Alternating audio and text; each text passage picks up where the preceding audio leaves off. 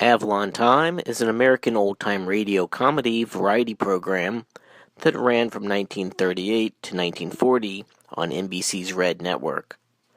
The program was named after its sponsor, Avalon Cigarettes. The program is often regarded as comedian Red Skelton's first big break in show business and on radio. Red had been a guest on the program in mid-December 1938 when singer Red Foley hosted the show. In January, the show was retooled with Red Skelton as the star and Red Foley the featured singer. The show featured terrifically silly comedy, Skelton often the butt of his own jokes, and a wide variety of music from Foley and the Avalon Orchestra. Red left Avalon Time at the end of 1939 to concentrate on his movie career. For the old-time radio researchers, I'm Andrew Steinberg.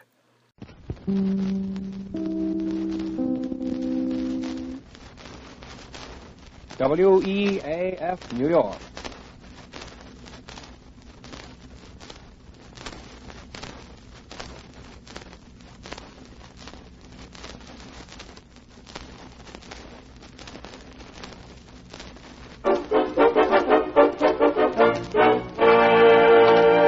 A pack of Avalon cigarettes, please. Yes, sir.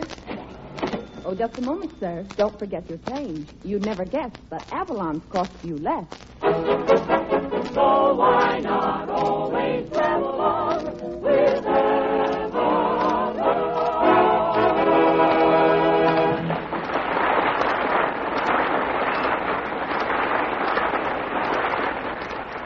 Good evening, friends. Good evening. This is Del King saying welcome to Avalon Time with Red Foley, Jeanette, Edna Stillwell, the Avalon Chorus, Bob Strong and his orchestra, and Red Skelton. The orchestra opens the program with Romance Runs in the Family.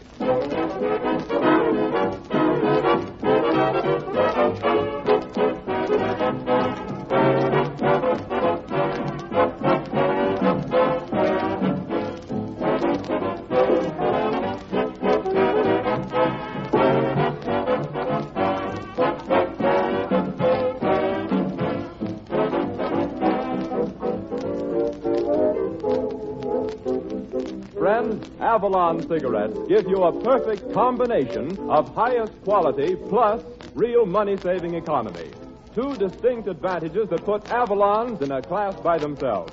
They're made from the very finest Turkish and domestic tobaccos, blended to perfection. And still, Avalons cost 3 to 5 cents less per pack than other popular price brands. 3 to 5 cents less, mind you, for a cigarette that's unsurpassed in quality. Is it any wonder then, friends, that Avalons are known from coast to coast as the outstanding cigarette value on the market today? It'll pay you well to give Avalons a trial. Why not get a pack tonight? You'd never guess they cost you less.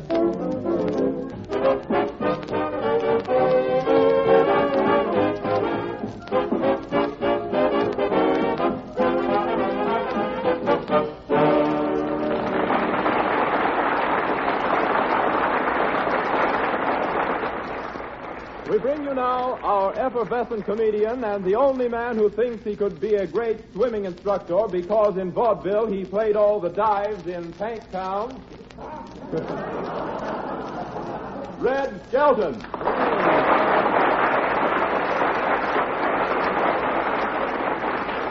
Thank you, and good evening, ladies and gentlemen. I feel great tonight. Say, Del, speaking of swimming, you should have been down at the beach this afternoon. Oh, there's a lot of excitement. Excitement? Well, what happened? A lifeguard got in the water over his head. Boy, what lifeguards they have down at the beach. If you're drowning, they throw you a rope.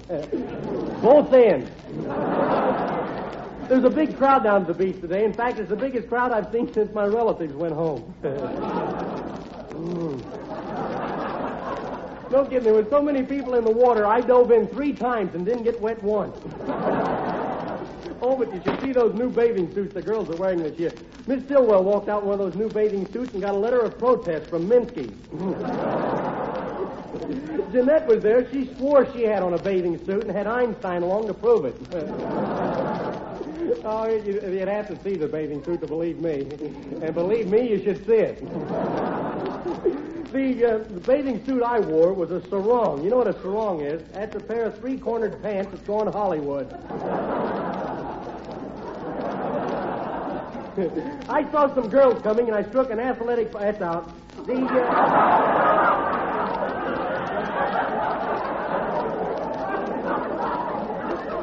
I never realized that it was a good gag, too.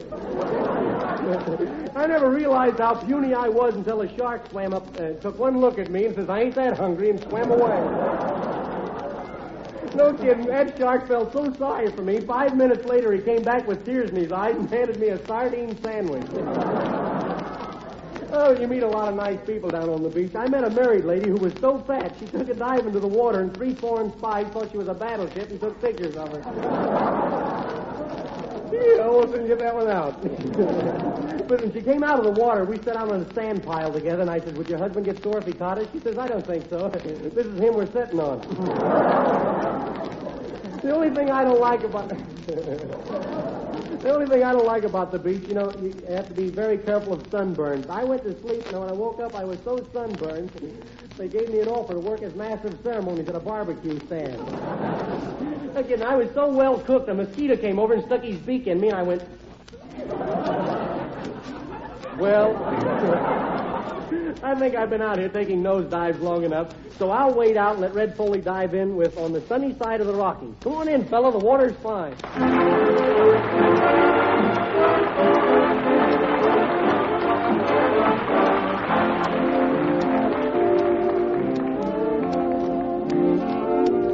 On the sunny side of the Rockies, where the desert kisses the sea,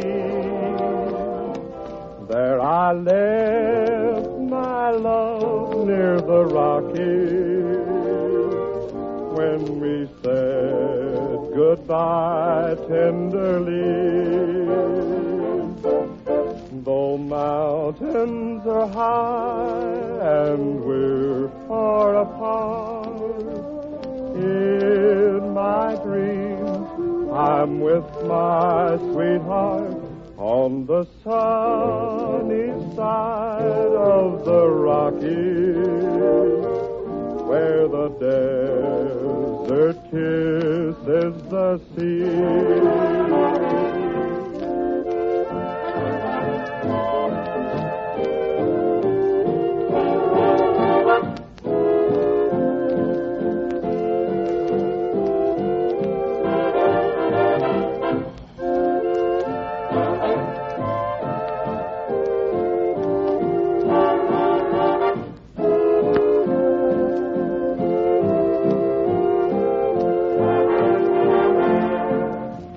Mountains are high and we're far apart.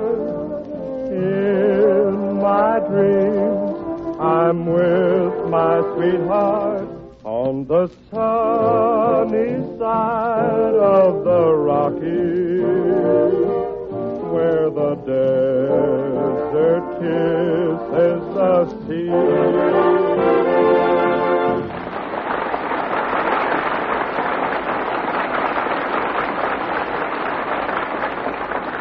From Bing Crosby's latest picture, East Side of Heaven, Bob Strong and the orchestra play the old Groaner's hit tune, Hang Your Heart on a Hickory Limb.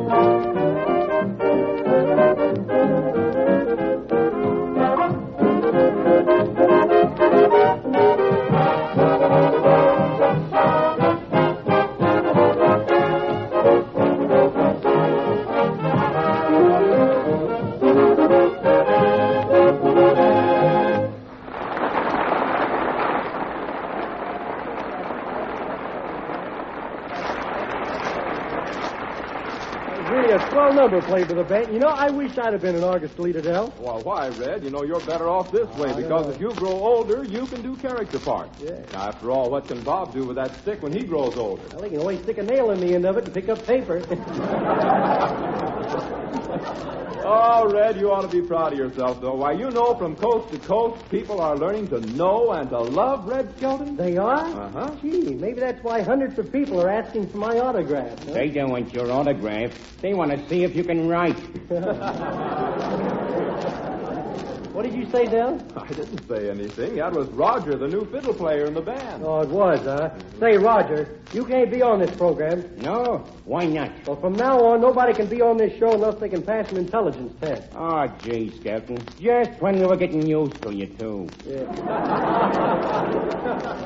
Well, now, listen. You got to get off the show. Yeah. I'm as smart as the next guy, Skelton. Well, the next guy must be an awful dope.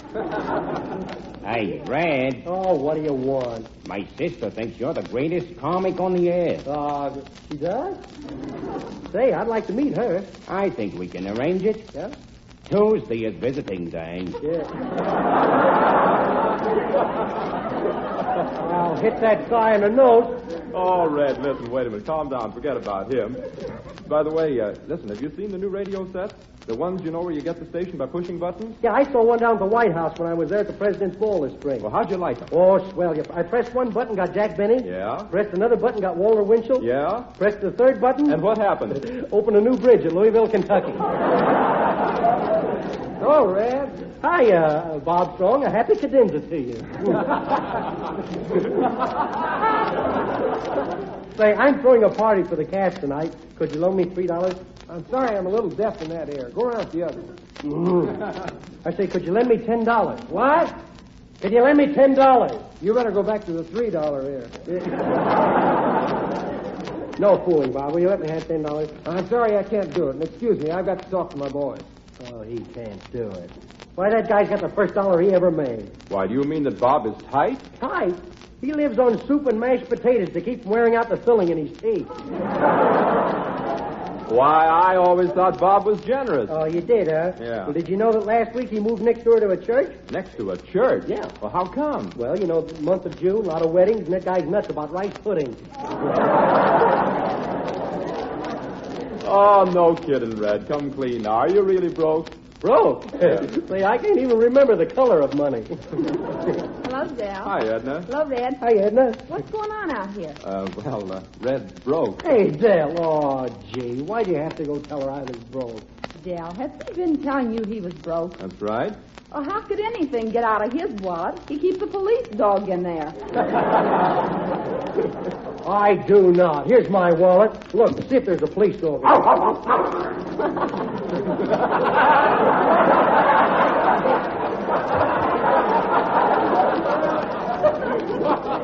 Put a muzzle on that guard. Okay, just for that, Miss Stillwell, you don't get that raise I promised you. What are you laughing at? What did you say? I said, you don't get the raise I promised you. Well, there goes nothing. Edna, that's no way to talk to me. The guy that loves you. Loves me? Huh. Edna, your eyes are like violets, and your lips are like rose petals. Boy, what a flowery line you've got. Yeah. You have to go get me out of the mood now. Say, Edna, I'm giving a little party tonight after the show. You're invited. Hold everything. Here comes one key strong. Hello, Edna, darling. Hello, Bob, precious. What goes on here? Edna, I'm mad about you. Will you call me Bobby? Will you call me Toodle? Will you call me when this is over?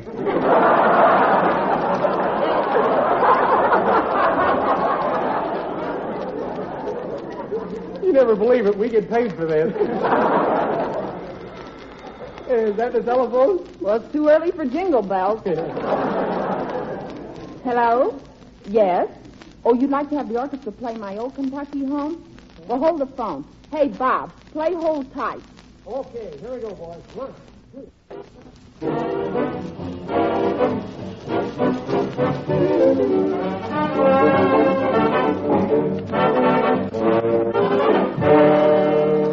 What's the idea? I thought they asked for Me Old Kentucky Home. That was the telephone operator. I just wanted to give her the wrong number and see how she likes it.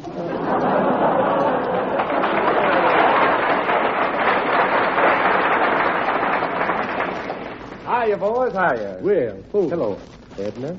Well, if it ain't going with the wind Foley. Yeah, that's me. Big timey. I'm in the money now. You got dough? You're just the sucker, just the guy I want to see. Hey, wait. You want to see me? That's right. Could I borrow $20 from you, Red? Oh, it's a pleasure. Well, if it's a pleasure, make it 40. Okay, here. Here's 5. And 10. 15. 20.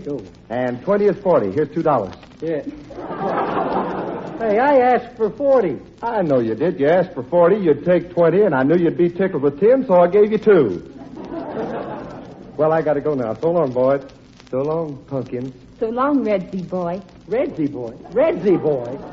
What could be worse? Punch. I love punch. Punk. Oh, listen, I've had about enough of this. I'm going to look in my little vest pocket dictionary and see what punk means. If it's what I think it is, I'll beat you to a pulp. Punk. P-U-P-U. That's it.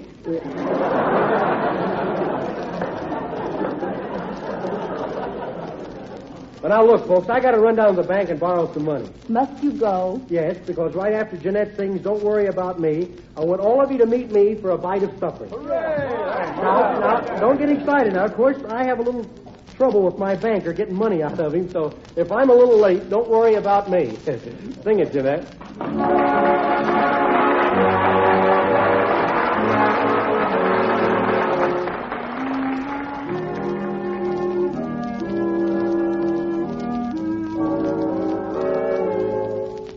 Don't worry about me, I'll get along. Forget about me, be happy, my love. Let's say that our little show is over and so the story ends. Why not call it a day the sensible way and still be friends? Look out for yourself, should be the rule. Give your heart and your love to whomever you love. Don't be a fool. Darling, why should you cling to some fading thing that used to be? If you can forget, don't worry about me.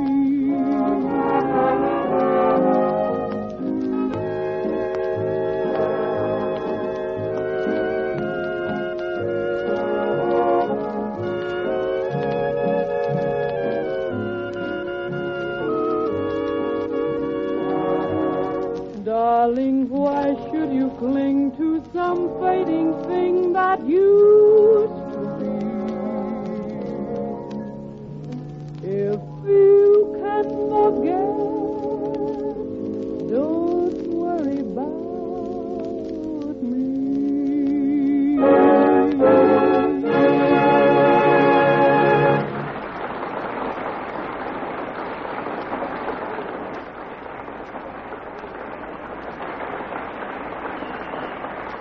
Ladies and gentlemen, millions of smokers will tell you Avalons give greater cigarette value than have ever been known before. They're positively highest quality through and through, made with the finest Turkish and domestic tobaccos. And still, they cost 3 to 5 cents less per pack than other popular price brands. Never has a price so low bought this unexcelled Avalon quality. And you'd never guess that they cost you less. And now, here's a special word to the ladies. You like Avalon's smoother, milder taste and flavor, and the way they're tightly packed so that the tobacco doesn't fall out into your purse. You like Avalon's smart, modern package, too. And remember, Avalon save you money to buy those extra things for yourself and your home. So, friends, Avalon, the cigarette that gives you so much and costs so little, deserves a trial by every smoker, both men and women. So why not pick up a pack tonight?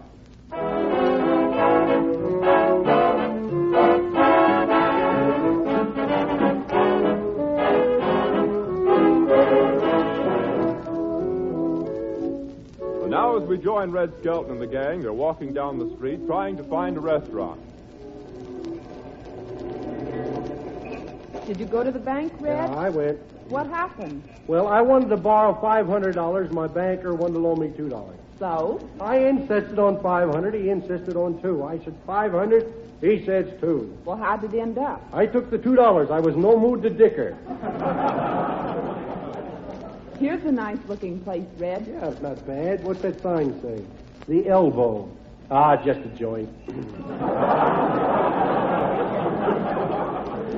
Look, they even print their motto on the window. Yeah, what's it say? It says, if our steaks are too tough for you, stay out. This is no place for weaklings.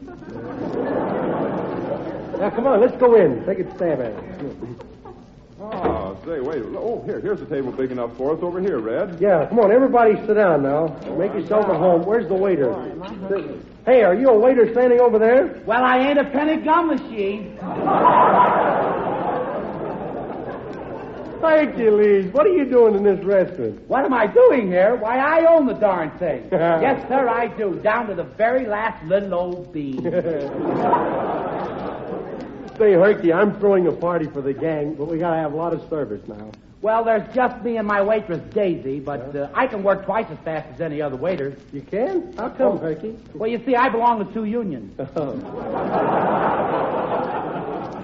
Well, look, bring us some menus, will you? An order of rice pudding, please. Well, here's the menus. Orders, please, Miss Stillwell. I'll have some hash. The lady wants to take a chance.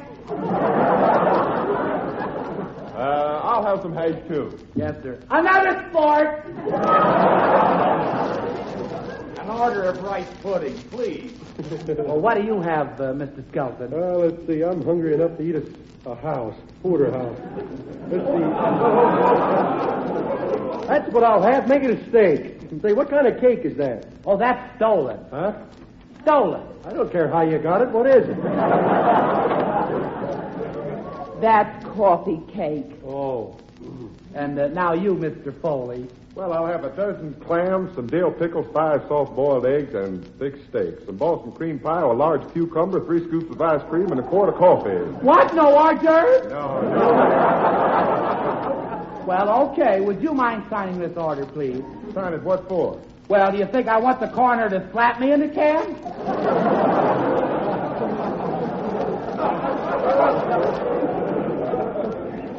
Look, with my steak, I'll have a baked potato, Herky. A potato, all right. Mrs. Murphy in the sealskin coat. For dessert, I'll have a piece of berry pie with lots of powdered sugar. A hunk of indigestion in a snowstorm. Listen, I want an order of rice pudding, please.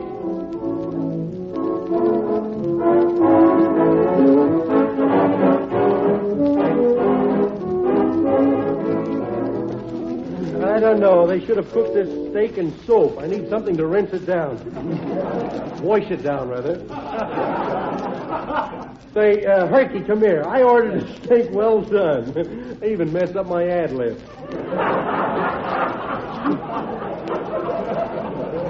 I ordered a steak well done. This thing's too rare. Why, that's entirely too silly, Mr. Skelton. That steak is cooked. Cooked? I've seen cows hurt worse than this and get well. Hey, Red, Tell you where's what. the gravy? It's on Del King's bed. Well, then pass Del. Yeah. Please bring me some rice pudding. Somebody had served that guy over there. Hello, everyone. Hey, Bob Strong, you're a little late. Yeah, I made a mistake. I went into one of those restaurants where they name dishes after people. You think they'll ever name something after me? Oh, they may. But who wants to eat dog food? Daisy, take the gentleman's order. Yes, sir. Uh-oh. Hey, Edna, look at your boyfriend eyeing the waitress. Your order, sir.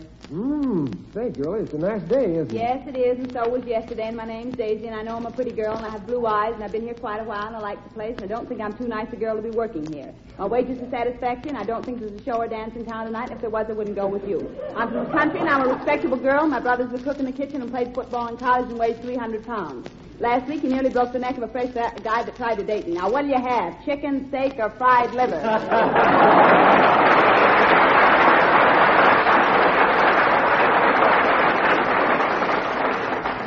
I'll have 2 fried eggs.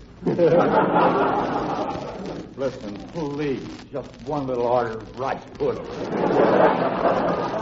I wish they'd take care of that guy. I give up. This steak's too tough for me. You mean that piece of perfect beef is too tough? That's right. My $2 steak is tough? Yeah. That's a piece of blue ribbon meat. Well, I must have won the blue ribbon at Hialeah. Here are your eggs, Mr. Strong. Say, they got here awfully fast. I know we have to make things fast. It's only a half-hour program.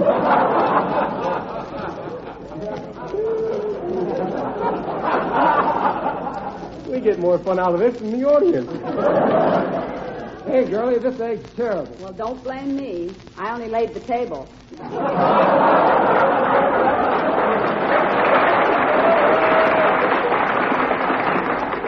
Hey, listen. Please bring me some rice pudding, please. Oh, I'm awfully sorry, old pal. I didn't hear you. The guy wants an order of rice pudding.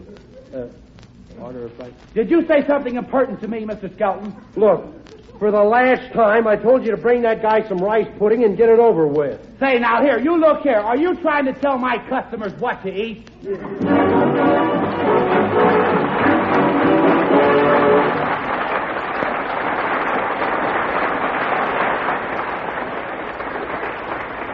The Avalon Chorus joins our own Red Foley in one of the most beautiful tunes of recent years, Little Skipper.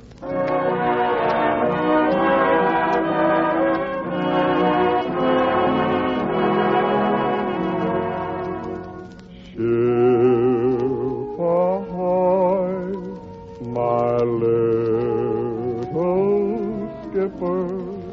It's time to sail for Blanket Bay. Climb aboard your baby clipper, but don't you sail too far away. At the foot of your bed is your faithful little crew. It's your own puppy dog, keeping watch the whole night through.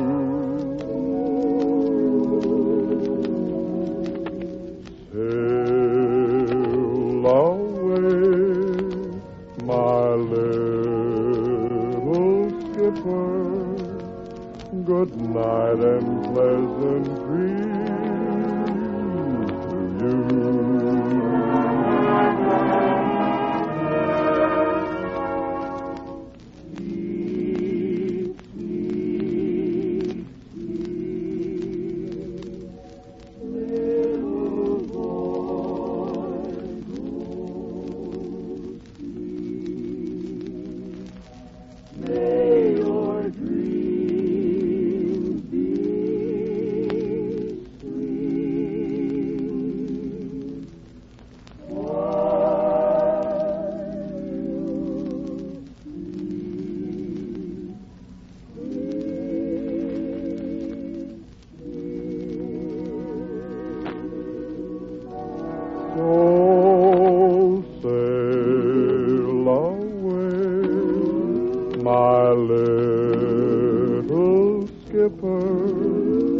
Good night and pleasant dreams to you.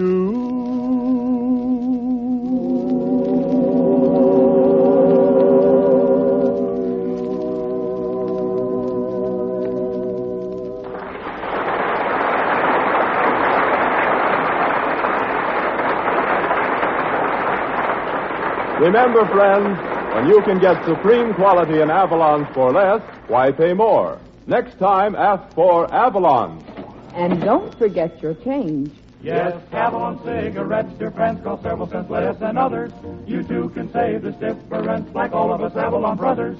Each pack is wrapped in cellophane, each pack is union made. No wonder folks from coast to coast say Avalon's lead the parade. So why not always travel on with Avalon?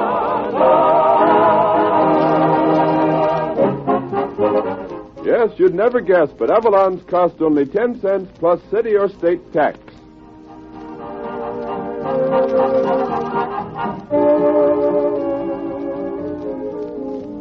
Well, Del, that just about winds up everything for tonight. Yes, Red, it's one for the book. You mean one from the books?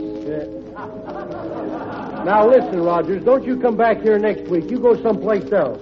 Remember, this program's my bread. Yeah, and all your jokes is crummy. Oh, what's the use? Good night, ladies and gentlemen. This is Red Skelton thanking you for the use of your loudspeakers. Good night. Be with us next Saturday night at the same time when the Brown and Williamson Tobacco Corporation will again present Avalon Time. Del King speaking. Good night, everybody.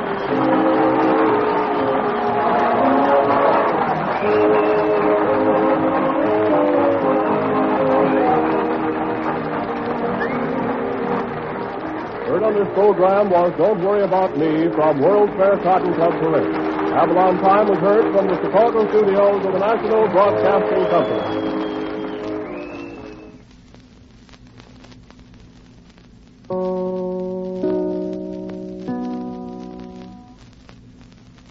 WEAF, New York, 9 p.m., BULOVA, Boulevard Watch Time.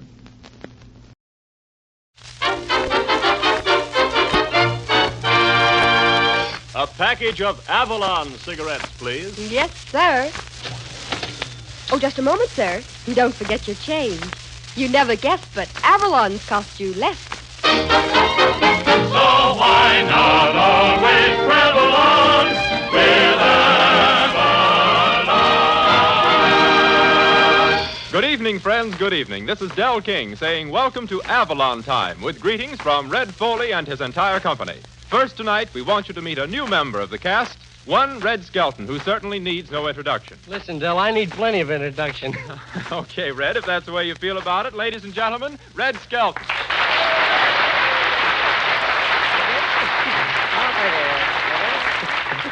Thank you very much, and howdy, folks. Hello there, microphone. Hello there, Skelton. Welcome to Avalon Time.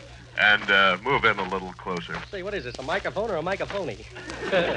Ladies and gentlemen, before I do anything tonight, I'd like to go on record by saying that if Fred Allen thinks that he can stir up a lot of free publicity by slanderously attacking me in one of those radio feuds, gee, I wish he'd do it. Look, I feel great tonight. Look, I just got back from a pet shop. I was over there. I took my dog back. The other day, I got a wire-haired terrier that won't bark. So I took him back and had him rewired for sound. He's really a smart dog, though. He's a talent scout for a flea circus. I thought that would get more than that, but I'll skip right on to the next one. They're all here. See, but he's really a smart dog, no kidding. Really a lovely thing and intelligent. And what a watchdog. Last night, a thief broke into my house. He went downstairs and started ransacking everything. And I go downstairs, and what do you think? There is my dog holding the flashlight for the robber. Say, listen, speaking of dogs, Skelton, didn't you give my little boy a dog? Well, come to think of it, I did give your little boy a dog. Well, you can go right over to my house, and you can have all of them back. Yeah. All of them? Say, well, say, I'd be tickling to death to get them. Where do you live, Del? Next door at the post office. Jeepers creepers. Phil, play a number. I got to go down to the post office and see about a litter.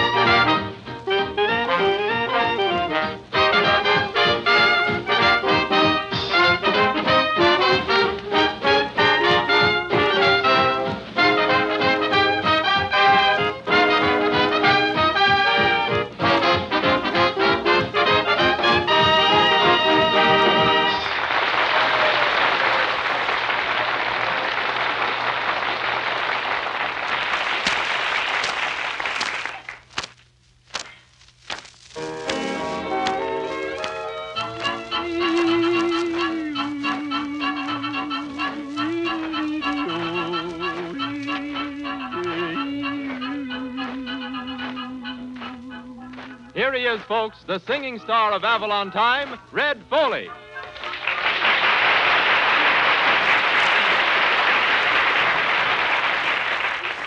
Well, thank you, Del, and howdy, everybody. And hello to you, Red. Well, same to you, Red. Say, how about that? Red Foley, Red Skelton, we're both on the Red Network. You think the Dice Committee will investigate?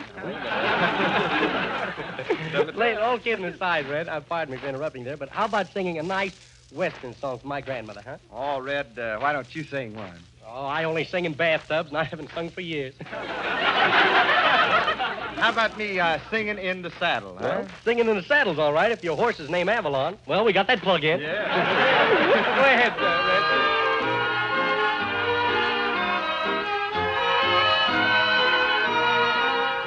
I'm a-singing in the saddle, guide me from above. I'm a-heading for heaven and love. I've been rounding up the long-lost doggies out on the lone prairie. I'm heading for my ranch house heaven, where she waits for me.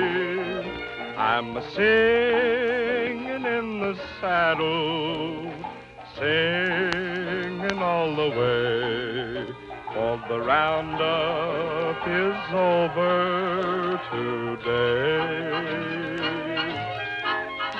I'm a-singing in the saddle to the stars above. I'm a-heading for heaven and love. To the rhythm of the hoofs I'm a-humming. Get along, old pal. There's a prairie gal who knows I'm a-coming, waiting beside the old corral. I'm a-singing in the saddle, guide me from above. I'm a-heading for heaven and love.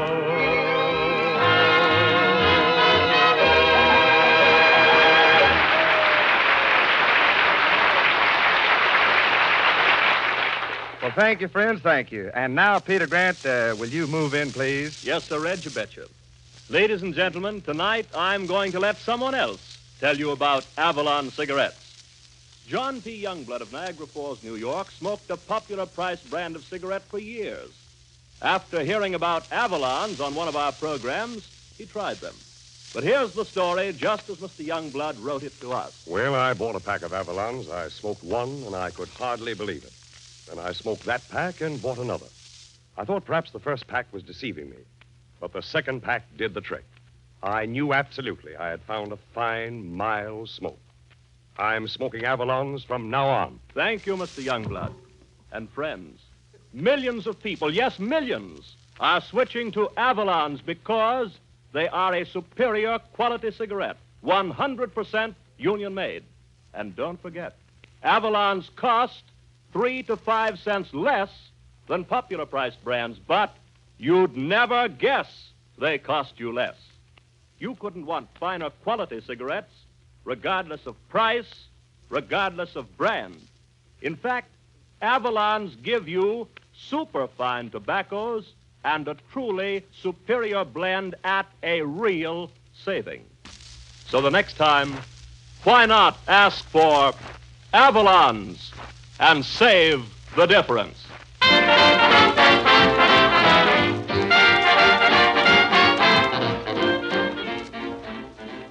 Fats Waller wrote it, Bob Strong arranged it, Jeanette sings it. Honeysuckle Rose.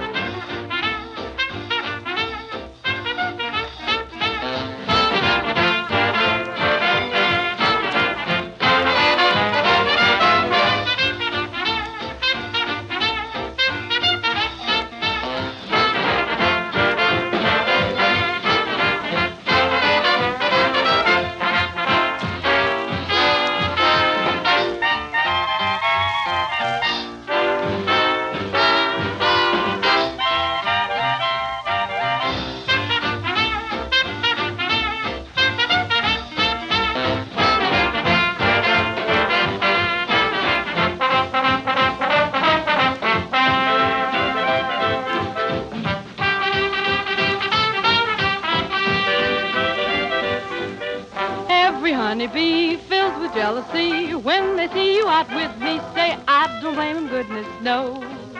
Honeysuckle rose. And when you're passing by, flowers droop and sigh, and I know the reason why. You're much sweeter, goodness, no. Honeysuckle rose. Oh, well, I don't buy sugar. You just have to touch my cup, 'cause you're my sugar. It's sweet when you stir it up, and when I'm taking sips from your tasty lips, seems the honey fairly drips. Your compaction, goodness knows, my honeysuckle rose.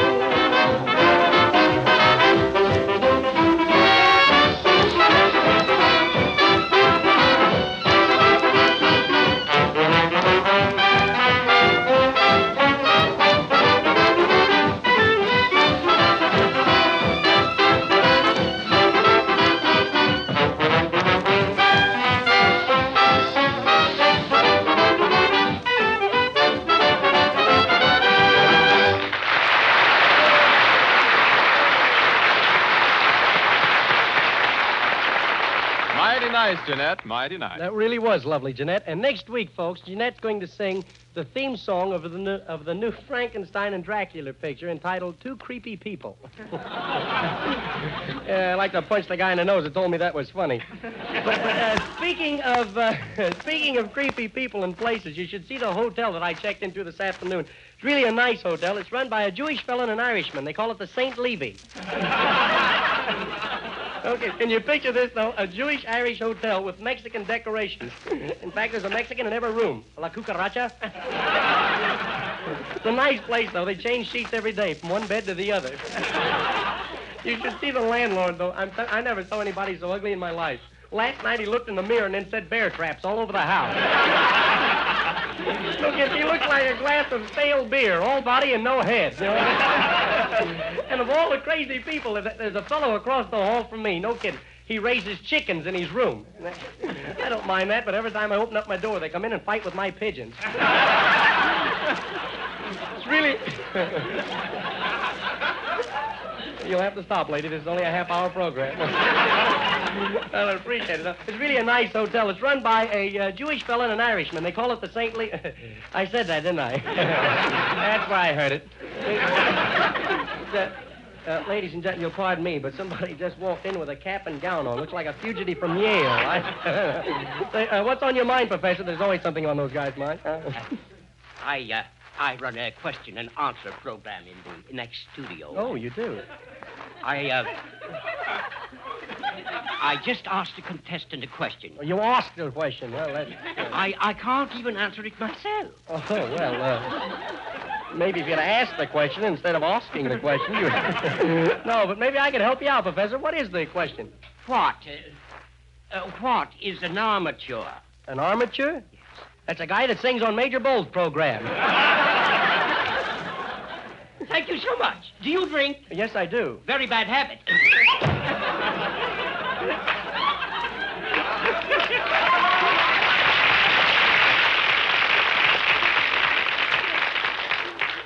That guy's a candidate for a straitjacket. Pardon me. Are you Mr. Skelton? Well, I think I am. Well, that's fine. I hear you're looking for a secretary. Well, I could use... Have you had much business experience? Well, a little. Are you good at answering letters? Well, I might be. Can you take dictation Yeah. and type? Yes, I can. You won't mind working overtime, will you? Well, if it's not too late. And could you get a couple of business references? Well, I guess I could if I represent... Well, that's fine. I'm hired. What is this, an entrance to an alley or something about everybody bothering me? Well, Bings, you're my secretary. Take a letter, a love letter to Greta Garbo. My dear honey baby. Are you kidding? Why, nobody ever got to first base with Garbo. What do you mean nobody ever got to first base with Garbo? I suppose Leopold Strakowski.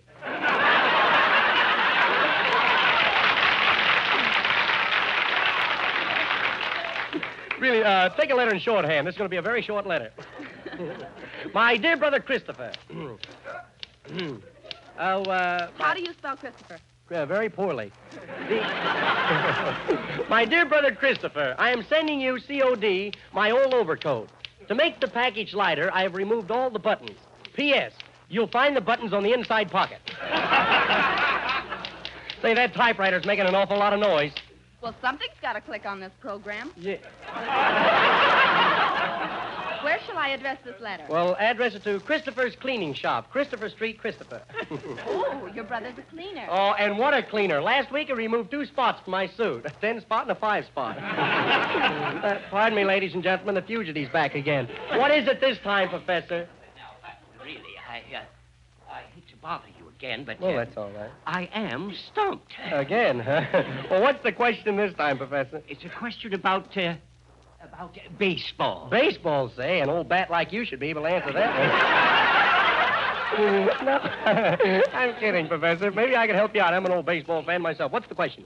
What is a pop fly? A pop fly? That's a male insect with a blessed event. Thank you so much. Do you enjoy home cooking? Yes, I do. You should go home sometime.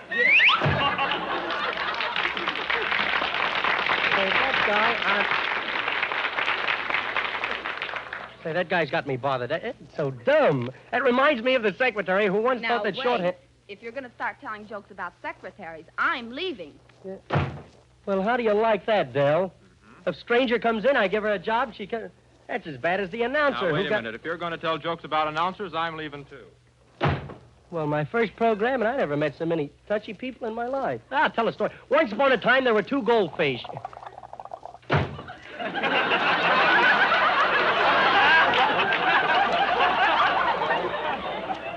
Well, I don't guess anybody gets sore if I mentioned Avalon cigarettes. Oh, gee, there goes the sponsor. So long, folks.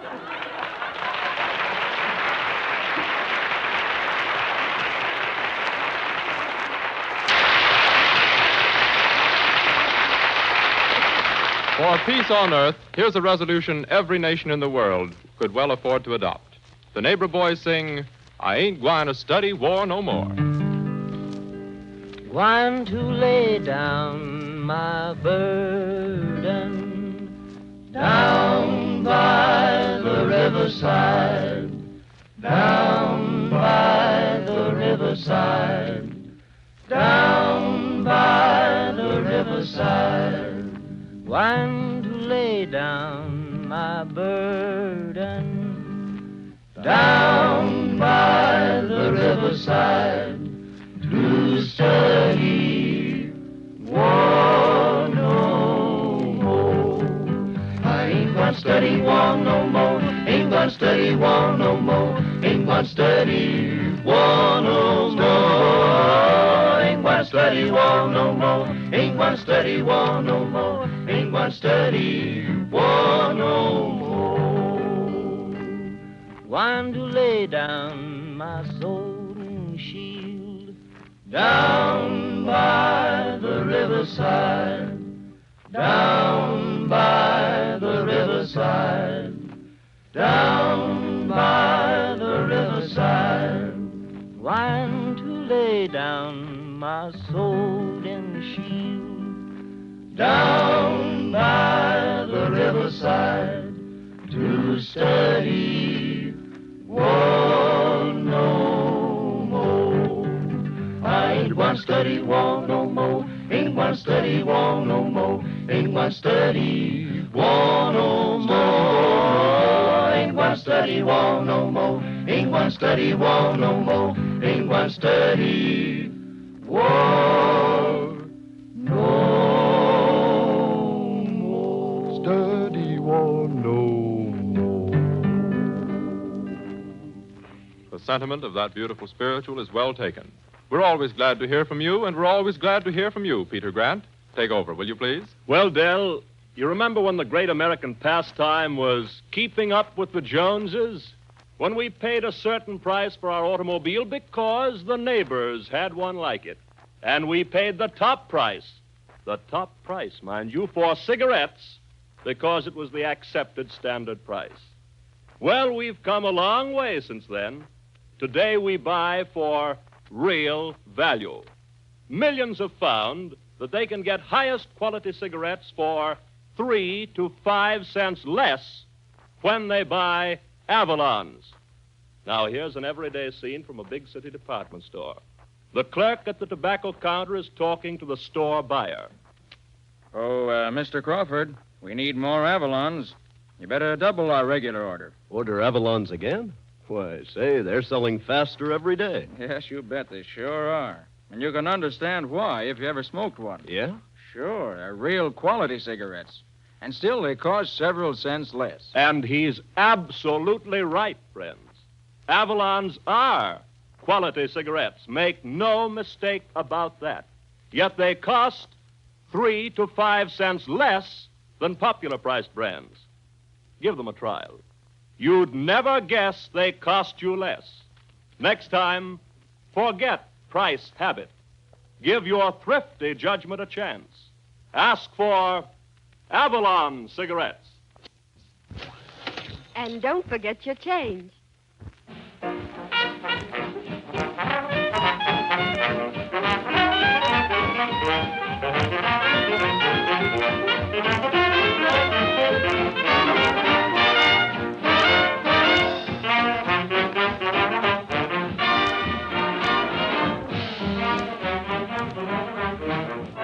If you like your jazz music hot and slow, here's just what the doctor ordered. Phil Davis and the Avalon Orchestra's prescription of Beale Street Blues.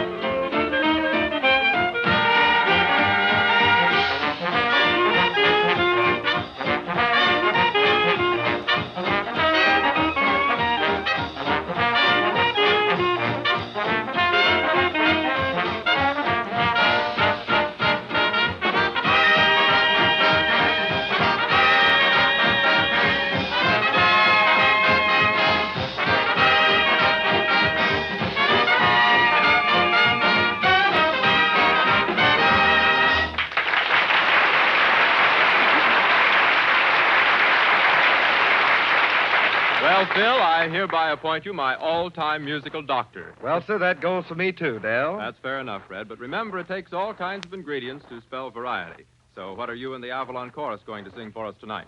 Well, it's an old tune, but one most everybody likes. And it's different from all our other numbers tonight. Throw another log on the fire.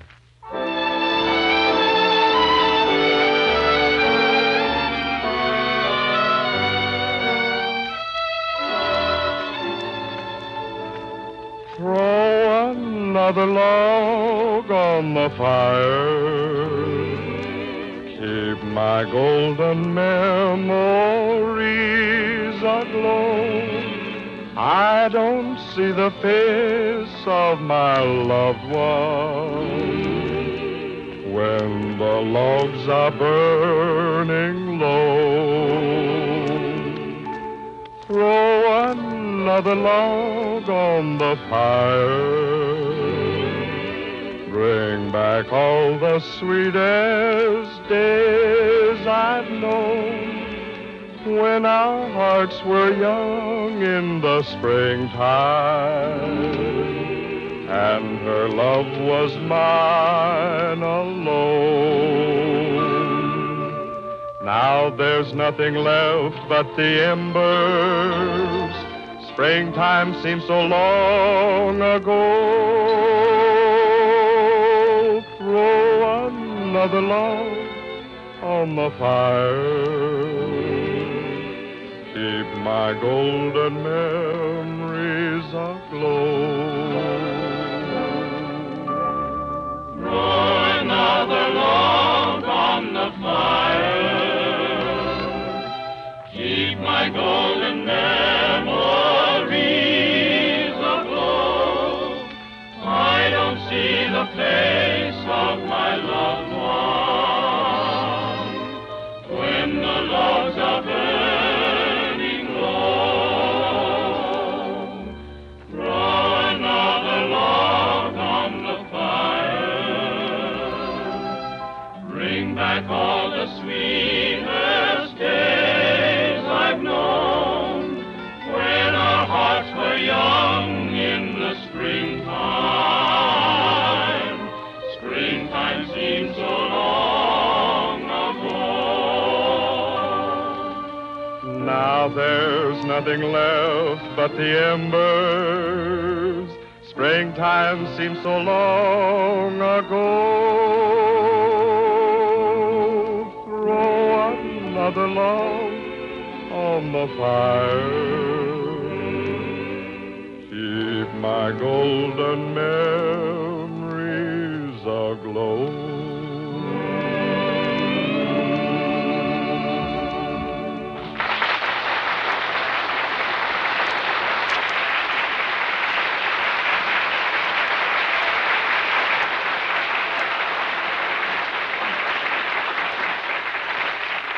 Well, thank you, folks. And now, Peter Grant, will you introduce the Avalon brothers? They need no special introduction, Red. All I have to say is when you ask for Avalon cigarettes, Don't forget your change. Yes, Avalon cigarettes, dear friends, cost several cents less than others. You too can save this difference like all of us Avalon brothers. Each pack is wrapped in cellophane, each pack is union made. No wonder folks from coast to coast say Avalon's lead the parade. So why not always travel on with Avalon?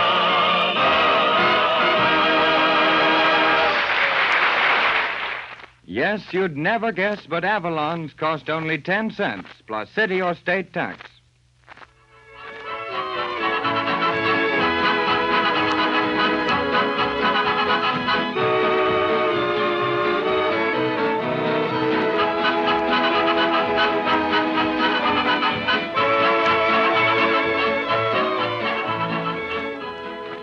Say, Red Foley, I sure enjoyed your singing tonight. Well, thanks a lot, Red Skelton. And I like Yes? I liked it too. Yeah. But seriously, Red, why don't you read the folks that telegram you received from Fred Allen, eh? Well, have we got time? Why, sure, go ahead. Well, it says, Dear Red, why should I panna you in a feud? Why, in 1 week I could knock you flatter than my voice. So I'll paddock you on the back. Best of luck, Bricktop. Signed, Fred Allen. Well, thanks a lot, Fred, and I think that's one of the nicest pats on the back I ever got. And good night, folks. Good night, Red. Well, good night, Red. And good night, Avalon.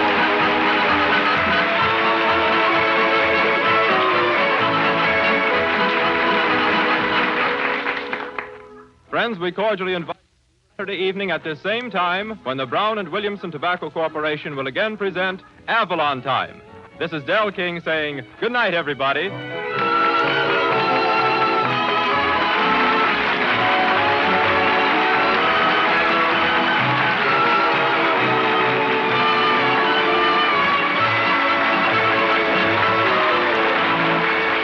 Avalon Time originated in the studios of the Nation Station and has reached you through the National Broadcasting Company.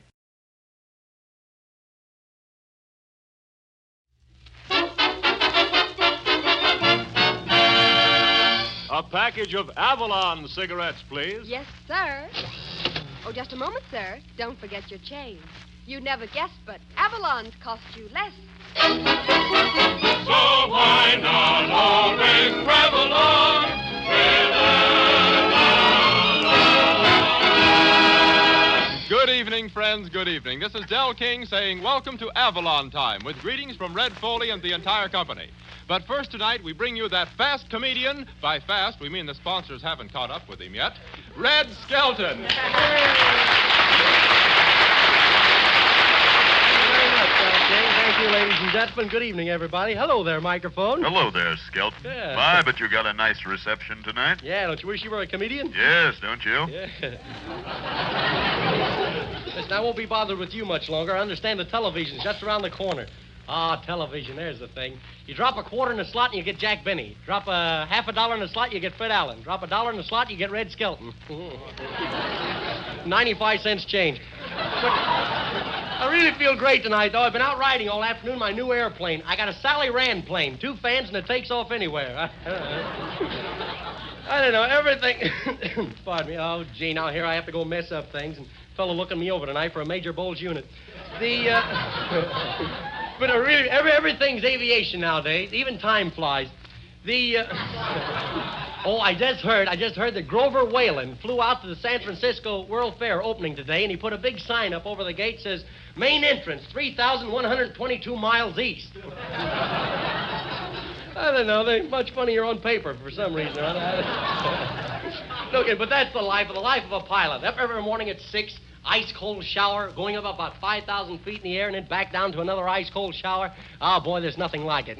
Of course, I don't do it, but there's nothing like it. Last week, I flew out to Hollywood. You know what Hollywood is? That's where people get married for better or for worse, but not for long.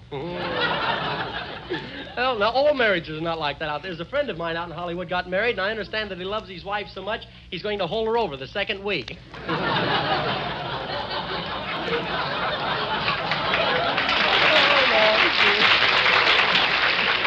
I really flew out. I laugh myself at times to keep from getting lonesome. I really flew out, though, to see the preview of the new picture that I'm in, Pygmalion. I have a big part in the banquet scene. I'm the pig. Of course, the critics said I couldn't have been hammier. Really a marvelous picture. And when I came on the screen, no kidding, you could hear the people laughing across the street. Marx Brothers' picture was playing there. Really, Hollywood's a lovely place, though. Hey, Skelton. Yes? It's time for Phil Davis to play a number. Well, the microphone telling me where to get off at. I go for that. It's the name of the number they're going to play. Play it, Phil.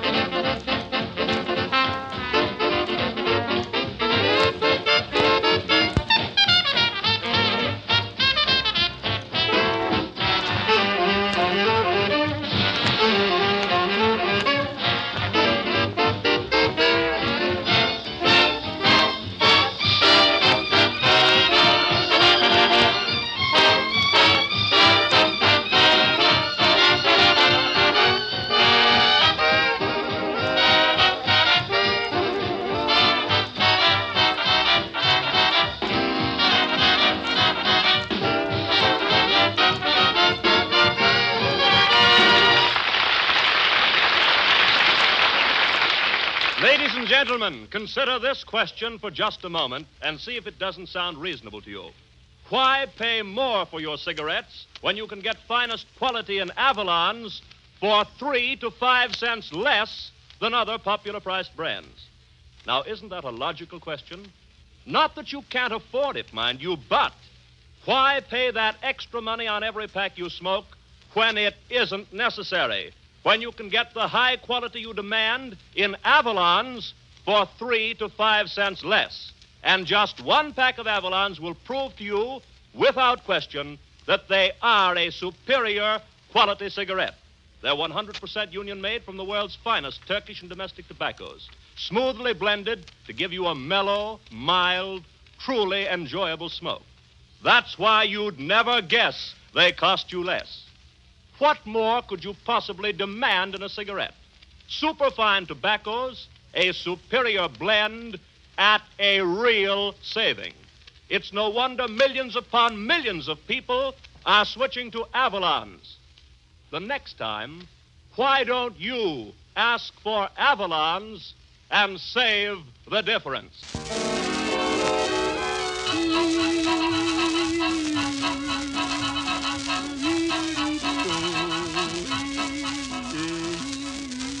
Here he is, folks, the singing star of Avalon time, Red Foley.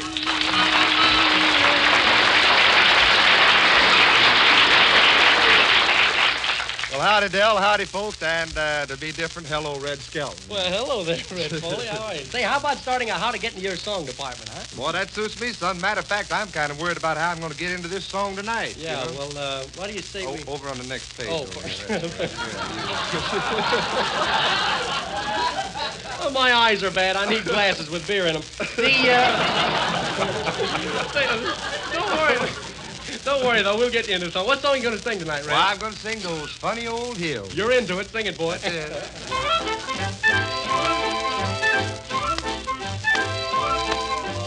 I'm happy on the prairie all the day, singing lay-lee-o-lay. And funny old hills sing back to say, lay-lee-o, lay-lee-o, lay-lee-o-lay, from far away. I love the foothills beyond the plain. They love to echo my lone refrain. I'm happy on the prairie all the day, singing lady-o-lay. Lady-o-lay. And the funny old hills sing back to say, lady-o, lady-o, lady-o, lady, from far away. Now I've got no gal, I got no pal to keep me company. Only got the funny old hills singing along with me. But I'm happy and it's there I long to stay, singing lady-o-lay. Lady-o-lay. While the funny old hills sing back and say, lady-o, lady-o, lady-o, lady, from far away, from far away. Lady-o, lady-o, lady-o, lady.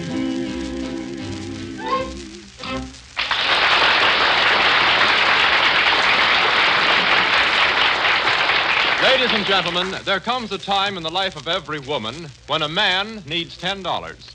As we tune into Red Skelton's office, we find that his secretary finds that time has come. Let's listen. I don't see why you don't owe me $10. No, I won't lend you $10. You don't pay your bills. Oh. And you've got 3 guys from the finance company living with you now. Yeah. You wish my uncle was out of Sing Sing. He'd make me some money. No? By the way, is there any fan mail? Well, there's a postcard from the chief of police in Vincennes, Indiana. Oh, that's from home. He wants a new picture. He says the one he has now is so old that the numbers are worn off. Yeah. Well, I can save 3 cents on that deal. I'm going to Vincennes tomorrow. I'll just hand it to him. Just think. I left Vincennes 6 years ago, a barefooted boy. Well, it's a fine time to go back after your shoes. Say, going home. Maybe they'll have a committee down the depot to meet me, huh? You want me to wire the mayor and tell him what train you'll be under? Yeah. Listen, Miss Stillwell, I'll have you to understand I don't ride under trains. I hang on the back. It's safer. Gee, I got to get $10 someplace. I don't know. Well, hello there, Professor. Come on in. I'm really glad to see you. Say, you know, how are you now? Oh, you got a reception tonight. Oh. It's always good to see an old face, but up till now I never realized how old yours was. Thank you. Hey, you look great tonight, Professor. Yes, I've been on a vacation. Well, death takes a holiday. Well, what's on your mind, Professor, besides a toupee that looks like a vulture's nest? Huh? I have a question to ask you as to when I can find my place in the script here. Screwball, no wonder you got your script upside down. You're reading it upside down, too. Yes, and it's very difficult. But tell me, what is a husband? A husband? Yes, sir. A husband is a sweetheart after the nerves have been killed. Thank you so much. Have you ever been sick in bed with a doctor? Yes, I have. Must have been crowded.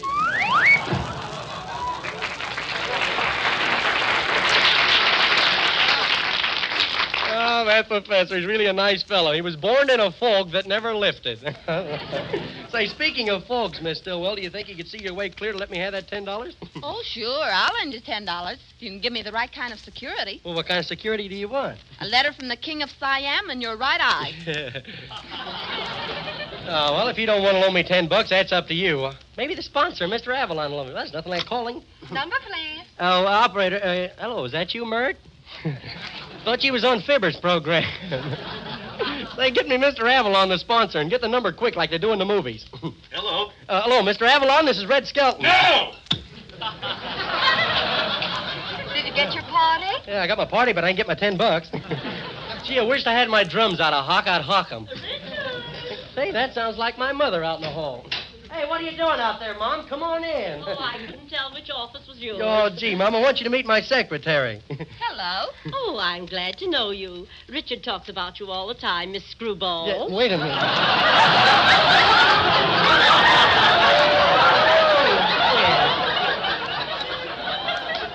Mom, her name's Stillwell. But you always call her. I know. Gee, Mom, you embarrass me. I embarrass you?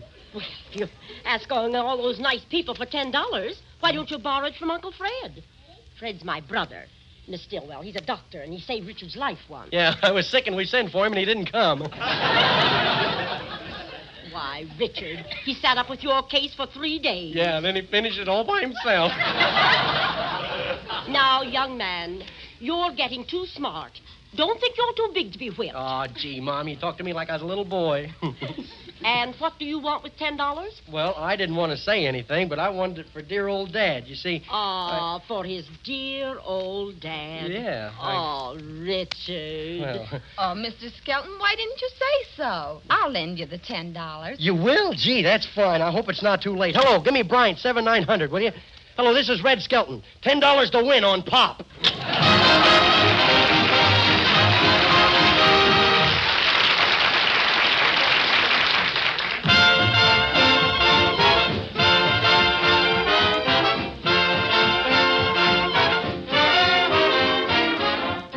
Brothers and sisters, you ain't seen nothing until you see 'em stomping at the Savoy. Stomp it out, Phil.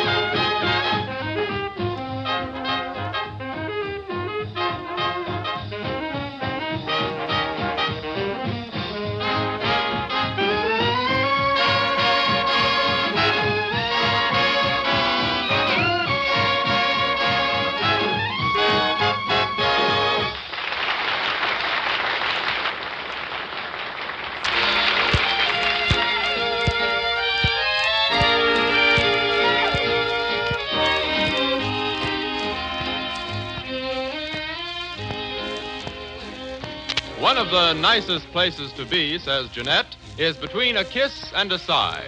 Bob Strong arranged it for her.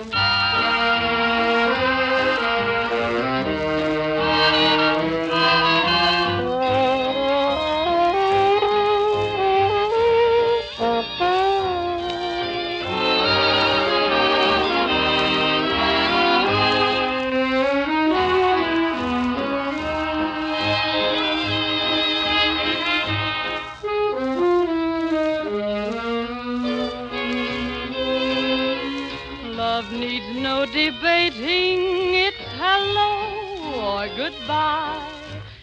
Yet I'm between a kiss and a sigh. You keep hesitating, can't I get some reply? I'm between a kiss and a sigh. Won't you explain the case? What will I have to face? Would I be out of place in your arms? I don't mind the waiting if I only knew why. But I'm between a kiss and a sigh.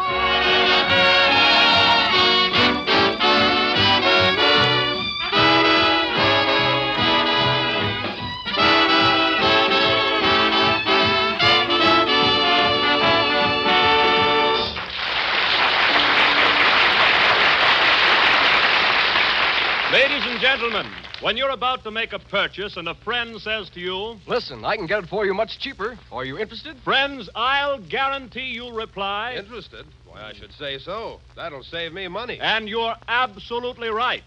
When you can get identically the same quality for less, you want that saving. Then why not use this same smart thinking when you buy cigarettes?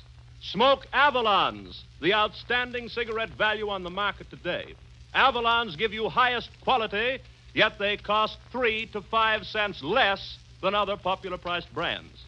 And when you can get the high quality you demand in a cigarette for 3 to 5 cents less per pack, why shouldn't you take advantage of that saving?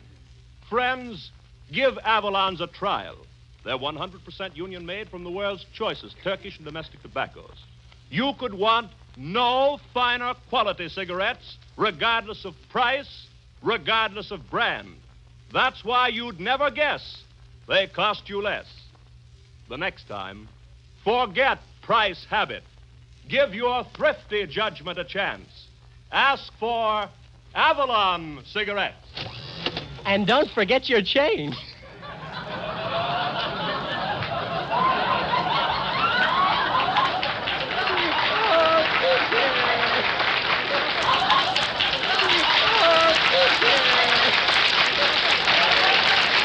I'm sorry, Mary Jane. I took your line like that. I couldn't resist it. So say, how about going out tonight and we'll have a bite to eat, huh? Oh, I'd love to, What Red. time? Oh, about 8 o'clock. Okay, goodbye. Goodbye. Woo! Oh, so you're going to take Mary Jane to dinner? Yeah. All right, then go ahead. And I hope she makes you pay the check. Now, wait a minute, Lammy. Well, looks like Lammy took it on the Lammy. Yeah. Say, it looks pretty serious when your secretary gets jealous. Yeah, but Del, it's a funny thing. The Skeltons have always been cursed with jealous secretaries. But back in ancient Egypt, in the year of 52 B.C., that's before cigarettes, I might add Avalon cigarettes, the sponsors are here tonight, the Pharaoh Skelton had the most jealous secretary of them all. Oh, I remember reading about Pharaoh Skelton in history. Say, if you don't mind, Red, I'll turn back the pages of history for you, and you can tell the story. Okay, Del.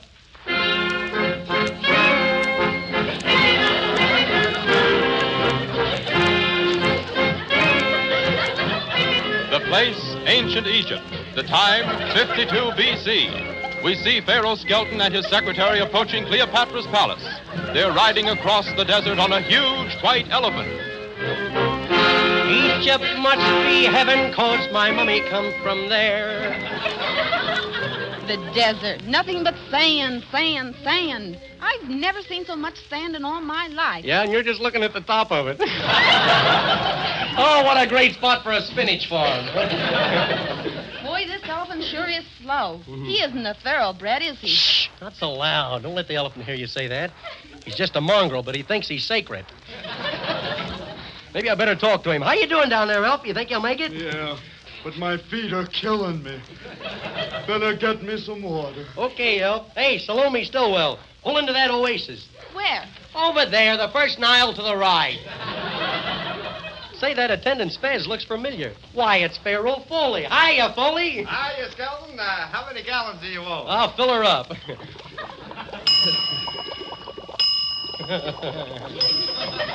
Slow filling there. Yes, it is. Well, boy. Sure is a hot day, isn't it? Yeah, it is. So hot the water on my knee is boiling. Say, it's a nice place you have here, Foley. Is that a new pyramid over there? No, it took them 3,000 years to build that one. Oh, must have been a government job.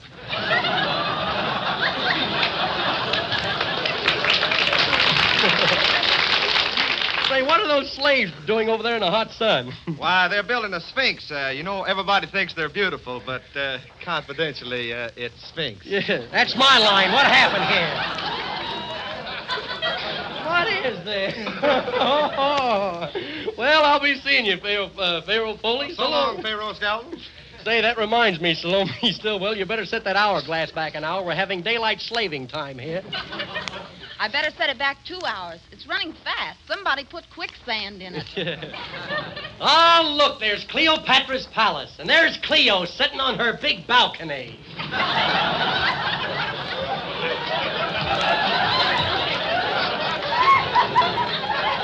Are you really going up to see that siren? They're still laughing. Repeat it again. Are you really going to see that siren? Siren, did you ever see her? She's the whole fire department. Well, I hope she puts you out. Yeah. Well, here we are. Whoa! You really stopped that elephant, didn't you? Well, I'm going up to see Cleo now. You take that elephant over the stable and give him a rub down. Okay, I'll see you later. Wait a minute. I'm still the master. You salam me. What? Salam me. Salam me. Okay, brother, you asked for it. You're fired. See you later. Oh, so I'm fired. Well, I'll fix him. I'll tell Mark Antony that he's up there wooing Cleopatra. Oh, there you are, Cleopatra, fair queen of all Egypt, the ruler of the Nile. Scram, bum. Yeah. I got a headache designed for a horse. I was on a party last night with Mark Antony. Oh, what a headache. Overindulgence, eh? Nope, over in Rome. Now listen, bum. Bum, you don't love me no more, eh? Well, tomorrow morning they'll drag the Nile from my body, but it won't be there. It'll be home in bed. Ah, Cleo, my beautiful Cleo. Hey, but what are you doing? I'm running my hands through your beautiful hair. Well, bring it over here and I'll put it on. Shall I bring your teeth, too? There they are, Mark Antony. Great heavens, Pharaoh Skelton, he'll kill you. He's a maniac. The only thing he cares about is power and money. Money, money. Oh, Mark Antony, don't kill me. I'm a poor man, but an honest man. That's why I'm a poor man. Don't kill me. I haven't much money, but I'll give you all the money I've got. How much do you want? Well, goodness me, I don't know. Do you think 25 cents would be too much?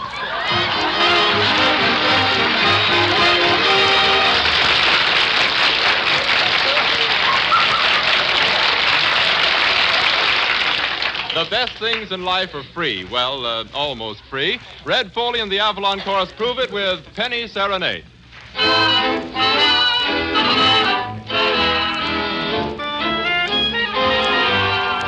Once I strayed neath the window of a lovely, lovely lady, and she smiled while I softly played my penny serenade. See, see, see, you can hear it for a penny. See,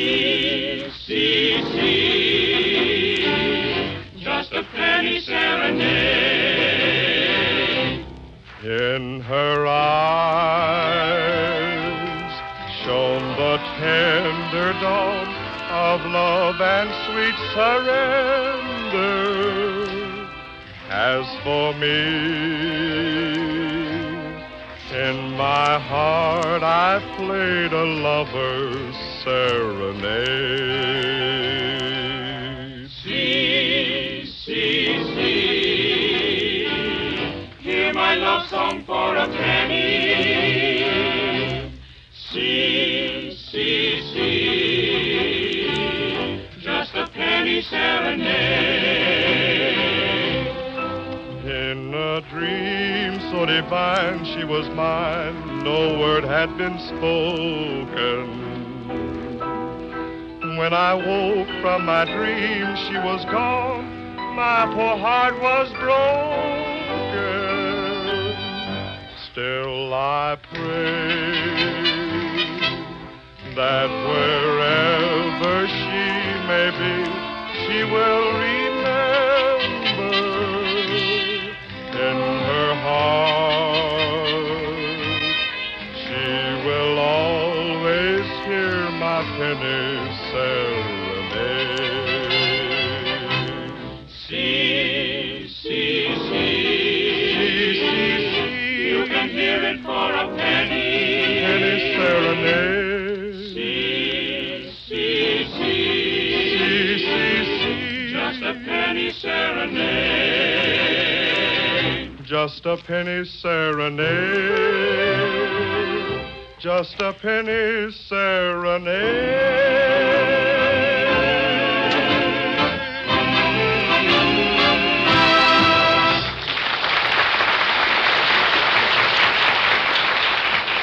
Oh, why not all this work along with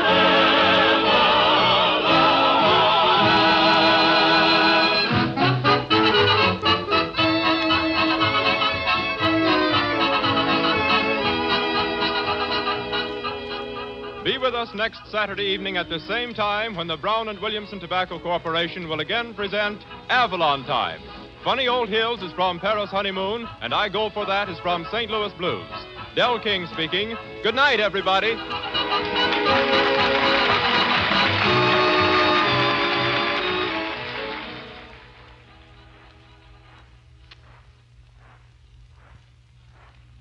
Remember, folks, you'd never guess Avalon's cost you only 10 cents per pack.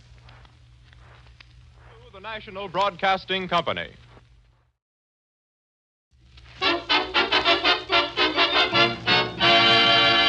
A package of Avalon cigarettes, please. Yes, sir. Oh, just a moment, sir. Don't forget your change. You never guessed, but Avalon's cost you less. So why not always grab along with Avalon? Good evening, friends. Good evening. This is Del King saying welcome to Avalon Time with greetings from Red Foley and the entire company. To start the show tonight, we'd like to present the only man in radio who wears suits with a built-in chest, Red Skelton.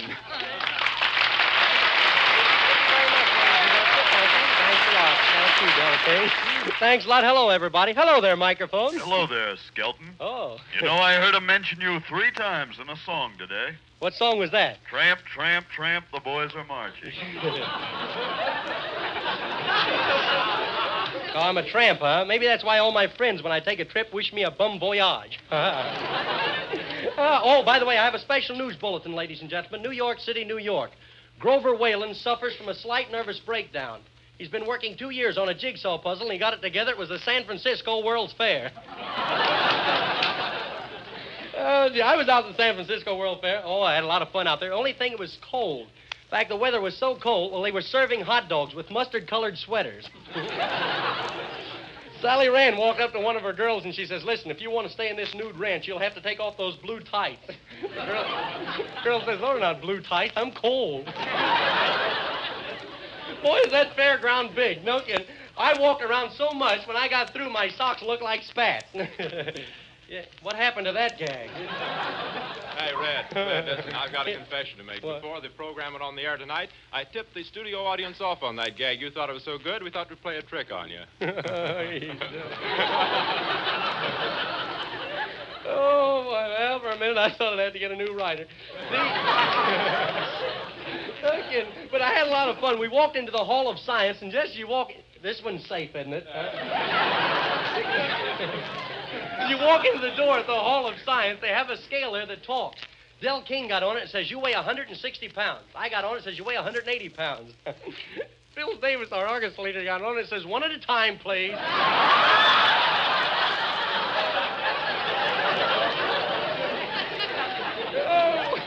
They've got another machine there. Oh, I'm telling you, it's marvelous. You drop $1 in it and get a husband. But my brother has one at the New York World's Fair that's going to top that. You drop a husband in it and get $1. Really a lot of fun out there, though. We walked into the art building, and just as you walk in, there's a big statue of a guy there. He's got one arm knocked off, his eyes gouged out, and his nose is punched in, and his legs bent. Underneath it says victory. Boy, I'd hate to see the guy that lost, no? The San Francisco World Fair, one thing nice about it, though, you won't have to be worried about pickpockets. You'll never get a crook that close to Alcatraz. Well, I can stand here and tell gags all night about the World's Fair, but my allotted time has expired. I got that line off my insurance policy.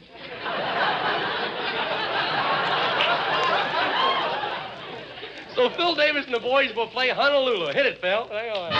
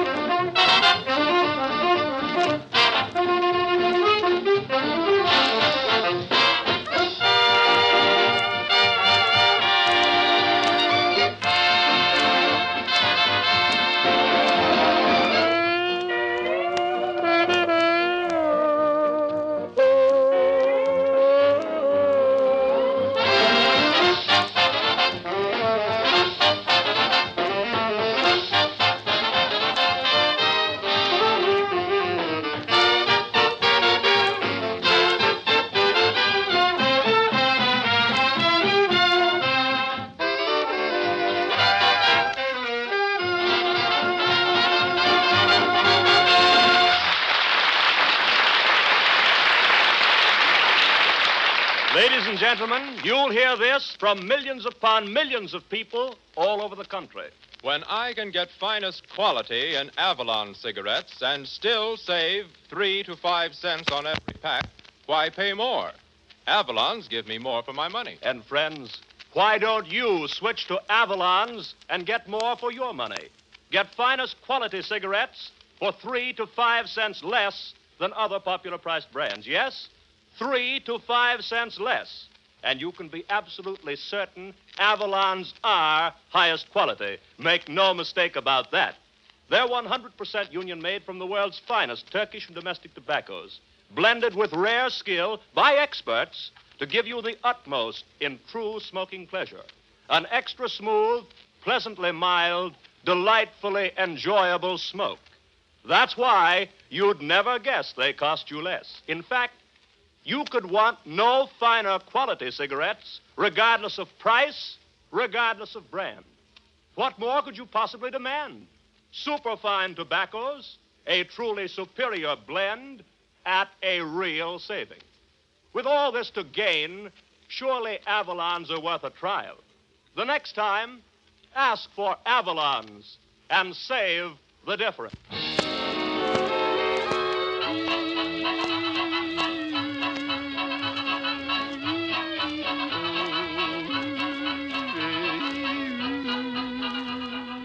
Here he is, folks, the singing star of Avalon time, Red Foley.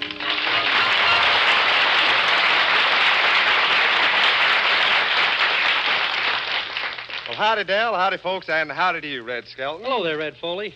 Hey, you look a little downhearted, Skelton. What's the matter? Oh, I don't know. Del King tells my gags before the broadcast. Just a few minutes ago, I saw my girl with another fella. So I went down to the river to end it all. When I got down there, it was frozen over. So I went ice skating instead. My eyes, I like old Doc Boomha. Yes, sir. That's the glory of love, Yeah, Red. say, how about singing that song, Red, as if though you wasn't? Oh, that's it.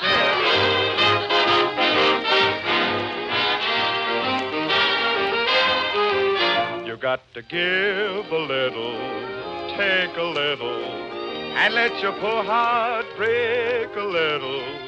That's the story of, that's the glory of love. You gotta laugh a little, cry a little, before the clouds roll by a little. Now that's the story of, that's the glory of love. As long as there's the two of us, we've got the world and all its charms. And when the world is through with us, we've got each other's arms. You gotta win a little, lose a little, and always have the blues a little. Now that's the story of, that's the glory of love.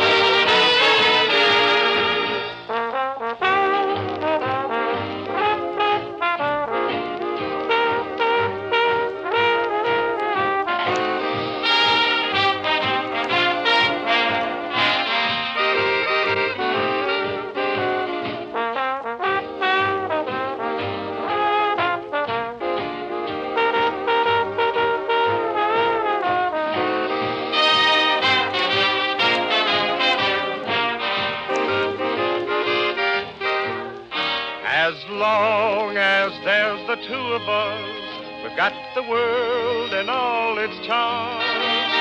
And when the world is through with us, we've got each other's arms. You've got to win a little, lose a little, and always have the blues a little. Oh, that's the story of, that's the glory of love.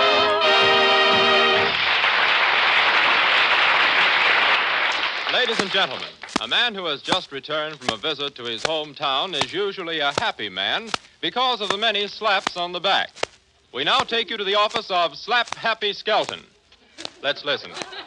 Oh, I'm a happy man. Say, you know, Miss Stillwell, I have a very mellow voice. Mellow? I'd say it was rotten. Yeah. You won't insult me after I tell you of my good fortune. This morning I found a diamond ring in the bathtub. A diamond ring? Mm-hmm. What did you do? Put the diamond in my pocket and wipe the ring out. Yes, sir, the chief of police in Vincennes gave me that one. Yes, sir. Should have given him 20 years for that gag. Vincennes, nothing's changed. I was down there last week. Nothing's changed. Main Street's the same as it always was. Nothing's changed. 15 years ago, I ran the streets there. I was just a little punk. And nothing's changed. I wish I was in Vincennes tonight. There's a big celebration. Right at this very minute, 160 years ago, on February the 25th, 1779, George Rogers Clark captured Fort Sackville in Vincennes that opened the gateway to the Middle West. Gee, I'm getting to sound like Major Bowles. How do you know so much about history? Oh, I know plenty about history. I'll tell you something I bet you didn't know. Christopher Columbus was a Democrat. Ah. No kidding. He must have been. His project was financed by the government.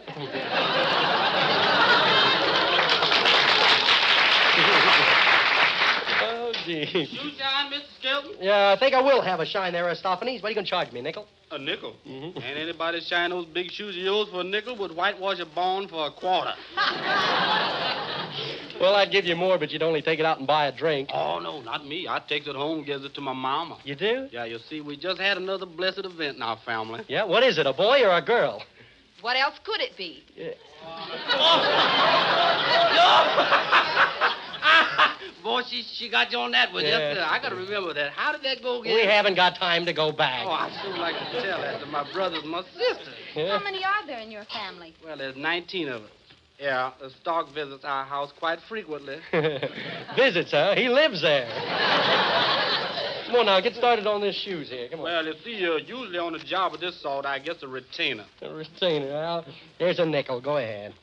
Mm-hmm. That Indian show don't take the daylight. Look at him blink his eyes. Now, if you don't mind, I'll just take these shoes down the basement. I do much better job when I takes my time. Okay, but don't take too much time now. It's raining out, and I don't want to walk home in the rain. Barefooted. Gee, there's a nice fella. I think I'll have him do a little work for me around here. Here he is, boss. Yeah. What kept you so long, huh? Well, I've been kind of rushed today. That didn't pay off at all, did it, huh? Well, that's speed for you, though. No kidding. I think that guy's put me in the mood to do a little work. I think I'll hang this picture that my grandmother gave me. Picture of me when I was a kid, riding on a donkey.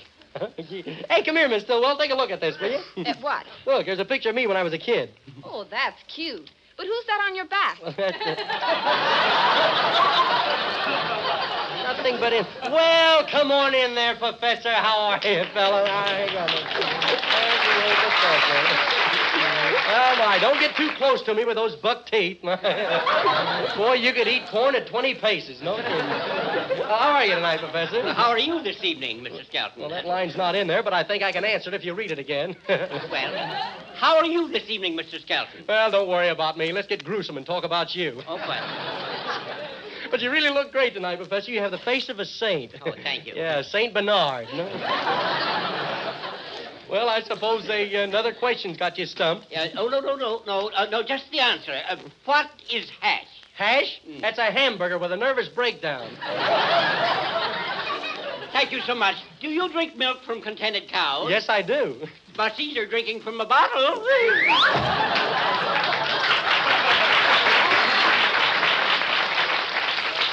Oh, that professor's a great fellow. He's got a marvelous mind. No kidding. His mind developed so fast it went straight from childhood into second childhood.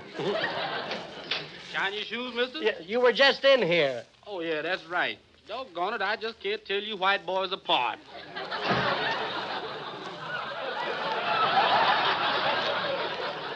Well, they didn't treat the Hoosier comedian that way in Vincennes. The who? The Hoosier comedian. Fred Allen isn't bad. Yeah, well, I'm still tops and Vincennes. I'll tell you that right Tops now. and Vincennes. You come back here blowing off about the Chamber of Commerce, the chief of police, the crowds at the train, and the mayor. I'll bet you don't even know the mayor of Oh, Vincennes. is that so? Well, I'll call him up and prove it. Hello, get me Mayor Taylor in Vincennes, will you? What's that? He's calling me. Oh, well. How are you, Bud? Bud, that's his maiden name. Yes, Bud. Yeah, I had a marvelous time, Bud. Yeah, I got the platinum medal, Bud. I got the rosebud. That's marvelous. Right. If I weren't here, I wouldn't believe it. Wouldn't believe what? I wouldn't believe that anybody could talk on a phone that's been disconnected for 2 weeks. Yeah.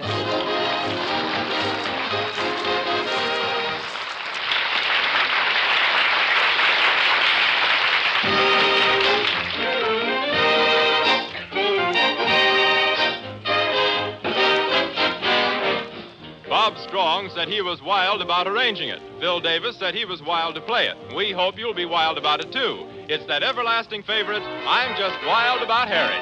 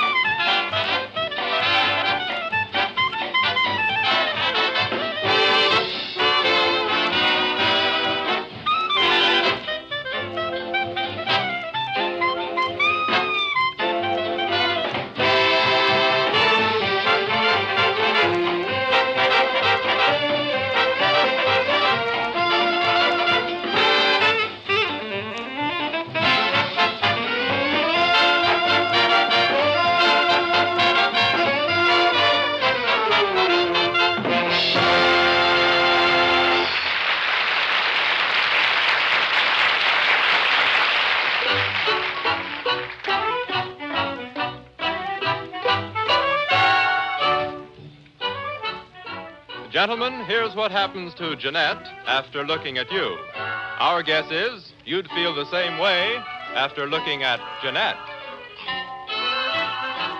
After looking at you, how can a rose look sweet to me? How can a star be heavenly after looking at you? After looking at you, no other thing could thrill my heart. No other love could fill my heart after looking at you. The mellow music of the breeze, the moonlight through the trees, oh, what can I compare you to? A garden in the rain, a Mendelssohn refrain, they all run second to you. You're so different and new. Here in your arms it's paradise. There's no one else before my eyes after looking at you.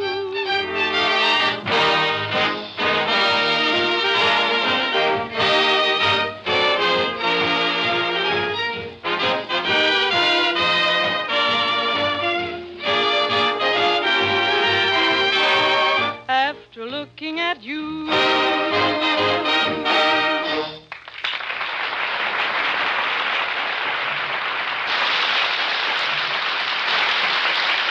In the past 10 years, we Americans have lived through a terrific economic change. In 1928 and 29, it was easy to make money, easy to spend it. And then, practically overnight, yes, the crash.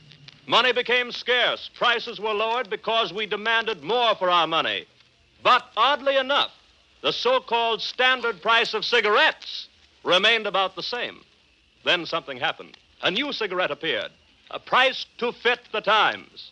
The name, Avalon's highest quality cigarettes, costing 3 to 5 cents less than other popular priced brands. And smokers were quick to appreciate this new economy. That's why today, millions upon millions of people are switching to Avalon. Why don't you give them a trial? They're 100% union-made from the world's finest tobaccos, with all the high quality you demand in any cigarette. You'd never guess they cost you less. The next time, forget price habit. Give your thrifty judgment a chance. Get your cigarettes for 3 to 5 cents less. Ask for Avalon cigarettes. And don't forget your change.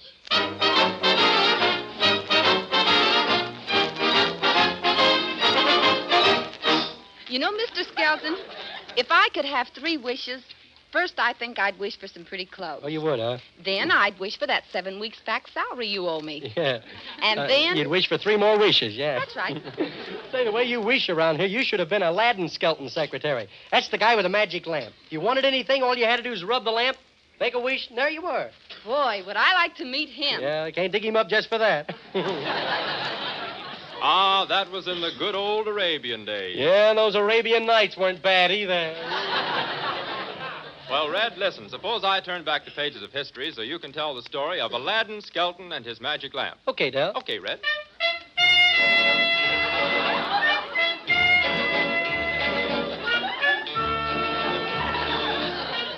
The place, Baghdad, city of dreams on the Tigris River. The time, 7:62. And as we turn the mellow pages of the Skelton saga, we find Aladdin Skelton and his secretary approaching Baghdad on a magic carpet. Oh, I'm glad I am Aladdin. Da-da-da-dee-dee-da-da. Sounds a little flat, but I'm singing in Asia Minor. Just made it up. Oh, this is swell, Aladdin Skelton. What kind of a magic carpet is this? This is a transcontinental 9x12. Is it really magic? Confidentially, the whole thing's a fake, but it carries me back and forth. So what? Thing even talks. Hey, Rug, when do you think we'll get into Baghdad? Very soon to land. Hang on for dear life. He sounds like a Chinaman. I know, it's an Oriental Rug. Said that in accidentally. Yeah. Go ahead, find me. There's the Tigris River down there. Yeah. Hello, Tigris River. That's the tigress. It roared. Yeah, you'd roar too if you had rocks in your bed.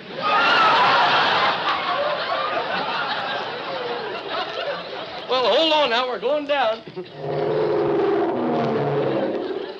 It's good to be home again. Say, how about rubbing this magic lamp and getting Albacadabra Grant, the magician? Oh, he's an entertainer and a great one, too. Yes, everybody's talking about his famous horse trick. They say he can turn anything into a plug. Yeah. Okay, I'll rub the lamp and get him. Greetings, guys. Let's commercialize.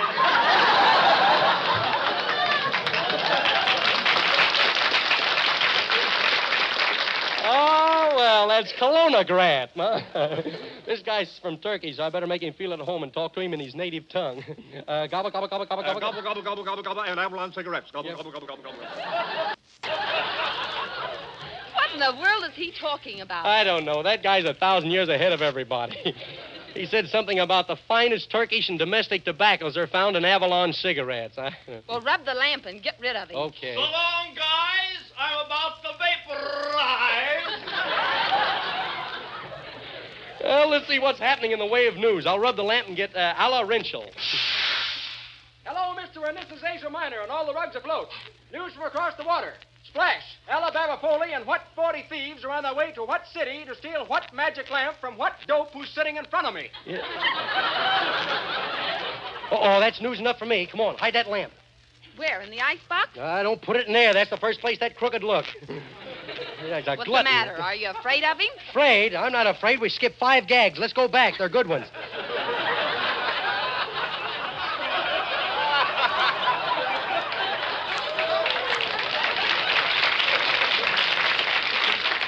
I'm not as scared of Foley. Why, Foley, I'm even getting mixed up on words now. If he was here right now, you know what I'd say to him? What would you say to him? Welcome to Baghdad. Listen, I ain't got any time for socializing. Give me that lamp. What lamp? Listen, if you don't produce that lamp in a hurry, I'm going to give you 40 lashings. And that'll teach you a lashing. Yeah. Hey, Alabin Muggsy, hand me that piece of rubber hose. What are you going to do, beat it out of me? I ain't going to siphon it. Yeah. Okay, here's my lamp, G. And hand over the girl, too. Now, wait a minute. Now, you can take my lamp, but you let my secretary alone. Oh, shut up, Aladdin. Who's doing the robbing around here anyway? Say, Aladdin, I got a feeling that you're going to die. Yeah? What makes you think that? 2 of my men got spears pointed at your head. Oh, that... Huh? Oh, gee. But before my men rub you out, I'm going to let you rub the lamp. Yeah? You can have one more wish. Okay. Here's the lamp. Now just make one more wish. Oh, see now. Oh, I wish. Oh, I wish.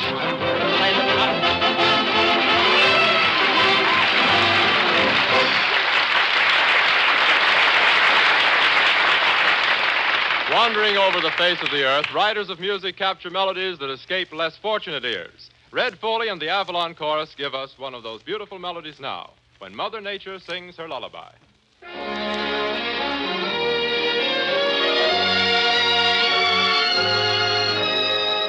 Each heartache gone, many new hopes are born.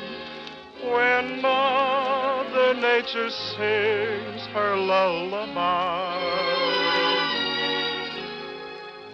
Sweetheart, let us wander upward to the hill where the sun is setting, where it's peaceful still.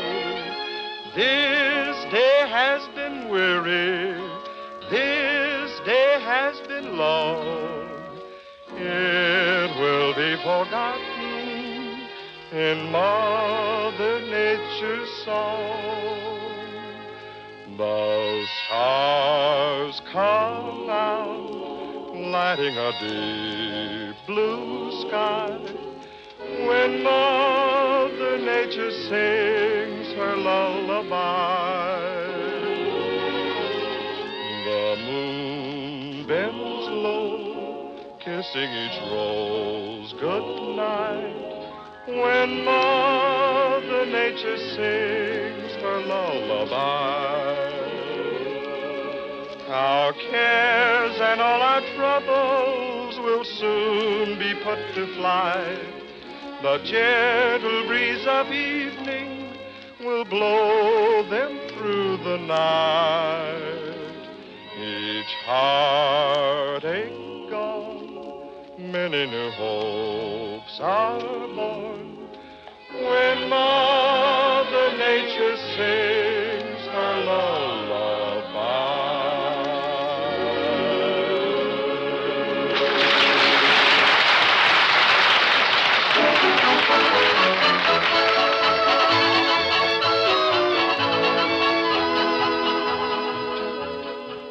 Be with us next Saturday evening at the same time when the Brown and Williamson Tobacco Corporation will again present Avalon Time. Honolulu is from the production of the same name. Del King speaking. Good night, everybody.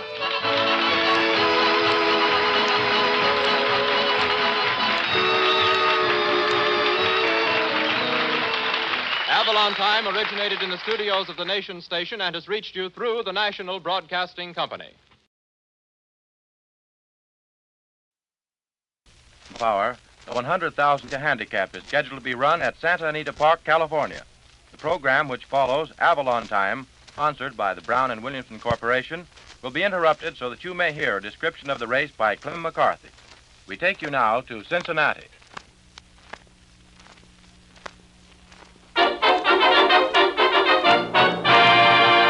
A package of Avalon cigarettes, please. Yes, sir. Oh, just a moment, sir. Don't forget your change. You never guessed, but Avalon's cost you less. So why not all live Avalon? Live Avalon! Thank you and good evening, friends. This is Del King saying welcome to Avalon Time with greetings from Red Foley and the entire company. Well, now that all the big league teams are in spring training, we find Red Skelton in Avalon umpiring one of the Chicago Cubs training games. We give you Red, out at first, Skelton.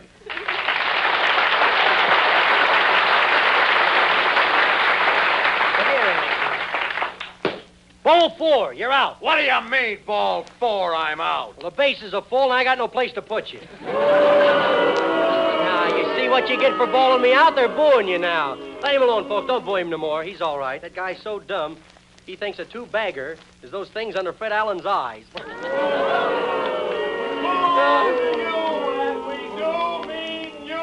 That was cut, Peter, but thanks. That's good enough for me, boy. I'm through umpiring. Every time I umpire a game, something happens. Last year in New York, I yelled strike and 17 pickets ran out on the field. Hello there, Skelton. Hello there, microphone. Say, why don't you part your hair in the middle? Why should I part my hair in the middle? Every block should have an alley. Hey, don't bother me, will you? I'm a busy man today. Hey, Jackson, give me one of those hot dogs, will you? With sauerkraut. A hot dog with sauerkraut? Yeah. Okay. Unchain one with a bale of hay. You sure like ball games, don't you, Mr. Skelton? Yes, I do. My whole family are crazy about baseball. I've got a baseball dog. He catches flies, he wears a muzzle, and he bats for home every time he sees the catcher. Oh, I'm heading for the shoes. These wagons are killing me. Oh, I don't get. I have a brother that's playing baseball on one of the big government teams. He's got a lot on the ball, but the chain's holding him back. One day he was standing out on third, and a guy hit a pop fly, so he started to run home, but they got him as he was going over the wall. Oh, he's a great baseball player. One time they were playing night baseball, and the lights went out. And the convicts were so crooked, they played 3 innings without a ball. I understand that Roosevelt found out how much they made at baseball last season, so he's going to throw out Congress and put in the New York Yankees.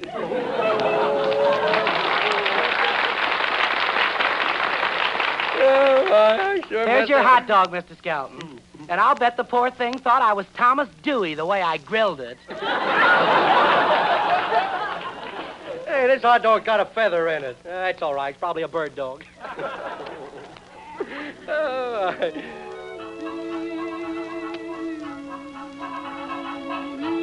Well, look who's coming across the baseball diamonds, folks.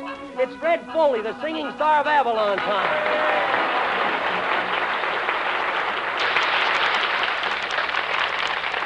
Hey, hello there, Skelton. Hello, Foley. Come on over, buy you a hot dog. No, I promised the boys I'd sing them a song, and here it is. What are you going to sing, Red? Singing in the Saddle. Well, that fits baseball. Yeah.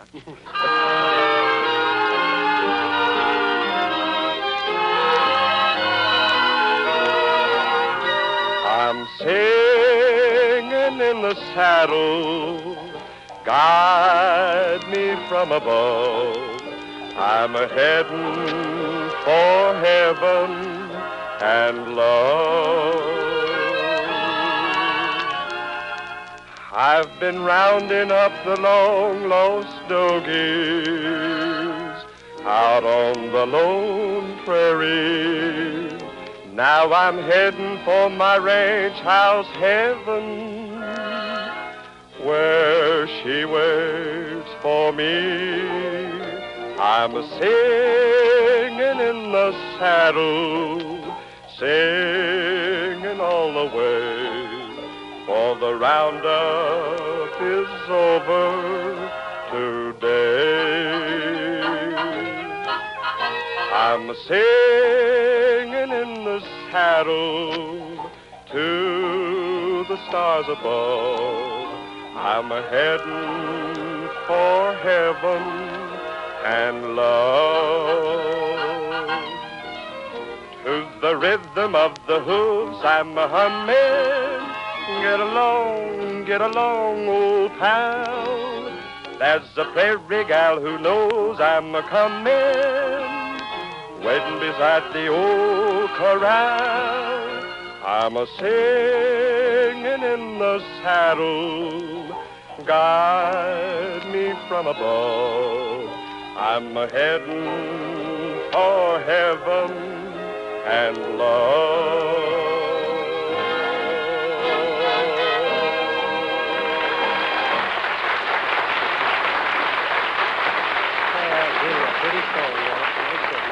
Pretty, I like it. Hello there, Skelton. Well, hello, Peter Grant. Boy, you look like a happy man. Bet your life there, mate. Say, this hasn't been cut too, has it? No, go right ahead, Peter. Step over to the cigarette stand here with me a moment, will you? Yeah, okay. Well, here we are. A carton of Avalons, please. Oh, a carton? It used to be a pack. Well, I'm sorry, sir. We have only 7 packs left. Gosh, the way these Avalons sell, they must be all right. All right. Here it comes, Louisville. Oh, tell them about them, Peter. My friend. My friend, the reason you sell so many Avalon cigarettes is because your customers realize they're getting more for their money. Yeah, they get more for the money. They get finest quality cigarettes for 3 to 5 cents less than other popular price brands. And make no mistake about it, Avalons are finest quality. Yeah, Avalons are the finest quality. Remember that, brother. In fact, you could want no finer quality cigarettes regardless of price. Regardless of brand. Thank you, Red. I'm sorry, that was your line, wasn't it? Okay, Peter, keep it up. You're getting a crowd around you now. Well, Avalon cigarettes are 100% union-made from the world's choicest Turkish and domestic tobaccos. They are real cigarettes, friends. That's why you'd never guess they cost you less. All right, Peter? Right, Red. Superfine tobaccos, a really superior blend at a real saving. Yes, sir. So the next time, why not ask for Avalons? Ring that cash register, brother. What is it, class? And don't forget your change. Not bad, huh? Say, if I didn't know you better, Peter, I'd swear you intended that to be a commercial announcement. See you later, Red. Okay, Peter. So long. Hey, Jackson, give me another one of those hot dogs, will you? Gee, I don't know what's the matter with me. I can't get enough of those hot dogs. Oh, I wouldn't worry about it. You're probably just a glutton. Look, to save you a lot of trouble, just give me a litter of those pups, will you? Hello, Mr. Skelton. Oh, hello, Miss Stillwell. My, you look pretty enough to kiss. Yeah, and you look dumb enough to try it. My goodness, where did you get that suit? What's the matter with it? Well, nothing. Only it's the first checkerboard I've ever seen with patched pockets. Yeah. What's the matter with a suit? Why, it's the latest thing. The only thing I don't like about it, the pants are a little tight under the armpit. Time I get my pajamas in the pockets, there's no room for anything else. Oh, hello, Professor. My. How are you, Mr. Skelton? Glad to see you, Henry. Ah, you look great tonight, Professor. I've Thank seen you. people with bags under their eyes, but yours look like steamer trunks. Oh, the question must be a Lulu to have you to get away from your program. Well, what is the question, Professor? Come, what's on your mind besides a toupee that looks like a wet rabbit? Well, the question is, what is a hot dog? A hot dog? A hot dog is a hamburger with tights on. Thank you so much. When you go horseback riding, do you get a headache? Yes, I do. Well, with me, it's vice versa.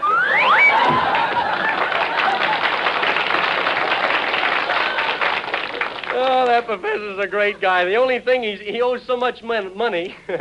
I'm picking up his messes now. He owes so much money that his creditors follow him to theaters on bank night. I don't know. This routine's pretty tired. I think I'll go get some shut-eye. Hit it, will you, Phil?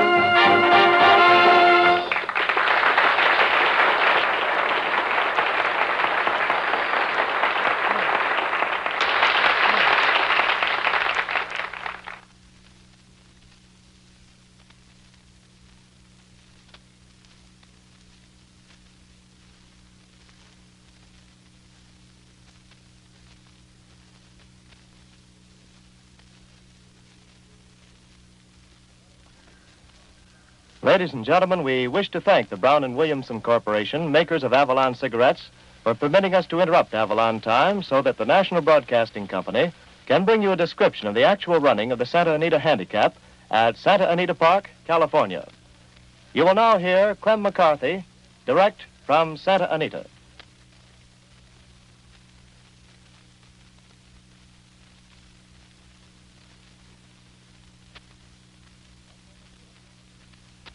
One moment, please.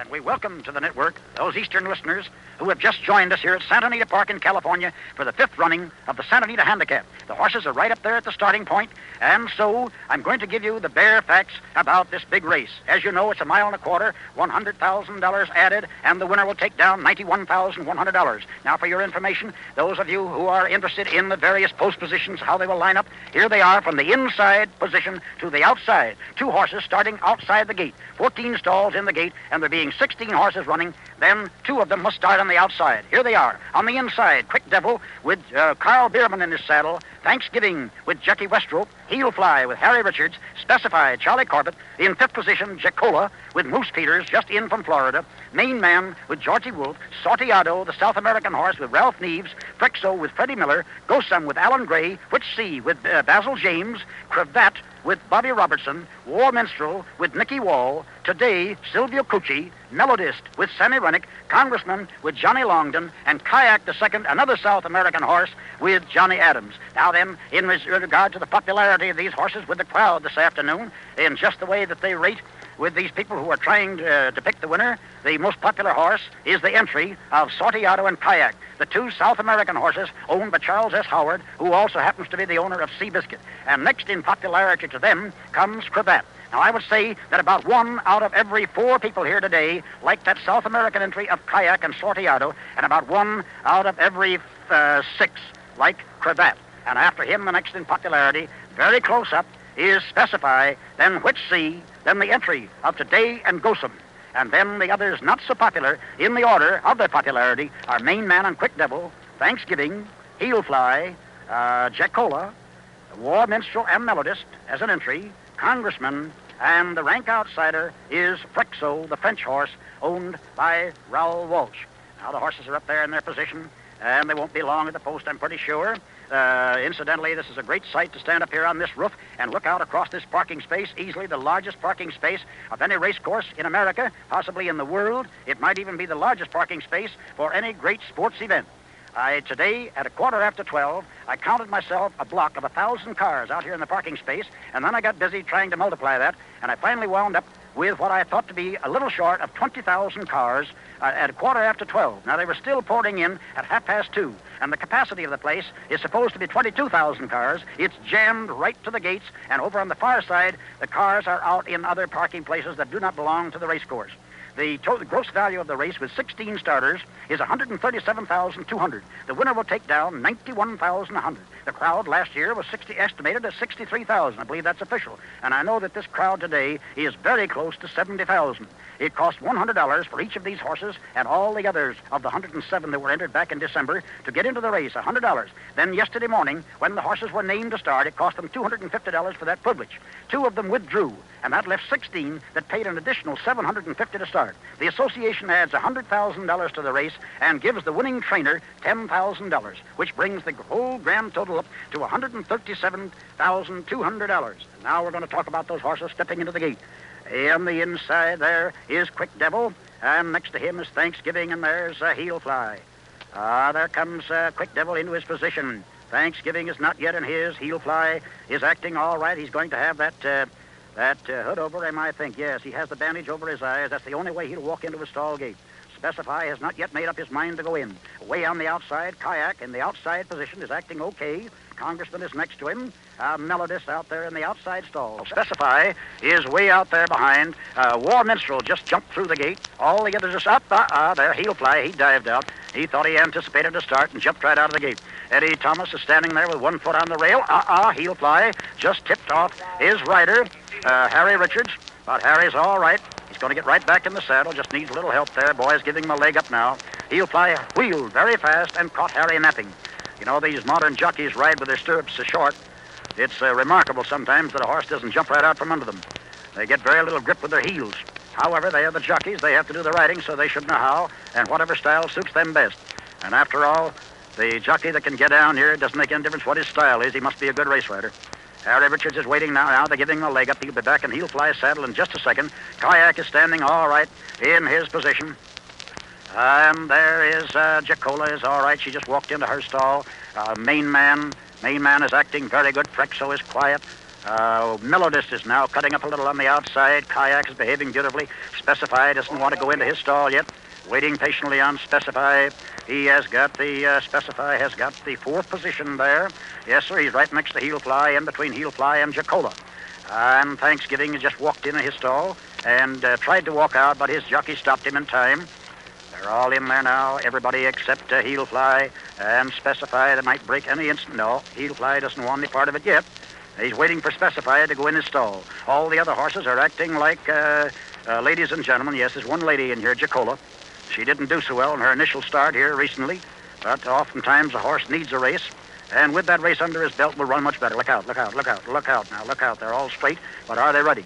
That's up to Eddie Thomas. We can't know. Specify backed out of his stall. He backed out, and Which C jumped out of his stall to the front of his stall and had to go back through, is now turning to walk up in again. Specify is out. Heel Fly is in there with that bandage over his eyes, acting very quietly. Now look out. Specify is walking in. Be careful. Be careful. If he turned, no, he wouldn't come in. He wouldn't come in. He probably would have had a step at the gate if he had. And Eddie Thomas is not letting any horse take a step at this if he can help it. He can't help it if some jockey is unprepared or the horse himself is standing there flat-footed and can't get away. That's not Eddie's fault. What he's watching for is some quick, alert jockey not to take a step at him and beat him away from there. Look out. Look out. Look out. Nope. Specify come in with a rush and then took out again. They've been at the post now, roughly speaking. They've been there just 4 minutes, that's all, which is not bad for a field of 16 horses. Everybody there's Gosum. He just stepped out of his stall, but that isn't bad. He took a kick at somebody but missed. So that's okay. Melodist came back into his stall. Look out. They're all... Nope. Specify had jumped out. If Specify had stood still, then I believe... Melodist went right up like a good old circus horse. Went right up there, high up on his hind legs. But the jockey stayed right on his back and brought him down, and the lead boy is leading him in. Now Specify is acting so badly that they've taken Specify to the outside. They're tired of waiting for him. And now Quick Devil is cutting up just to show that nobody has a monopoly on it. Now Specify is way here on the outside and still cutting up and whirling. Now we got to watch Specify here on the outside. All the others will take care of themselves. They got to get him straight. It's Specify on the extreme outside the gate. No partition, no nothing. Just whirling around there, doing as he pleases, acting badly. Look out now. No. He just does not want to face this way. Look out. Look out, it might. No. Specify refuse. Be careful. No. He will. That's a strange thing about that horse. He will not face in this direction. Whirl and twist. He'll do anything else you want him to, but he won't face down here. He seems to want to get a bust at the start. Look out now. No. Again, Specify. Was it false? Watch him. No. Specify would have been as good as left if he'd have called it then. You know, when that bell rings, they're on their way. And look out now. Watch him. No. Now again, Specify. And Which C jumped out of his stall. Jacola turning around. Main man turning. No, now they're all ready except Specify. Specify, no, up there. Which C backed out of his stall that time. He took it the other way. Now look out. If Specify straightens, we're going to leave there. No, boy, you can't do that way. No. Now watch. No. He just hauls that assistant starter around like he was a little bit of a boy. Now he's turned him once more. Look out. They're off, and they're running, and the start was okay. Everybody got away except Quick Devil. On the inside, Thanksgiving is stepping right to the front, and they're going to come down past here with Thanksgiving head and head with the leaders, but coming across fast from the outside and about to take the lead. But taking the lead is Which C with Specify coming way over from the outside and running right beside him. And so they pass the stand with Which C in the lead by half a length. And Specify is second. Quick Devil is third. Thanksgiving is fourth. Main man has moved up there and taken third place away from the other horse. And now as they go round the turn, it is Which C slipping away by a length and a half. And leading into that turn by a length and a half is Specify is second. Main man is third. Thanksgiving fourth on the inside. Kayak is on the outside in about sixth place, way out there. Jacola is far back, and so is Heel Fly. Frexo is last. Now they've got 3/4 of a mile to come, and it is Which C and Specify running neck and neck, 2 lengths ahead of Main Man, who is 2 lengths ahead of Kayak. And then comes Thanksgiving, Sordiado, and Today moving up fast on the outside. Jacola is about 8th, and Congressman is 7th. And the rest of them are in behind. Which C is opened up again now by a length and a half. Leading, they've got half a mile to come now. Which C is leading by a length and a half. Specify is second by a length and a half. Main Man is third by 2 lengths. Kayak is fourth by a length. And Today is fifth. Jacola is now moving up into 6th place. And Thanksgiving is 7th. And Sordiado is moving up. And now Specify is challenging Which C in the middle of the last turn. They've got 3/8 of a mile, 600 yards, 500 yards to come. But Kayak on the outside is making his move into 3rd place. And now, with 1/4 of a mile to come, 400 yards, it's Specify by a neck. No, Which C by a neck. And Specify is second. Kayak out in the middle of the track challenging third. On the inside, Main Man is in tight quarters. But Kayak on the outside is taking the lead. Kayak is now leading by a length. Kayak is cutting away. Which C is hanging on gamely. Main Man is getting through. Kayak is driving hard, and he wins by a length and a half. Kayak, Which C second. Main Man third. Specify fourth. Today fifth. Jacola sixth. Cravat seventh. Gosum 8th. War Minstrel 9th. Frexo 10th. The last horse was Melodist, and the time of the race was 2-1 and 2/5 for the mile and a quarter. 2-1 and 2/5 for the mile and a quarter. That mile and a quarter in 2-1 and 2/5 is 1/5 of a second faster than Stagehand's record last year. Kayak won handily, although Adams took no chances, rode him out to the last jump. Kayak was the favorite with a crowd, and I know you could hear the roar of that crowd that his victory was tremendously popular. Melodist was the last horse to finish. He didn't pull up lame or anything else. He just got tired. He's the first horse back here to unsaddle. Kayak is way over on the turn there, easing up with the lead boy about to take him. The experts who looked at the race carefully had it right that at 110 pounds, Kayak was so nicely that if he was as good a horse as his workouts and his races indicated, that he would be a very hard horse to beat this afternoon. Now, ladies and gentlemen, there isn't any doubt about the finish of this race. I've given you the result. Kayak was first, Whitsey was second, Mean Man finished third. That is how they finished in the $100,000 Santa Anita Handicap run here at Santa Anita Park in California. We thank the Brown and Williamson Corporation, makers of Avalon cigarettes, for giving up a portion of Avalon time so that we could bring you the actual running of the Santa Anita Handicap direct from the racetrack at Santa Anita Park, California. We return you now to the Avalon Time program at Cincinnati. This is Del King saying welcome back to Avalon Time. Now, in just a moment, Phil Davis and his boys will beat out Pagan Love Song. But first, a very important announcement. Next Saturday, Avalon Time will come to you at a new time, 8:30 p.m. Eastern Standard Time and 7:30 Central Standard Time. We hope that you'll be with us. Okay, Phil, beat out a bit of Pagan, you pagan.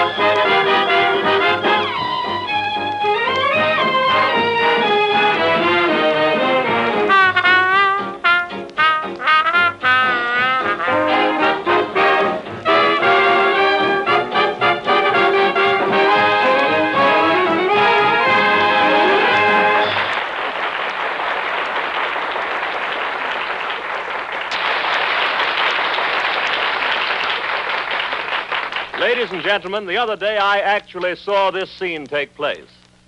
Bill, I think I found something.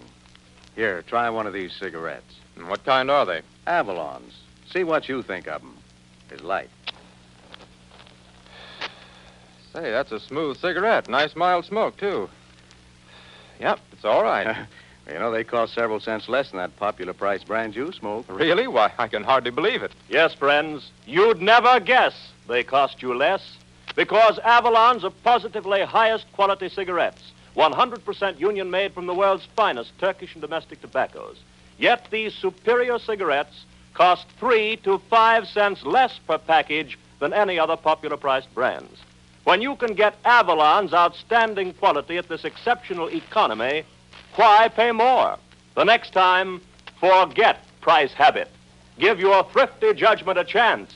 Ask for Avalon cigarettes.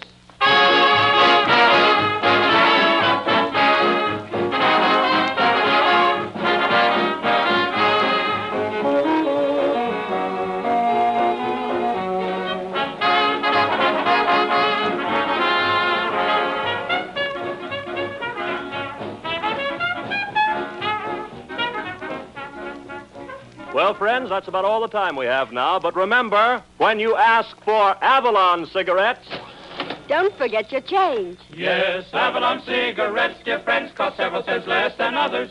You too can save this difference like all of us Avalon brothers. Each pack is wrapped in cellophane, each pack is union made. No wonder folks from coast to coast say Avalon's lead the parade. So why not always travel on with Avalon?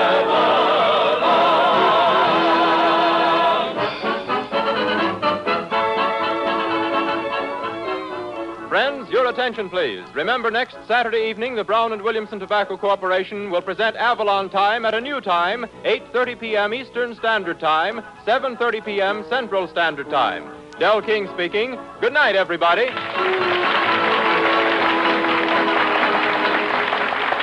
Avalon Time originated in the studios of the Nation Station and has reached you through the National Broadcasting Company.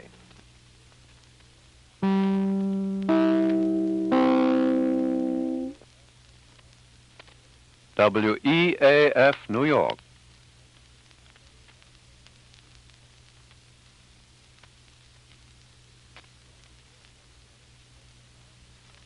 The National Broadcasting Company presents Lives of Great Men, a new series on great leaders in human progress presented by Dr. Edward Howard Griggs, distinguished lecturer, critic, and author of The Soul of Democracy and many other books. In his talks, Dr. Griggs is building a story of civilization based on outstanding characters through the ages and how each one influences his own and future times. This evening, Dr. Griggs will discuss Carlyle, the man of letters, as prophet.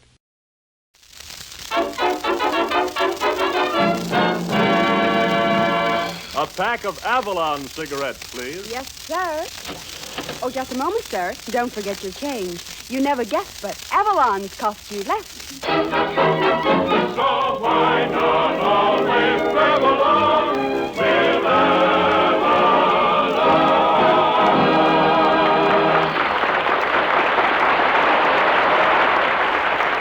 Good evening, friends. Good evening. This is Del King saying welcome to Avalon Time with greetings from Red Foley and the entire company. As you all know, next Wednesday is March the 15th, the last day to pay your income tax. So, cheering up the people at the crowded Internal Revenue offices, we find a man whose budget isn't the only thing that's unbalanced, Red Skelton. Yeah, boy, what a crowd. No kidding. Everybody's down here at the Internal Revenue office. Only 4 more days till March the 15th. That's Cash Wednesday. Income tax returns. You know what income tax returns is? That's a nervous breakdown on paper. Hello there, Skelton. Hello there, microphone. Say, did you know that they have a red Skelton pie? Yeah, how's it made? Plenty of crust and full of applesauce. You can't bother me. I'm the Good Samaritan tonight. I'm down here to cheer these people up. Money, that's what got them worried. Filthy, dirty, old, ugly, gorgeous, beautiful, marvelous money. Money used to bother me, but no more. I'm just one from a million. I got the 6 odds. All I need's the 1. A lot of people, when they pay their income tax, they get excited and they fly up in the air and they start to swear. But not me. I never swear. But wherever I stand, grass never grows again. I don't know. Income tax is getting higher every year. It's getting so now when you walk into a hotel around March the 15th, the clerk, you ask for a room, he says, you want it for sleeping or jumping? It's really a marvelous...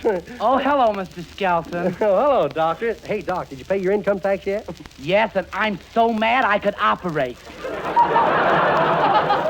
But did I tell that collector off? Yeah, what'd you say? Shall I leave out the bad words?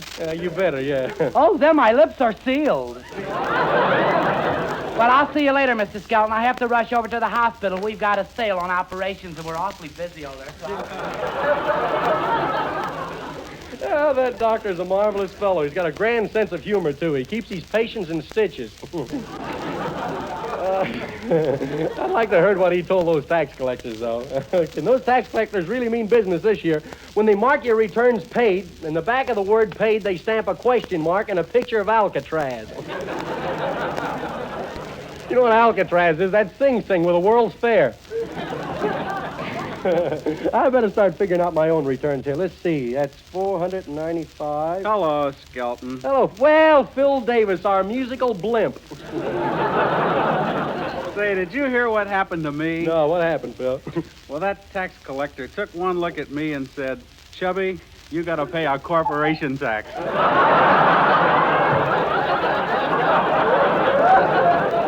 Boy, I guess I've lost my old figure. Oh, you didn't lose it, Phil. You just gained 3 new ones. Well, say, Red, what number would you like us to play? Well, how about playing a number sort of a warning to the income tax department? You can take all my money, but my heart belongs to Daddy. Oh, that's corn and not even off the cob yet. Hit it, Phil.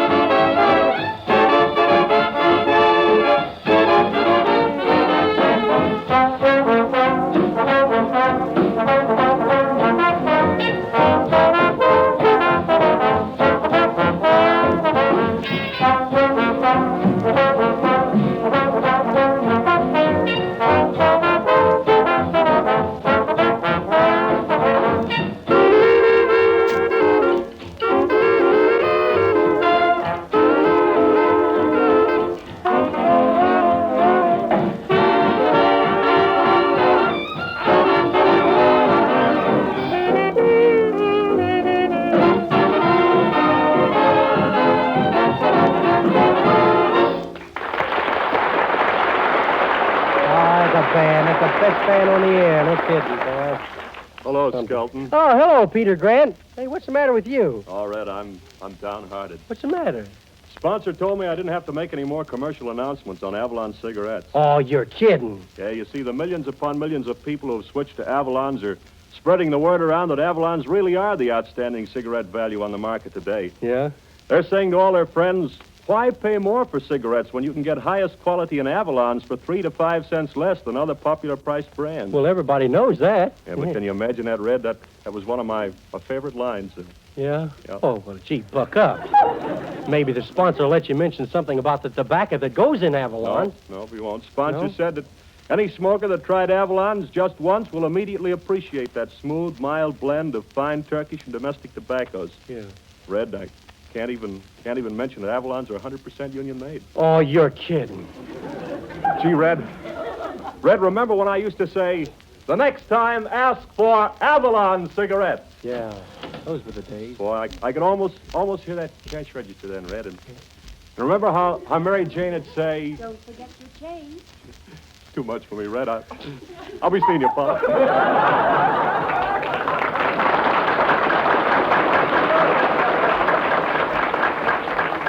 Well, don't take it so hard, Grant. Man, remember the old saying, where there's a will, there's a way to plug Avalon. He's a marvelous salesman, though, that Peter Grant. He could sell a pair of eyebrow tweezers to John L. Lewis.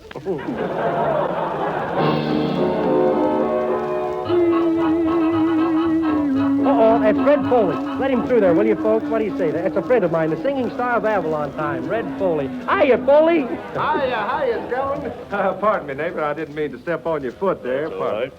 Say, Foley, maybe you can help me out my income tax.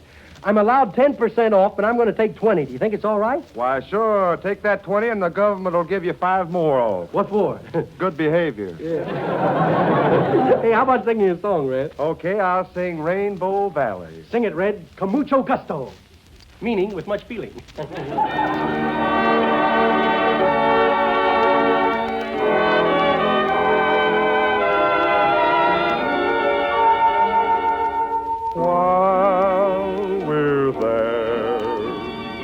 Down in Rainbow Valley, maybe we'll be pally. maybe we'll fall in love.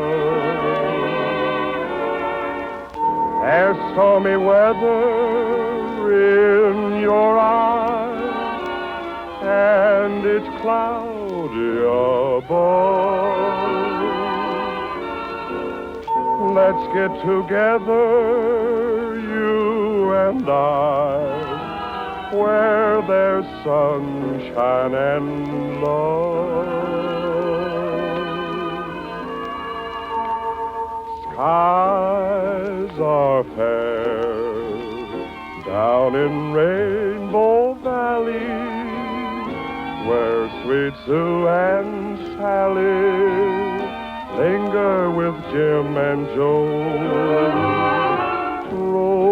Roses rare bloom in Rainbow Valley. There we'll dilly-dally down where the lovers go.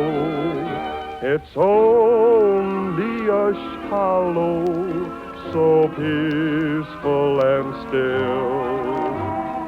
Follow the swallow across yonder hill.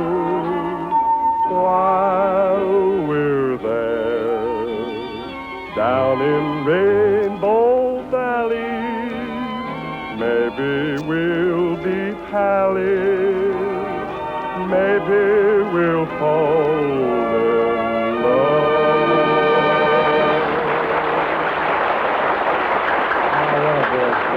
Really nice song tonight. That's really swell singing there, fella. I'm only stalling around. I better get to work on my income tax here. Let's see now. I've got 4 dependents. I'm allowed $400 for each one. That's $1,600.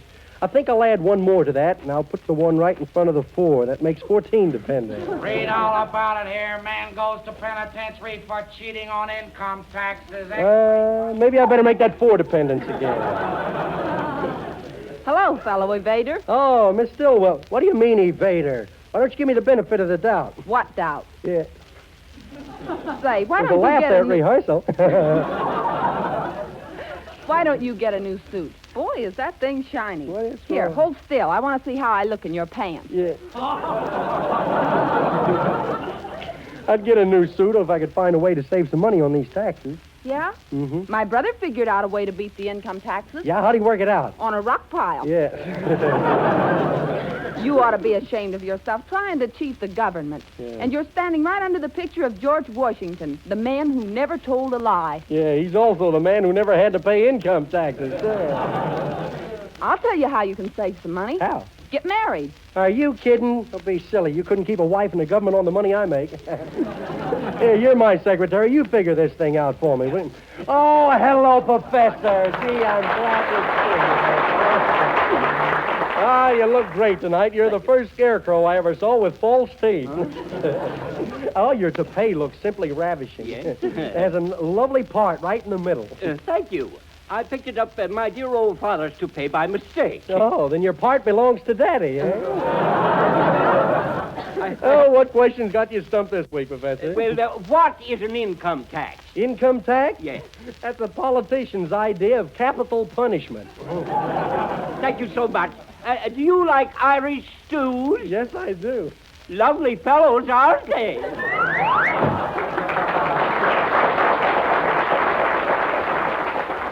Oh, great fellow, that professor. He's an old bachelor. He's got a head like a doorknob. Any woman can turn it. Say, Miss Stillwell, how you come with that report of mine? All right. But what's this deduction? A $300 feed bill for a horse. That's me. I work like a horse. I may as well take the deduction.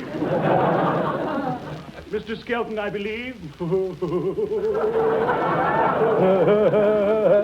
That's a sure sign of early spring when things like you pop out of the ground.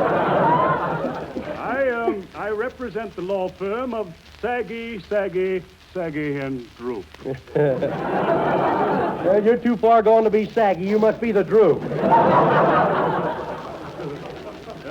Here is my card. If you care to turn it over, there's a snappy little poem on the back. Yeah. Oh, I've seen you before down in front of the gate. He's selling those postcards. Yeah. Then I went in. Yeah. 2 concessions, eh? Go ahead. This is your secretary, I believe. You're a beautiful girl. You look like a million. Yeah, and I'm just as hard to get, too.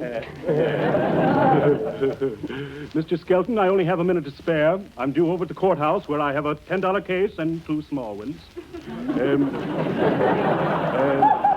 My part of the firm specializes in income tax returns. Now, for Mr. Toe, a big rubber man from Akron, I saved $36,000. All he gave the government was $10. He saved $36,000. Isn't he stretching things a bit? He ain't holding any back. Then there was Mr. Platt. Better call him Jackson. Hey, that's the guy who separates husbands from wives, isn't it? A divorce lawyer? No, he's a twin bed salesman. Oh, yes. I saved Mr. Platt $52,000, and all he gave the government was $10. Mm-hmm. Now, if I handle your account, the most you'll give the government will be $10. Yeah, and the least the government will give me is 10 years. Well, now, you shouldn't be so skeptical. Remember the little poem, Opportunity Knocks Any Day? An ambulance! A case! I'm on my way! Big lawyer. That guy's so crooked he can give transfusions to corkscrews. Say, how's that income tax sheet, Miss Stillwell? I don't know. Maybe you better let the man at the window check it. Okay, come on, go over here with me. Hey, Jackson, would you check this over for me? Well, let's see. Well, if you want this thing to be legal, you gotta sign your name. What's this O for? You can't write, sign an X. Did I put an O there? Oh, gee, that's my stage name. Come on, add this up for me, will you, fella? What do you mean, add it up? Adding ain't my job. I'm just contact man between you and Morganthau. Well, how much do I owe? Could you tell me that? George Washington didn't pay any income tax, so why should you? Well, what's George Washington got to do with me? With all the dependents you've got listed, you're the new father of your country, and you don't know it.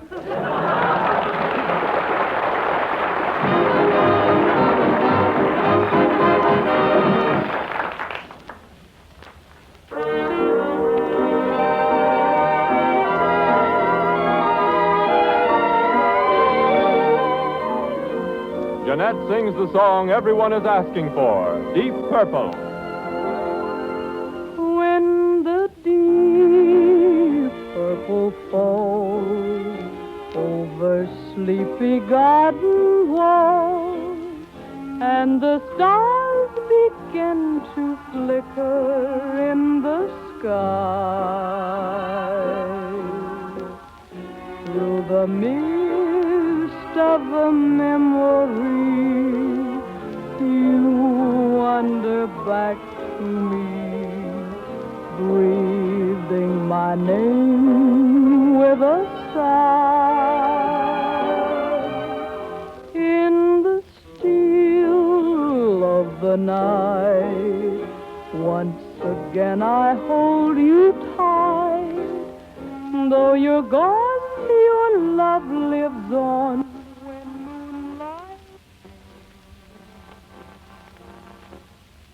And as long as my heart will beat, lover will always meet here in my deep purple dream.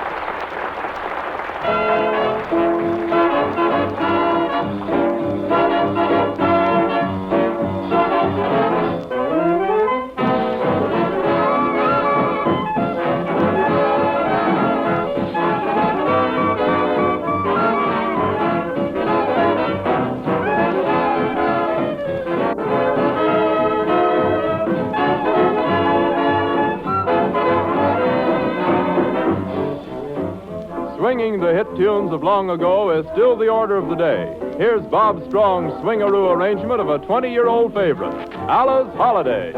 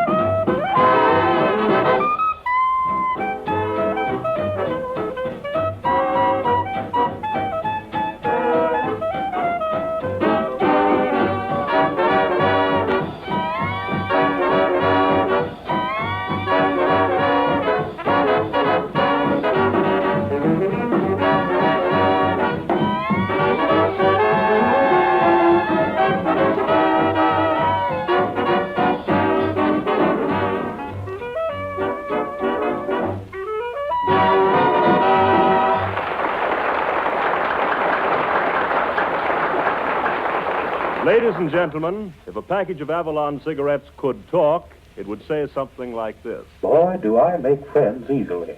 A smoker tries me just once, and I'm his pal from then on.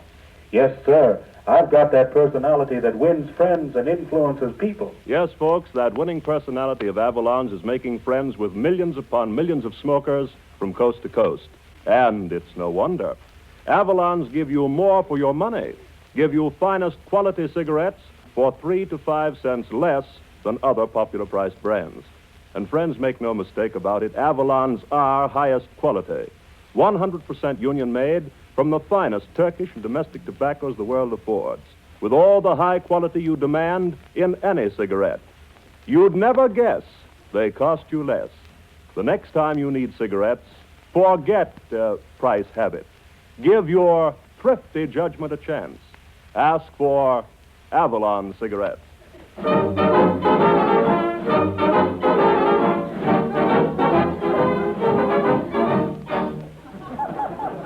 Well, Mr. Skelton, now that you've got your income tax troubles straightened out, what are you frowning about?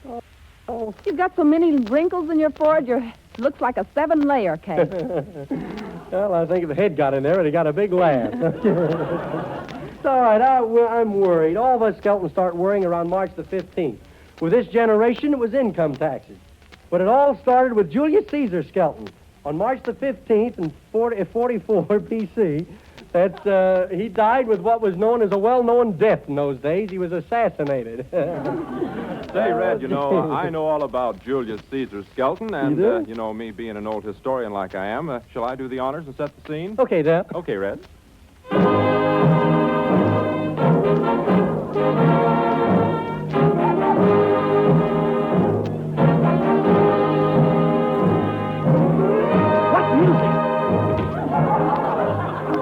Time, March the 15th, 44 B.C. The place, Julius Caesar Skelton's private chambers in the house of the Roman Senate. It's a great day for Caesar Skelton, for this day he expects to be crowned emperor. And as the scene opens, we find him with his secretary, Octavia Stillwell. Oh, what a beautiful day. Hey, Caesar, spring is here. Show 'em in. Oh, it is a beautiful day. Open up the window so I can throw out my chest. What chest? Every time you take your cape off, it looks like the unveiling of a broom. Yeah. Oh, don't bother me today. I'm a nervous man. Senate sure is taking their time today. Yeah, do you think they'll pass any of your bills? What do you mean, pass any of the bills? Well, last night at dinner, they wouldn't even pass the potatoes. But there's one there I'm counting on they've got to put through, the NRA. NRA? Yeah, no Roman assassination. Gee, I wonder if they passed more of my bills if I'd have conquered more of Gaul. I don't know. You got plenty of gall now. Say, maybe the Senate's already going home. I'll peek in here and see if they're still in session. Yep, they're still in session. Uh-oh, here comes your wife, Calpurnia. Ah, come in, Calpurnia. So, alone with your secretary again, eh, Caesar? Is it okay with you if I do? I mean, oh, by the way, dear, you were talking in your sleep last night. Do you begrudge me those few words? Caesar, I wouldn't get too close to those senators today. I had a dream last night. Oh, another one, huh? She's always dreaming, Octavia. A couple of nights ago, she dreamt I was a horse. When I woke up, she'd stuffed half the straw mattress down my throat. What was it this time, California? I dreamt you were a pigeon soaring through the air, and all the senators were throwing spears at you, when suddenly you fell dead at my feet. Uh-oh. Now I'm a dead pigeon. Well, take care of yourself, dear. I'll be going now, so kiss me goodbye. Oh, I'm busy. Kiss Octavia. I'll get it from her later. Say, is there any mail, Octavia? Yes, there's a letter from Cassius. Oh. He says he owes you $10, but he only sent $9. That's okay. 10% off for Cassius. By the way, your friend Pompey hasn't shown up yet. No, I don't think he's going to be here. I had a duel with him last week, and I think I killed him. You think you killed him? Yep. Well, what makes you think that? I don't know. 3 days after the duel, they buried him. Oh, think of it. Today, Senate may make me emperor. And as I walk out on the streets, people will shout, "Hail Imperator! Hail Imperator!" How do you know? I got some stooges planted. Oh, it's going to be a great day. Hail Imperator! Hail Interruptor! Brutus Foley. Hiya, Brutus. Hiya, C's. Hiya, Aki. Hiya, Bruce. Come on into the Senate, Caesar. We got a surprise for you. Well, you boys going to give me a reception? Well, we're going to make a stab at it. Yeah, I don't know. I don't think I ought to go in there today. Oh, come on. Come on in now. The boys have got something worked out that'll kill you. Yeah. I don't know. I think I better stay out of there. Something tells me the boys is going to give me a Mickey Finnegan. Hey, Octavia. Yes, Mark Anthony. I want you to hear this speech I've written for tomorrow. Boy, have I really got a terrific opening. Listen. Friends, Romans, and countrymen, lend me your ears. I come to bury oh, hello, Caesar. I didn't see you there. Well, you'll hear it tomorrow, okay? See you later. I don't know. There's something awful phony going on around here. That guy looked right at me when he said he was going to bury something. Oh, go on in there. If you really want to know what it's all about, I'll tell you. What? It's only the senators. They're waiting for you with big knives. Oh, well, that's different. Huh? Go ahead. What are you worrying about? The knives are dull. Well, that's it. Oh, dull. Are you afraid? What, me? Big Caesar, afraid of those little sawed-off shrimps in there? I hope they tell you I am. But they wouldn't kill me. They'd have the people to answer to. Come on, let's go in. Oh, take it easy. Slow down. Wait a minute, boys. Break it up, will you? What do you think I am, a pincushion? Brutus Foley, you and the rest of the senators, you'll have the people to answer for this. Oh, no, we won't. They'll never blame us because today we changed Caesar's name from Julius to William. Oh, so you think they won't hold you responsible just because you changed his name to William? Oh. That's right, Octavia. The people will think nothing of it when they learn Senate has just killed a bill.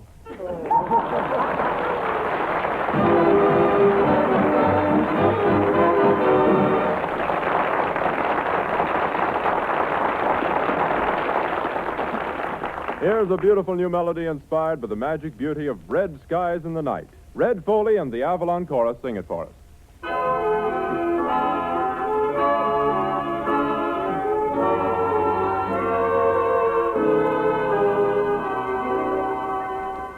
Blue shadows are falling, peace at eventide, and I am recalling when you were by my side. Red skies in the night are a shepherd's delight. Red skies in the night bring a vision of you. Vision of you. Alone by a stream where the meadows are green, all I do is dream when the long day is through.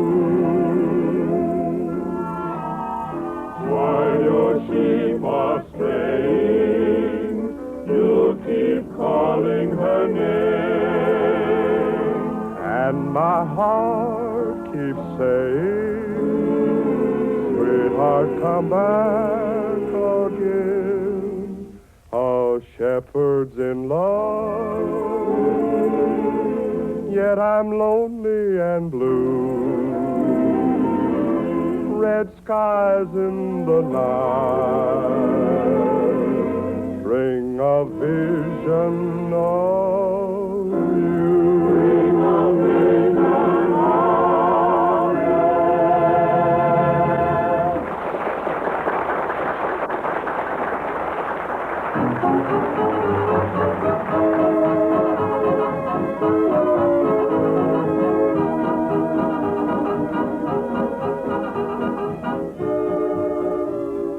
Say, Foley, are you all cleared up on your income tax? Yep, I paid it with a smile. I tried to do that once, but they wanted money. Good night, folks. Good night, everybody. Be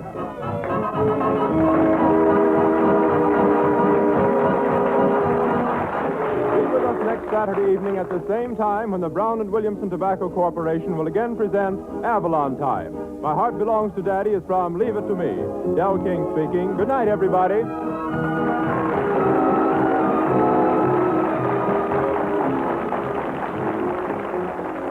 Avalon Time originated in the studios of the Nation Station and has reached you through the National Broadcasting Company.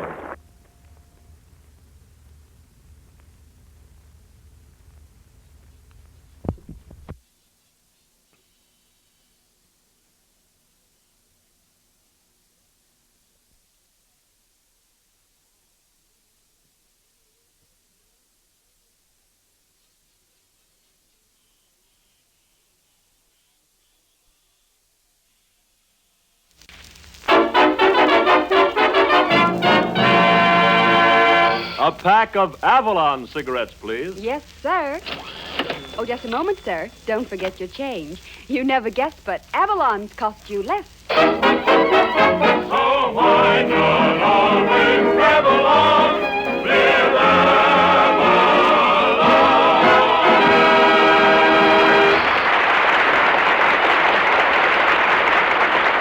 Good evening, friends. Good evening. This is Del King saying welcome to Avalon Time with greetings from Red Foley and the entire company. But first tonight, we want you to meet a man who is so punctual in his habits that he carries a watch in his hip pocket. He wants to be ahead of time. Red Skelton. Thank you very much, ladies and gentlemen. Thanks a lot, and good evening, everybody. By the way, that introduction was made by Del King, who is the winner of the NBC announcers. That is a mustache derby they had last week. No kidding. Old Mustache Del, we call him now. He won first prize. He has a mustache that's so big, every time he sneezes, it cracks like a whip. Oh, gee. All the announcers on NBC, though, they have mustache. That sort of helps them brush up on their English. But this morning, as we were coming out of the Motherland Plaza Hotel alley, I stopped into a place to get me a new spring suit. I wanted one of those English eating suits for $35, but the guy sold me one that was moth eaten for $7.50. Really got a nice bargain, though. The guy threw in 14 straw hats and a pair of yellow button shoes. Hello there, microphone. Hello there, Guillotine Skelton. Guillotine Skelton? Yeah, you're a pain in the neck. That was very unfunny tonight, my good friend, but you don't bother me. I feel great. I just got back from Florida. I was down there for a week's vacation at a place called Panhandler's Rest. What a place. You got to tip everybody. Even the coconut trees hold out their palms. Inexpensive? No kidding. It was so high class they served frog's legs with spat. There were a lot of the hotel, though. There's the place, a European plan hotel, and they have 4 clerks on the desk. 2 to give you your bill and 2 to revive you. It was a European plan hotel, but they made you pay cash for everything. I didn't know they made you pay cash in Europe. I know one guy in Europe who's getting everything from checks. We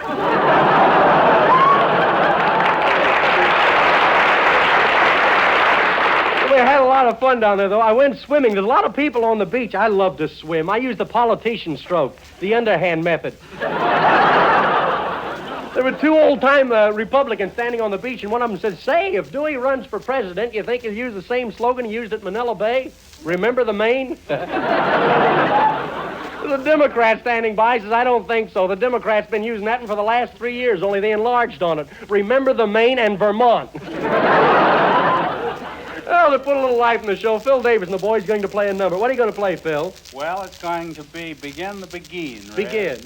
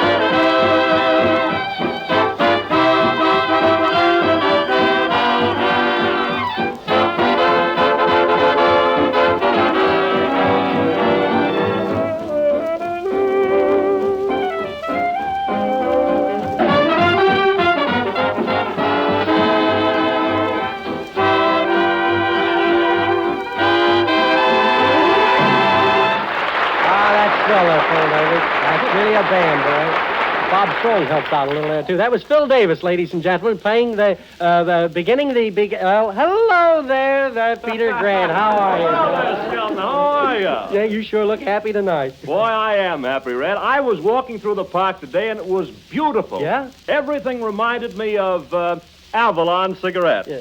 Oh, now, Peter, not that. Yeah, sure, even the day itself, Red. You see, today is 3 to 5 days less than spring. And Avalon, you know, costs 3 to 5 cents less per pack than other popular price brands. And believe me, Red, a saving like that turns into real money in a surprisingly short time. That last part didn't have anything to do with the park, did it? No, that was just Avalon. But today was such a perfect blend of a day, Red. It was so extra smooth, delightfully mild, and thoroughly enjoyable, just like... Avalon. Yes. I must miss an awful lot when I go to the park. I never see any of those things. Why, you know, Red, even the bubbling fountain seemed to be saying they're 100% union made from mellow, ripe Turkish and domestic tobaccos that have been aged in wood to completely bring out their rich, full flavor. Say, that bubbling brook sure was doing a lot of babbling, wasn't it? And you know what, Red? You know, I think I saw a robin redbreast. Oh, you did? Mm-hmm. And he looked as pretty as a pack of, guess what? Let's see. Avalon? Right. Yeah. Yes, you're right. You know, and the little fellow seemed to be chirping, You'd never guess they cost you less. You'd never guess they cost you less. And you know, Red, unconsciously I said to myself, the next time, old man, ask for Avalons and save the difference. And then, just at that moment, a bell rang out in the steeple. Oh, how convenient. I could have sworn, Red, I heard Mary Jane say... And don't forget your change. Well, that's possible. Say, what part of the park did this all happen in? Right near the bridle path. That explains it. With all those horses around, you couldn't get your mind off a plug. Right.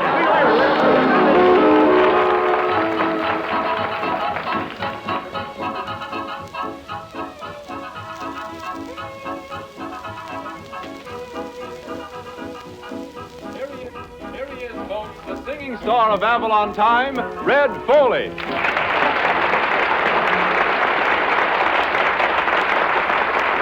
Well, thank you, Del, and good evening, friends. I always figured one of the nicest places to be is on the sunny side of the street, and here is why.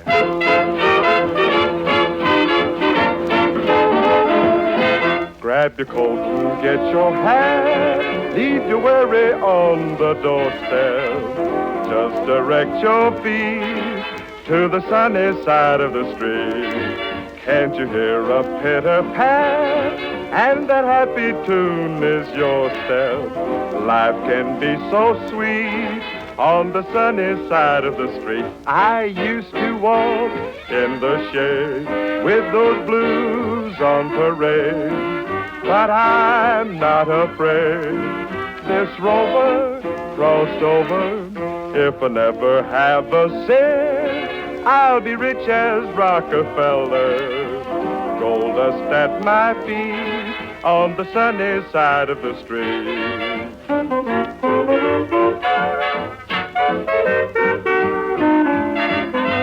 Just direct your feet to the sunny side of the street.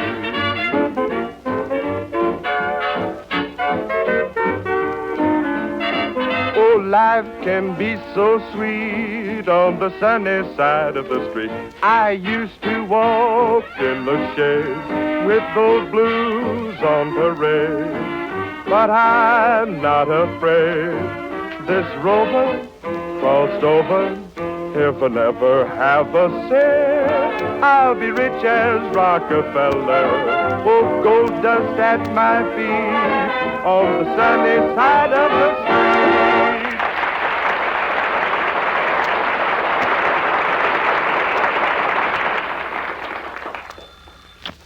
Hello, this is the office of the ill-fated SS Skelton. No, Mr. Skelton isn't here. He's over at the medical college attending a lecture. I think he's the subject. Hello, Miss Stillwell. Say, you should have been over at the lecture with me. Oh, what a bunch of silly doctors. One doctor looked at me and he says, I'll bet you a buck you're dead. I was afraid to bet. By the way, here's your salary for the past 8 weeks. Gee, can I touch it, or isn't the money dry yet? It's good. The judges of the movie quiz contest awarded me a $1,000 booby prize. I didn't have one answer correct. Here, I brought you a present. Oh, you shouldn't have done it. Oh, it's all right. What is it? Well, I heard you say you eat a lot of chocolate, so I brought you a box to keep them in. You shouldn't have done that. Oh, that's all right. I want it on a punch board. Say, if you don't mind, I'd like to take you to a nightclub tonight, if you're not doing anything. No, if I'm going to the club, I'll go with Phil Davis. You mean the old armchair? Why does everybody call him the old armchair? He's overstuffed.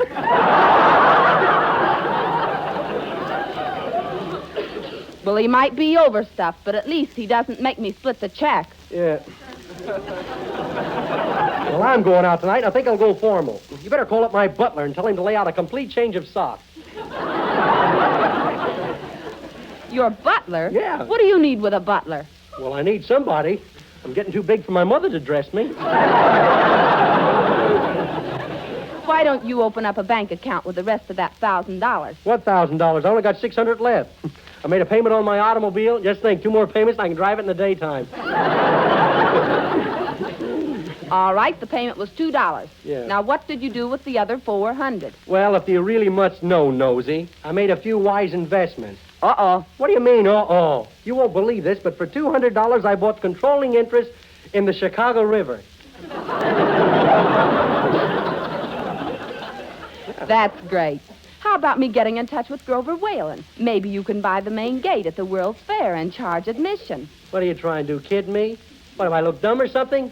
I already bought it.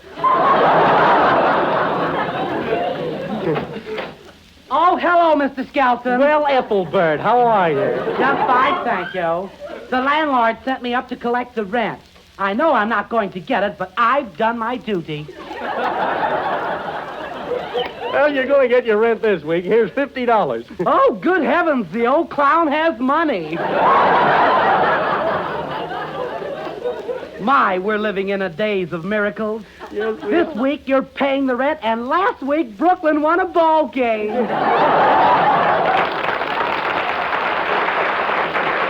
That is a miracle. Well, I've got to dash now. A lady told me to go to Devil 5 minutes ago, and I've only 3 minutes left. Well, so goodbye. Well, if I'm going anywhere tonight, I better get to work here. Miss Stillwell, take a letter to the Home for Stray Cats. Enclosed, you'll find a donation of $10. $10 for stray cats? Yes, I'm doing it for the kiddies. Mr. Skelton, I believe. Hello, Broom. What do you hear from the mop? My name is Snoodgrass, but you can call me Snood and cut the grass. I'm glad to know you. My name's Skelton, but you can call me Skelton and cut the ad-libbing.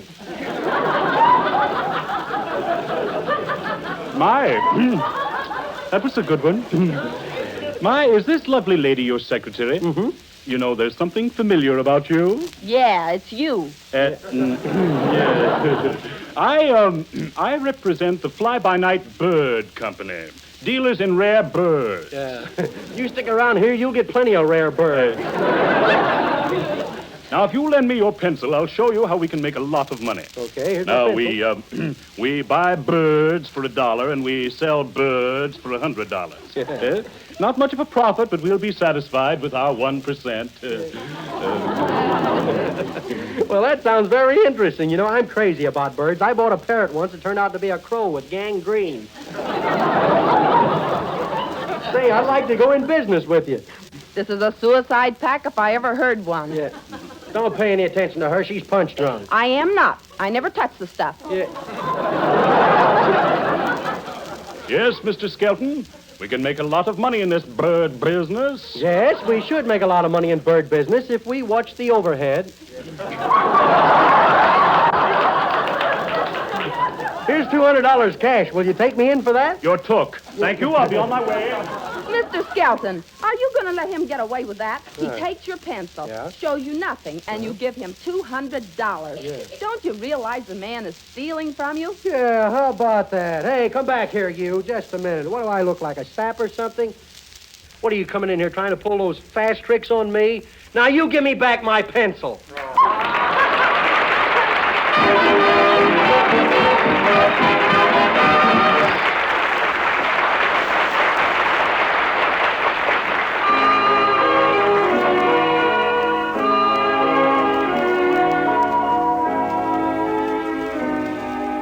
Tonight, Jeanette sings A Lover's Lament. It seems love flies out the window when the masquerade is over. Your eyes don't shine like they used to shine, and the thrill is gone when your lips meet mine. I'm afraid the masquerade is over, and so is love, and so is love. Your words don't mean what they used to mean. They were once inspired, now they're just routine.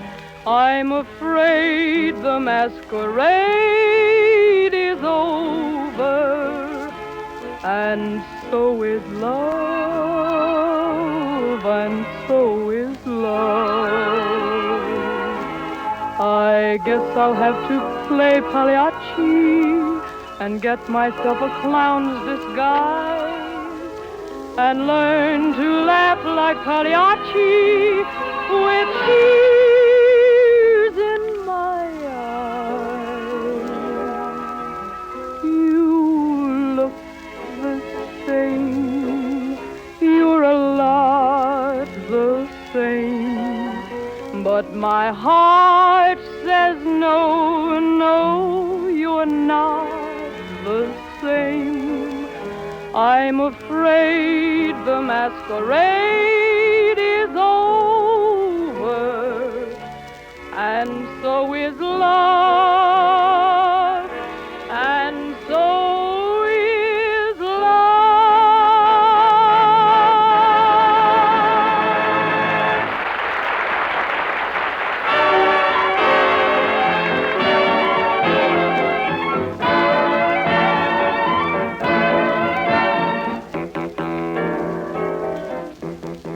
Bob Strong was wild to arrange it. Bill Davis and the boys are wild to play it. We hope you're wild about it, too. It's Runnin' Wild.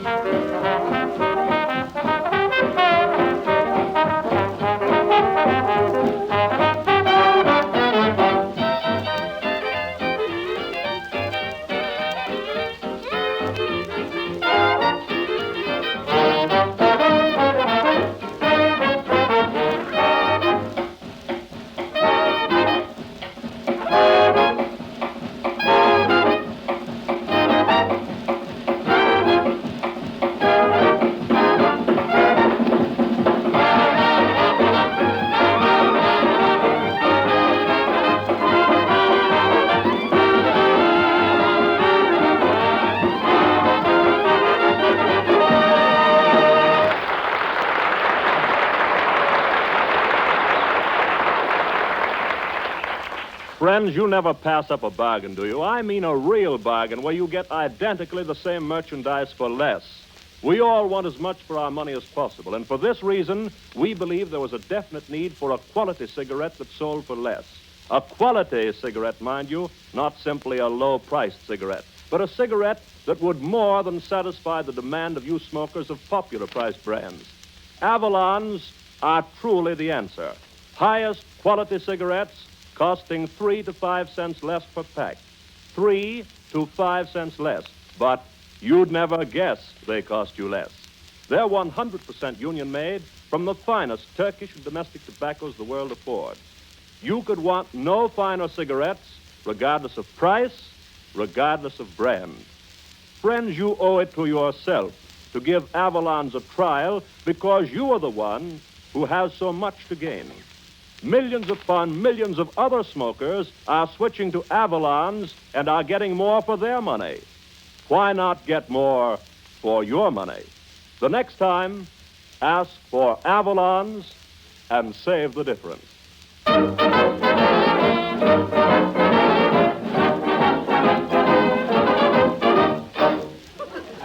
Mr. Skelton, what's this I hear about you buying an antique shield that belonged to King Arthur? What do you mean, King Arthur? You mean King Arthur Skelton.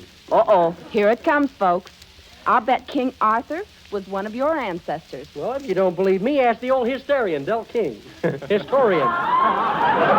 Historian, Del King. That's more like it. That mustache is fuzzing my words. I don't... You know, he's right, Miss Stillwell, and to prove it, I'll set the scene so that Red can tell the story. Okay, Red? Okay, Del.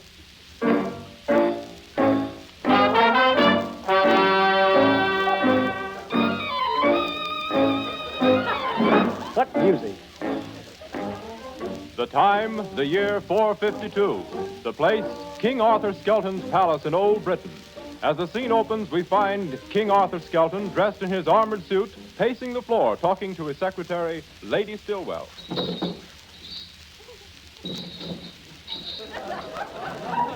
What are you holding your stomach for, King Arthur? Is there something wrong with you? Yeah, I've lost the rivet that holds my pants up. See, when I was first married, the Queen used to rivet all kind of fancy metal work on my armor. Now she don't care if I run around my bare tin.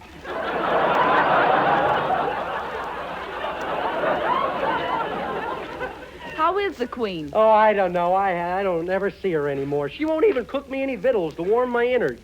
I don't know what I'm going to do. Well, you're either going to learn to cook or starve to death. Last night I came... What happened to that one, Freddie? That's my rider, folks, Freddie. We had an argument. He says, that'll kill him. The house will come down. Worst he was here, I let it come down on him. Last night I went home... Uh-oh, Key said you're fired. Last night I went home for supper, and what do you think? There was sirloin slot Foley. She was sitting on his lap. You know what I think? She's lap happy. Boy, am I hungry. Gee, how I'd love to sit down at that round table and eat a square meal. Well, why don't you do something about getting the Queen back? What are you, a man or a mouse? I don't know, but I'm pretty fond of cheese. Attention, everybody! Her Majesty, Guinevere, Queen of all Britain, formerly Princess of the Dutch and the daughter of the King of the... now entering through door 4. I wonder if she's got a diner on her train. Hello there, Artie boy. My, you've lost a lot of weight, haven't you? That's my sword. I'm over here. Of all the insulting remarks, comparing me with a sword. Why not? You both have a temper. Yeah. You said it, Guinevere, and if you don't stop running around and start fixing me some food, I'm going to use it. What, your temper? No, the sword. You should be ashamed of yourself, Guinevere, the way you treat Arthur. I wish he were mine. One more wish and you got him. Guinevere, you loved me until you met that sirloin slot Foley. I even saw you give him a kiss. Oh, no, you didn't. Oh, yes, I did. Oh, no, you didn't. I saw you. Well, who are you going to believe, me or your eyes? I've had enough of this, Lady Stillwell. Get my coat. The one that has the 24 sleeves in it. 24 sleeves? Get my coat of arms. I'm going to challenge this sirloin slot Foley to a joust. Joust. Sir Lancelot Foley, Knight of King Arthur's Round Table. Hi, Gwen. Hello, Art. Hi, Still. Hiya, Slot. Say, Artie, why are you looking daggers at me? Oh, I don't know. Maybe it's my dual personality. I just messed up a word a while ago. I was going to challenge you to a joust. I dribbled over my word, so we'll have to fight you a drool, I guess. Say, who's going to challenge...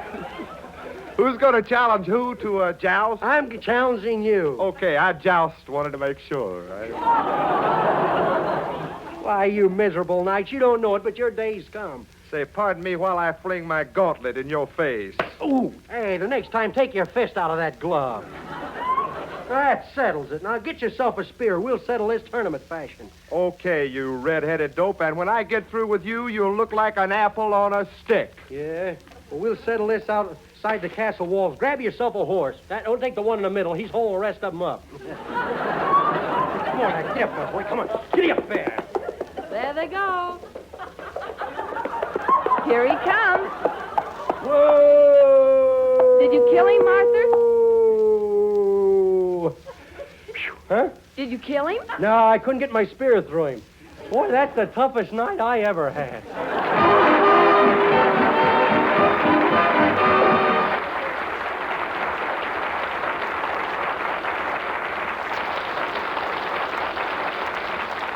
Still one of the most popular tunes of the day is the continental hit Penny Serenade. Red Foley and the Avalon Chorus give us their version of it.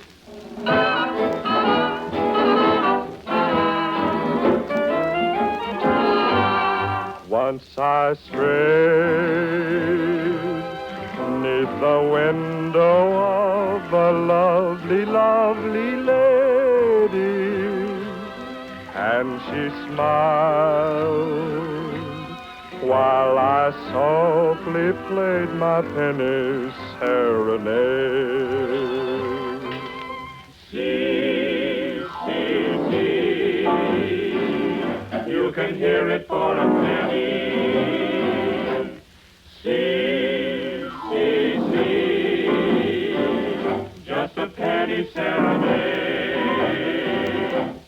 In her eyes shone the tender dawn of love and sweet surrender. As for me, in my heart I played a lover's serenade. See, see, see, hear my love song for a penny. See, see, see, just a penny serenade. In a dream so divine she was mine, no word had been spoken. When I woke from my dream she was gone, my poor heart was broken.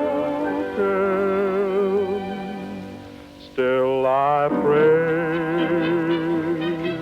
that wherever she may be, she will remember in her heart. She will always hear my penny serenade. See, see, see, you can hear it for a penny. Penny serenade. See, see, see, just a penny serenade. Just a penny serenade. Just a penny serenade.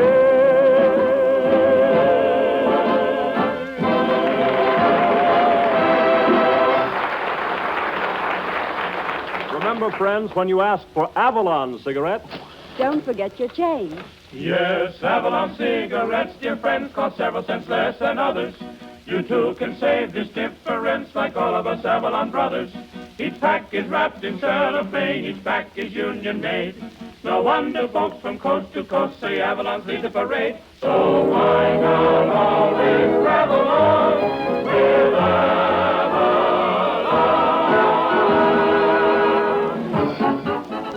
Yes, you'd never guess, but Avalon's cost only 10 cents, plus city or state tax. Tobacco Corporation will again present Avalon Time. Del King speaking. Good night, everybody.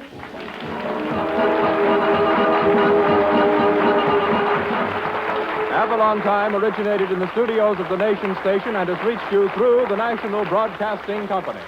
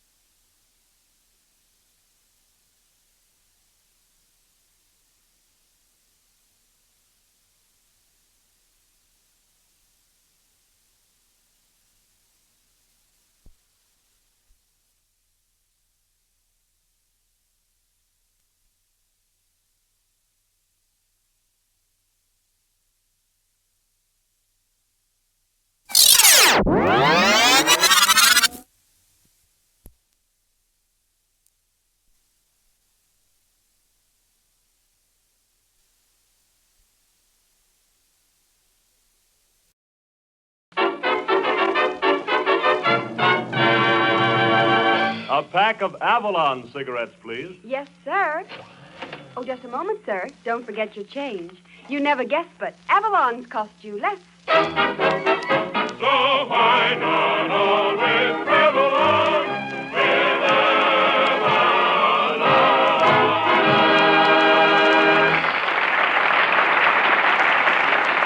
Good evening, friends. Good evening. This is Del King saying welcome to Avalon Time with greetings from Red Foley and the entire company. But first tonight, we want you to meet a man who's fit as a fiddle, bow legs and everything, Red Skelton. Thank you very much, Dr. Thank you, and good evening, ladies and gentlemen. I feel great tonight. I just got back from New York City, where I finished my third picture for Warner Brothers. Funny thing, every picture I make, they make me play the part of a simp. That's the trouble with being a type. Yeah. Hello there, microphone. Well, Skelton, it's about time you spoke to me. Well, I'm sorry, Mike. Gee, really, I didn't know what to say. Say something funny for a change. Listen, I don't say I have to say funny things to make people laugh. No, not with a face like yours. Listen, I'm the best-looking one in my family. You can imagine what the rest of them looks like. I got one brother that's so ugly, he's got a job standing in front of a drugstore to make people sick. I don't know why I'm telling you about my family, microphone. I came out to tell the folks about my trip to New York. I really had a lot of fun, too. I took a ride on the subway. You know what a subway is? It's a sardine can on wheels. But the one I was on wasn't so crowded. I had a strap all to myself. There was a lady got on, and I got up to give her my seat. And just as I got up, I said, "Would you have my seat?" She fainted. When she came to, she thanked me, and I fainted. Then went over to Radio City, over to the RCA building over at Radio City to see that big building there. And what elevators? They've got elevators that take you 60 stories in 3 seconds. Sure does Rockefeller Center. Went over to Fifth Avenue and saw the latest spring styles. Oh, boy, are the dresses short this year. Dresses this year are like a barbed wire fence. They protect the property, but they don't obstruct the view.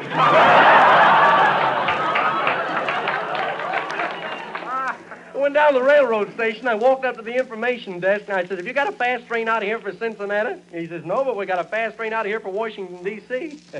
I said, "Who wants to go to Washington?" He says, "Thomas Dewey." Could be. Play it, Phil. Could be.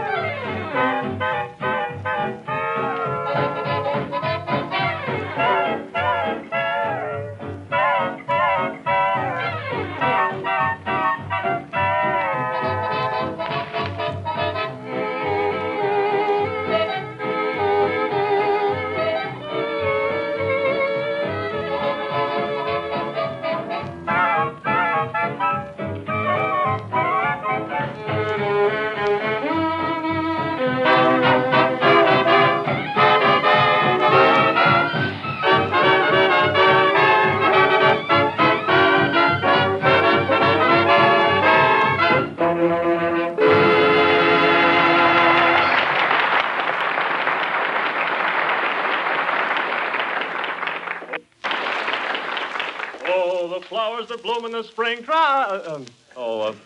Hello, Skelton. Hiya, Peter Grant. What's this tra-la business, huh? It's spring, Red. Beautiful spring. I get it. Go ahead and spring it. Yes, Red. In the spring, a young man's fancy lightly turns to thoughts of... Avalon cigarettes. Very good, Red. I see you, too, feel the call of spring. Feel that tremendous urge to Travel on. With Avalon. Let him laugh. You took the words right out of my mouth, Well, Red. if I know you, Peter, you'll put some more right back in again. Right you are, Red. Avalons are extra smooth, delightfully mild, thoroughly enjoyable. Okay, little girl. I'll buy your flowers. I mean, give me a pack of Avalons, please. Yes, sir. Oh, just a moment, Mr. Skelton. Don't forget your change. You never guessed, but Avalon's cost you less. Yes, 3 to 5 cents less than other popular priced brands. Keep punching there, Peter. That's why millions are changing to Avalons, the outstanding cigarette value on the market today. Well, be seeing you, Red. I know, a little later on in the program. Oh, the flowers that bloom in the spring.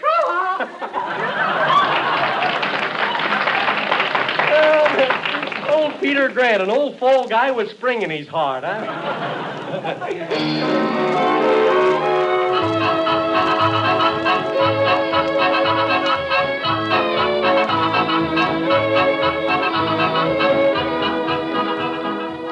Yes, friends, that's the yodel theme that usually introduces the singing star of Avalon time, Red Foley. But we're sorry to say that Red's not with us tonight. He's on the sick list, but we expect him back with us next week. And tonight, Kurt Massey not only takes Red's place, but sings the very songs originally scheduled. Kurt, a mighty fine audience would like to hear you sing Old Folks.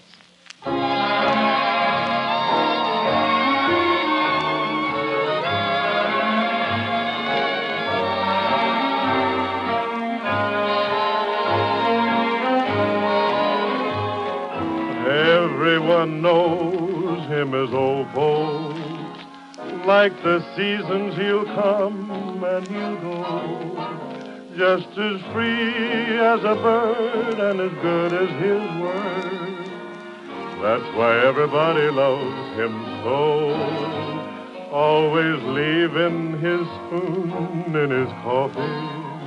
Puts his napkin up under his chin. And that yellow cob pipe, it's so mellow it's right. You needn't be ashamed of him. In the evening after supper, what stories he would tell. How he held the speech at Gettysburg for Lincoln that day. I know that one so well. Don't quite understand about old folks. Did he fight for the blue or the red? For he's so diplomatic and so democratic. We always let him have his way.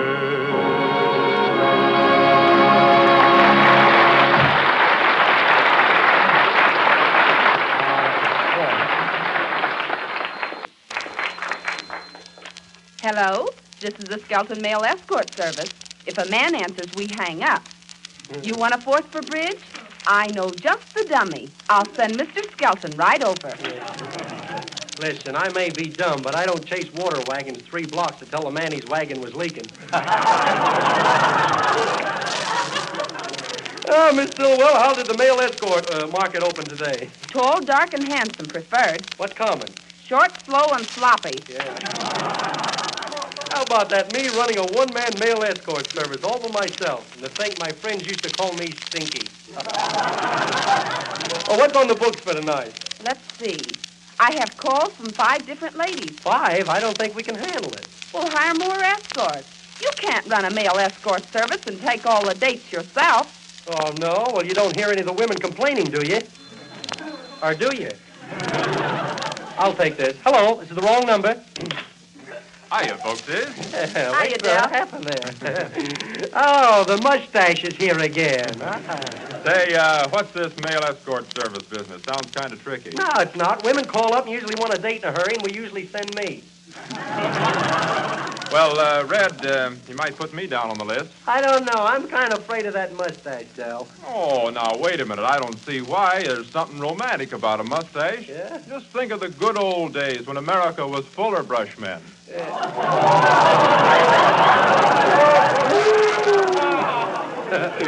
Hello, Corn. What do you hear from the cob? Nothing, but I'm all ears.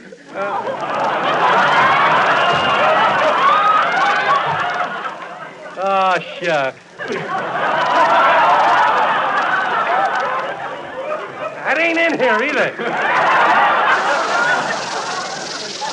Oh, you better not let that mustache grow too long. My grandfather had a mustache that was so long one day he was twirling it, and someone yelled contract, and he took off.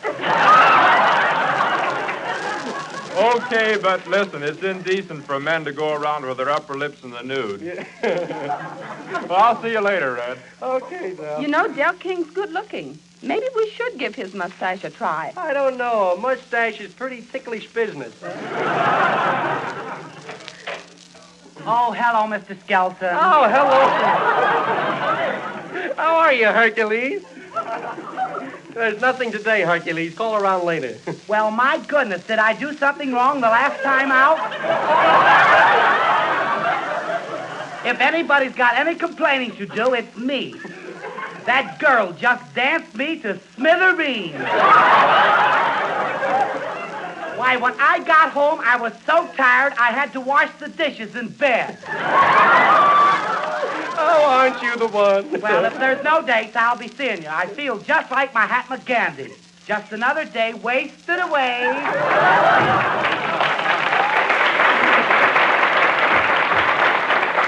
Ah, great fellow, that Hercules. Hiya, Skelton. Well, Phil Davis. Hiya, men. Hiya, Phil. Hello, Miss Stillwell. Well, Avodapoy meets girl.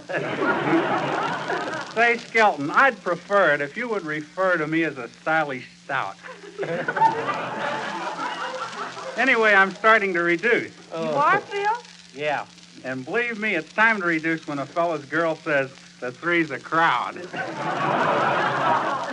Say, Phil, would you like me to put your name down on the date list? Boy, I sure would. Hey, maybe we got something here, a one-man double date. Say, can you dance? Why, yeah, I can rumba.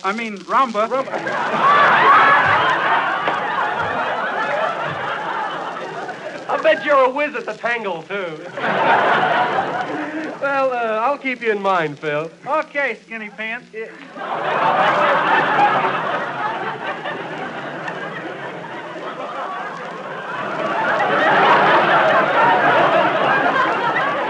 Phil's nice, isn't he?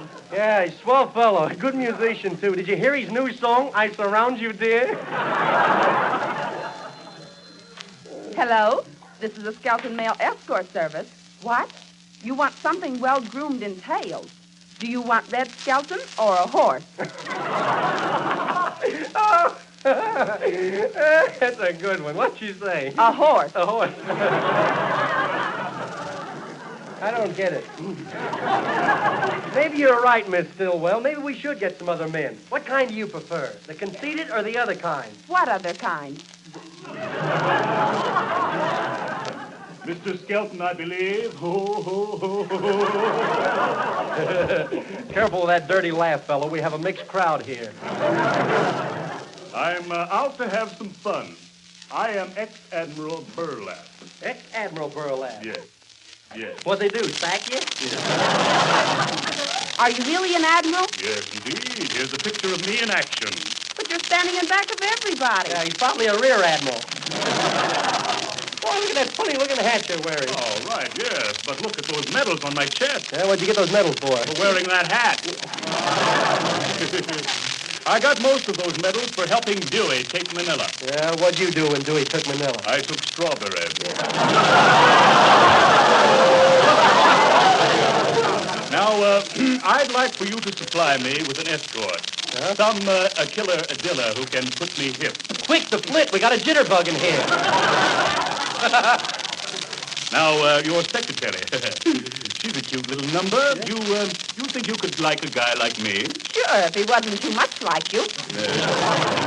Very good. But now I'd like for you to take me where the younger crowd hangs out. I'm looking for my son. Oh, you are? Yes, 25 years ago when I joined up, my wife ran away with my little son. Since that time, I've saved $500,000 for the little fellow, and I must find him. $500,000? Yes. Say, did this happen in Brooklyn? Yes. Was the kid light complected? Yes. Brown eye? Yes. Pearly white teeth? Yes. Red hair? Yes. Father!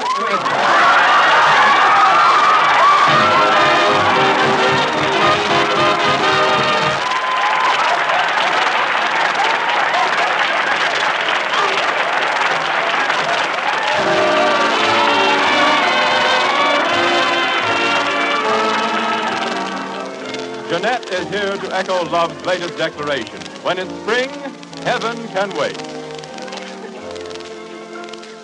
Heaven can wait. This is paradise. Just being here with you and breathing the air you do. Heaven can wait. Darling, it's true. This is paradise. Gazing at all your charms. It's heavenly in your arms. Heaven can wait. You must be an angel on a visit from the sky. Now I look at heaven when I look into your eyes. Heaven can wait. This is paradise, loving the way we do. Until I go there with you, heaven can wait.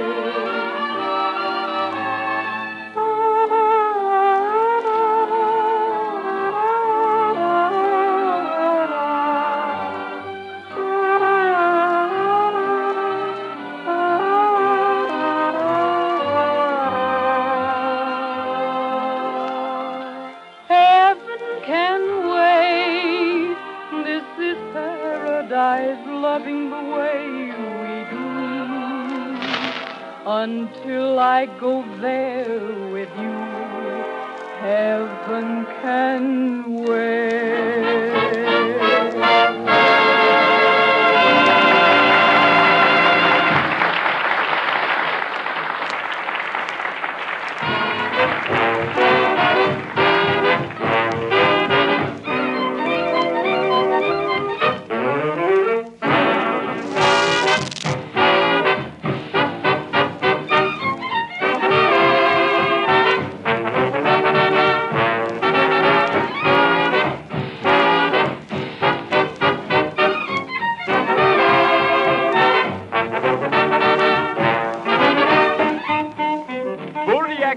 Want some seafood, Mama? Yes, boys and girls, it's hold tight.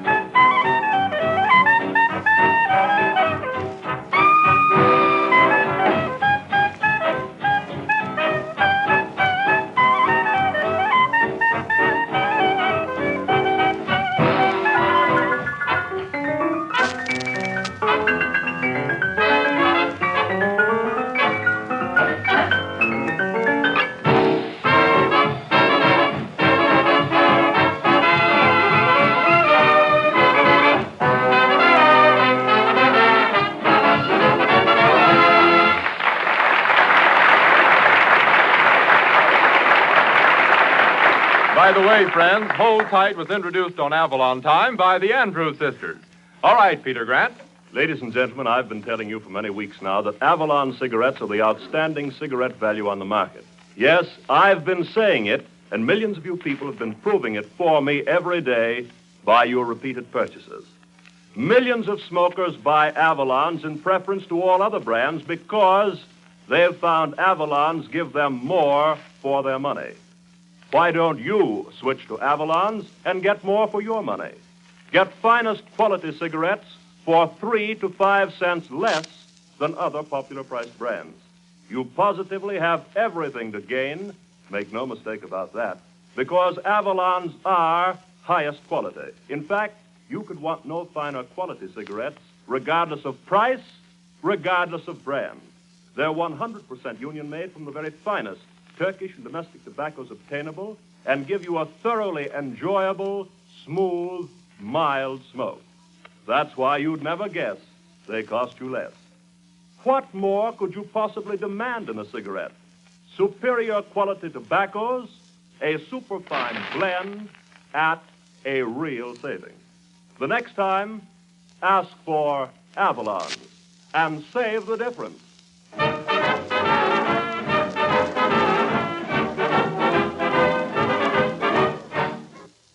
Say, Mr. Skelton. Why, it's warm in here tonight. A lot of humility, isn't it? Mr. Skelton? Yes? Would you take me to the Family Theater tonight to see that picture, Marco Polo? Nah, I don't want to see that picture. They make a picture of one of my ancestors, and they won't even give me a part in it. Now, don't tell me that Marco Polo Skelton was one of my ancestors. Mm-hmm, that's right. How come you know so much about Skelton's ancestors? Red gives me $5 to agree with him.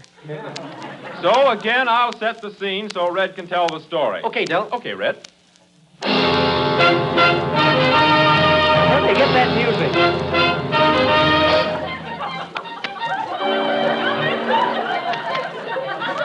The year 1278, during the dynasty of the great Kublai Khan. The place outside the walls of the city of Shantou, China. As the scene opens, we find Marco Polo Skelton, the adventurer, and his secretary approaching the palace of Kublai Khan. Marco Polo, I'm so tired. Can't I rest for a few minutes? No, only 3 more miles, then it's my turn to carry you.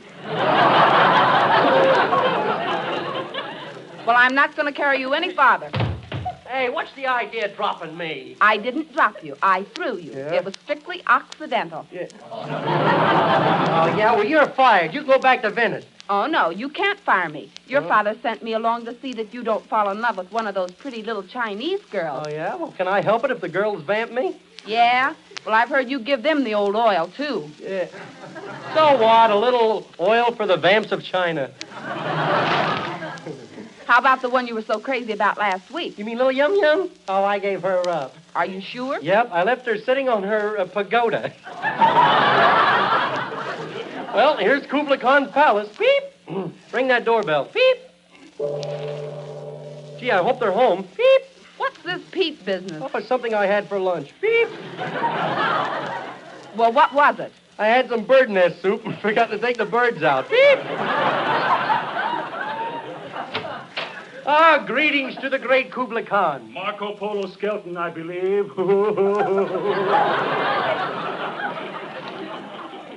And Miss Stillwell, well. My dear, you look like an old flower. Yeah? You look a little wilted yourself. Say, how was that last shipment of goods I sent, Con? Everything satisfactory? Yes. The shipment was all right, except for those 12 colorblind Venetians. Oh, well, that was a slight error in the stock room. That was supposed to be 12 colored Venetian blinds. No wonder they objected when I hung them at the windows. Hey, who threw that hatchet? Gangrene setting in. I did. Did you like my little joke? Yes, it was very funny. You threw that hatchet, I thought I'd split. Well, I'll leave you folks with my honorable executioner, Achmoth. I must tell my favorite sons that you're here. Which are your favorite sons, Con? Awu, Abu, Aslu, Agu, and Afwe. Well, hurry up back, Con. Say, Stillwell, I'd like to marry you and make you the favorite wife in my harem. Do you have a harem like Kublai Khan? Oh, dear, no. Khan has 200 wives. I only have 75. Oh, you're practically a bachelor. Say, Polo, Skelton, you make me sick. You don't give me an appetite. Look me straight in the eye and say that. I can't look you straight in the eye. Why not? You got slants in your glands. I'd like to take you over to my torture chamber and spring one of those trap doors to the lion's den. Oh, you would, huh? I'd do it, too, if you weren't such a friend of the great Khan. Yeah? But remember what Confucius said. What? Someday the worm will turn. So what? He looks the same on both ends. Who's this Confucius? He's the honorable one who gave us Proverbs. Here's one of his books. Say, I'd like to read that sometime. You would? Yeah. Well, step over into my torture chamber. The light's much better there. Yeah. I don't know. I don't think I ought to read it today. Come on, come on. Why not? Come on. I'll keep my trap shut. All right, but I don't know. I don't think I should be going in here to read this book. Oh, the trap door. There he goes. And good riddance to him. Why, that's the strangest sight I've ever seen. The lions are standing on both sides of him while he reads the book. Are you all right, Marco Polo Skelton? Yeah, I'm okay. As long as I got these books, these animals won't bother me. I'm reading between the lines.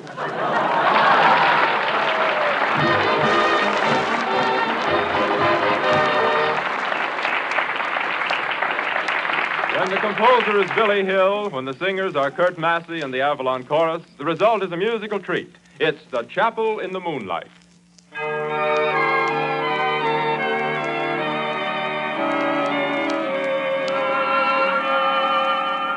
There's a little old church that's covered with moss, where I held your hand tenderly. I often go there to gaze at the cross and dream that you'll come back to me. How I'd love to hear the organ in the chapel in the moonlight while we're strolling down the aisle where roses entwine. How I'd love to hear you whisper in the chapel in the moonlight that the love of light in your eyes forever will shine. Till the roses turn to ashes, till the organ turns to rust. If you never come, I'll still be there till the moonlight turns to dust. How I love to hear the choir in the chapel in the moonlight as they sing, oh, promise me forever be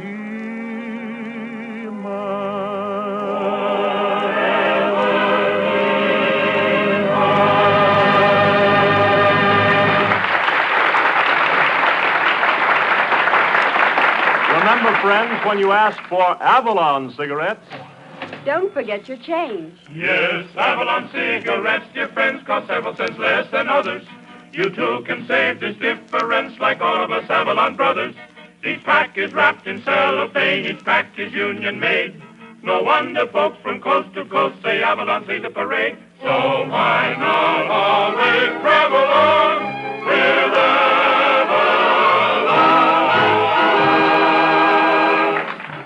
Yes, you'd never guess, but Avalon's cost only 10 cents plus city or state tax.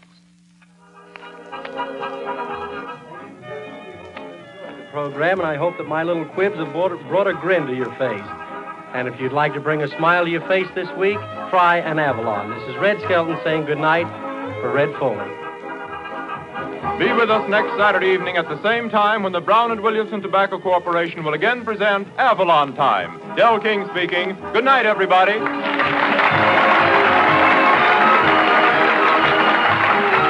Avalon Time originated in the studios of the Nation Station and has reached you through the National Broadcasting Company.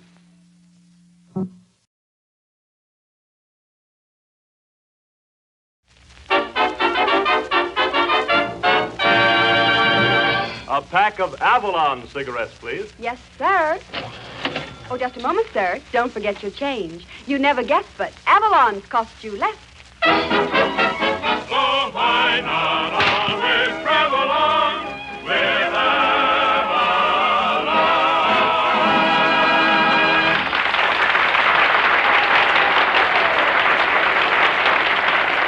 Good evening, friends. Good evening. This is Del King saying welcome to Avalon Time with greetings from Red Foley and the entire company.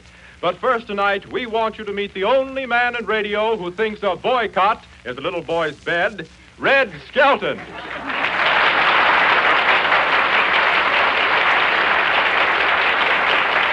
Thank you and good evening, ladies and gentlemen. Say, Del, your instructions are about as settled as a kick in the pants. Well, speaking of a kick in the pants, what's that footprint doing in the seat of your pants? Where? Turn around and look. Not me. I can't stand the glare. Besides, you can't play any April Fool gags on me. Hello, Maxwell Stroud. Maxwell Stroud? Hey, microphone, aren't you mistaking me for Jack Benny? Skelton, nobody will ever mistake you for Jack Benny. Hey, didn't I see you sitting in one of those sidewalk cafes today? You saw me sitting in a chair on the street, but that wasn't a sidewalk cafe. That was my furniture. The landlord invited me out in such a way I just couldn't refuse. I'd have paid my rent, but I had to have the money to get to the New York World's Fair. You know what a World's Fair is? That's Coney Island with a Harvard accent. Oh, I drove up. Boy, was the highway crowded. No kidding. I ran out of gas just outside of Cincinnati, and I didn't know it until I reached New York. I went up there for a rest. I met a beautiful blonde. You can imagine the rest.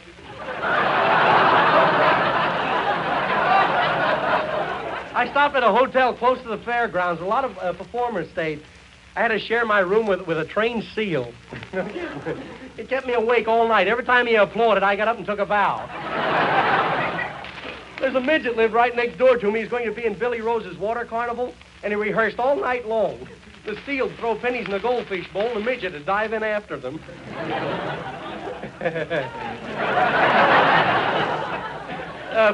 By the way, Phil Davis, our orchestra leader, he got a job at Billy Rose's water carnival. They're going to bill him as the Big Dipper.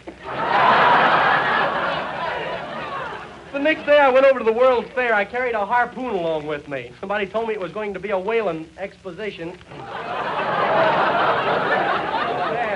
You know who Grover Whalen is? That's the fellow who went to the San Francisco World's Fair and threw ice cubes out the window to make people think it was hailing in California.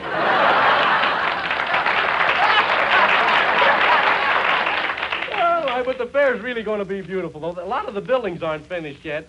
Everybody is busy hammering and sawing and boring holes. They've even equipped the termites with corkscrews to rush things along. Well, what beautiful buildings. The Art and Science building, a large map of Europe. I don't know how correct it is. It's one of those old-fashioned ones. They only painted it yesterday.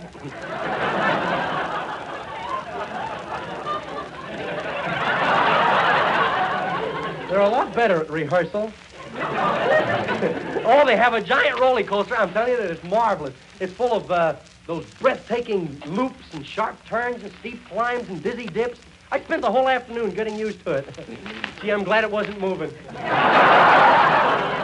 got a big sign as you get on the roller coaster. It says, play safe. Check your stomachs here. I think I'll check myself here and have Phil Davis and the boys to play. I got to get some shut-eye. Go ahead, Phil. Bank it in the side pocket.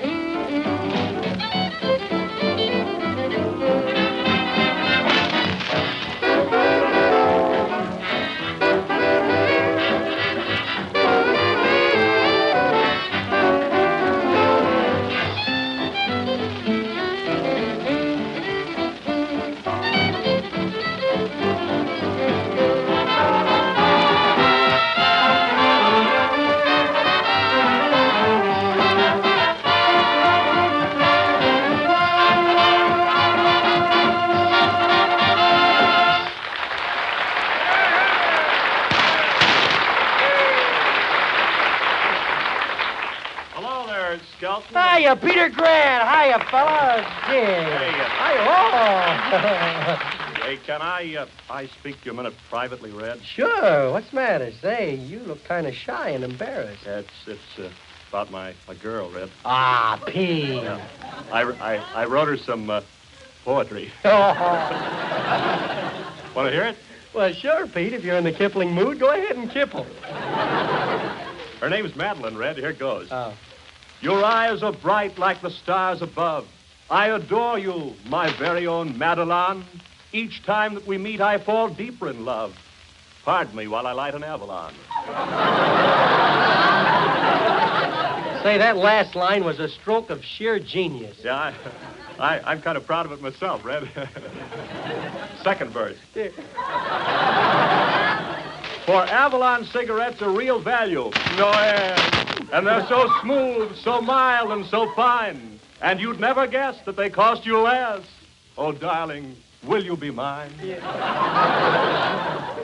You just can't lose, Peter. Either she'll accept you or buy a carton of Avalon. Think so? Of course, you haven't said anything about Avalon's being 100% union-made. And a perfect blend of the choice domestic and Turkish tobaccos. That ain't the way I heard that commercial, Red Lom.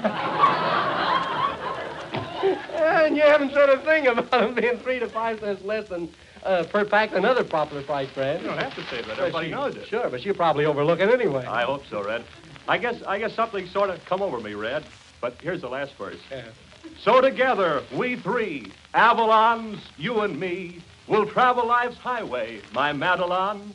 And when we hear a bell, we'll gleefully yell, don't forget your change. After all, Red, you know, I work for Avalon.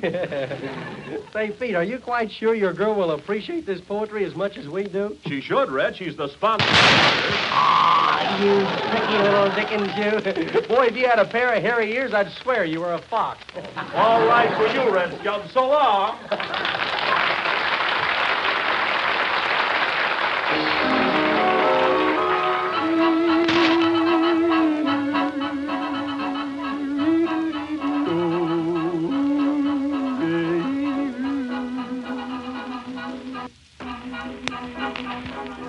Here he is, folks, the singing star of Avalon time, Red Foley.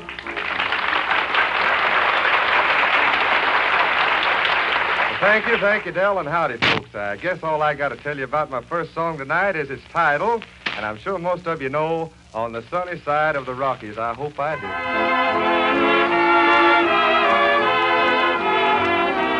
On the sunny side of the Rockies, where the desert kisses the sea, there I felt my love near the Rockies when we said goodbye tenderly. Though mountains are high and we're far apart, in my dreams I'm with my sweetheart on the sunny side of the Rockies, where the desert kisses the sea.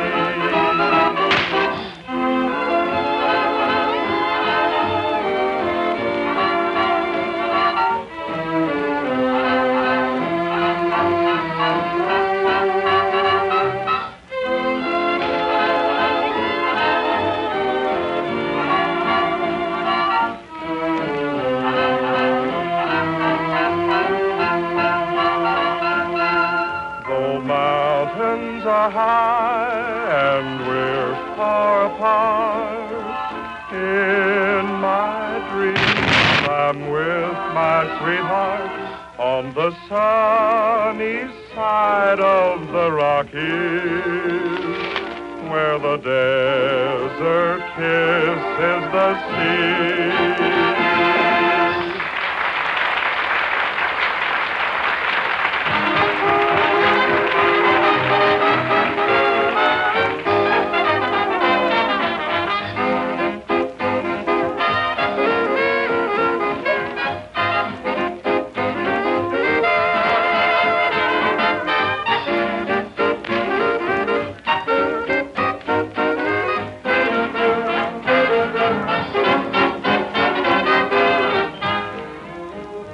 song says when he isn't making musical arrangements for Avalon time, he's making telephone arrangements for his honey's loving arms. Very nice arrangement, Bob.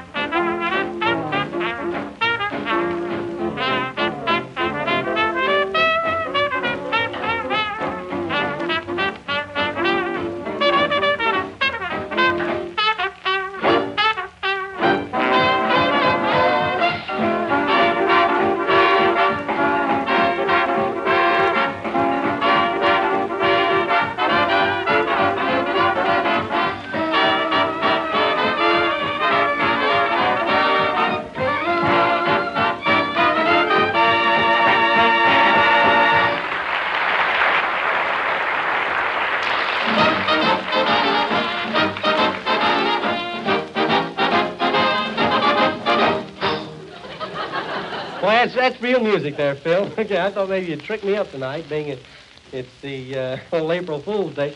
These guys, they play tricks on me all day. Phil didn't play tricks on me. He gave me a cigar that wasn't loaded. But what tricks this band's been playing? I understand that the Chamber of Commerce had to send for 3 shiploads of sailors to help untie the streets.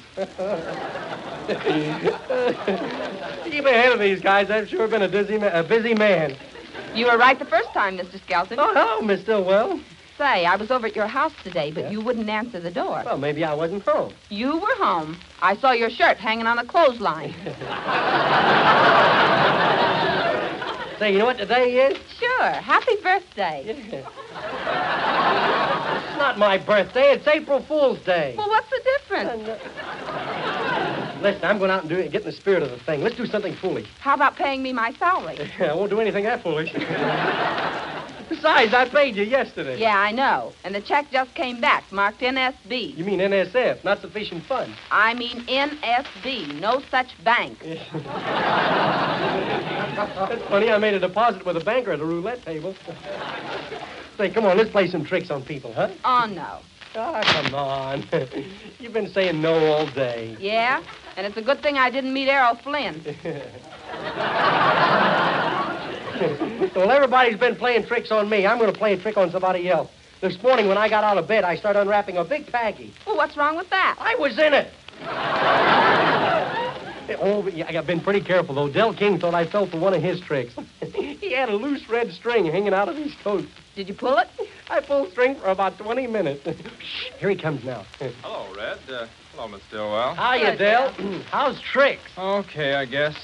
Red, you won't believe this, but while I had my back turned, some dirty thief stole my red flannel underwear.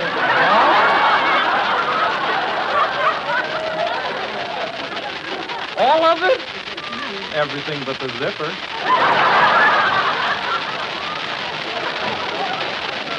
Oh, hello, Mr. Skelton. Well, Hercules, you got enough dandruff on your collar to bread a few cutlets.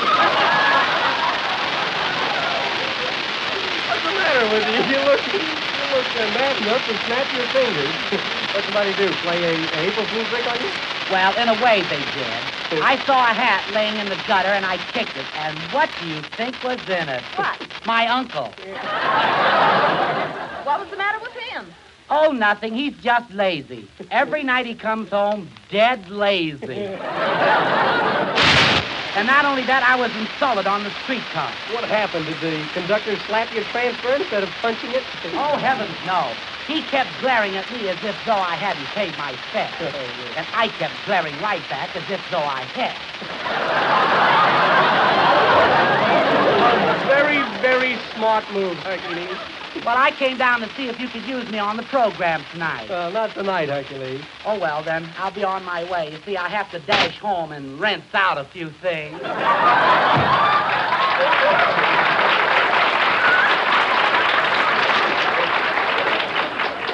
Hey, I'm surprised that guy didn't try to play an April Fool trick on me. I've been pretty smart, though, today. Nobody's got me. Mr. Skelton, Yeah? what's that sign over there? Oh, that's a motto. A fellow stole it to me down the street. A motto? Yeah? Well, let's see it. Yeah, it's cute, ain't it? I'm going to take it home. Take it home. Well, that says, Ici encore français. Yeah, is that cute?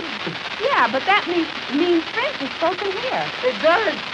Why, that guy told me that was Spanish for bless our happy home. Uh-oh, here comes that guy with amnesia. Skelton, I believe. Who are you this week?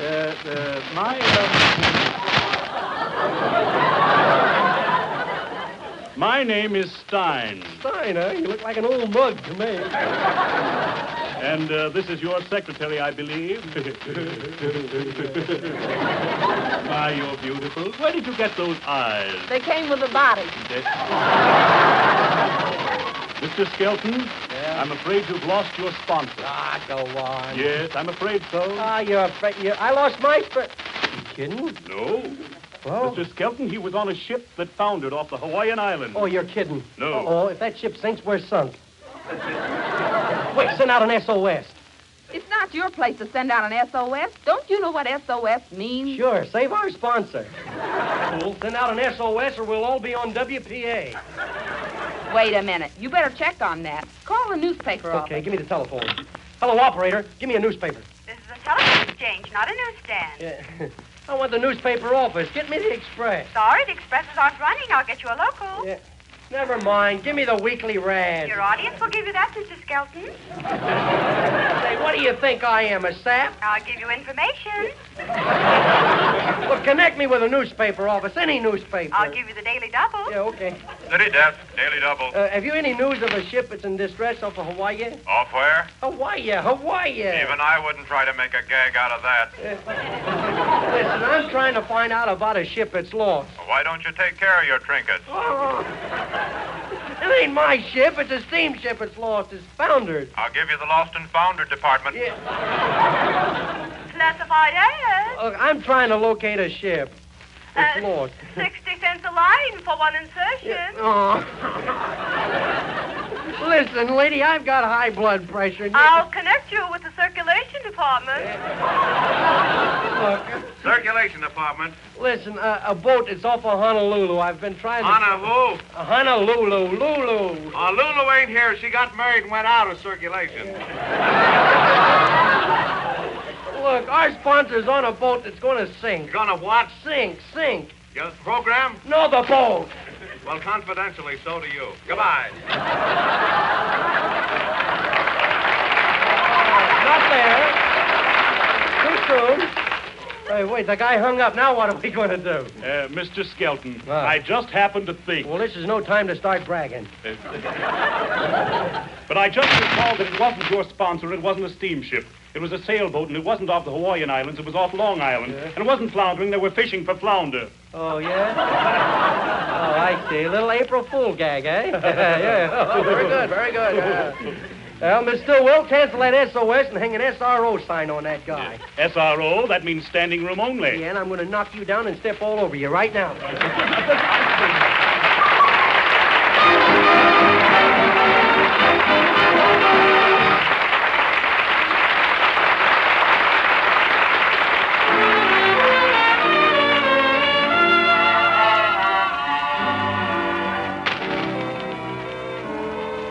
Here's Jeanette with a musical warning for all you boys and gals who don't want the tables turned. I cried for you.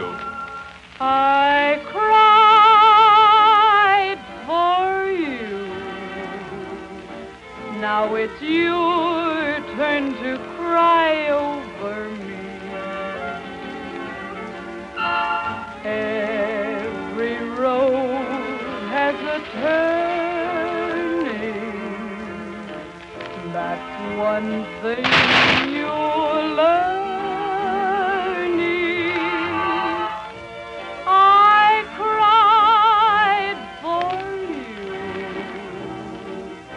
What a fool I used to be. Now I found two eyes just a little bit bluer. I found a heart just a little bit truer. I cried for you. Now it's your turn to cry over me.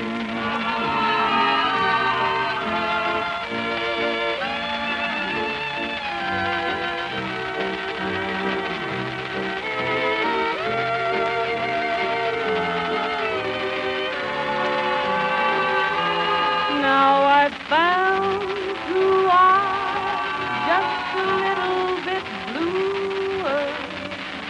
I've found a heart just a little bit truer. I cried for you.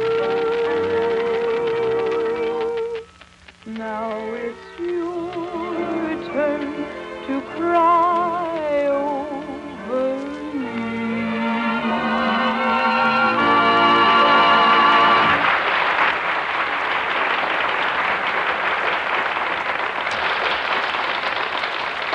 Friends, are you one of those people who says it can't be done? Who says a cigarette that sells for 3 to 5 cents less than other popular priced brands can't be top quality? Well, let me ask you one question. Why can't it be done? Prices on practically all other commodities have been reduced and quality still maintained. Why can't it be done in a cigarette? Well, friends, it can and is being done in Avalon cigarettes. Now, we have volumes of facts and figures that would prove to you Avalons are highest quality. 100% union made from the choicest of Turkish and domestic tobaccos and blended with a skill that cannot be surpassed. But there's a faster and better way to prove the point. Buy a pack of Avalons yourself and let your own taste prove it to you.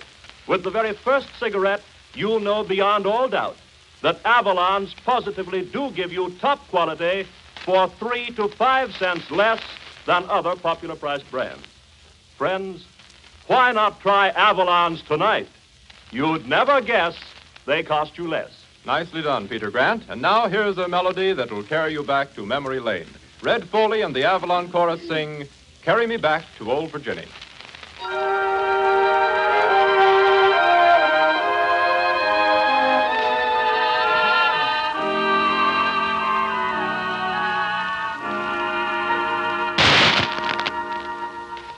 Carry me back to old Virginia. There's where the cotton and the corn and taters grow. There's where the birds warble sweet in the springtime. There's where the old darky's heart am long to go. There's where I labor so hard for old Master, day after day in the fields of yellow corn. No place on earth do I love more sincerely than old Virginia, the state where I was born. Master and Mrs. have long gone before me. Soon we will meet on that bright and golden shore. There we'll be happy and free from all sorrow. There's where we'll meet and we'll never part no more.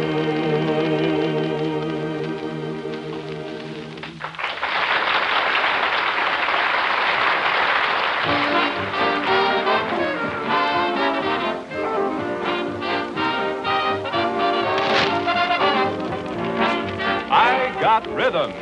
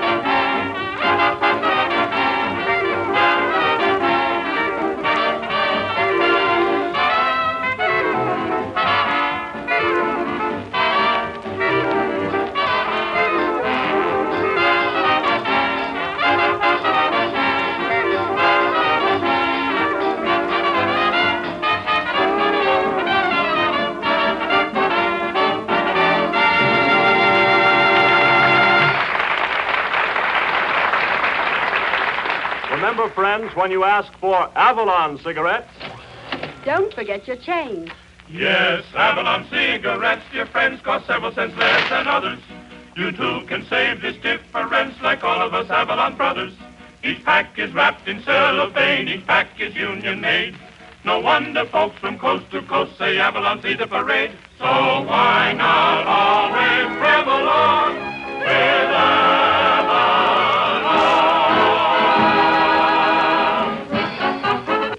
Yes, you'd never guess, but Avalon's cost only 10 cents plus city or state tax. And we sincerely hope that you've enjoyed the show as much as we've enjoyed doing it for you. I'm sorry we didn't have time to turn back the pages of history, but time's a little short, so I'm afraid until next week we'll have to say so long. This is Red Skelton saying goodnight for Red Foley. Be with us next Saturday evening at the same time when the Brown & Williamson Tobacco Corporation will again present Avalon Time. Del King speaking. Good night, everybody.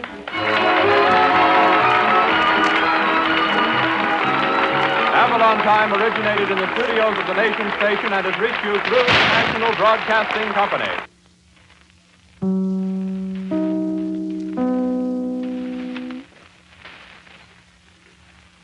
WEAF, New York.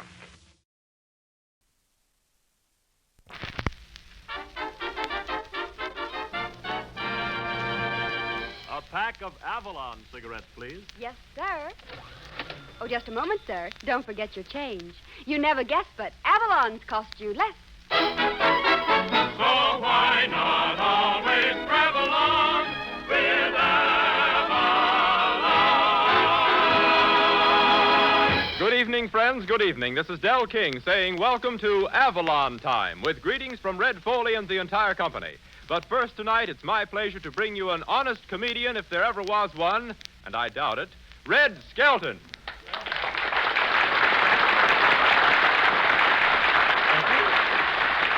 Thank you very much, and good evening, ladies and gentlemen, and Easter greetings to you. How are you tonight, Del? What's new? Oh, how about that $5 I loaned you after the program last week? Nothing new, eh, Del? I feel great tonight. Right after the show, I'm going to fly to Washington, D.C. I have a lot of Easter eggs I want to have colored, and I'd like to get an estimate from the Dice Committee.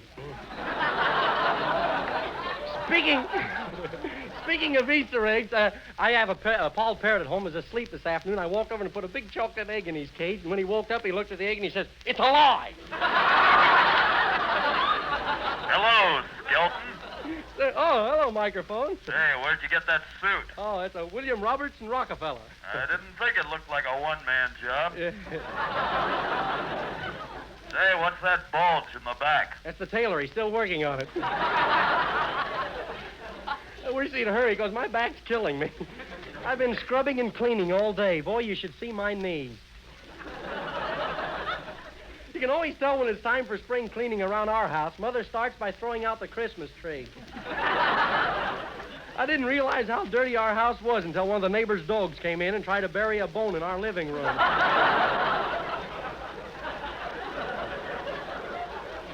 I scrubbed that house from top to bottom. I even washed the wallpaper. I'll hang it back up tomorrow. Oh, when I came to the goldfish bowl right by the window, I wanted all the neighbors to think I was a college graduate, so I ate them. Oh, not bad, huh?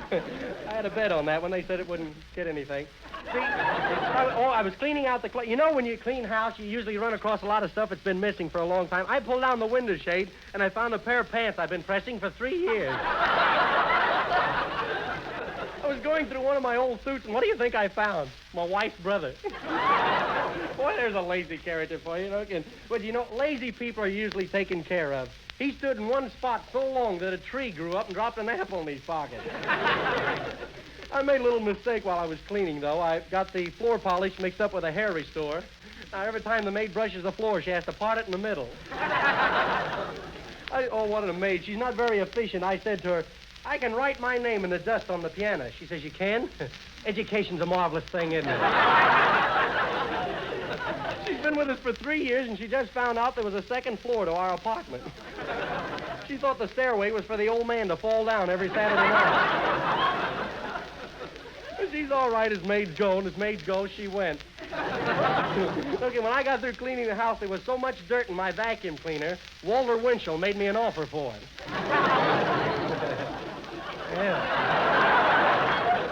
That's enough dusting for me. Phil Davis and the boys will now dust off Honolulu from the picture of the same name. Picture of the same name. Okay, Phil, once over lightly, boy.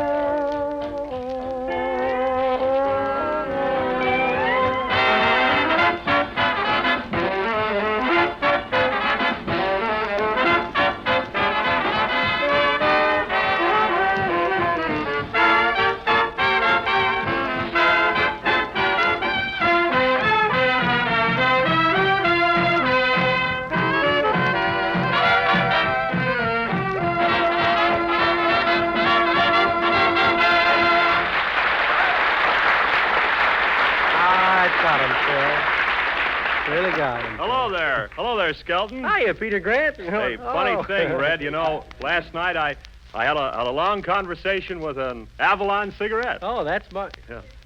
Had a long conversation with an Avalon? Yeah. You feel all right, Peter? Oh, yes, sir, yes. You know, Red, I wouldn't mind being an Avalon cigarette. They really get around, those Avalons. Oh, yeah. That's because they're highest quality and still they cost 3 to 5 cents less than other popular price brands. Strange man. Makes sense, though. Well- Tell me more about the conversation, Pete. Well, Sir Red, you know, this Avalon cigarette I was speaking to was a fine fellow. Yeah? Highest quality, and what a family background. Oh. You know, on one side, he comes from choice Turkish tobacco, and on the other, from finest quality domestic tobacco. Gee, what a perfect blend, Red. That's why Avalons give you such a mild, extra smooth, thoroughly enjoyable smoke. Honestly, Red, you'd never guess they cost you less. Oh, no? You want to be an Avalon, huh? Oh, I know you must think it's sort of foolish of me to have such high and mighty ambitions, but, I guess I'm just a dreamer. Oh, no, you're not now, Pete. Well, but, Red, just think of being wrapped up with 19 other swell Avalons in a nice, bright red and silver package. Gee. They're going to wrap you up in something, Pete. But it ain't going to be a pack of Avalons. Say, where did this conversation take place? In my dream. Oh, well, so naturally, when the alarm clock rang, can you blame me for hearing? Don't forget your change. You're all right, Peter. Just a little sleep happy. I'll see you later, Pete. Okay, Skelton, and meanwhile, buy a pack of Avalons and save the difference. Okay.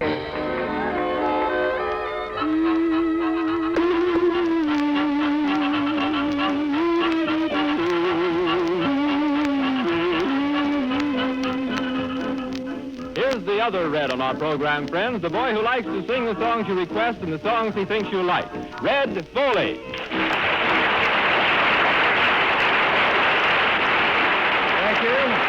Thank you, Del, and howdy, folks. For my first song tonight, I've selected the popular new ballad, Rainbow Valley. A little introduction, please, Mr. Phil.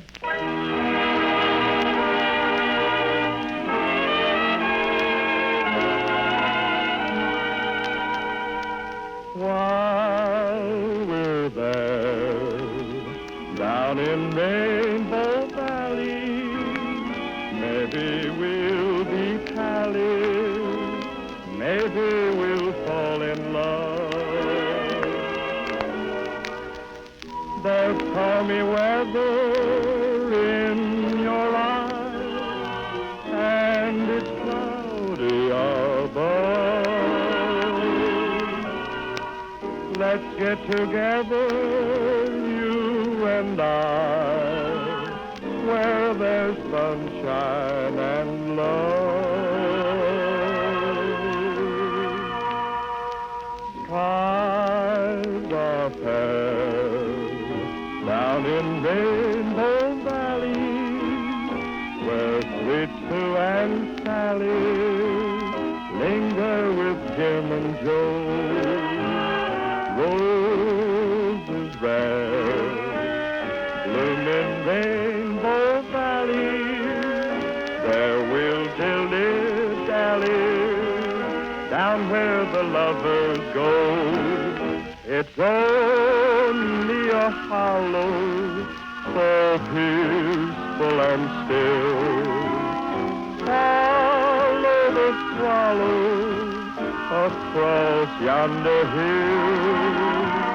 While we're there, down in Rainbow Valley, maybe we'll be pally, maybe we'll fall in love.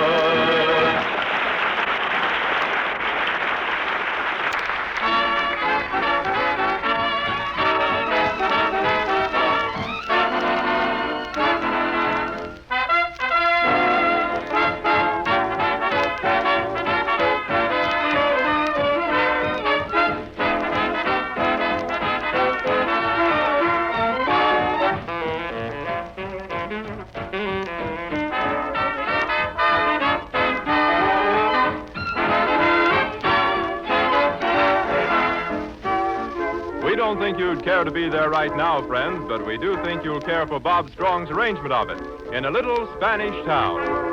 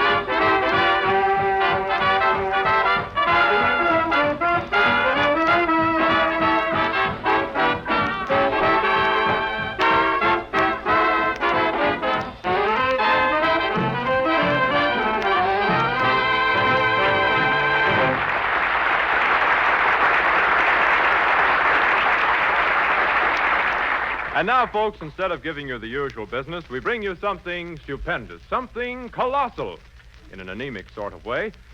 Tonight, we offer you a special preview of one of the main attractions of the New York World's Fair, Red Skelton's Flea Circus. Yes, Miss Stillwell, bring that box of fleas over here, will you? A fine job playing nursemaid to a bunch of fleas.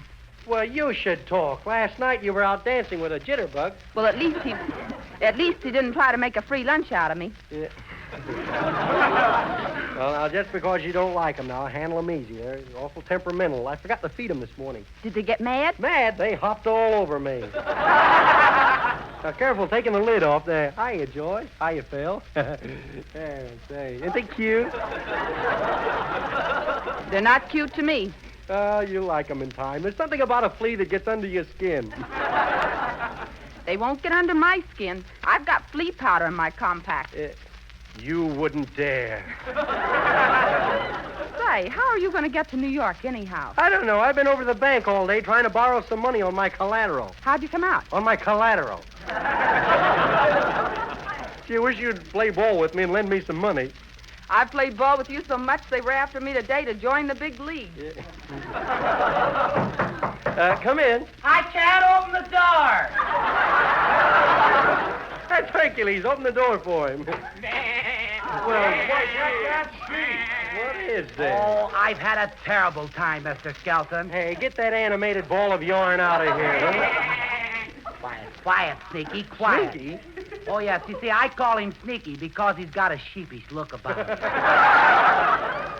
Say, what is this? Something left over from an attack of insomnia? Oh, no, Mr. Skelton. I know. He thinks he's Little Bo Peep. Quiet, sheepy. Well, what do you want to do with him, Mr. Skelton? What do I want to do with him? Well, isn't that what you told me to bring here tonight? I told you to bring some fleas. Oh, dear, I thought you said fleece.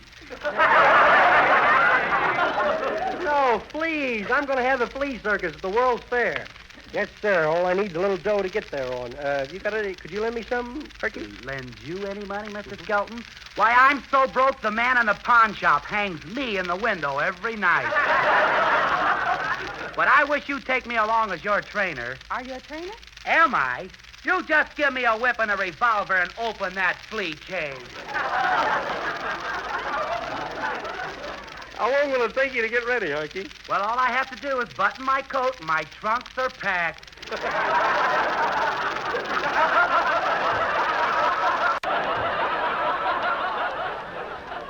Well, I'll be right back and ready to go just as soon as I get my mother's written permission. Come on, Shaky, you cute kid, you. Well, looks like you and Hercules are going to start from scratch. Yeah, I've got everything for my circus but the tent. Haven't you got a tent? I got a tent. I got one that'll hold 75 people. It's not big enough. I want one that'll hold about 100. Maybe Phil will give me one of his old overcoats.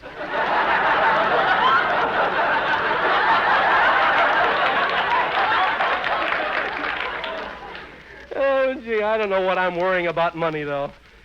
I think I'll go over to Europe and grab me off a little republic and settle down. Well, I don't see why you won't lend me some money to get to the World's Fair. This will be the sensation of the fair. Yeah, but what can they do? Can they act? Can they act? You see this one? He used to be master of ceremonies at the Kennel Club. Oh, a high-class guy, eh? High class? Why, he won't even be seen with a dog that hasn't got a pedigree. You won't believe this, but in 1929, before the crash, that Flea had 3 dogs of his own. What's that bunch doing at the miniature bar? At the miniature bar? I don't know. I guess they're drinking split cocktails. Get away from there, will you boys? Go on now. Get going. Get away from there. There's a phone there. Hello? Hello. How do you feel today, dear? I feel fine. Then I must have a wrong number.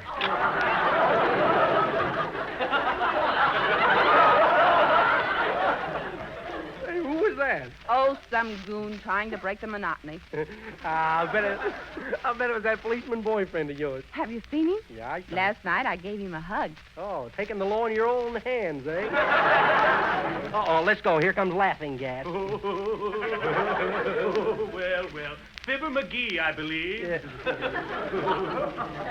My name's Red Skelton. That's funny. I thought I heard people laughing in here.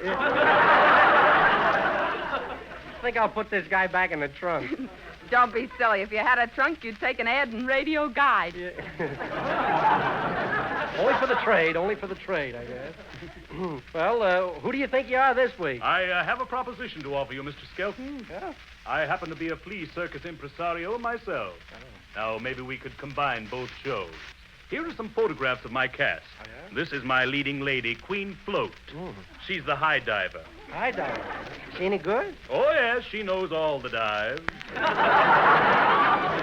Now, this one's China Clipper. China Clipper? Yes. He just made a non-stop hop from a Boston Bull to a French Poodle. And this lovely little lady is Miss Minsky. What does she do, a strip flea? Yes. Gee, Mr. Skelton's actors aren't that clever. How do you train them? Well, to begin with, you've got to know more than the flea. Oh, well. That lets you out, Skelton. Yeah. Listen, I know twice as much as any flea. I mean, where are these clever canine mascots of yours? I have them right here in my vest pocket in this little box. Those aren't fleas. Those are dyspepsia tablets. Dyspepsia tablets? My, I could have sworn I took those right after dinner.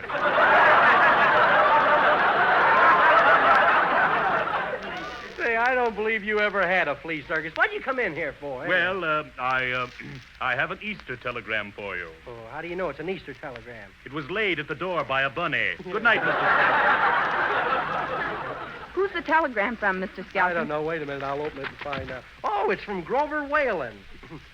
Says, Dear Red. Well, they got red spelled, R-A-T.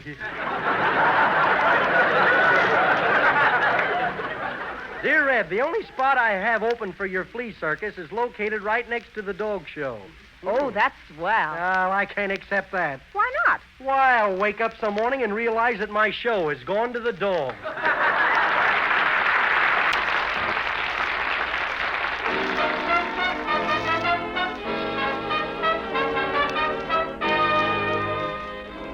Here's Jeanette with a musical plea that is echoed by sweethearts everywhere. I want my share of love. Did you ever feel a glow just to find you didn't know what the glow is? Did you ever want to cry just to find your eyes were dry and you've reached the point where high and low is? Whether you have or whether you haven't, all I know is I want my share of love, 'cause I'm aware of love. It's all around me, it's time that it found me. I want my share of love. I tell my heart someday a love will come your way. Still it keeps crying, it knows that I'm lying. I want my share of love. Why does the night help me invent dreams that are worthless and only for rent? Rented or not, they help a lot when you're in love without love. This is my prayer of love. My soul is bare of love. Too long I've waited, I almost could hate it. I want my share of love.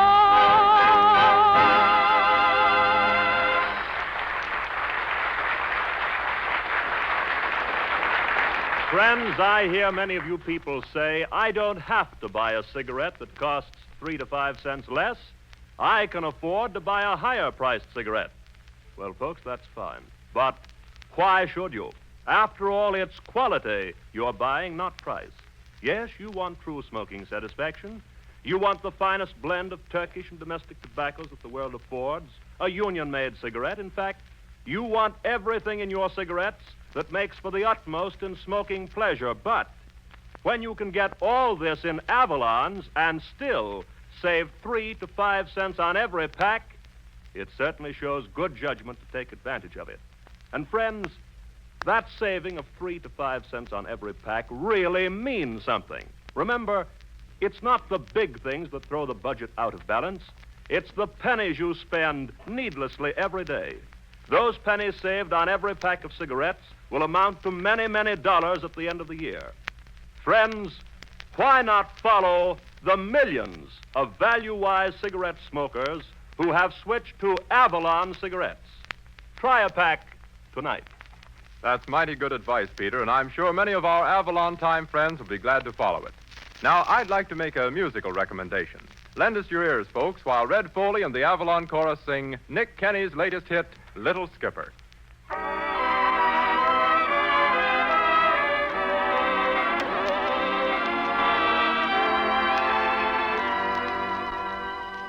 Ship ahoy, my little skipper.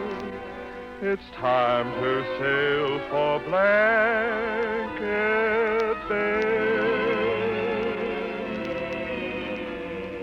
Climb aboard your baby clipper, but don't you sail too far away. At the foot of your bed is your faithful little crew. It's your own puppy dog, keeping watch the whole night through. Sail away, my little clipper. Good night and pleasant dreams to you.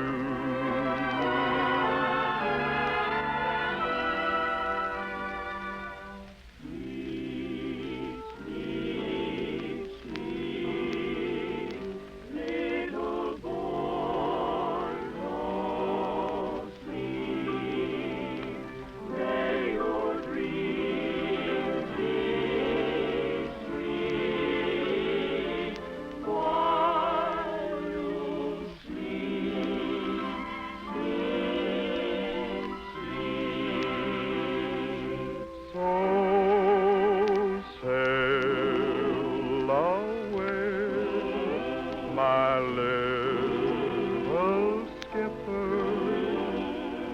night and pleasant dreams to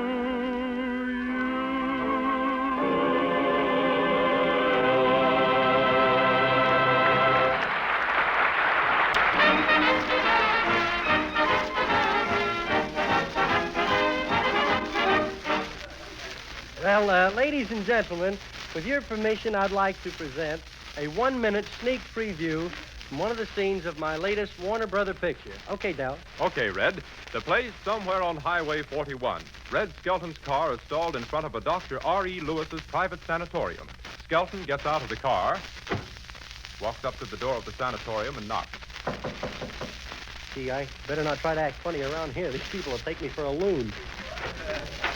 Good afternoon. Oh, hello, nurse. What can I do for you? First aid or something? Oh, no. My, your face is red. Are you blushing, or is it sunburn? Oh, neither one. I hung my socks up last night, and I forgot to take them off.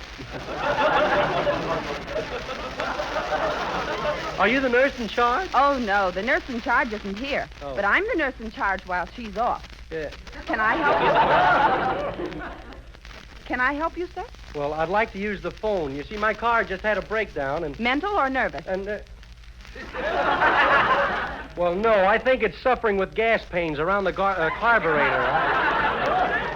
I'd like to call my mother in Vincennes, Indiana, and tell her Are that you from Indiana? Yes, I am. Well, what a coincidence. I'm from Indiana, too. You are? What part? Kansas City, Missouri. Yeah. Funny thing, I either meet 'em this way or hungry. Oh, say, I like your suit. You do? Especially those flaps on the pockets. Oh, you like those? Yes, patch pockets are nice, but I'm crazy about pockets with flaps. That's what's the matter with her. She's flap happy. 3 o'clock. I wonder what time it is. Well, the clock just struck 3. What's the matter? Isn't it right? Don't be silly. If it was right, it wouldn't be here. Yeah. What time is it by your watch? Well, if you'll loan me the phone for a couple of minutes, I'll call up the pawn shop and find out for you. You know, there's something familiar about you. Yes? Who are you, anyway? Well, I'm Red Skelton. I'm a comedian. Oh, well, they'll soon take that out of you. I was Lady Godiva when I first came here. Yeah.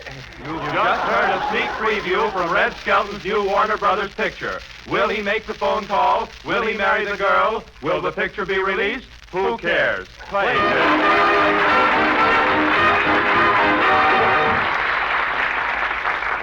Remember, friends, when you ask for Avalon cigarettes, Don't forget your change. Yes, Avalon cigarettes, dear friends, cost several cents less than others. You too can save this gift for rents like all of us Avalon brothers. Each pack is wrapped in cellophane, each pack is union made. No wonder folks from coast to coast say Avalon's lead the parade. So why not always Avalon with Avalon?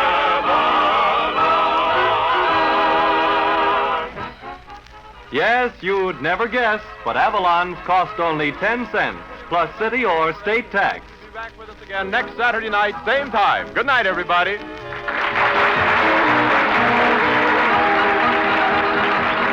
Avalon Time originated in the studios of the Nation Station and has reached you through the National Broadcasting Company.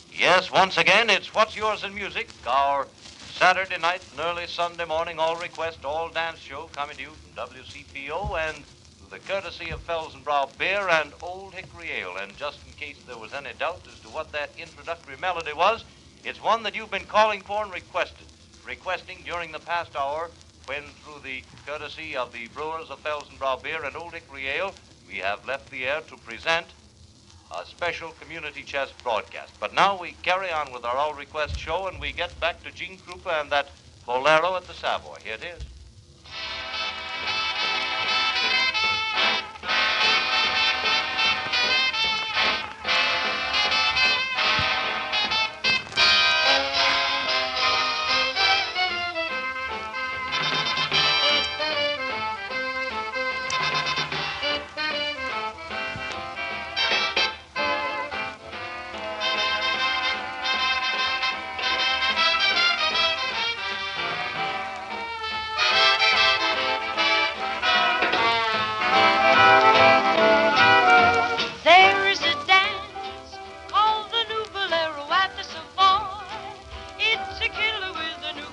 door.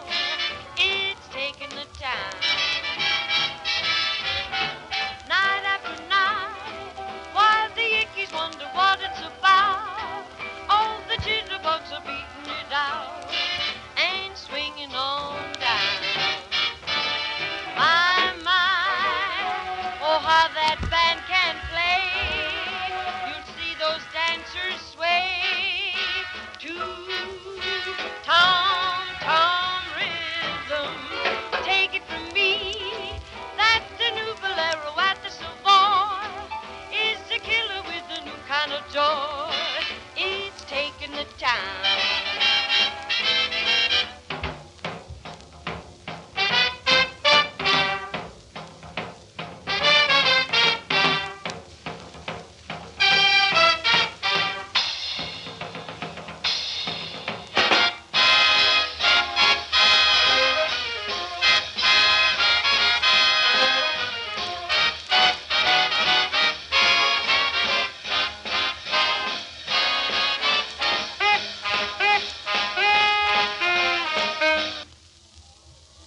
In St. Louis. Now, I had a good one right here, but the censors took it out. I understand last year, and I'm going to the opening game in Chicago this week. I understand that last year when Mayor Kelly threw out the first ball, the audience applauded so loud that he wanted to pitch the whole game. I had a laugh there myself. I knew what was coming. But I've been up here batting long enough to get a base on ball, so I'll let Phil Davis, and Red Foley really hit out a home run. Go on, boys.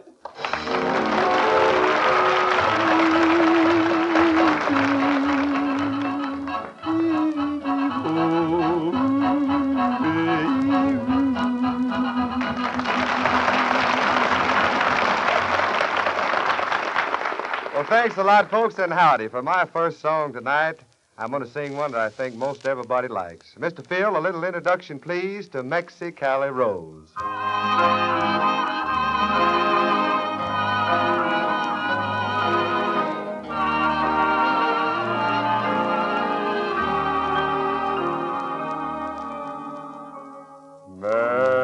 Mexicali Rose, stop crying. I'll come back to you some sunny day. Every night you'll know that I'll be pining. Every hour a year while I'm away. Dry those big brown eyes and smile, dear. Banish all those tears and please don't sigh. Kiss me once again and hold me. Mexicali Rose, goodbye.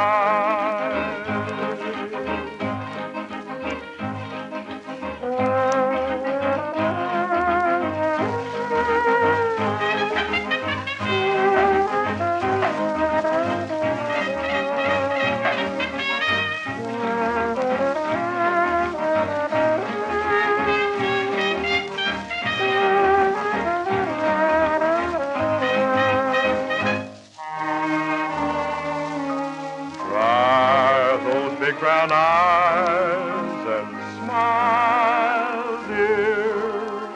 Banish all those tears and please don't sigh. Kiss me once again and hold me. Mexicali Rose, goodbye.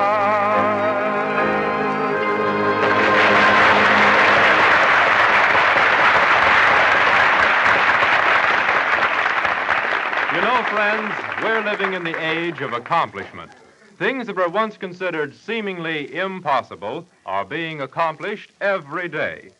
Just look about you. Look at the airplane, the radio, things we thought miracles, now taken for granted. And the same is true in the cigarette field. Once smokers thought it impossible to get a quality cigarette that sold for only 10 cents for a full pack of 20. But once again, the seemingly impossible has been accomplished.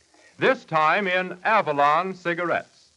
Try a pack of Avalons and prove it to yourself. They're 100% union-made from a matchless blend of the world's finest Turkish and domestic tobaccos with a quality that will really please you. Yes, an exclusive quality that can't be surpassed. That's why you'd never guess they cost you less. Only 10 cents. Yes, only 10 cents plus any city or state tax. Never has a price so low but more high quality in a cigarette. Give Avalons a trial. Why not make it tonight?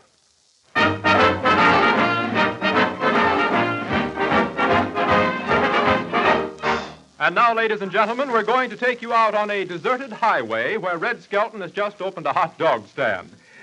We find that entrepreneur of the sizzling canines and his secretary, Edna Stillwell, busy doing nothing.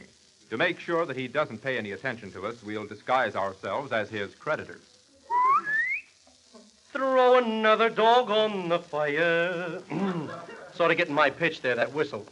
Say, Miss Stillwell, you don't seem very happy. Who gave you this hot dog business anyhow? Nobody gave it to me. I bought it. I gave a guy $3 and my jackknife for it. That proves they gave you the business. Yeah. I wish you'd be kind of careful how you use that word business. It's like you'd have a little respect for the dead. Last night I didn't have a single customer. Well, don't be disappointed if business falls off a little. Yeah. Well, I'm not worried. I was reading a magazine in a barber shop today, and it said we're going to have a big boom this year. Really? Yeah, it said he's going to be bigger in 1930. That magazine was 10 years old. Yeah. No wonder they thought Hoover would be reelected. What's that? Oh, a customer. Look, a big white car just pulled up with twin horns and 4 universal joints. That's a cow. Yeah, look, there's another one over there without any horns. How come he hasn't got any horns? Well, some cows have long horns and some have short horns. Some don't have any horns at all. But the reason that cow doesn't have any horns is because it's a horse, you dope.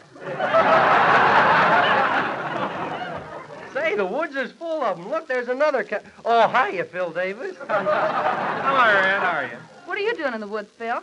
Well, you see, I was out for a ride, Miss Stillwell, and I had a little trouble with my Austin. In Austin? What happened? A tire go flat? No, a car went flat.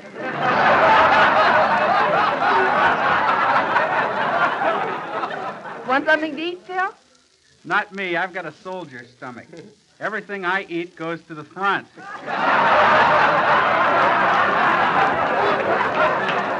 Besides, hot dogs don't agree with me. Yeah, but these are streamlined. Why, they digest so fast you have to take the bicarbonate of soda first. Nothing like a pun that lays there. Say, you better eat something, Phil. It's a long way into town. Well, I don't mind the long walk. The only thing that embarrasses me is the hitchhikers thumbing rides.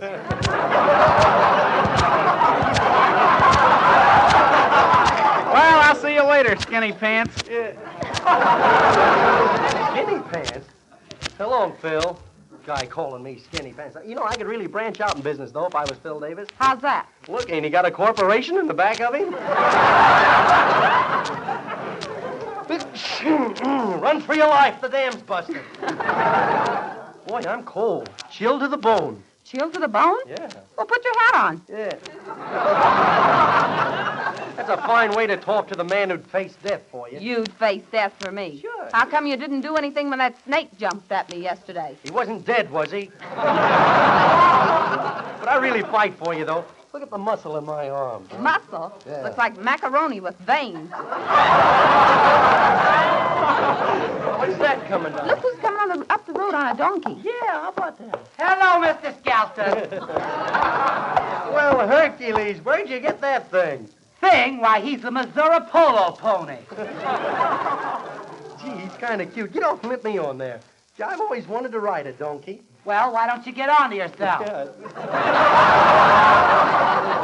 What are you doing up in this neck of the woods, Herky? Oh, I'm a naturalist. I just love to go around studying wildlife. You know, I can hold conversation with the animals. You can? Next time you see a skunk, ask him what's the big idea. If you're a naturalist, what are you doing with that gun? Well, today I came out here especially to hunt gorillas and lions and things. There's no gorillas and lions up here. Well, I can dream, can't I?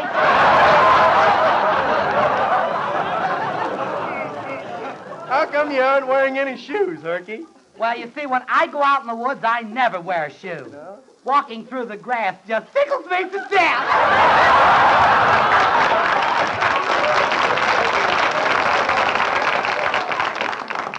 Look how big his toes are. They look like bananas. Well, that's my nurse's fault, that my toes are so big.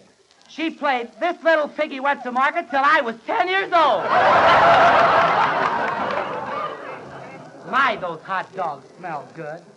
I haven't got any money with me, but they sure do make my mouth water. They do? Give the guy a blotter. Oh, give him a hot dog. Okay, I'll give you one if you let me ride that donkey. Well, all right, but you're kind of big. So don't walk in front of him. If he sees what he's carrying around for a measly hot dog, he'll throw a fit.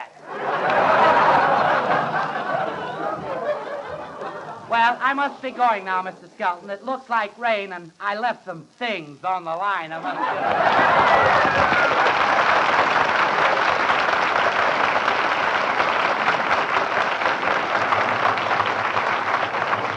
Well, fellow, that Herky. What's this coming up the road? A customer. Don't tell me that's a cow. Don't try and tell me it's an automobile.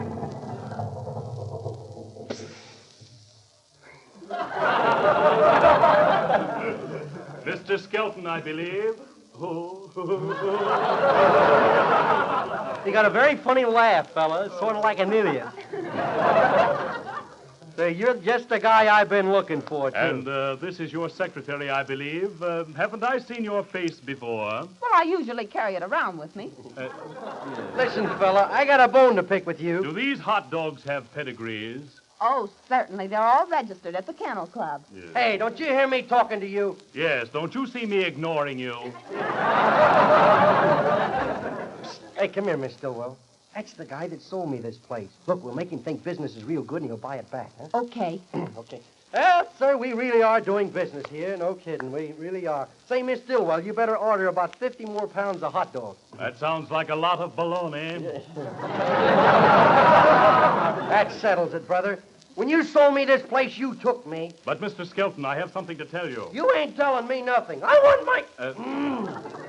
My voice is changing. I want my $3 and my jackknife. Very well, here you are, but I'm afraid you're going to regret this, Mr. Skelton. Thanks, but what makes you think I'm going to regret it? Well, the government is going to build a monument on this spot, and they're willing to pay $5,000 for it.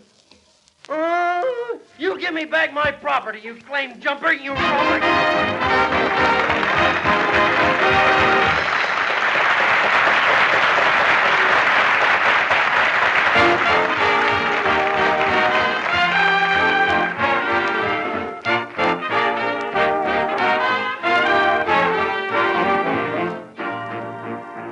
Listen to plaintive music, voices blended in rhythmic prayer. Come one, come all. It's the Cotton Pickers Congregation.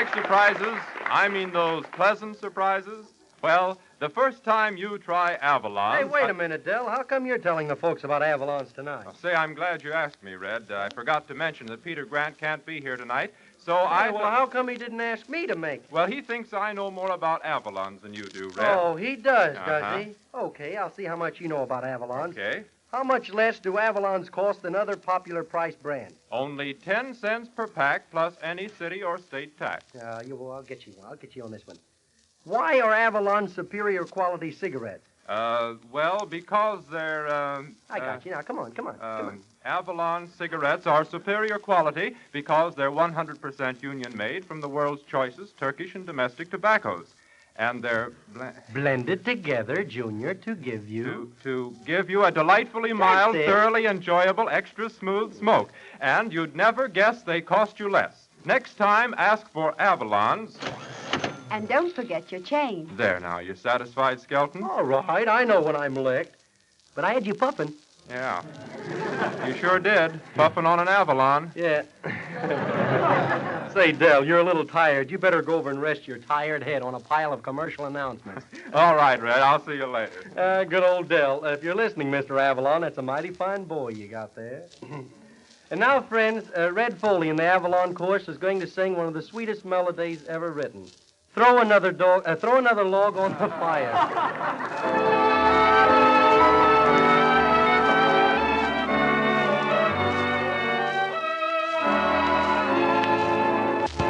Throw another log on the fire. Keep my golden memories aglow.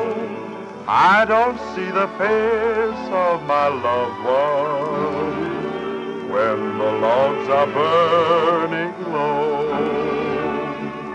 Throw another log on the fire. Bring back all the sweetest days I know, when our hearts were young in the springtime, and her love was mine alone. Now there's nothing left but the embers. Springtime seems so long ago. Throw another log on the fire. Keep my golden memories aglow. Another log on the fire. Keep my golden memories aglow. I don't see the face of my loved one when the logs are burning low. Now there's nothing left but the embers. Springtime seems so long ago. Throw another log on the fire. Keep my golden memories aglow.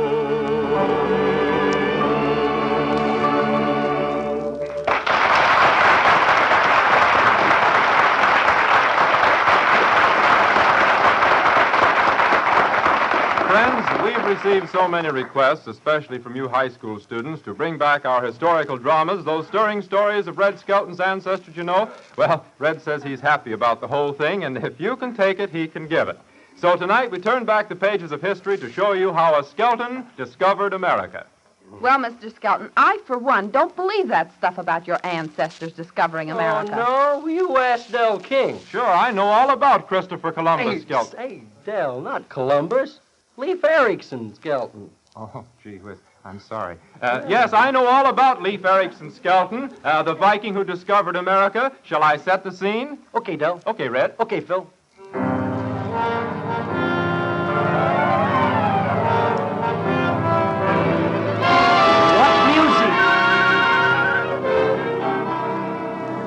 The time, 1000 A.D. The place, somewhere on the turbulent Atlantic Ocean. As the scene opens, we find Leif Erikson Skelton in the cabin of his proud Viking galleon. The ship supposedly making a voyage between Norway and Greenland is lost.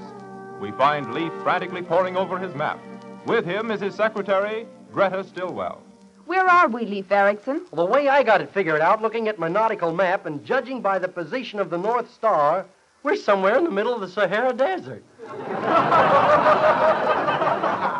Well, why don't you look at the compass for a I change? threw that thing overboard. What good's a compass? I want to go west, and that thing only points north. Close that door! Leif Erikson, Yeah? a whale has been chasing us for the last 3 days. What'll I do? How's the food supply? Low. Then turn around and chase him. Aye, aye, sir. Close that door! Oh, boy, this ocean's getting awful rough. You know, it reminds me of you. You mean it's wild, restless, and unconquered? No, it's all wet, and it makes me sick. Yeah. Oh, why did I leave Norway? Why did you have to come to Norway anyway? I had to go there on business. I called on old King Olaf. In fact, while I was there, I called on 3 kings. How'd you make out? Swell, the other guy had 3 jacks. They don't call me Leaf the Lucky for nothing. Close that door! Oh, Mate Foley, what's up? The barometer, and we're off our course. Yeah? Well, if I had some boxing gloves, I'd box the compass. If we had a compass. We ain't getting many miles to the galleon, are we? How much canvas have we got up? Well, the top sheet, the main sheet, the bottom sheet, and 2 pillowcases. Well, the sails ain't enough. Get those guys in the galley rowing. But we're lost. Where will they row to? Well, what's that over there? Ah, that's the horizon. We'll row for that. It's better than nothing. You know, I'm afraid there's going to be mutiny. You better talk to the men. Mutiny, eh? Well, line them up at the rail. They're lined up there now. Well, tell them to turn around. We're going to have a roll call. They've had roll call all day. Every time this ship rolls, they call you something. And I don't mean Leaf the Lucky. Come on, Mate Foley. You stay here, Stillwell, till you figure out where we are. Close that door. Oh, I opened it myself, didn't I? Hey, you lubbers, you supposed to be Vikings. Row, you devil dogs of the sea. Quiet, men. Quiet, please, quiet. You boys in that band heard of Affa?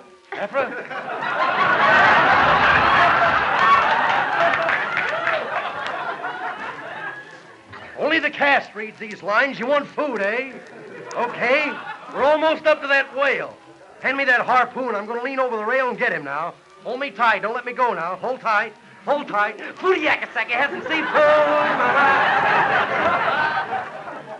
Shucks, I missed him. Lubber, come back to me. Hey, Mr. Skelton, I just figured it out. Land's only a mile away. In what direction? Straight down.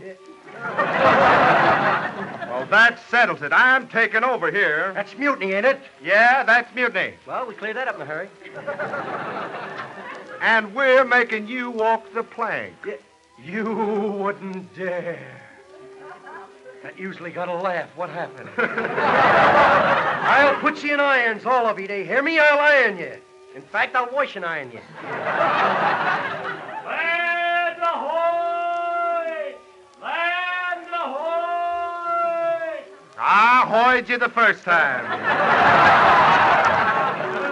I wonder what strange land this is. Say, I don't know. Hey, look. Look what's rowing up toward us. Thousands of red-skinned savages. Yeah, I never saw so many foreigners in my life. Here comes their chief up the side of the boat. Look at that ugly, cruel face.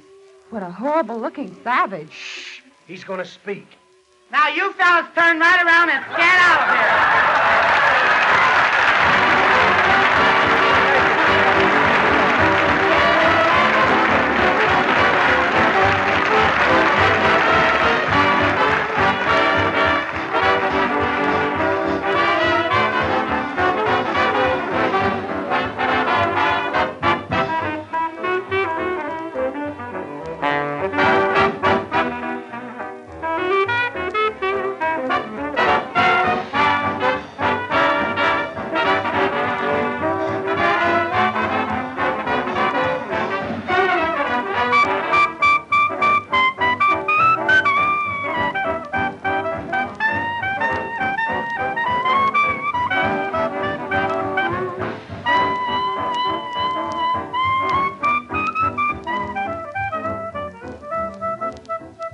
Well, friends, that's all the time we have on the network tonight, and we do hope that through the week you'll remember when you ask for Avalon cigarettes. Don't forget your change. Yes, Avalon cigarettes, dear friends, cost several cents less than others. You too can save this difference like all of us Avalon brothers. Each pack is wrapped in cellophane, each pack is union made. No wonder folks from coast to coast say Avalon's lead the parade. So why not always travel on with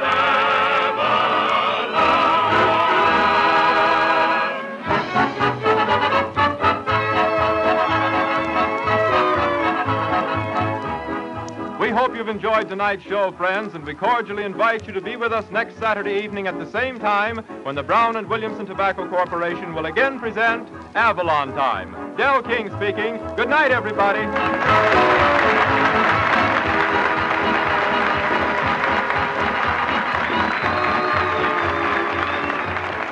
Avalon Time originated in the studios of the Nation Station and has reached you through the National Broadcasting Company.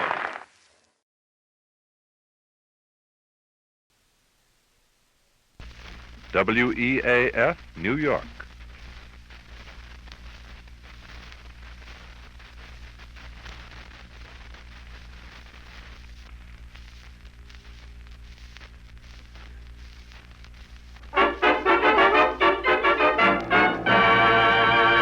A pack of Avalon cigarettes, please. Yes, sir.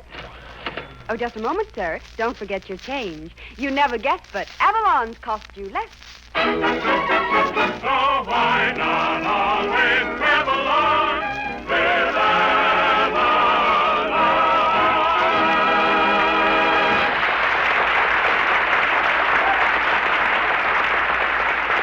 Good evening, friends. Good evening. This is Del King saying welcome to Avalon Time with greetings from Red Foley, Jeanette, Bill Davis, and the Avalon Orchestra, and the only man in radio who brags because he can read and write, Red Skelton.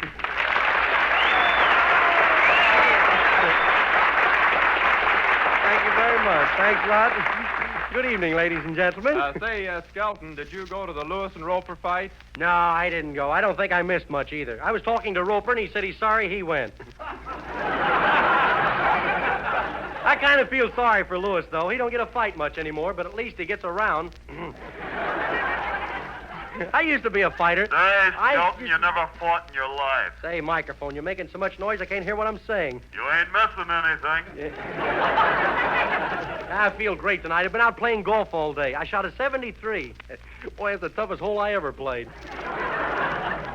No, I really played 19 holes. There's only 18. I dug another one. Oh, what a golfer I am. Good evening, folks. A little late there. I'm really a golfer. They call me the Hazard Kid. I was on the fairway once last season.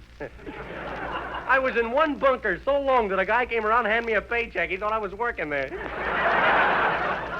Again, every time I'd take a swing at the ball, I dug a hole deeper. I dug a hole so deep I came up with a Chinese accent.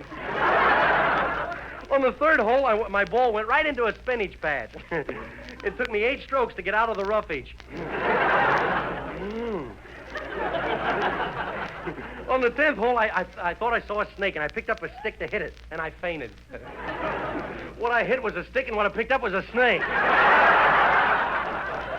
On the 11th hole, I got a birdie. Boy, I was kind of proud, too. That's the first time I ever got a birdie without telling a joke. You meet a lot of important people playing golf, though. I met Sally Rand. She plays a good game. In fact, she goes around in nothing.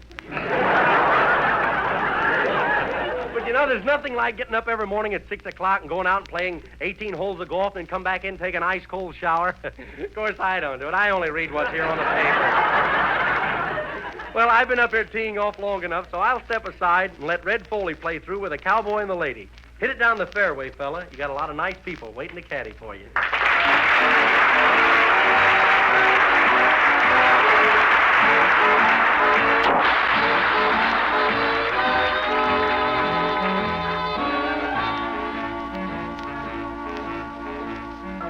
The cowboy and the lady met there on the prairie. That was painted by the western sun above. An old trail, cool and shady, led them to the prairie where the cowboy and the lady fell in love. Yippee-yay, where the buffalo no longer roam. Yippee-yay, where the Navajo once lived, they built a home. Now they rock a cradle somewhere on the prairie where the cowboy and the lady fell in love. Yippee-yay, where the buffalo no longer roam. Yippee-yay, where the Navajo once lived, they built a home. And now they rock the cradle somewhere on the prairie where the cowboy and the lady fell in love.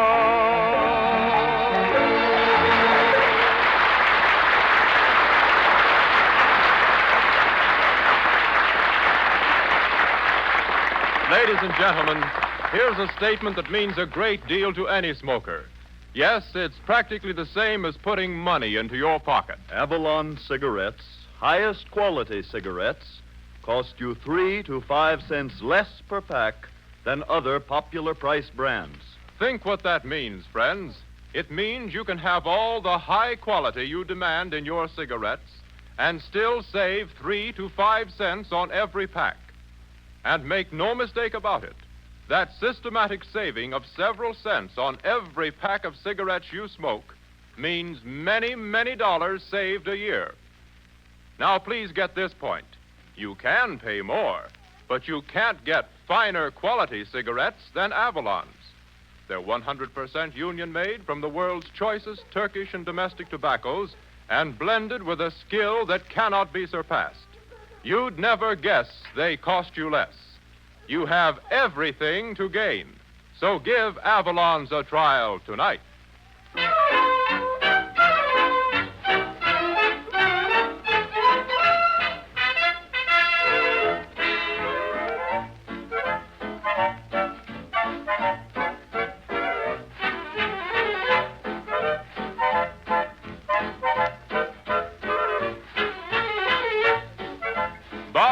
Gives us a brand new arrangement of a brand new tune.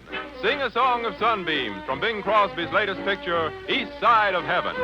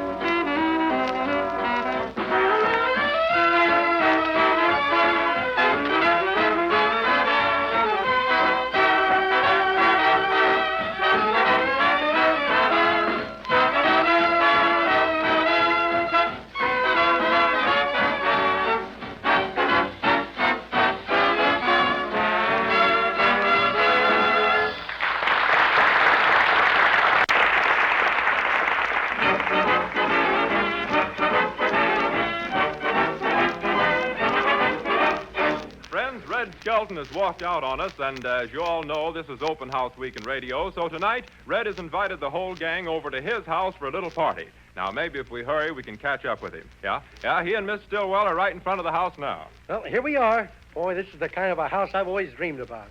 So have I, only I call them nightmares. Yeah. Well, it's home sweet home to me. Well, not so loud. People will think you're a termite. Yeah, well, wait till you get inside. You'll love it. It's got all the conveniences. Day and night burglar service, ventilated roof, hot and cold running water bugs. Do you call those conveniences? Sure, and if I ask the landlord, he'll even put in a bathtub. Well, let's go in. Do you have a key? Yep, next month the landlord's going to put a door on the place. Come on, now, step right into a real air-conditioned house. Air-conditioned? Ooh, you better send it back and have it reconditioned. Yeah. Now, look here, you've said just about enough about my... Uh-oh. What was that noise? That was my uncle upstairs. He's a nice fellow, only he's a little reckless. In fact, he came home tonight reckless to the gills.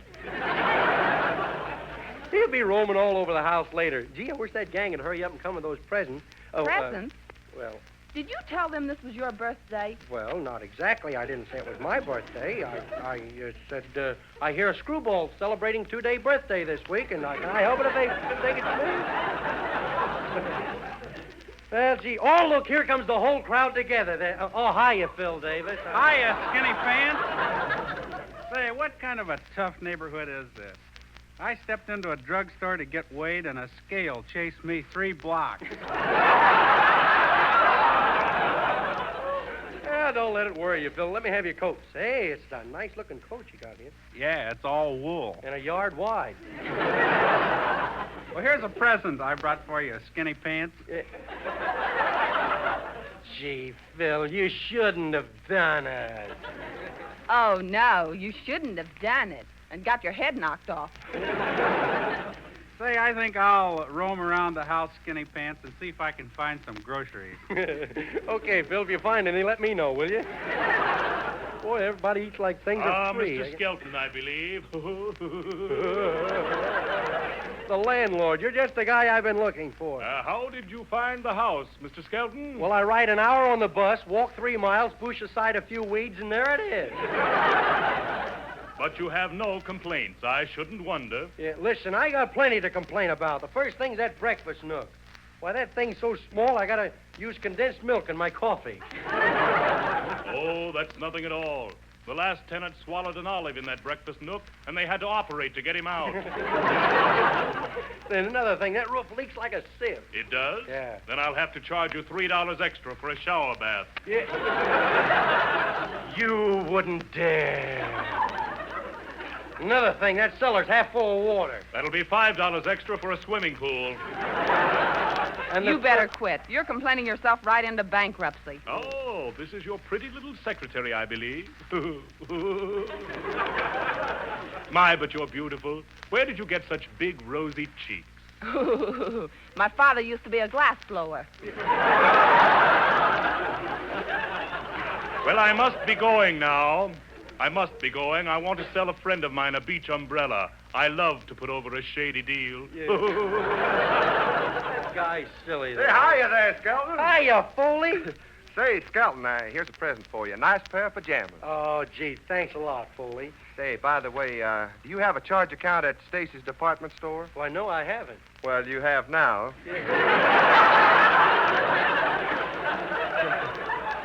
Say, Skelton, where's the... just through that door, turn to your left and follow the clothesline.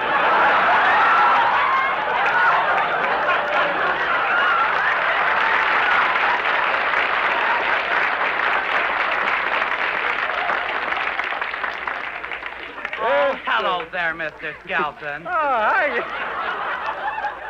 Hiya, Hercules. You look tired.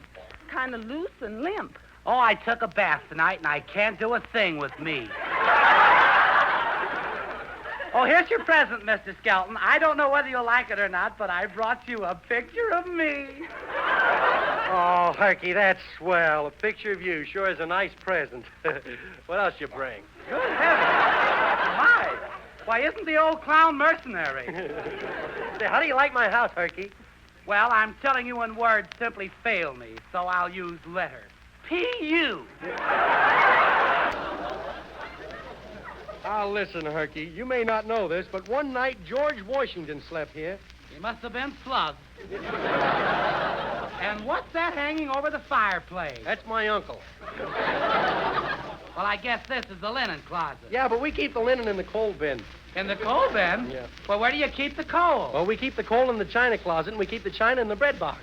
Well, what do you keep in the linen closet? My uncle. Oh, here's Filsy Wilsy and Folsy Wolsy. Oh, isn't this Jowsy Wowsy just like a Moor? Say, Skinny Pants, what kind of a party is this anyway? Well, there's no food or cake or anything around here. Well, you fellas don't like cake, do you? Sure, we like it fine. Well, that's funny. You didn't bring any. Well, my goodness, Mr. Skelton, haven't you got anything to liven up the party? Oh, gee, I'm sorry, fellas. I forgot all about that. Tell you, I'll go down to the corner and get a pint. Oh, now you're talking. Now, wait a minute. Let's see. 1, 2, 3, 4, 5. I better make that a quart. I'll be right back. Well, that's pretty nice, Red. Oh, say, fellas, I forgot to ask you about that quart. What'll it be, chocolate or vanilla? Oh, wait,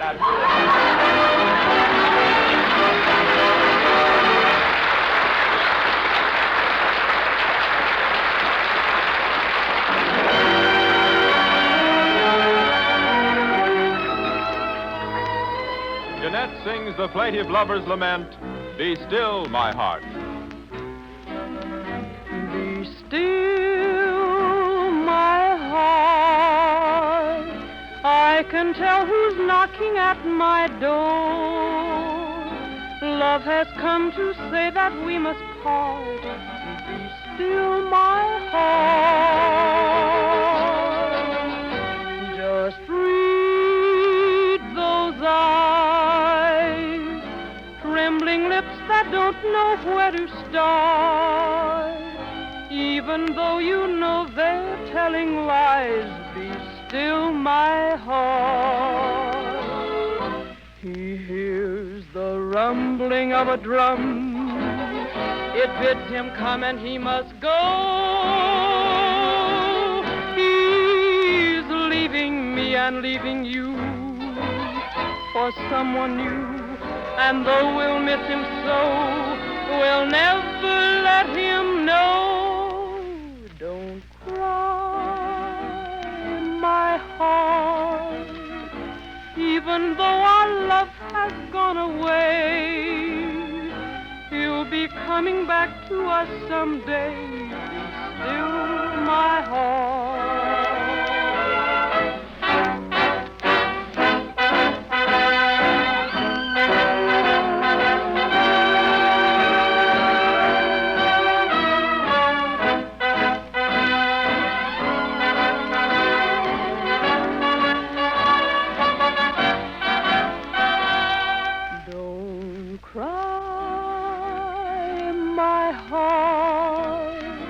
Even though our love has gone away, he'll be coming back to us someday.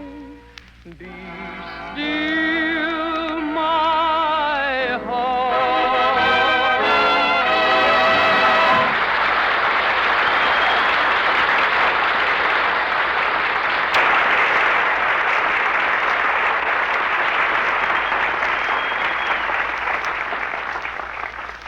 I'm little Sir Echo-Lum-Tum, Lum-Tum. Hello, Skelton. Hello, Skelton. Hey, now, you gonna start that echo stuff again? Echo stuff again? Listen. I've got to make an announcement about Avalon cigarettes. Avalon cigarettes. Oh, now cut it out. Well, friends, when you buy Avalons, you get the choicest Turkish and domestic tobaccos that have been blended together with rare skill to give you an extra smooth, delightfully mild, thoroughly enjoyable smoke. I guess Skelton quit. Remember, friends. Avalons are 3 to 5 cents less per pack than other popular price brands. But you'd never guess. They cost you less. You'd never guess. Well, I guess that finishes you and your echo, Skelton, getting all mixed up there. So the next time, friends, ask for Avalon cigarettes. And don't forget your change. And don't forget your change. I'll fix this guy. What are you saying? Ladies and gentlemen. Ladies and gentlemen. I'm a nut. You said it. Oh, you think you're pretty smart, don't you, huh? Smart guy, huh? Well, just for that... For that, Red Bull in the Avalon course will give us a little more of this. A little Sir Echo. Carry on, will you, Red? Sir Echo, carry on.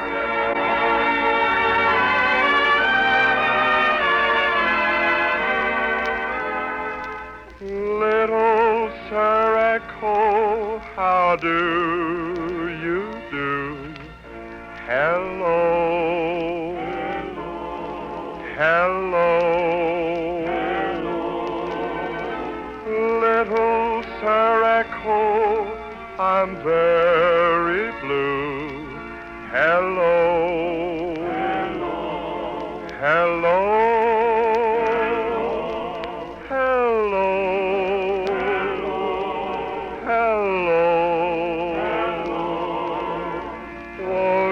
Come over and play.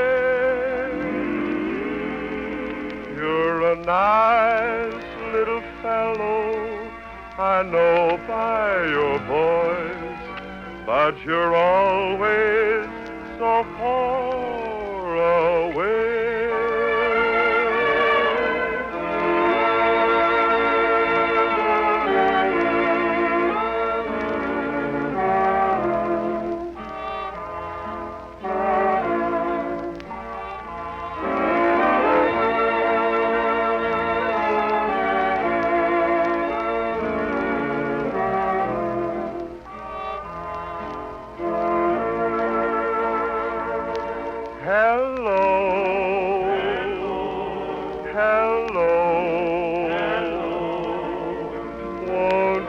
Come over and play. You're a nice little fellow, I know by your voice, but you're always so far away.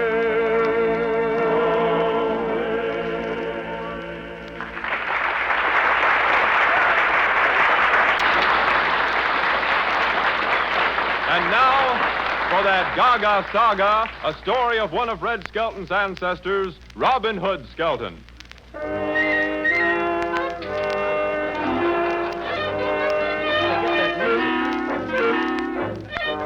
We now take you back to the year 1191, when Robin Hood Skelton and his band of merry men roamed Sherwood Forest in England.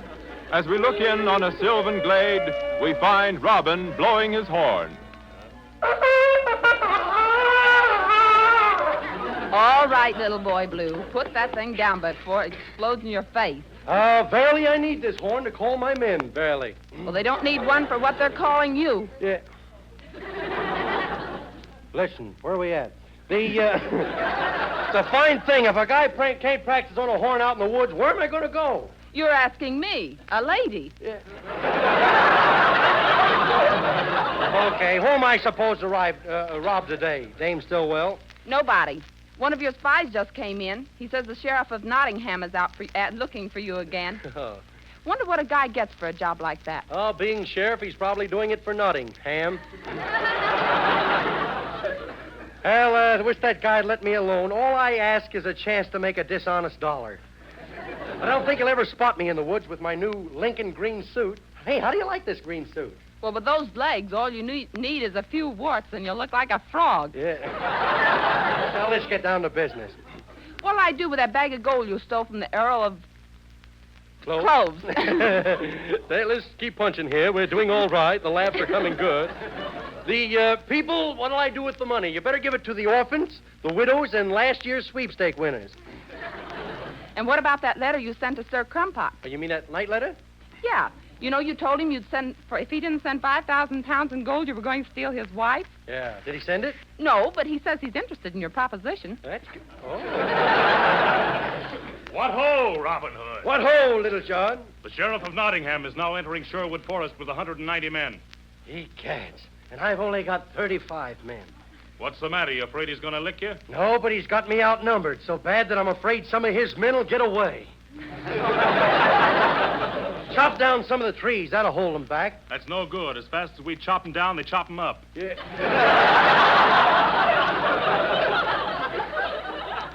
Obey orders, Little John. You're a hard man, Robin Hood. Right, and I'll lick any man in the woods who says nay. Nay. The ayes have it. Motion's carried. I think you're scared of Little John. What, Dame Stillwell? You think I'm scared of Little John? I do. And you, Little John, do you agree with Dame Stillwell when she says I'm scared of you? I do. Then I pronounce you man and wife. Oh, goody. Oh, there you are, Robin Hood.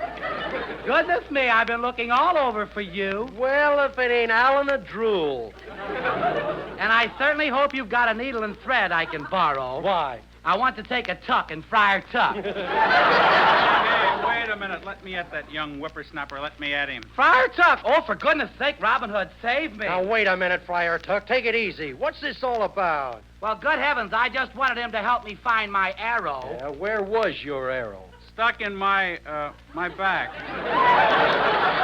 Well, can I help it if you look like a bull moose? It was an accident, Friar Tuck. Accident nothing. He's been sticking arrows in me as far back as the Inquisition. I'll let him go this time, Robin Hood, but I'll fix him if he keeps puncturing my dignity. Why, you sure saved my hide from a tanning that time, Robin Hood. Yeah. And if there's anything I can do... Oh, go away. I'm busy. Go fly a kite. Go fly a kite? Yeah, get out of here, will you? What are we going to do about the sheriff, Robin Hood? You better station some of my archers in the trees. They can't climb trees. They keep falling out. Well, then let them stay on the ground.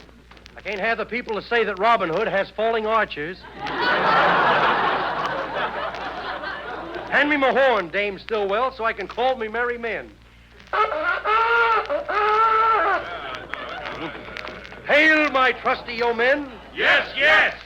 Soon we'll be going into action, my yeomen. Yes, yes. Hey, wait a minute. What are yes men or yeomen? Mice, eh? You ain't kidding me. I know a rat when I see one. Get your bows, and all of you get stationed, ready for action. Hey, somebody's taking the string from my bow. My whole string's gone. Yeah, it's the string has gone from my bow, too. Oh, Robin Hood, look, I'm doing it. Who cares what you're doing? And I had an awful time getting the strings off the bows. Okay. You took the strings off the bows? Well, for goodness sakes, didn't you tell me to go fly a kite?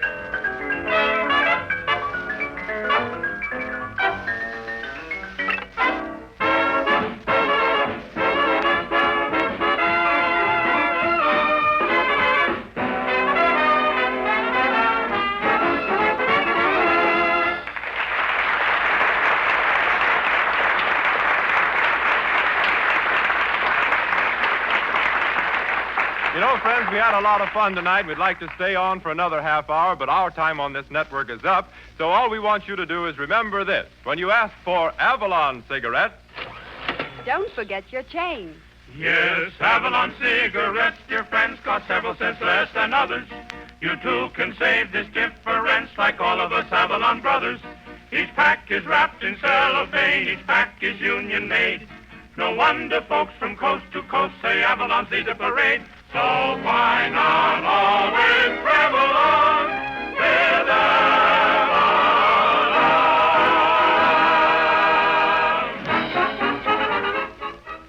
Yes, you'd never guess, but Avalon's cost only 10 cents, plus city or state tax.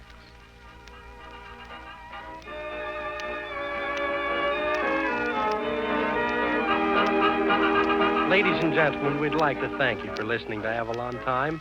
And next week, bring along a friend and try an Avalon. Thanks a lot.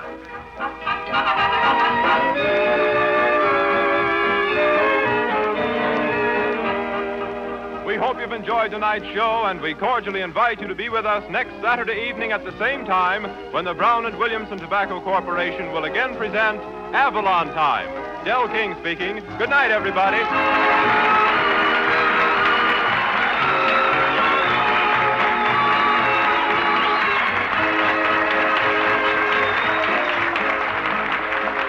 Avalon Time originated in the studios of the Nation Station and has reached you through the National Broadcasting Company.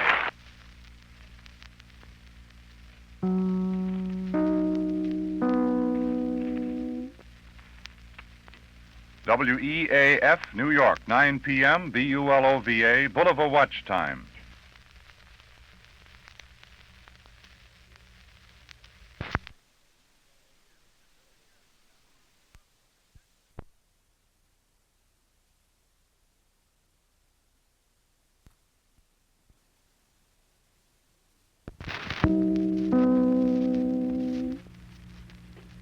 WEAF, New York. Eastern Daylight Saving Time begins at 2 a.m. tomorrow, so don't forget to turn your clocks ahead 1 hour.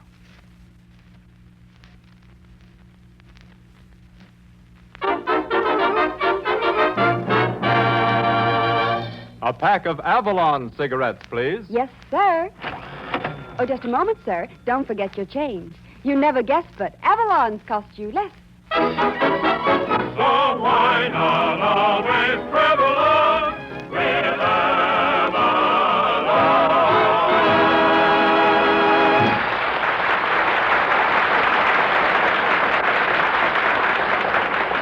Good evening, friends. Good evening. This is Del King saying welcome to Avalon Time. With greetings from Red Foley, Jeanette, Phil Davis, and the Avalon Orchestra, and the only man in radio who has ears like steam shovels. They pick up all the dirt, Red Skelton.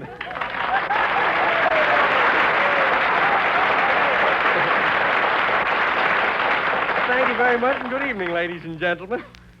Say, Del, where do you get those corny introductions? Well, I don't know, Red. I guess it's the farmer in the dell.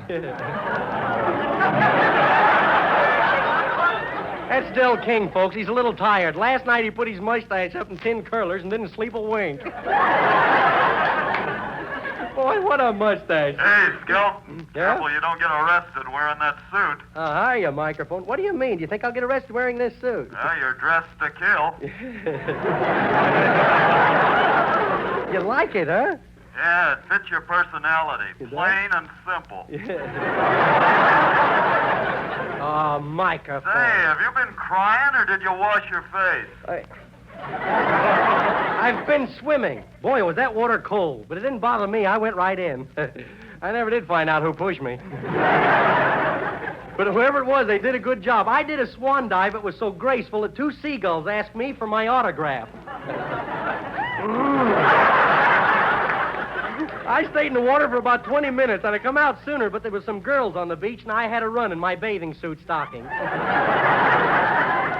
Not only that, I had big bags in the knees of my bathing suit. I stayed under the water so long that 2 fish swam by and offered me a worm. But the water was so cold that I finally had to come out. When the folks saw my red hair, blue bathing suit. Wait, I loused that up, didn't I? Wait a minute. Let's go. I finally had to come out. They're all good, if I can only find it. I was in the water so long that 2 fish swam by. And, I said that, didn't I? That's why I heard it. When I came out of the water and the folks on my red hair, white bathing suit, and blue skin, they saluted me. I think it'd been just as well I'd have went on. I don't know. But I wasn't the only one in swimming. Edna Stillwell was there. She didn't exactly have on a bathing suit. She borrowed my handkerchief and said a prayer. Del King went in swimming with that big mustache of his and got mating calls from a walrus. Phil Davis. Oh, you'll have to quit, lady. We got another program coming on right in back of us. Oh, but we appreciate those laughs. Phil Davis was in swimming, and he had on a leopard skin bathing suit.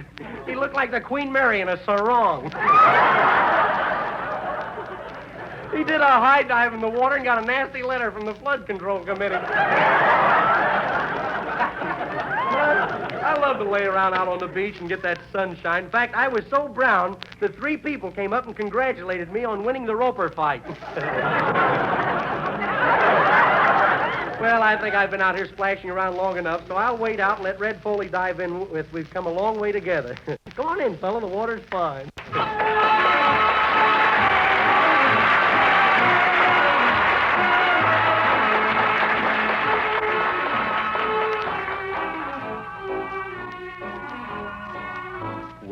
Come a long way together since we met on the old village green. We've weathered all kinds of weather, and to me you are still sweet 16. Why care if our hair turns to silver? We still have love to keep our hearts aglow. We've come a long way together, and we still have a long way to go.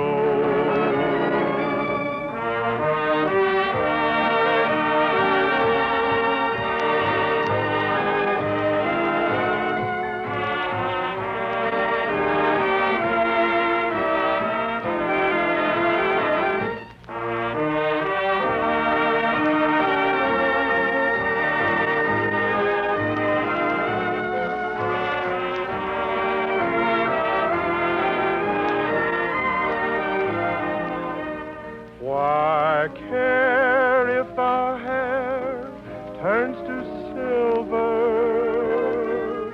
We still have love to keep our hearts aglow. We've come a long way together, and we still have a long way to go.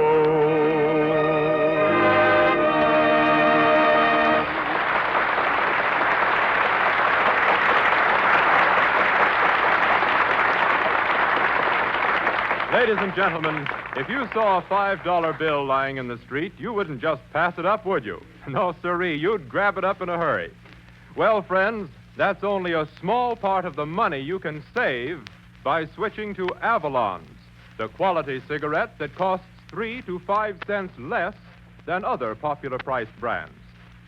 Yes, that consistent and repeated saving of 3 to 5 cents on every pack you smoke turns into many, many dollars in a surprisingly short time. And remember, it's money that you wouldn't otherwise have.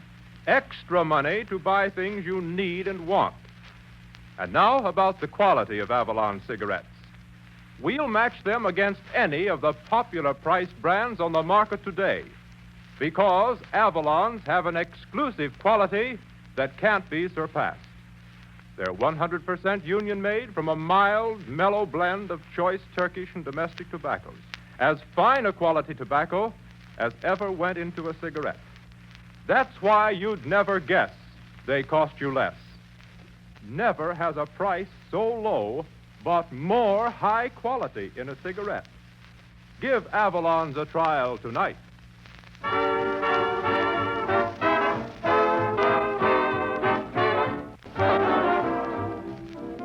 Bob Strong said he got a big kick out of making this arrangement, and now it's all yours from Stars in Your Eyes.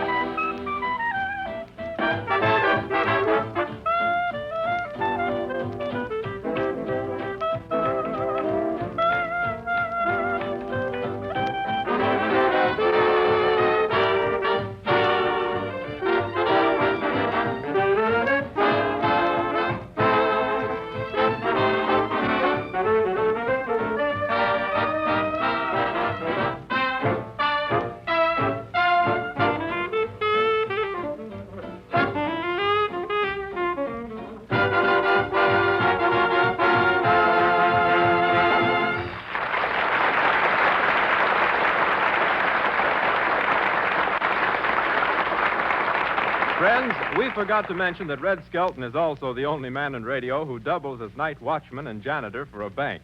As we look in at the Hope and Trust Company, we find our vice president in charge of mops, busy with the banking business.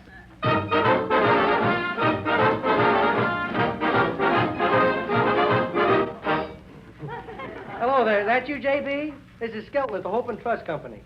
Now, about that matter of foreign exchange, make my order Danish pastry instead of French pastry, will you? Okay, now let's see, what was I doing here? Oh, yeah, I was going over these books with a dust rag. Uh-oh, somebody's at the door. Who's there? Who's there? You're going to tell me who's there, or am I going to have to run for my life? Oh, it's Miss Stillwell. Well, it's about time you opened the door. All ready for work? Come in, take off your things. Look, I'm a secretary, not a fan dancer. Yeah. Here, let me take your coat and... What are you laughing at? Somebody dropped a pot of geraniums on your head and it stuck there. That's my new hat. Yeah. Oh. Well, we got to get some work done here. You take the second floor, and I do mean with a scrub brush. Scrubbing. This is swell. Secretary to a night watchman and janitor. There's only one job worse than mine. What's that? Yours. Yeah. Oh, yeah? Well, my uncle started out as a night watchman 30 years ago, and he's been pretty lucky. Lucky? How? He still got the job. Now, hurry and clean up. The president of the bank just called up and said he was going to come down here. He's going to run down here tonight to set that lock on the vault. Say, I wonder who that is. Can't be the president. No president could run that fast, even for a third term. Well, who is that funny-looking goon? I don't know. It must be the president. Hiya, Prez. Stand where you are. Don't you move. Now, wait a minute, Prez. Now, put that gun away. We've never met before, but I'm your vice president in charge of liquid assets. I fill the inkwell. Oh, you're the vice president, huh? Yeah. I suppose the dame with the funny-looking hat is Frances Poikins. It's Miss Stillwell. Meet the president of our bank. The bank? Oh, sure, I'm the president of the bank. Well, he looks suspicious to me. How can you tell? He's wearing a mask. Well, I suppose you want to fix the lock on the vault, eh, Prez? That's a lock? What's wrong with it? Well, don't you remember? You just called up and said you forgot to set the time lock. Oh, yeah, sure. And I bring me tools along, too. Yeah, See, here's me blowtorch, Jimmy, and drilling stuff. Okay, Pres. Now, if you need any help, let me know, will you? I sure will, chum. Yeah. He's a nice fellow, that guy. They say he's terrific with figures. I'll bet the only figures he ever saw were at Minsky's. That's the first time I ever saw the president of a bank with a Jimmy. Well, what's wrong with that? Even the president of the United States has a Jimmy.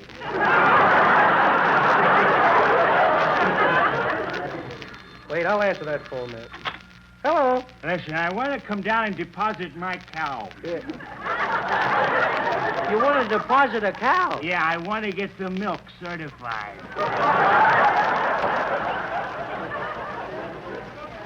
Will you do that for me, pal? Okay, fella. It's in the bag.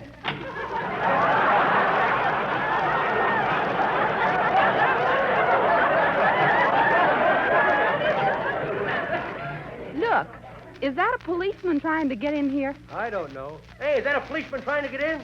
Well, it ain't Jesse James.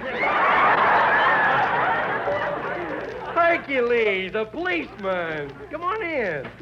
Ah, little boy Bluecoat. Why are you out of breath, Herky? All those darn dead-end kids chased me 5 blocks. What'd you do to them, Herky? Nothing. They stole the pie, and I wanted my cut. Not only that, those kids get my goat. They get your goat? Here it comes, folks. They get your goat, eh? You mean they steal your billy? I guess you have to be pretty brave to be a policeman. Brave? Why, I captured 5 desperate killers with my policeman's club. Weren't you scared? Oh, goodness, no. There's 45 members in the club. I'll bet you just go around looking for trouble, don't you, Herky? Oh, I'll say I do, Mr. Skelton. Why, a few minutes ago, a car passed me going 45 miles an hour, and I said, "Hey, where do you think you're going? To a fire?" And was I embarrassed. Why? Why? It was a fire truck. Well, I gotta go now and see if I can find out who shot that man they left hanging over the electric sign. You mean you're following a clue? No, I'm following Dick Tracy.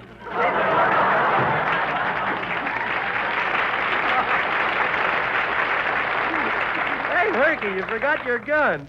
Get a load of this gun. Say, I wonder how the Prez is making out with that time lock. Hey, how you doing there, Prez? Okay, chum. I'll be hitting the jackpot soon. Well, look out for that bottle of soda pop I got in there. I'm keeping it cool on frozen assets.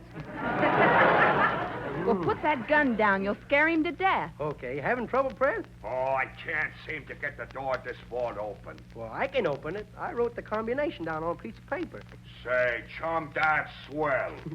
Where is it? In your pocket? No, I was afraid I'd lose it, so I put it in the vault. But don't worry, Prez. I think I remember the combination. Let's see now. I was trying to think there for a minute. Oh, yeah. Right, 27. Right, 27. Left, 42. Left, 42. Right, 19. Right, 19. Left. Oh, I'll die if somebody gets bingo before me.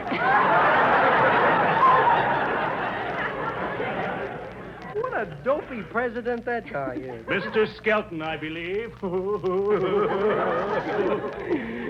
the Phantom of Bank Night. I always knew you belonged in a vault. Yes. And this is your pretty little secretary. Yeah. My, but you look lovely. You have lips like petals. If you say bicycle pedals, I'll clip you. Hey, what are you doing here anyway? Me? I'm president of this bank, J. Teppington Tin Box, the third. The third? You mean there's 2 other guys look like you laugh? You ain't the president of this bank. Oh, but I am. See the gray hairs in my toupee? Yeah? What's the idea of gray hairs in your toupee? So the board of directors will think I worry. Say, if you're the president of the bank, who's that guy over there working on the time lock? Well, I could be Bulldog Drummond, but I'm Benny the Bum. Benny the Bum? Remember me? Steve the Snicker. Stevie! What are you doing here? Well, as a matter of fact, I'm president of this bank. Yeah? Well, as a matter of fact, I'm robbing the joint. Well, how interesting. As a matter of fact, I'm absconding with the funds. You wouldn't dare. Yes, I will. And as a matter of fact, I'm splitting with Benny the Bum. Yeah? As a matter of fact, Mr. Skelton, you can help yourself, too. It's just some old stuff we were going to send back to the mint. Yeah. Goodbye. Hey, Mr. Skelton, What? the best thing you can do is stop these guys. What's second best? I mean, stick 'em up, you guys. And if either of you move, I'll die. Look, here comes Herky. Officer Herky, go tell the policeman to call me a cop. Hurry. Oh, here I come. Oh, goodness, a hold-up. Here I go. Come here.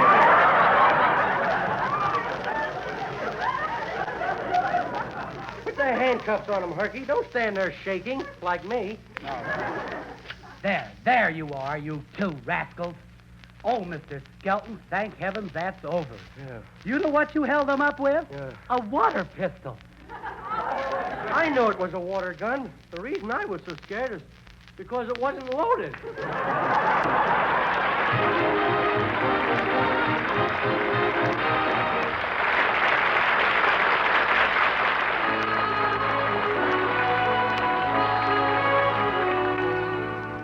Jeanette says the path of true love never runs smooth. Here's what happens when the masquerade is over.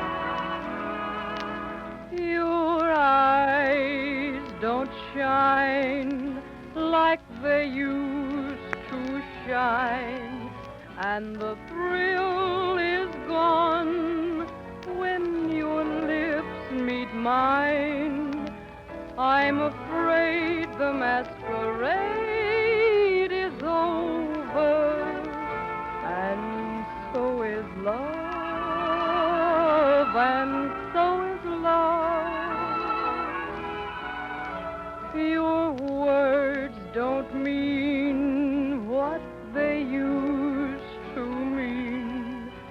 They were once inspired, now they're just routine.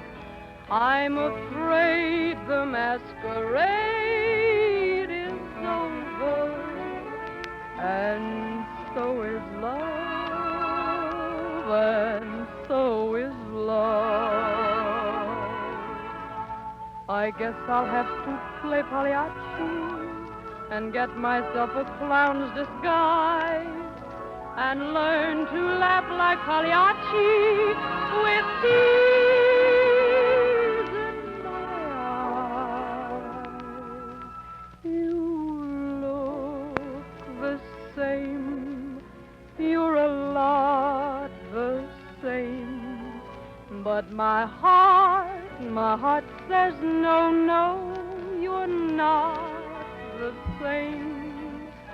I'm afraid the masquerade is over, and so is love, and so is love.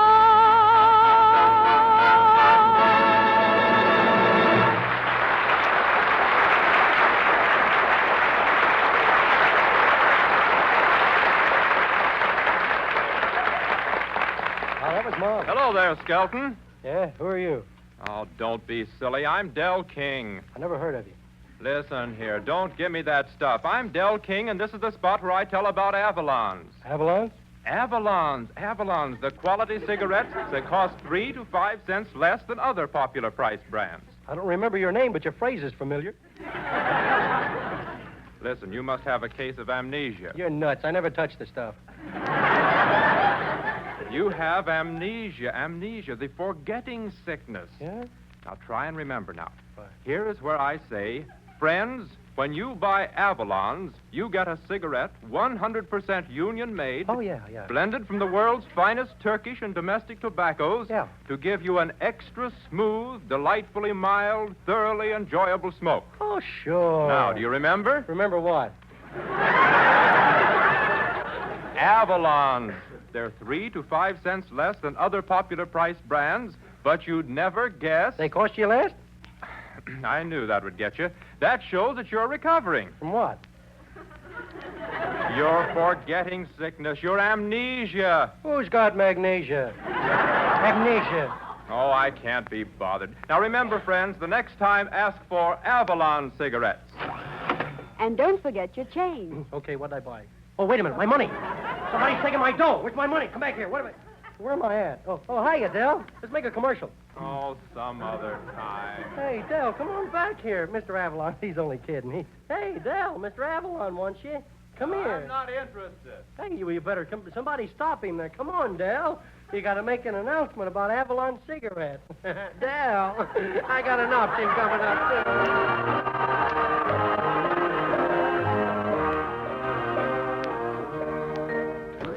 Take me back to my boots and saddle.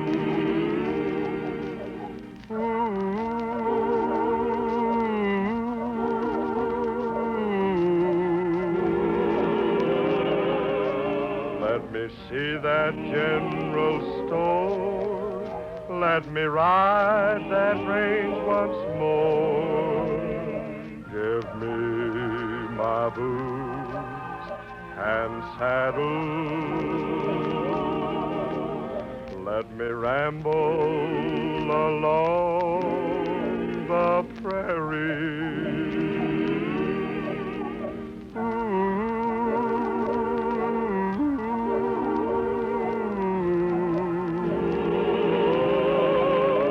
Roping steers on old barrettes with my buddies Slim and Ted.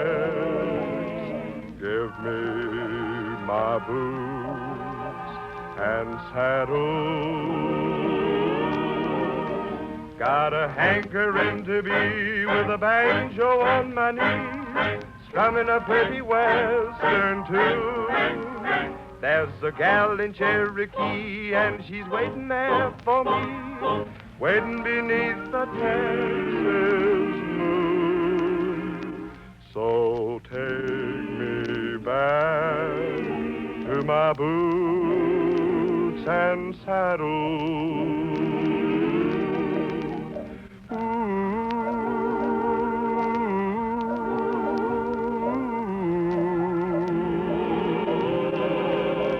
Let me greet his plays and more on the ranch where I was born.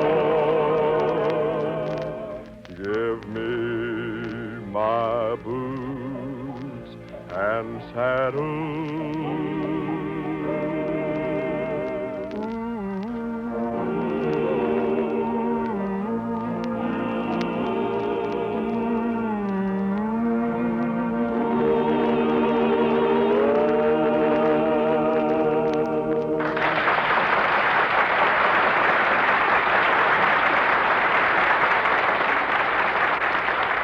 That was Red Foley and the Avalon Chorus with their stirring interpretation of Boots and Saddle.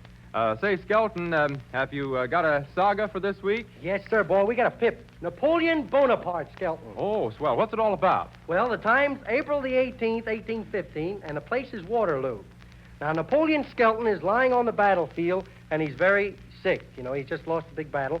And Lady Lou, better known as the Countess of Waleska, is standing right beside Napoleon. And the Lady Lou says, "Do you want anything, Napoleon?" And Napoleon says, "Yes, Waterloo."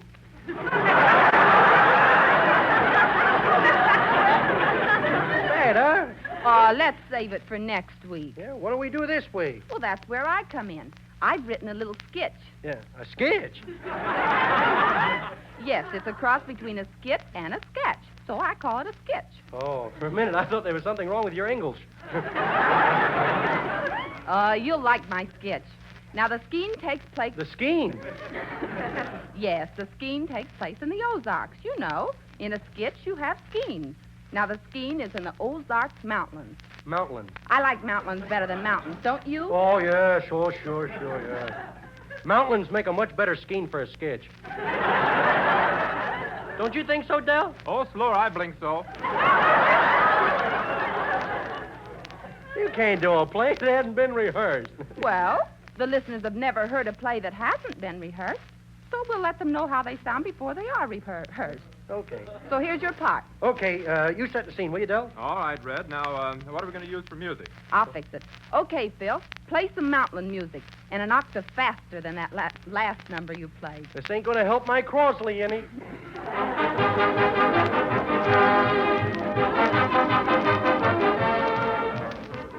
The time, the hottest day in August. The place, Warm Mattress, Arkansas. That's just above Hot Springs. Yeah. Now, wait a minute. Is this in the South or the Corn Belt? Where are we at? As the scene opens, we find Ida May talking to Cicero, her boyfriend, who's been married before and is considered the laziest man in the mountains. Ain't love a wonderful thing? Yeah. When you got married the first time, did you feel something cold running up and down your back? Nope. Her pappy held the gun pretty steady. Wait a minute. You can't do things like that on the radio. What are you talking about? Well, did you love her? Yes, I love the ground she stood on until I found out there was a mortgage on the place. Man, it sure is warm, isn't it? Would you mind taking that there handkerchief of yours and wipe the perspiration from my brow? You're the laziest man I ever saw. I ain't lazy. I'm just curbing my energy. Well, you better. Why, you're so skinny, if you had a little fuzz on you, they could use you for a stovepipe cleaner. Yeah. Sure is hot standing here in the sun, ain't it? Say, Ida May, you see that nice shady spot over there under that tree? Uh-huh. I'd give anything in the world if I was sitting there. Well, it's getting late, ain't it? Yep. Ain't you getting hungry? Yep. Well, ain't you gonna go home? Nope. Why? I'm standing in a bear trap. Oh, wait a minute. Get me out of here, will you,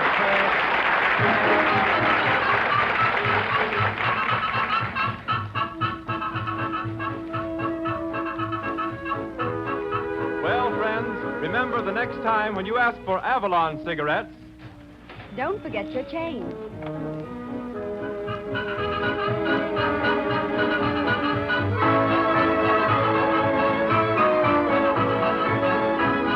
We hope you've enjoyed tonight's show, and we cordially invite you to be with us next Saturday evening when the Brown & Williamson Tobacco Corporation will again present Avalon Time. If your community does not observe daylight saving time, please tune in 1 hour earlier and listen to Red Skelton Tuesday night at 10:30 Eastern Daylight Time when he appears as guest on the Doghouse program, a new program that we think you'll like. Del King speaking. Good night, everybody. Avalon Time originated in the studios of the Nation Station and reached you through the National Broadcasting Company.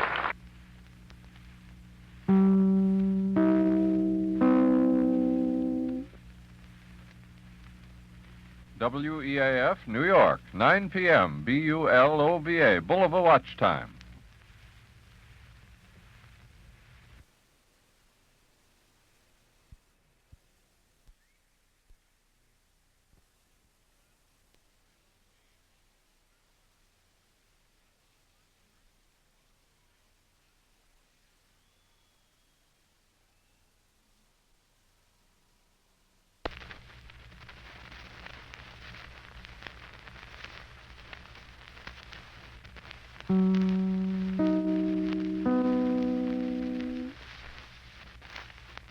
WEAF, New York.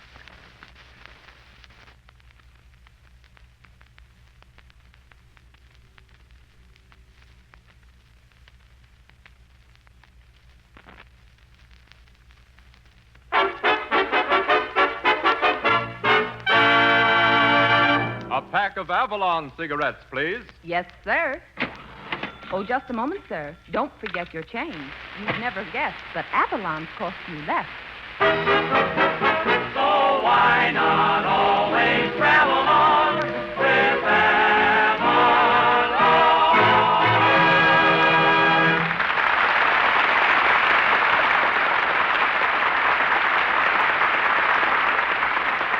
Good evening, friends. This is Del King lifting the cellophane curtain on another half hour of Avalon Time with Red Foley, Jeanette, the Avalon Chorus, and Bob Strong and his orchestra.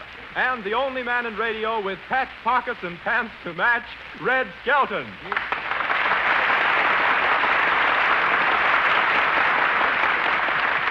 Thank you, and good evening, ladies and gentlemen. Listen, Del, there's no patches in my pants. That's a shadow. That's the first shadow I ever saw with a seam. Good old Del King, half man, half mustache. Boy. Hey, Skelton. Yes, Mike. Are you a college boy, or did a horse step on your hat? Listen, microphone, you better be good or you won't go to heaven. I'd just as soon go where you're going.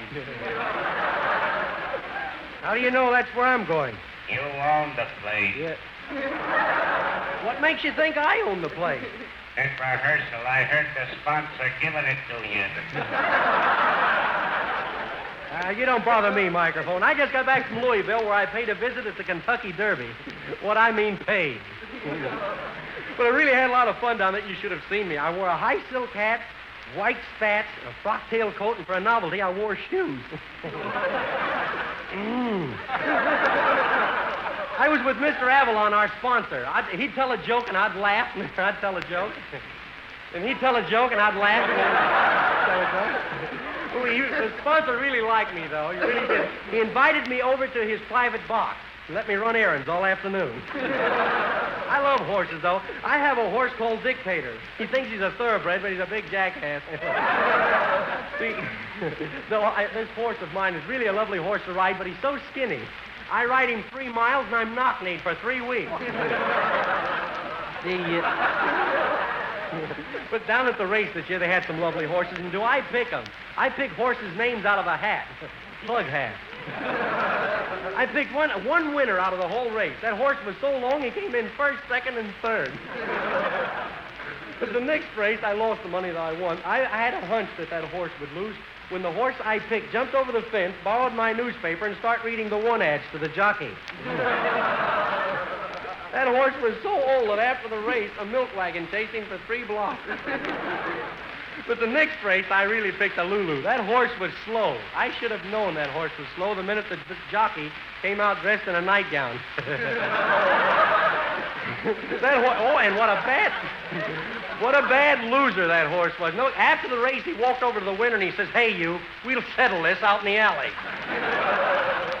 But on the way home, I found out why they say racing is the sport of kings. Pop told Mom how much he lost, and she crowned him. Well, I think I've been trotting around the track long enough, so I'll turn the track over to Red Foley from the hair, the same color. And he's got those funny old hills to smooth out. Take it over, fella. Weather's clear, track's fast. There you are.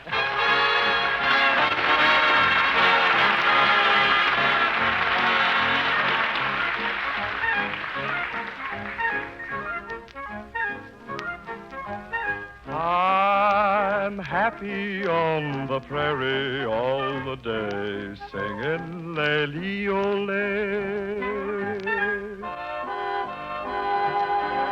And the funny old hills sing back to say, lay-lee-o-lay-lee-o-lay-lee-o-lay, from far away.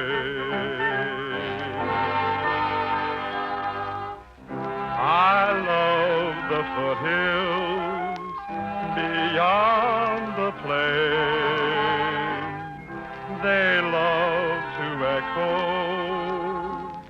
my lone refrain.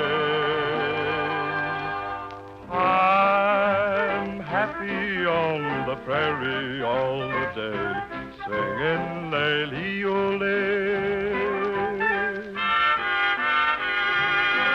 And the funny old hills sing back to say, lay-lee-o-lay-lee-o-lay-lee-o-lay, from far away.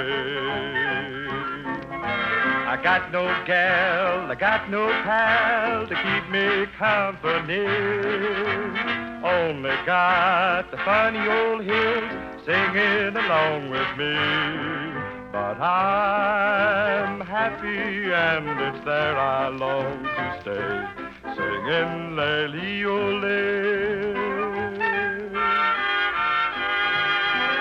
While the funny old hills sing back to say, lay-lee-o-lay-lee-o-lay-lee-o-lay, from far away, from far away, from far away.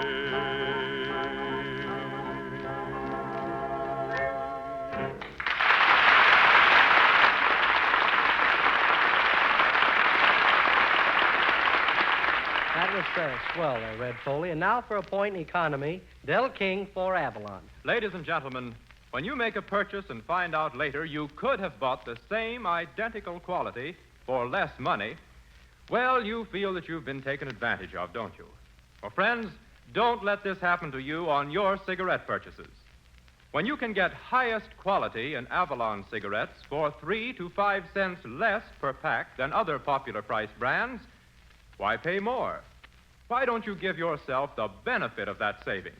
And I'm not just talking about pennies, because that difference on every pack of cigarettes you smoke turns into many, many dollars in a very short time. Yes, Avalons cost you 3 to 5 cents less, but you'd never guess they cost you less. 100% union-made from a matchless blend of choice Turkish and domestic tobaccos, they have a quality equal to or better than any cigarettes you've ever smoked, regardless of price, regardless of brand. You have so much to gain in Avalons. Highest quality, exceptional economy, they're certainly worth a trial. Why not try a pack tonight?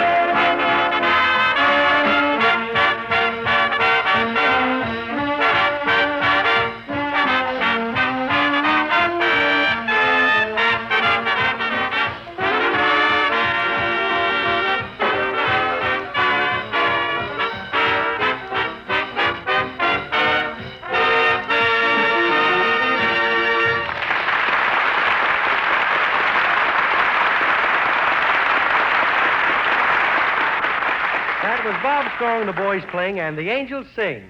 And this is Red Skelton coming from Chicago. A bag of wind from the Windy City. Yeah. Oh, hello, Miss Stillwell. My goodness, I'm glad to see you. Say, you look nice, and I like your evening gown. It's kind of skimpy, though. Well, what's wrong with it? It's the latest thing. Late? I'd say it hasn't even arrived yet.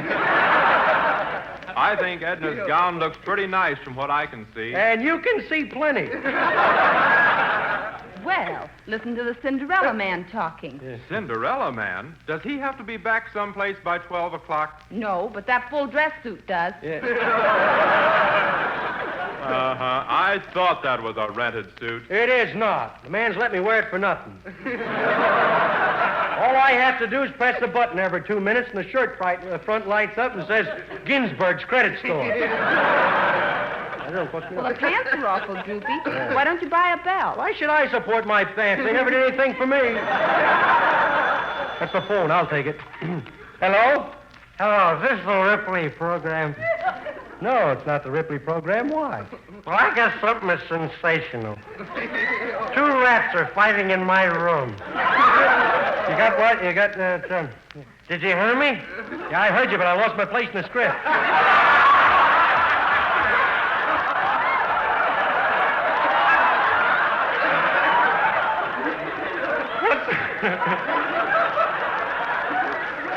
What's so remarkable about 2 rats fighting in a room? They're wearing boxing gloves. So left that guy in Cincinnati. Who's at the door? Well, it ain't Mrs. O'Leary's cow. Hercules, come in. Gee, I bet you've been hanging around the main part of Chicago all day. You got a big loop under each eye. Say, where have you been, Herky? Oh, I've been out gawking at everything. And when I got home, I was too tired to even iron out a few things. Why don't you send your stuff to the laundry? Well, I don't think there's any laundries in Chicago, Mr. Skelton. Why? Well, I read something about the rain washes out Chicago socks. On your sightseeing tour, did you see the Wrigley building, Herky? Oh, yes, I did, Miss Stillwell. But you know, I think it's a fake. Why, I stood there 3 hours and it didn't wriggle an inch. What have you got a pencil and pad for, Herky? Oh, I'm a newspaper reporter. Yeah? And they sent me down here to interview you. Oh. It'll be a good publicity stunt. Oh, I don't care much about publicity. Well, then, for heaven's sake, let go of my coattails. Have you interviewed many people, Herky? Oh, I'll say I have. Why, I just interviewed a big meat packer who's getting a divorce because his wife talks too much. And what a headline that'll make. Meat packer cans tongue. Well, so long, Mr. Skelton. I'm out to get another scoop before somebody steals my shovel.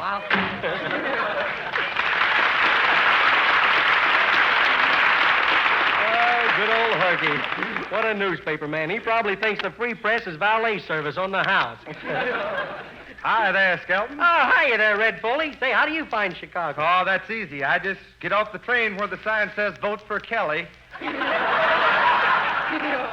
Did you see me down at the station? There's a big delegation there to meet me. Hey, did they give you the key to the city? No, they gave him a one-way ticket to Vincennes. They did not. One guy took my picture. Yeah, and another guy took his fingerprints. Yeah. Say, where will I find the Corn Exchange building? Is this it? Uh-oh, there's a gag coming that ain't in here. What? Well, here I come, Mr. Bone. What makes you think this is the Corn Exchange building? Well, I see 2 grain brokers out in the audience bidding for this script. How about that? That guy Foley's gone out and got himself a writer. Who is it, Jay? Go ahead. Say, Skelton, are you going to stay in my room again tonight? Well, I was planning on it. It's a 5-year plan if I ever heard one. Hey, Skelton. Yeah, what is it, Dove? You haven't met Bob Strong. No, I've been looking him over, though. He don't look so strong to me. What a gag. Oh, no? Well, you ought to see him tear through a telephone book with his bare hands. Well, that's nothing. You ought to see Skelton tear through the Grand Central Station with his bare feet. Well, bring him over here. Okay, Red, but first I want to tip you off about him. He's quite the man about town, a devil with the ladies and all that sort of stuff. Yeah? So be prepared. Well, what do I look like, a country bumpkin? And don't yes me. Bob Strong, come on over and meet Red Skelton. Hiya, Skelton. Hiya, Bob. Hey, what part of the comedy did I take over? Well, what part of the comedy did you take over? What do you mean? Well, Fred Allen has Van Steeden. Jack Benny has Phil Harris. Now, you need my help. You're slipping. Slipping? I ain't been anywhere yet. Gee whiz. Well, I just thought I'd tip you off, Skelton. You're in Chicago now. Oh, put me wise, huh? You don't have to start that stuff with me, brother. It ain't my first time to a big city. Oh, no? Skelton got off the train, took one look at a skyscraper, and yelled, "Timber!" Oh, by the way, Miss Stillwell, I want you to meet Mr. Strong. Hello, Edna. Hello, Bob. Oh, well, you don't have to be so formal. Say, you like to play games, Edna? Oh, yes. I love them. Funny you don't like to play games with me. Bet you a nickel I can kiss you without touching you. I'll bet you can't. Bet you nickel you can kiss without touch. Ah, that's an old gag. She knows it. Everybody knows that gag. Sure. He's going to... Oh! What are you kicking me in the shins for? Gee, I just thought you knew it, and he looks tired. Been standing over a hot orchestra all day, and... Who's playing this game anyway? Well... Go ahead, Bob. Let's see you do it. Okay, here it comes. Oh. But you touched me. That's right. Here's your nickel. Now I knew you knew that gag. Go around kissing everybody. You don't play game. I can play the same game. I'll bet you I can kiss you without touching you. Okay, put up the $100. Okay. Oh, it's enough of this silly business. Play some music. Say, Jeanette, how about singing Heaven Can Wait? Will you, honey?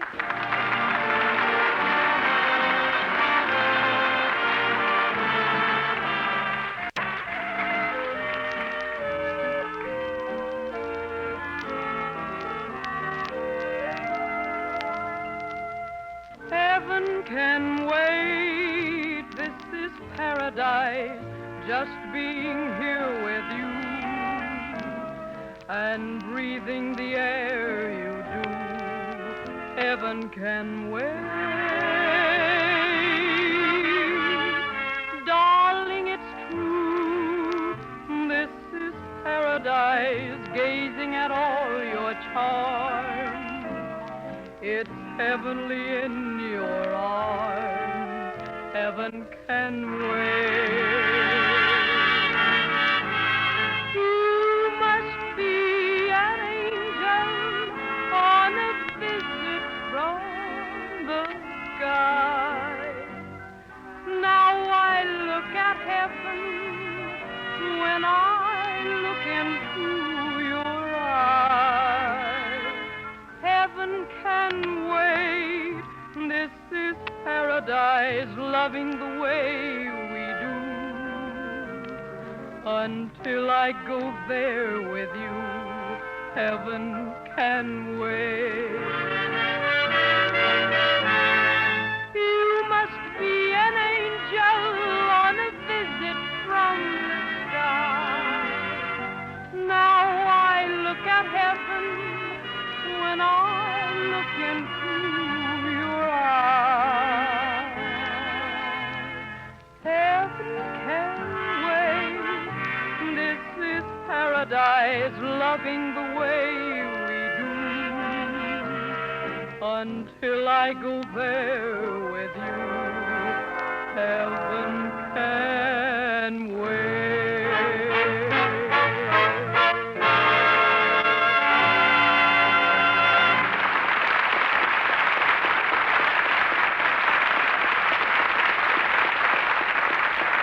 That was Jeanette singing Heaven Can Wait. Next week, ladies and gentlemen, Jeanette, yes. Red, pardon me just a minute, but here's where I take over for Avalon. Hey, wait a minute, Del. Why should the announcer be the only one to handle a commercial? Yeah, why don't you let me sing one? Yeah. I've got a poem. Oh, wait a minute. We haven't got time for both. Tell you what I'll do. I'll toss the coin. The winner gets to do what he wants. Toss coin.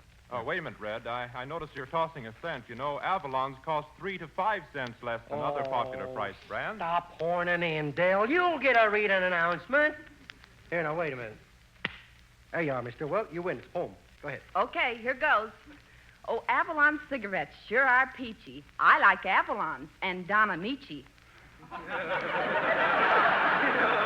Oh, they'll love this in Louisville. Choice Turkish and domestic tobaccos blended.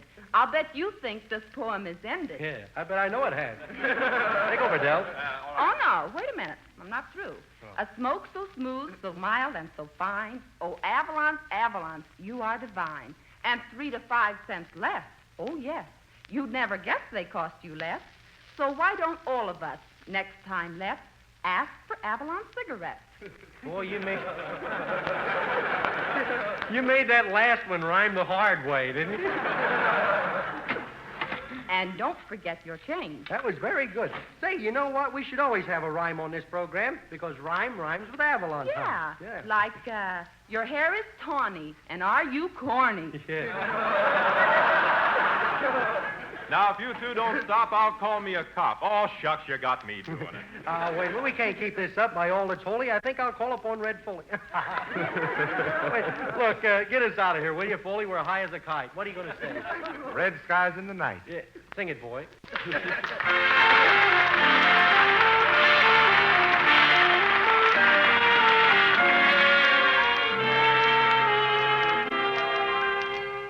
Blue shadows are falling, peace at eventide, and I am recalling when you were by my side. Red skies in the night are a shepherd's delight. Red skies in the night bring a vision of you. Alone by a stream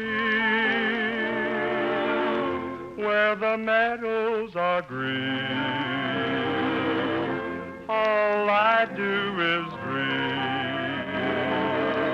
when the long day is through.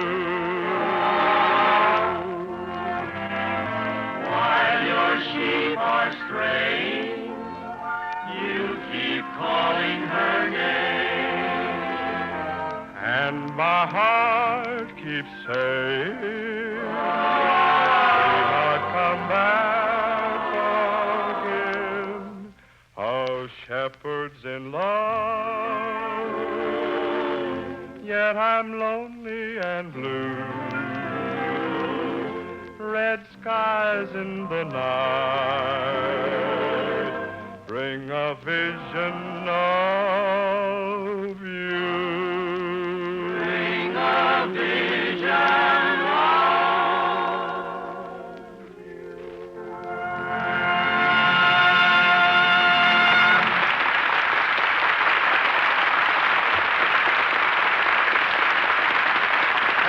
Going there, Red Foley, with Red Skies in the Night. And now for one of our Gaga Sagas,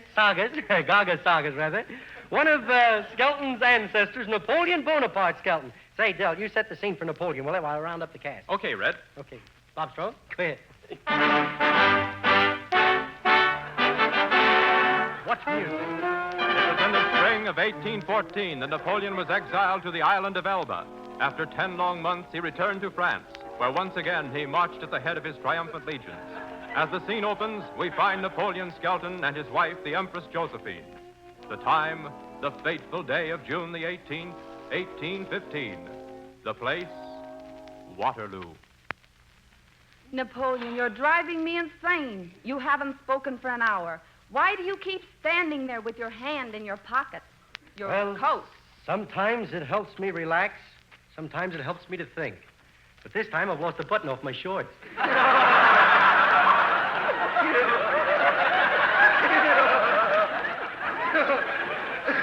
I loaned it to the general for a game of tiddlywink.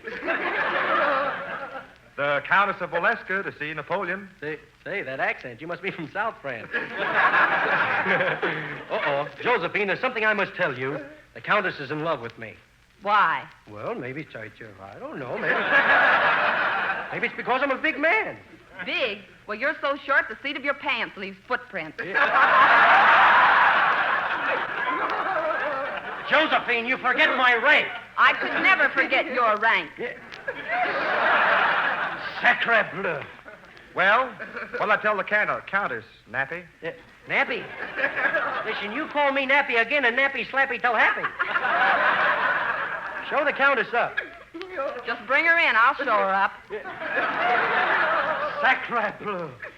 Napoleon, as your empress, I'm asking you not to see that woman again. And as your wife, I'm telling you. Oh, if I could, sacre bleu. Sacre bleu. Sacre bleu. Can't you say anything but sacre bleu? Sacre purple? I was much happier in Elba. After the war, I think I'll leave France. From what I hear, I know you will. I wonder why the English don't attack. General Dicovers, bring me my war maps. I must plan an attack. Here are your war maps, liar. The word fire, that's a misprint.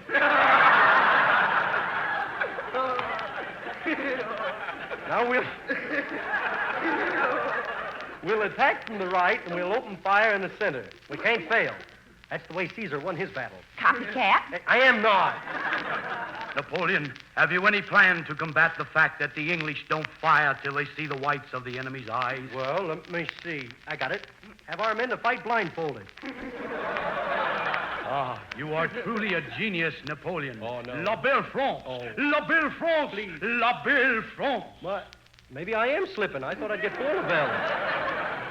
The Duke of Wellington approaches by himself. Nappy? Yeah. I wonder what the Duke of Wellington wants. I don't know. He probably wants the truce, the whole truce, and nothing but the truth. Shh. Here he comes. Well, Wellington. Cheerio, Napoleon. Oh, I say, don't bother to get up, old tomato. Yeah. What do you mean, don't bother to get up? I'm standing.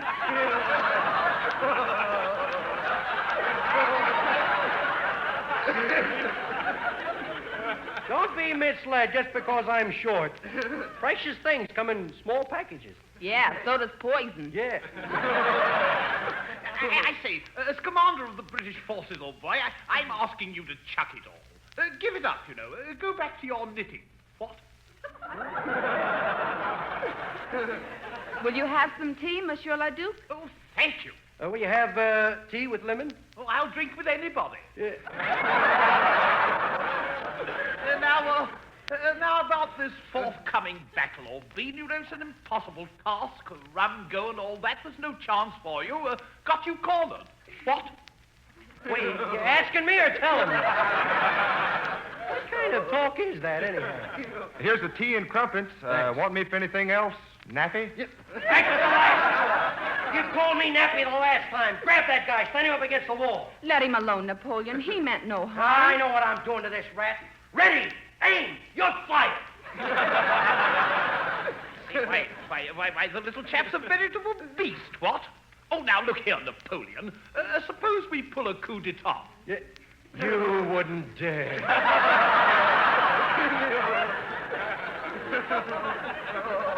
What's a coup d'etat? Well, you ought to know. You're French. Well, can I help it if I'm ignorant? Coup d'etat. Now, see here, old plum pudding. We've got you surrounded and outnumbered. Now, why any more needless fighting? All we demand is that you leave France forever. Well, I guess you're right. But where will I go? To leave my Josephine? To leave my friends? Where shall I go? As far as I'm concerned, you can go to Helena.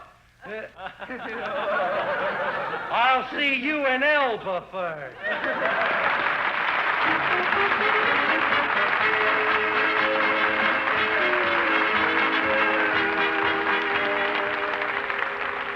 We hope you've enjoyed tonight's show, and we cordially invite you to be with us next Saturday evening at the same time when the Brown and Williamson Tobacco Corporation will again present Avalon Time. Del King speaking. Good night, everybody.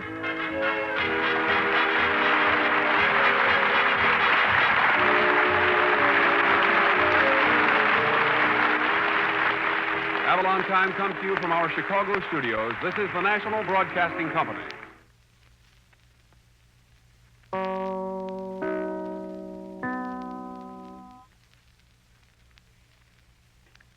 WEAF, New York, 9 p.m. BULOVA, Boulevard Watch Time.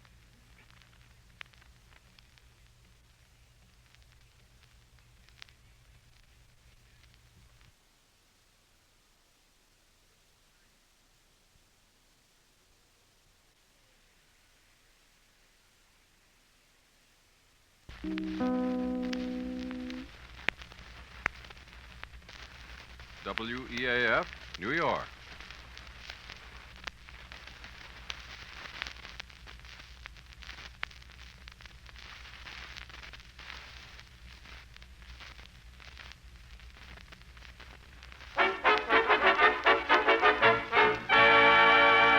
A pack of Avalon cigarettes, please. Yes, sir. Oh, just a moment, sir. Don't forget your change. You'd never guess, but Avalon's cost you less.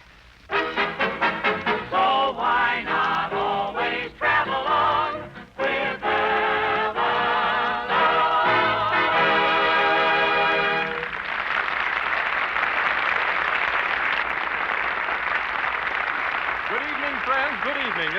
King saying welcome to Avalon Time with red foliage and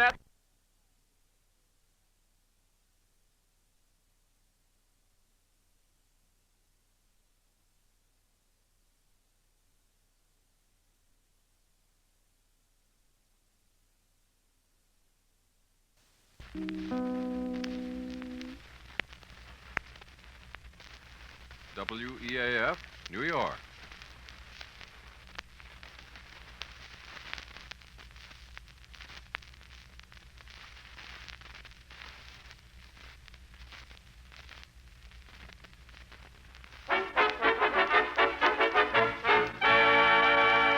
a pack of Avalon cigarettes, please. Yes, sir.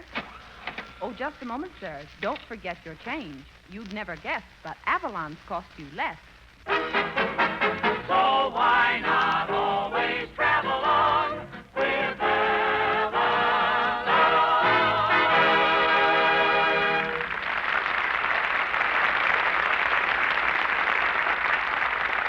Good evening, friends. Good evening. This is Del King saying welcome to Avalon Time with Red Foley, Jeanette, the Avalon Chorus, and Bob Strong and his orchestra, and the only man in radio who believes there are two sides to every question, his side and the wrong side, Red Skelton.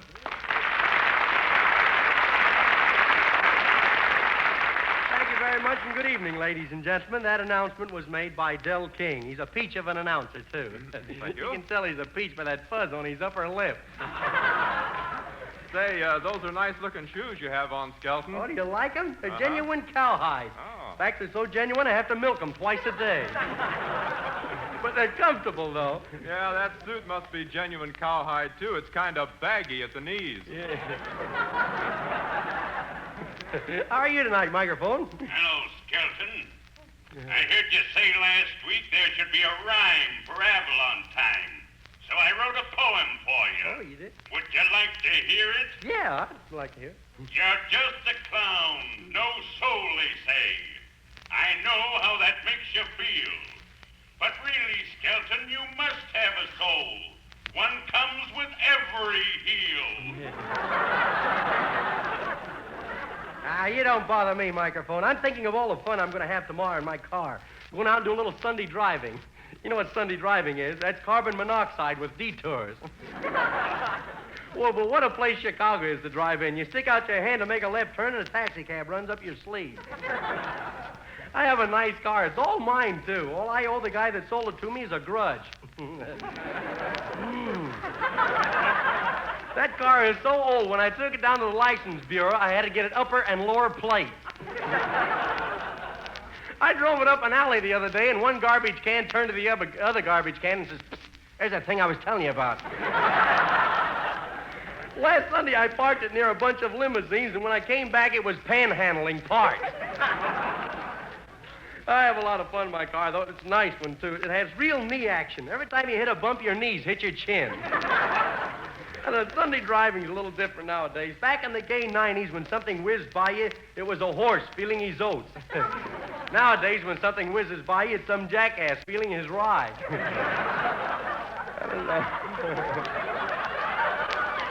I met one of those fellas. Thanks a lot, both of you. I met a couple of fellas in the courtroom the other day who were reckless. Don't get ahead of me back there. I met a fellow in the courtroom the other day who was up for reckless driving, and the judge says, "I fine you $100 for driving up a one-way street without any lights, going through a safety zone, hitting a pedestrian, and driving while intoxicated." The guy says, "Wait a minute, don't that $2 safety sticker entitle me to any privileges?"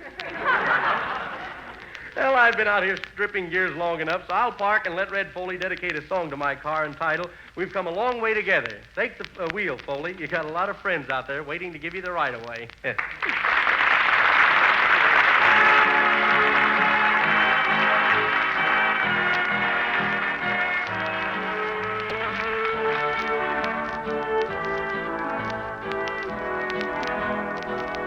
We've come a long way together since we met on the old village green. We've weathered all kinds of weather And to me, you are still sweet 16. Why care if our hair turns to silver? We still have love to keep our hearts aglow. We've come a long way together, and we still have a long way to go.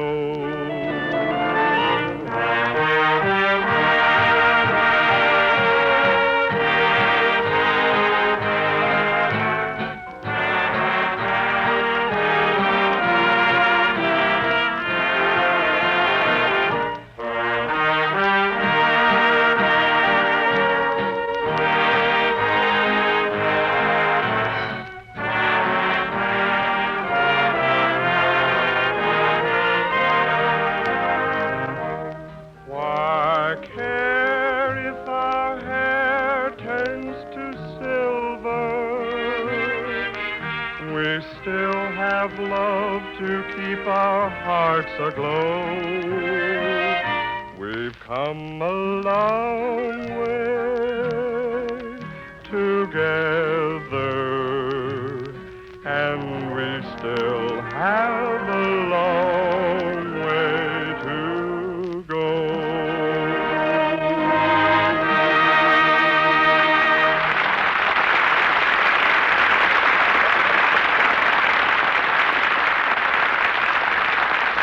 Friends, did you ever find yourself a little short of cash and borrow $1 from some good friend? I know I have. And if you have too, then you know the value of $1. Well, just think this over for a minute.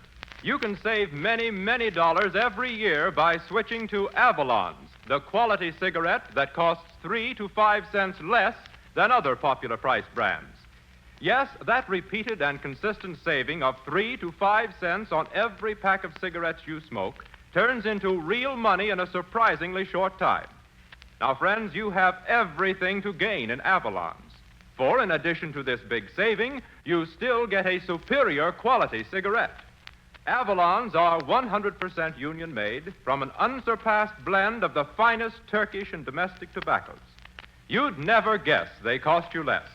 Supreme quality, outstanding economy, Avalon's are certainly worth a trial. Why not get a pack tonight?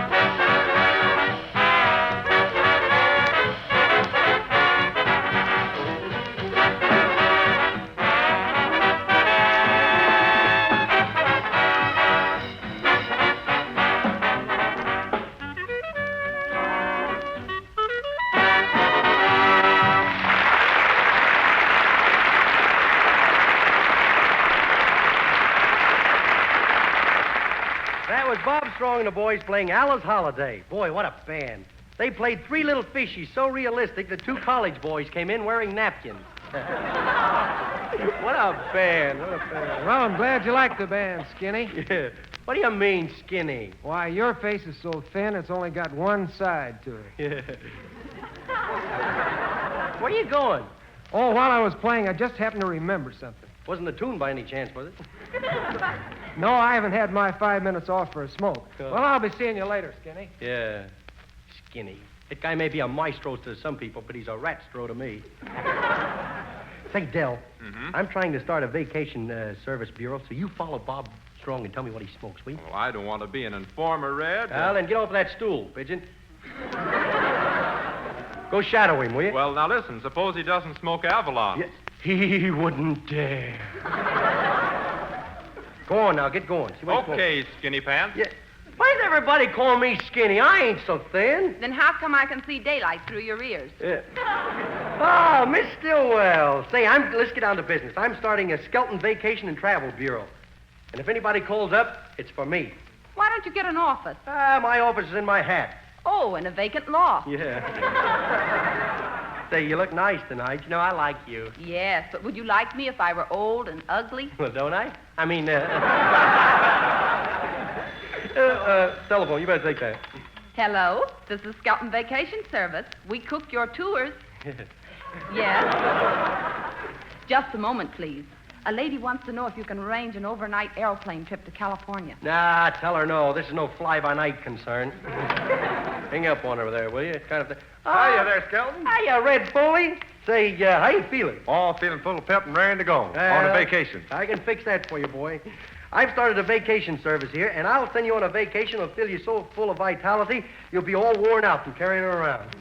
How would you like to go to Rappaport's by the sea? Oh, I don't think I'd like that. It's a nice place. Rate's very reasonable. $5 a day.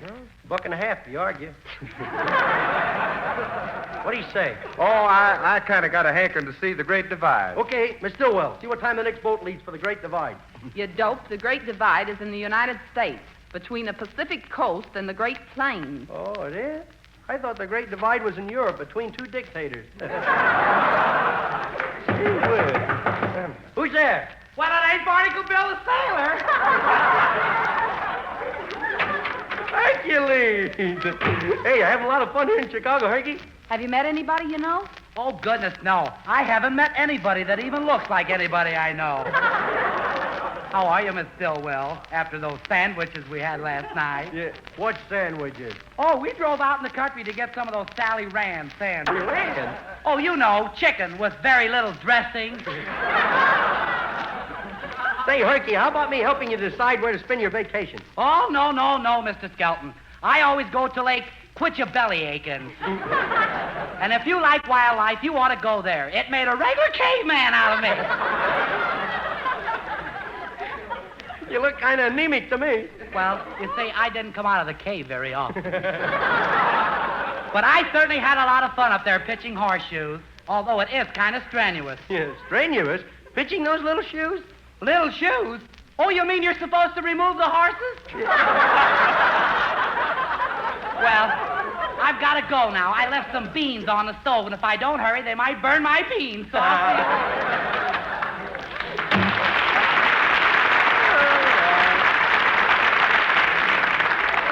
Good old Herky, the pink cyclone. Say, Skelton, you know you wanted me to find out if Bob Strong smoked Avalon. Yeah, well, what'd you find Mr. out? Avalon was in the hall, and you know what Bob did to impress him? No, what? He lit a whole pack of Avalons and smoked them all at once. Why, that show-off. Anything to hold a job. Oh, here he comes now. Look at that guy strut. Come on over, Bob. Yeah, come on over, Bob. Old Shakespeare Strong. What do you mean, Shakespeare Strong? You're always making a play for somebody. Say, have you decided where you're going to spend your vacation? I may not get one. You may get one sooner than you think. Well, maybe I better put it this way, then. Where are you going to spend your layoff? Are you mad at me, Bob? You didn't say hello. No, I'm not mad. How about a little kiss, Jitterbugsy? Jitterbugsy. You going to start that kissing stuff again this week? You're going to wear out your kisser. You don't watch out. Oh, corny Casanova. You going to let that guy kiss you? Well, who said I was? What do you think would happen if I let every man I meet kiss me? I don't know. What usually happens? Well, of course, now, if you won't let me kiss you, I can't, that's all. Well, how do you know? You haven't even tried yet.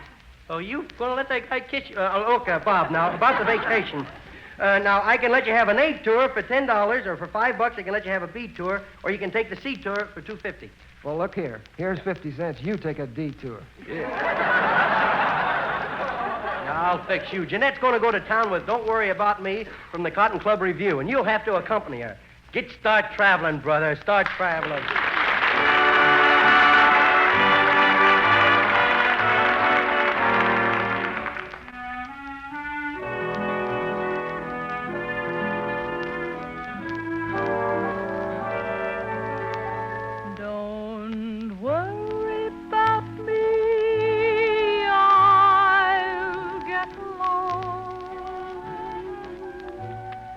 Forget about me, be happy, my love. Let's say that our little show is over, and so the story ends. Why not call it a day the sensible way, and still be friends? Look out for yourself.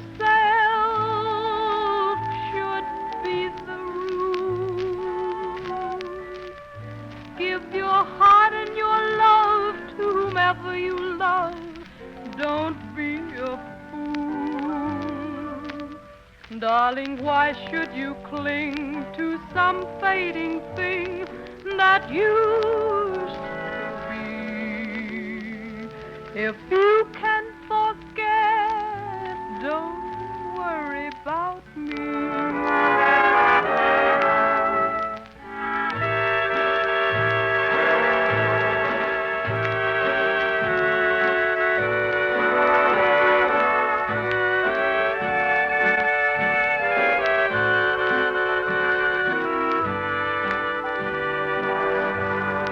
Darling, why should you cling to some fading thing that used to be? If you can forget, don't worry about me.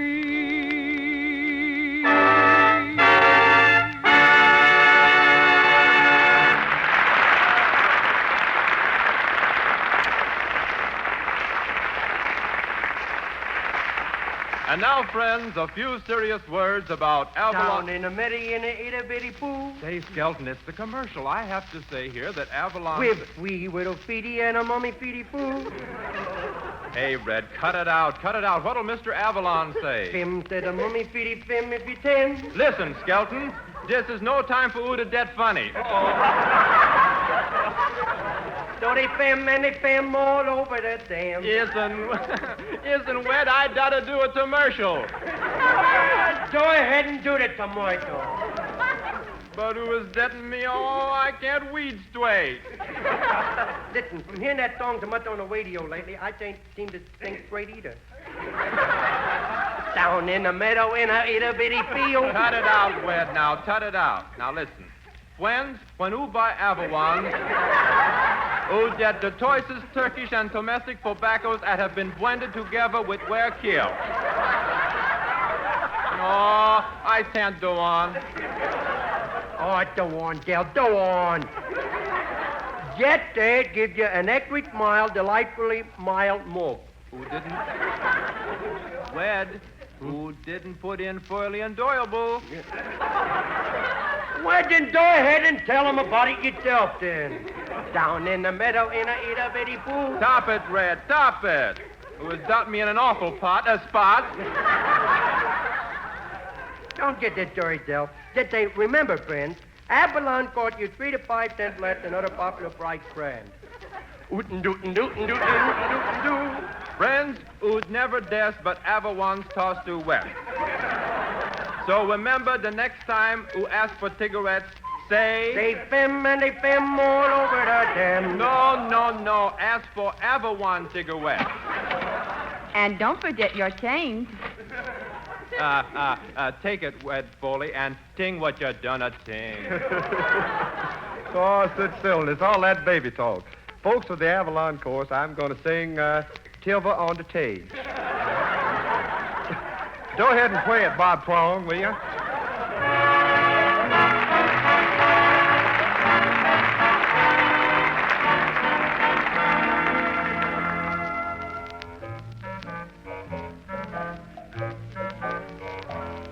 There's silver on the sage tonight, sprinkled by the moon above.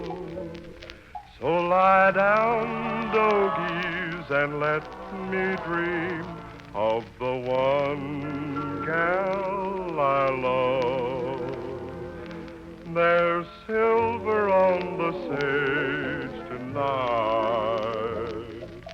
We've been on the trail all day. So lie down, dogies, and you dream too of the range far away. Of a range waiting for you, where the streams never go dry, and the grass sparkles with dewdrops in the meadow of the sweet by and by.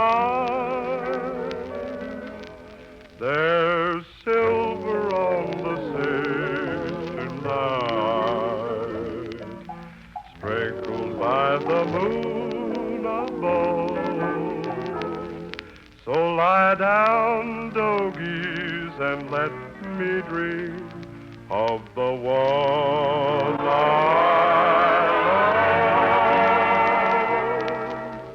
love, of the gal I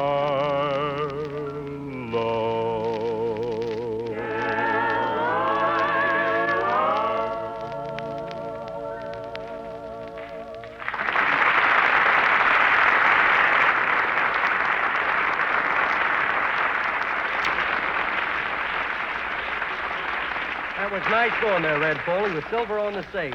And now for one of our Gaga sagas. This week it's about the purchase of Manhattan. That's the island where New York City now stands. I'll take the part of Chief Skelton, the guy who sold it to Peter Minuit.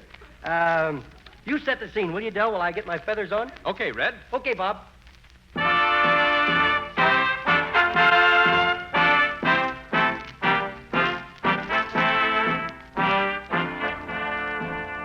The time is May 13th, 1626. Peter Minuit, the first governor of New Amsterdam, is about to perform his first official act, the purchase of the island of Manhattan. As the scene opens, we find him and his secretary approaching the Indian village.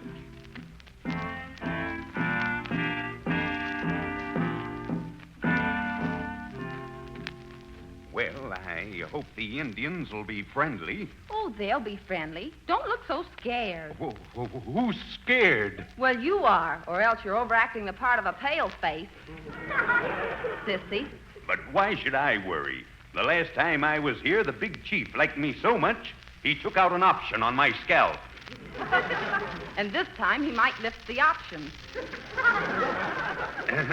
Quiet, we're coming into the village. Oh, here's the chief now. Hiya, Chiefy. Hiya, Chiefy. Well, why don't you answer me? That's a totem pole, you dope. Don't let it get around that a Dutchman was scared by a pole.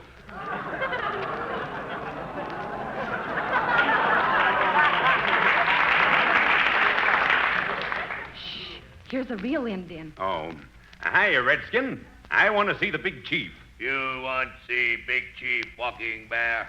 Certainly not. Tell him to put some clothes on. Ugh, what? Okay. Enter teepee. Management not responsible for toupee. No, I don't think we should go in there. It's all right, Peter. Come on in. Oh, there he is. Hiya, Chiefy, old boy. Old boy? Old boy? How? How? And how? Why you bring squaw? I write shorthand. Yeah? Me must chop off me squaw's hands. She write without hand, too. I loused that up, didn't I? Who's that? Him only man sick in tribe. Well, who is he? Him medicine man. Look, Chief, we've come to buy Manhattan Island. Yeah? Medicine man make all decisions. Me ask him if we should sell island. Uga waga, uga waga, uga. Taha mia huga haga tua. Hold tight, hold tight. Udiakaseki? Ugh. Him say no. What's next question for house? Who buy 'em next drink? Yeah. Must warn delegate from Tammany tribe, keep quiet. Queer people, these foreigners. Yeah. You keep quiet, too. We burn Peter minuet at stake. We make minuet steak. I think I look on next page, see if more laughs.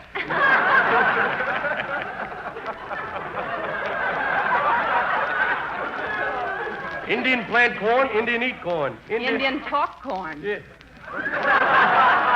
Big Chief no like squaw, steal punchlines. Gee whiz. Look, Chief, I want to buy Manhattan Island. I have lots of money. What good money to Indians? To buy food. Indians shoot food. Buy clothes. Indians shoot clothes. Have fun. Indians shoot paleface. Paleface crazy. Every time he sat down to eat, tried to stab face with sticks.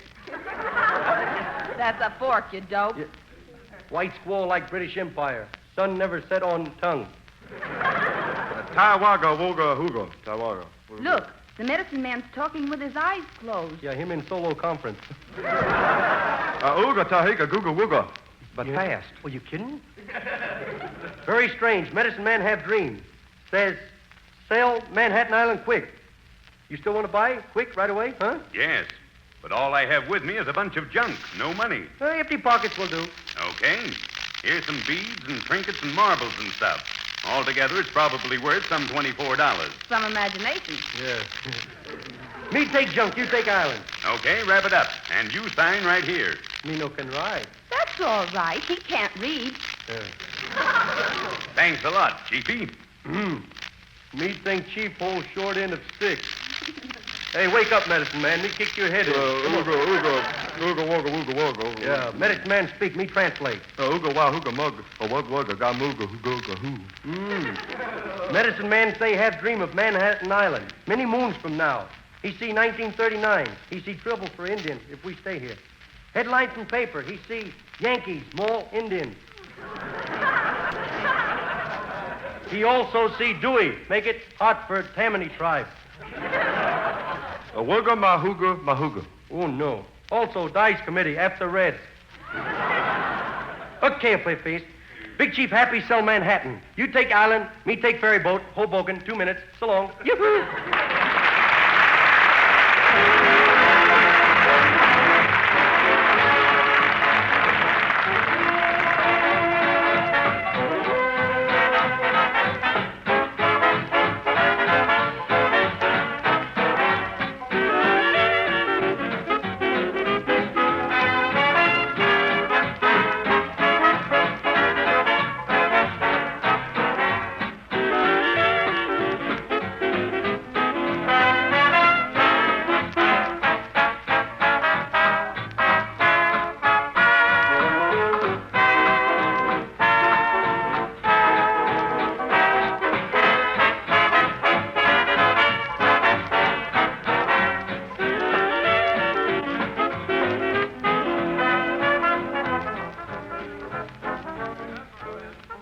Cigarettes give you highest quality but cost 3 to 5 cents less than other popular priced brands.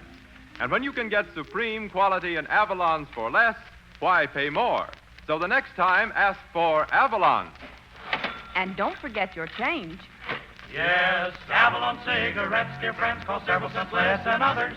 You too can save this difference like all of us Avalon brothers. Each pack is wrapped in cellophane, each pack is union made.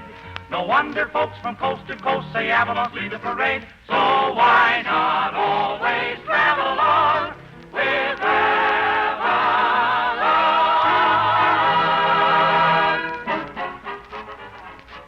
Yes, you'd never guess, but Avalon's cost only 10 cents, plus city or state tax.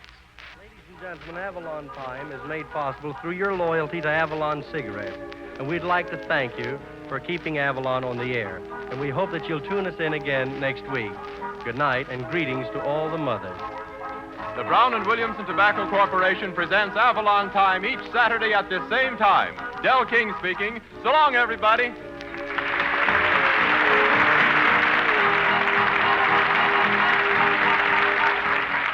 Avalon Time has come to you from our Chicago studios. This is the National Broadcasting Company.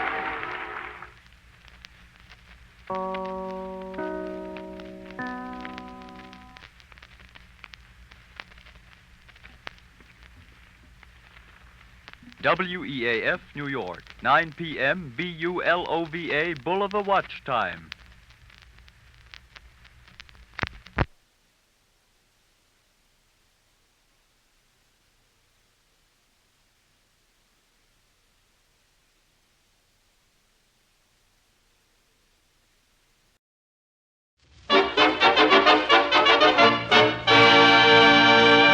A pack of Avalon cigarettes, please. Yes, sir. Oh, just a moment, sir. Don't forget your change. You'd never guess, but Avalon's cost you less. So why not always travel on with Avalon?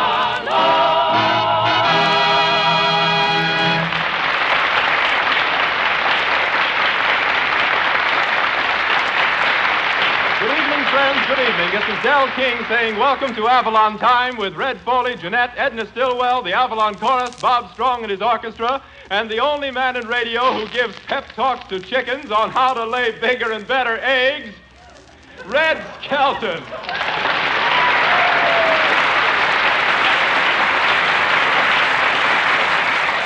Thank you very much, and good evening, ladies and gentlemen. Say, Del, what happened to your right eyebrow? Well, I went in the barber shop downstairs to get my mustache trimmed, and the barber was nearsighted. What a barber. He'll tell you got a complexion like a peach and then start slicing you. I feel great tonight. I just got back from New York. I flew in. The trip was a little rough, though. In fact, it was so rough, I was scared green. I was so green when I got off the plane, a guy came over, opened my mouth, and tried to mail a letter in it. Had a lot of fun. I went to the World's Fair while I was in New York. Went out in one of those taxi cabs. I like to ride in taxis. They bang up the fenders. It gives you that carefree feeling. Those drivers are awful careful in New York, though. They only drive in the safety zones. The World's Fair is really beautiful there. No kidding. There's so many Klieg lights that the astronomers claim that the man in the moon is wearing sunglasses.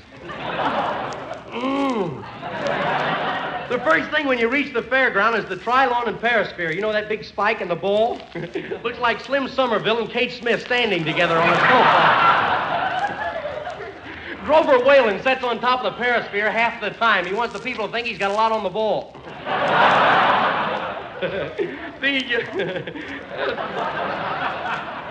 Really much. That Grover Whalen, no kidding, he's really out to make money.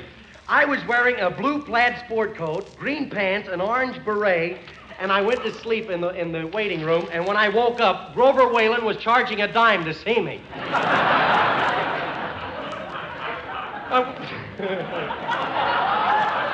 I went to the Flea Circus, and I must have gotten too close to the performers, because what happened to me shouldn't happen to a dog. I went over to Billy Rose's Water Carnival. Oh, that's really lovely. I was sitting right in the front row with a lot of important people, and everybody was getting wet. The district attorney of New York's son was right next to me. Even he was a little dewy.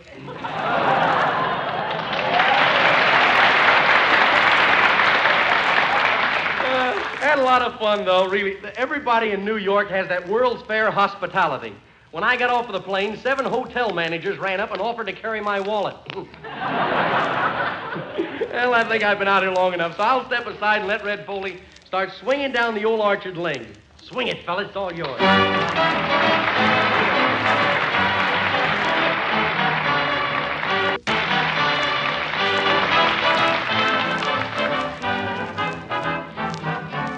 Swinging down the old orchard lane, listening to the mockingbirds refrain,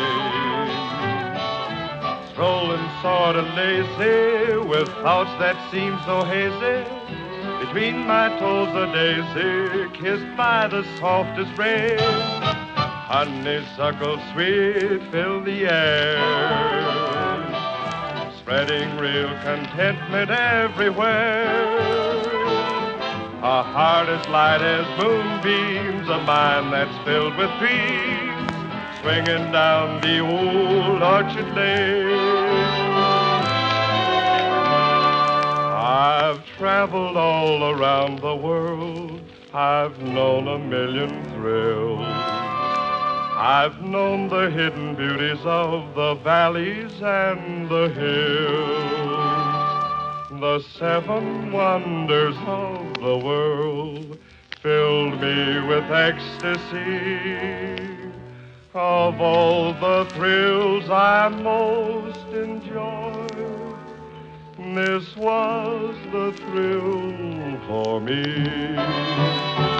Swinging down the old orchard lane, listening to the mockingbirds refrain. A heart as light as moonbeams, a mind that's filled with dreams, swinging down the old orchard lane.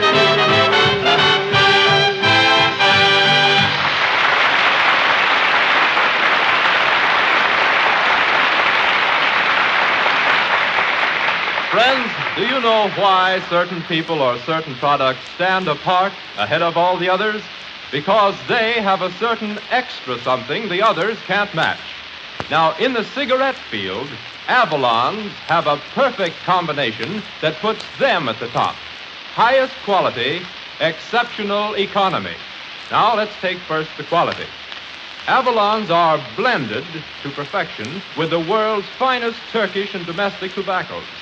You couldn't get finer quality tobaccos, regardless of price, regardless of brand. Now, second, the economy. Avalons cost 3 to 5 cents less per pack than other popular priced cigarettes.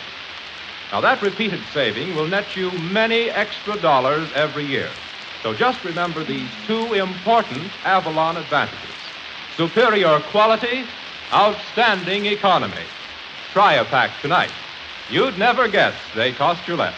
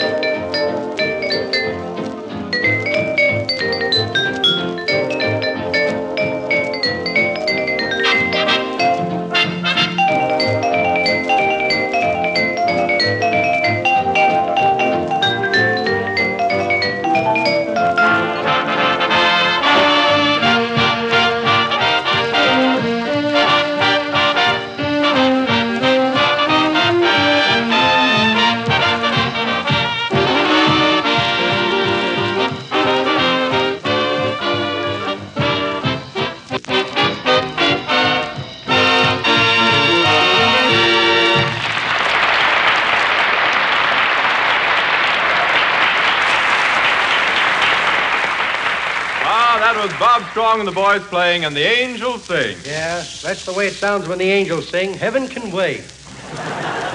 Hey, listen, Skelton, don't forget, it's Edna Stillwell's birthday, and she's invited us over to her party. Oh, a party for Edna. Can I go too? Yeah, you can go too. Come on, Dell. The car's parked outside. We'll drive over. Oh, no, let's walk over. It makes me nervous the way you go around those curves. Yeah? Why don't you do what I do when I come to a curve? Just close your eyes. Come on, Dell.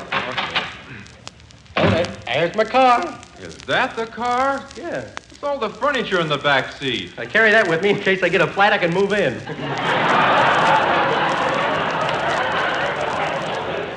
Well, I think I'll walk over. Oh, come on, let's ride. We got the car, we may well use it. May as well use it. We may as well use it. Come on, get in. Okay, I will. Wait a minute. I'll just sit right down here. Oh! What's the matter, Dell? Oh, thanks. Gee, I've been looking for that oil can for 3 weeks. Well, hold on now. Here we go. I hope we get there in time. Okay.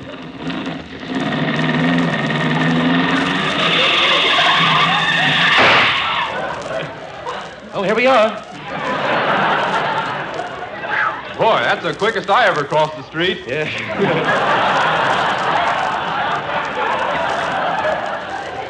Yeah, wait till I get my goggles and my duster off. We'll go in and join the party. Okay. Hey, wait. Oh, look at the pretty flowers out here. I think I'll pick some. Oh, hello, boys. Come on in. Well, happy birthday, Edna. Happy birthday. You didn't eat yet, did you?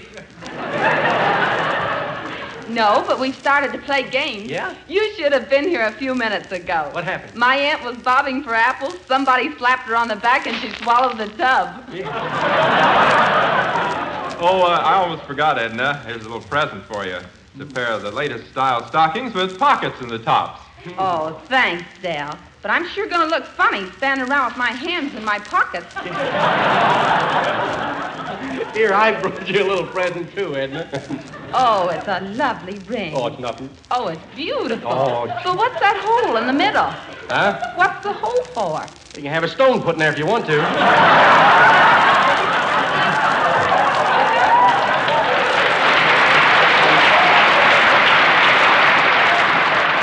You won't believe it, but that ring used to belong to a millionaire. Yeah, I know. Woolworth. Yeah. Now, come on, let's go in and play some games. Let's play the kissing game. Uh-oh, there's Bob Strong. Hi, Skelton. Hello, Romeo. Hey, Edna been kissing you? Look, you got rouge on your cheek. No, I'm just naturally healthy. Oh, just naturally healthy, huh? Don't look now. Your right cheek's healthier than the left one. Don't be so jealous, Skelton. I don't mind when you kiss my girl. What do you mean? I never kissed your girl. But you must have. I showed her your picture, and she said, boy, what a kisser.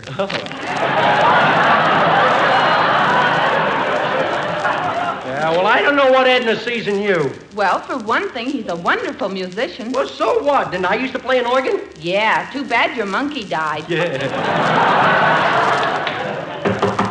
What's that? Telegram, an epistle for somebody. Hercules, a messenger boy. Well, I ain't a carrier pigeon. And goodness me, Mr. Skelton, the customers have just got me all a sweater. Yeah. What seems to be the trouble, Herky? Well, good heavens. They expect me to have a horse and a suit of armor to deliver a night letter. Here's 2 telegrams for you, Miss Stillwell. Oh, thank you, Herky. You're welcome. Oh, look. This one says, congratulations on your 24th birthday. Many happy returns of.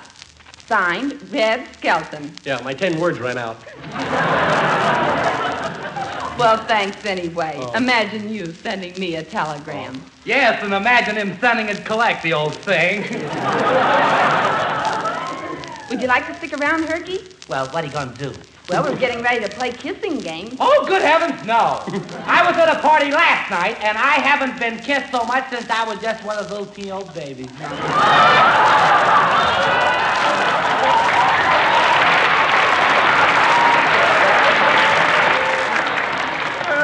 You should have seen what happened to Herky. He kissed a girl, fainted, and fell down a flight of stairs. Well, listen, Mr. Skelton. When I kiss them, I stay kissed.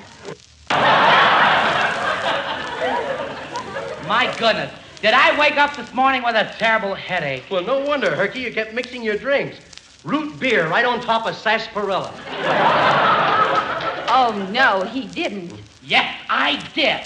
And along toward the end, I was tossing off straight ginger ale. Well, I gotta go now, Mr. Skelton. I gotta wash out my cowboy underwear. Cowboy underwear? What's that? My Western Union suit. So I'll...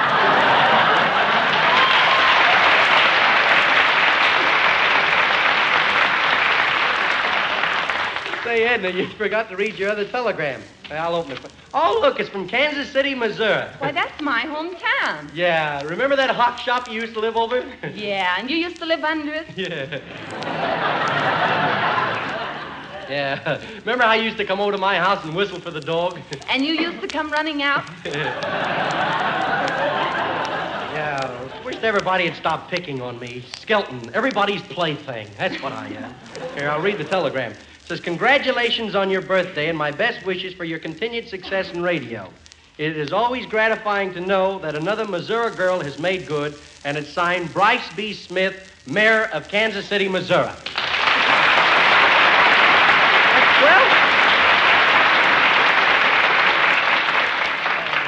Well, thank you very, very much for the greatest thrill I'm sure I ever had. It's all right. That wasn't in there, but it was very well done. Very well done. Say, maybe we should continue on now. Oh, look what Foley's coming in with, a big birthday cake. Hello, Edna. This is a little present from me to you. By the way, have you got a charge account at Henrici's Bakery? No, I haven't. Well, you have now. Hey, Foley, you pulled that crack on me once. Yeah? Well, I got a one crack mind. Yeah. Say, that ain't bad. You know, it seems lately I got jokes in my blood. Yeah? You're a little anemic, ain't you? Well, come on, let's light up the candles on the birthday cake. Okay, here we go. Oh, my beautiful cake. Gee. Who put those firecrackers on there for candles? Well, I did, but I didn't think you'd get sore about it. Gee, I only wanted to make sure that your birthday party'd go off with a bang.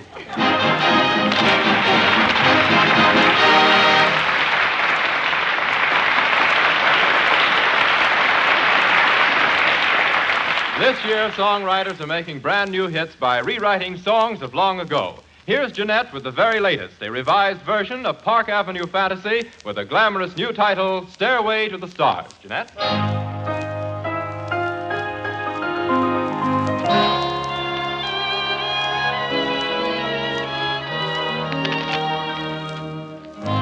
Let's build a stairway to the stars and climb that stairway to the stars with love beside us to fill the night with a song.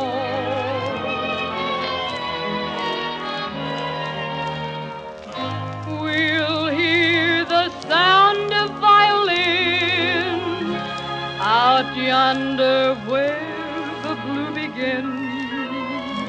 The moon will guide us as we go drifting along.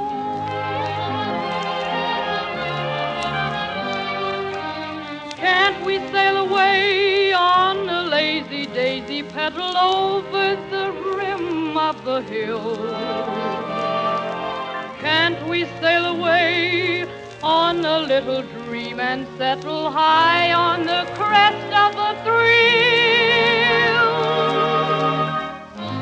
Let's build a stairway to the stars, a lovely stairway to the stars. It would be heaven to climb to heaven with you.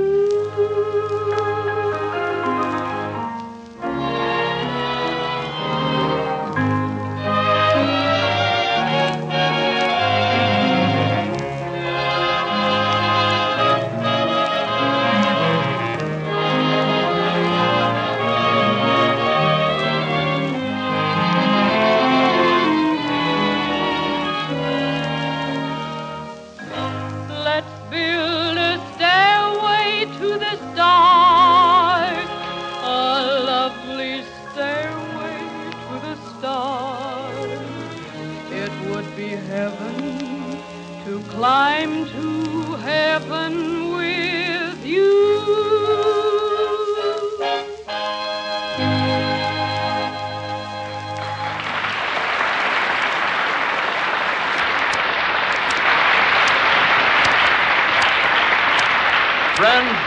Only when a product is sold on merit and merit alone can the manufacturer say, try it once and let it prove its superiority.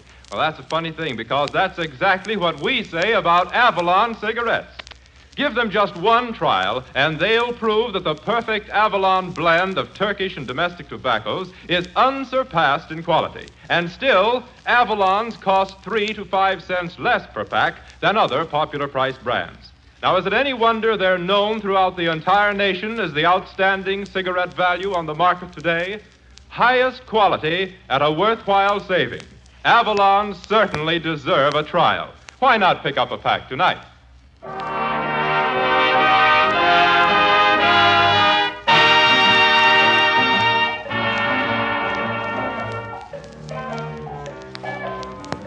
Red Foley and the Avalon Chorus sing one of Nick Kenny's big hits, It's a Lonely Trail. Standing at the crossroads, don't know where to travel. Roads of rock and gravel don't lead me anywhere. Just the smoothest highway somehow isn't my way. And nobody seems to care. It's a lonely trail when you're traveling all alone. It's a lonely trail when you're just a rolling stone. With a lonely star to guide you and a lonely heart inside you, like a ship without a port to call your own. It's a lonely trail when you haven't got a friend. And the road before you never seems to end. But I wouldn't mind life's trouble if I could only travel double. It's a lonely trail when you're traveling all alone. All alone.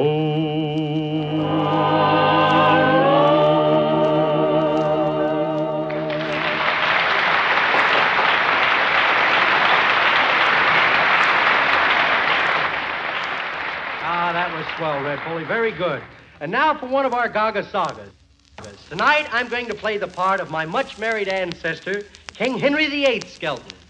Now, Edna Stillwell will play the part of Catherine Howard, my fifth wife, and playing the role of Earl of Essex will be that noted English actor, John Goldsworthy, who has been on Broadway for the past 3 years, looking for work.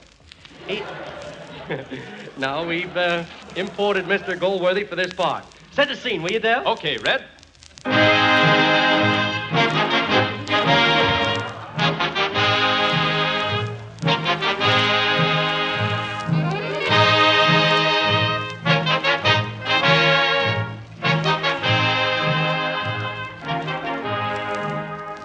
The time, May 27th, 1539. The place, the Royal Palace in London.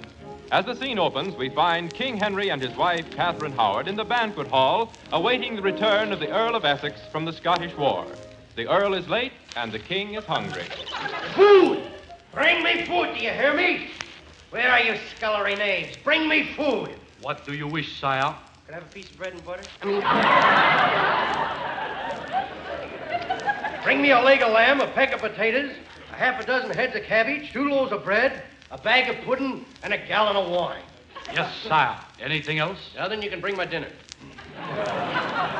Very good, sire. Oh, I forgot to tell you. What? The Duke of Norfolk and the Duke of Suffolk want to sleep here tonight. Yes. No wonder people think I like to fight. I'm always putting up my dukes.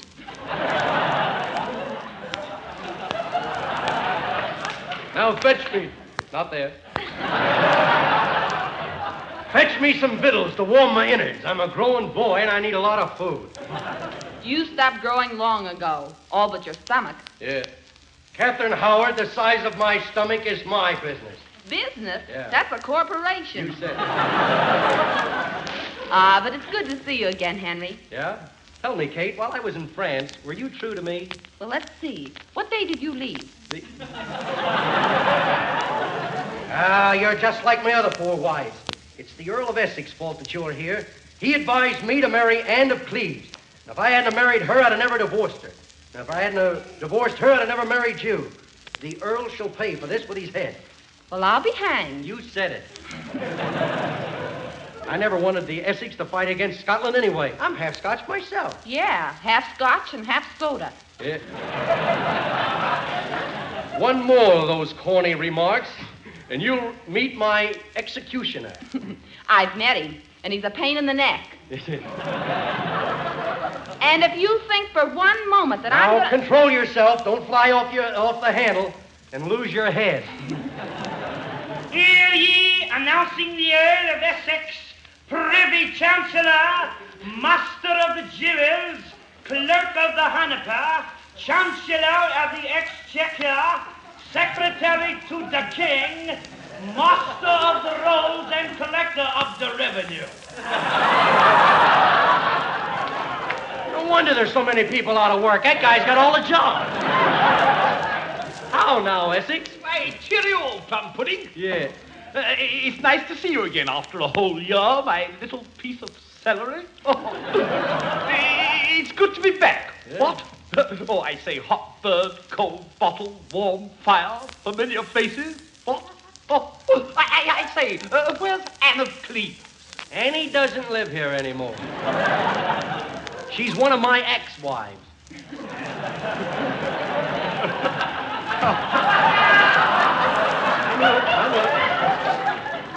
Do you mean you declared another ex-dividend?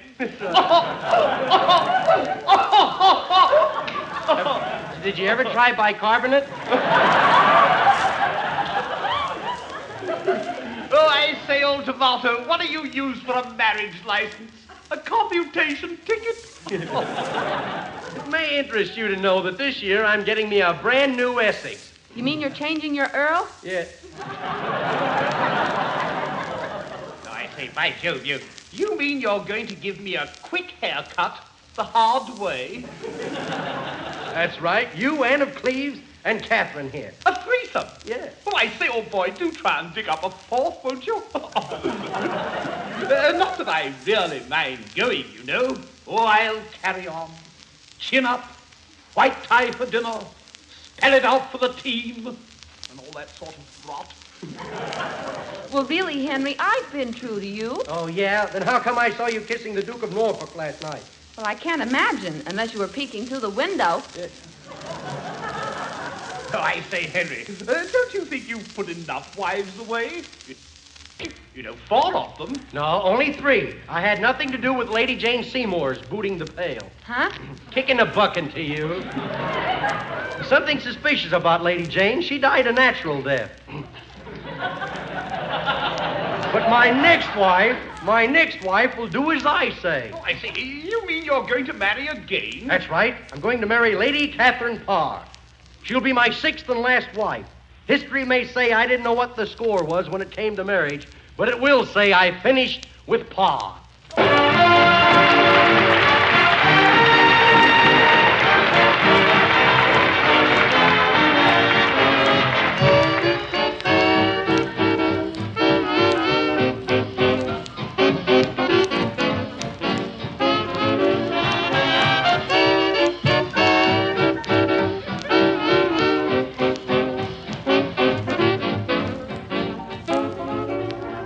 Remember, friends, Avalon cigarettes give you highest quality but cost 3 to 5 cents less than other popular price brands. And they're 100% union made. And when you can get supreme quality in Avalons for less, why pay more? So the next time, ask for Avalon.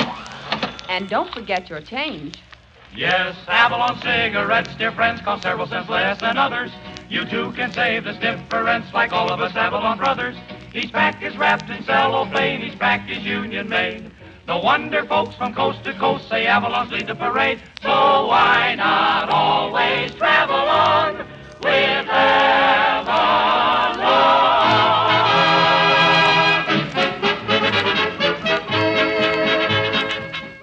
Yes, you'd never guess, but Avalon's cost only 10 cents plus city or state tax.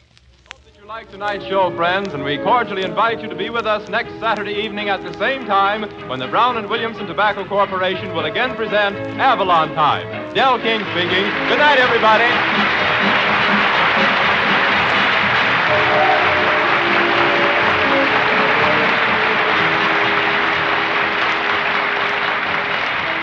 Heard on this program, The Ladies in Love with You from Some Like It Hot. Avalon Time has come to you from our Chicago studios. This is the National Broadcasting Company.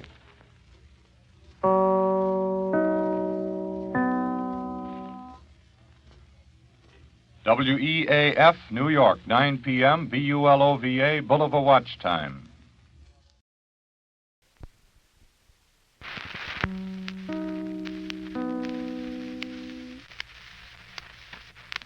WEAF, New York.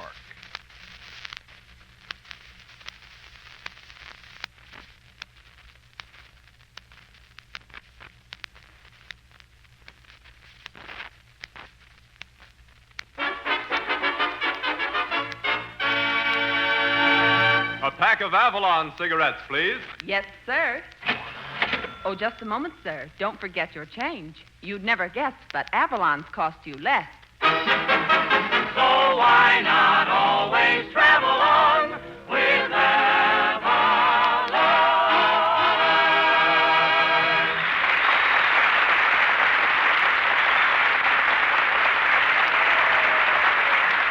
Good evening, friends. Good evening. This is Del King saying welcome to Avalon Time with Red Foley, Jeanette, Edna Stillwell, the Avalon Chorus, Bob Strong and his orchestra, and Red Skelton.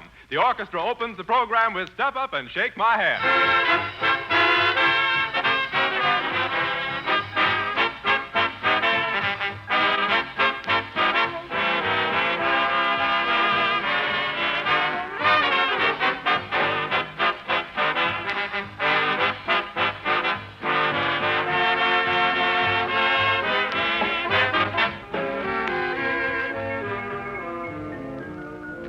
Now, friends, when you find a product with just one distinct advantage that makes it superior to all others, you'll gladly give it a trial, won't you?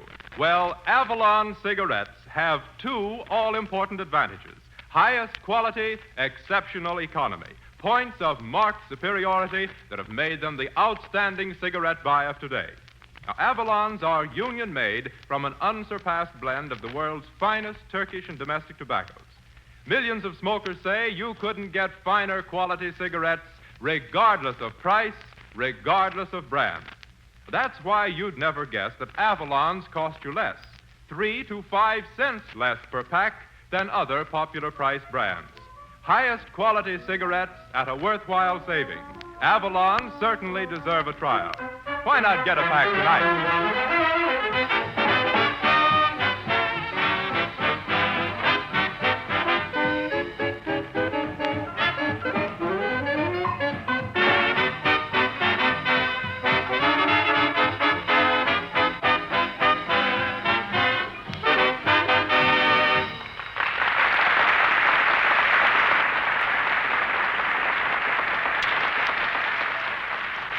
Well, we give you now the only man in radio who is 25 and already collecting Social Security on his jokes, Red Skelton.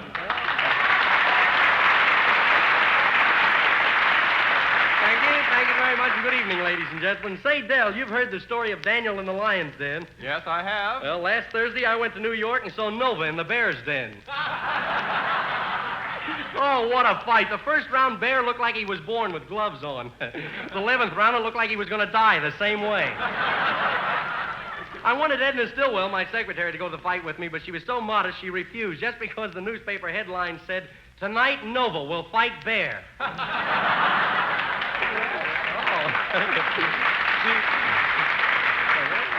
I love fights. When I was a kid, I was a problem child of the neighborhood. Every time I'd show my face, all the other kids would start running. But they never caught me. I'll never forget the first time I fought in the ring.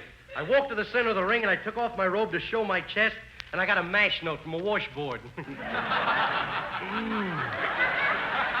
I only lost one fight in my entire career, though. I misunderstood the referee's instructions. I knocked my opponent down. The referee yelled, "Run to a neutral corner." The only one I could think of was Randolph and State. My next big fight was in the Madison Square Garden. In the second round, I says to the guy, I says, "You're yellow." He was yellow. I was black and blue. I drew back to him, and I see a terrific right coming. I was pulling up my trunks, both hands being busy. I blocked it with my eye. The next round, I drew back to hit the guy, and I heard a bong. I was nervous at first. It was the bell, but I thought it was the horseshoe fell out of my glove. I carried a horseshoe in my glove that night. Didn't do much good, though. I think the other guy had the whole horse in his. Okay, and that guy knocked me so cold they had to carry me out with a pair of ice tongs. But I was a big favorite in the fight ring.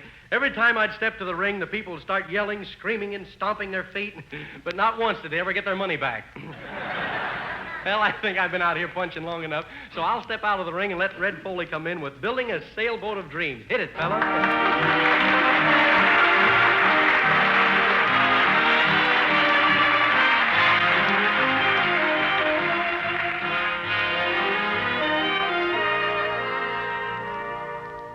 When twilight has gone and the world slumbers on, I'm building a sailboat of dreams. Each star up above knows my secret of love. I'm building a sailboat of dreams. Someday I will sail away and find you somewhere, my darling. But till dreams all come true, till the day I find you, I'll keep building a sailboat of dreams.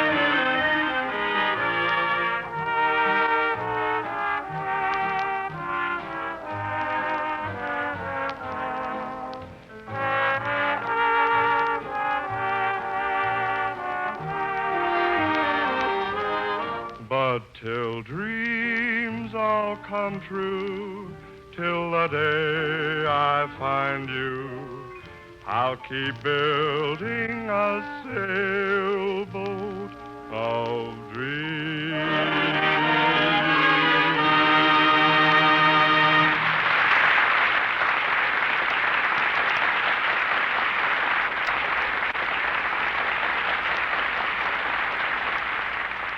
When it comes to making special arrangements, Bob says, "Give me my honey's lovin' arms."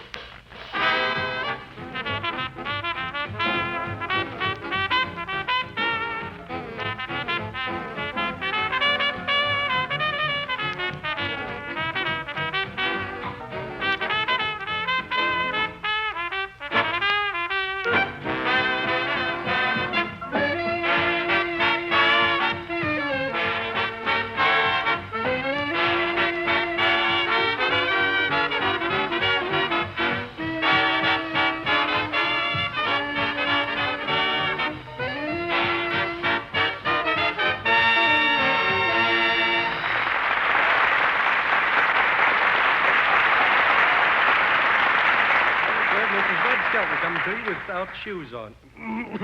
Hi, Del. Listen, Red, wait a minute. You better do something about that cough. Yes, I think I'll go down to Hot Springs, Virginia this week. Virginia has cured a lot of hams, you know. Yeah. Hey, who said that, anyhow? Did you say that, Del? No, I didn't say it, Red. What is this? Who said that about the hams? Did someone call me? Yeah. Hiya, Bob Strong. Yeah, I hear you weren't feeling so well this week. Well, I wasn't, but I feel all right now. My blood pressure's normal, my heart action is normal, and my pulse is normal. Don't you wish you were? Yeah. Say, who is that, anyhow? Oh, that's my new fiddle player, Roger Donaldson. Yeah? I'm making some improvements in the band, and he's one of them. Yeah, some improvement. But confidentially, Bob, the boys do play a lot better now since they learn how to read music. Yes, and with the 6 men I've added, the band will be a lot better now.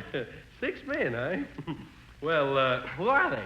Well, there's Joe Strongin, Yeah. Felix Strongman, Oh. Carl Strongdale, and Pete High Strongfin. Oh. They're all in there on their merits, of course. Oh, sure. Say, but that only makes 5 with this Roger guy. Who's the 6th man? Oh, that's Jack Warren, the drummer. Warren, how'd he get in here with a name like that? Well, he married my sister. Oh. Well, I knew there was a connection somewhere. But say, this Roger guy, tell him to keep still, will you? Well, I have to be kind of careful with him, Red. Yeah, careful with a fiddle player? Why? Well, he knows his onions. Yeah? Shouldn't he know something about a violin, too? I mean... Hey, let me show him, Bob. Go ahead, Roger boy. Roger boy?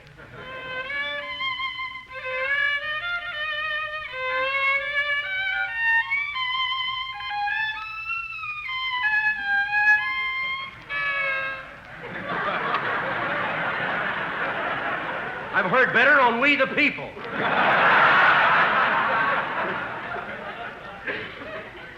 What do you think of that? What do I think of it? Well, just take the first 3 letters of loud and add the last 3 letters of Jersey. Hello, Red. Hi, Hiya, Del. Hello, Edna. Hello, Bobby. Hello, Pumpkins. Yeah, Pumpkin? Hey, what's going on around here? I thought I was your steady fella, Edna. Steady? Yeah. If you were any steadier, you'd be motionless. Yeah. I want a real boyfriend. I need a Gable type. Gable? Yes, my lips are burning, my eyes are scorching, my tongue is waxing warm with words, and my face is aflame. Help! She's on fire! Well, Edna, I'm your man. Yes, Bob, but will you love me when I'm old? Love you? I'll idolize you. I'll worship the ground under your little feet. I'll... Say, you're not going to look like your mother, are you? Oh, boy. Yeah, now what? If a loaf of bread was as old as these jokes, what a marvelous turkey dressing it'd make. Who's that, Red? I don't pay any attention to that droop. Oh, yeah?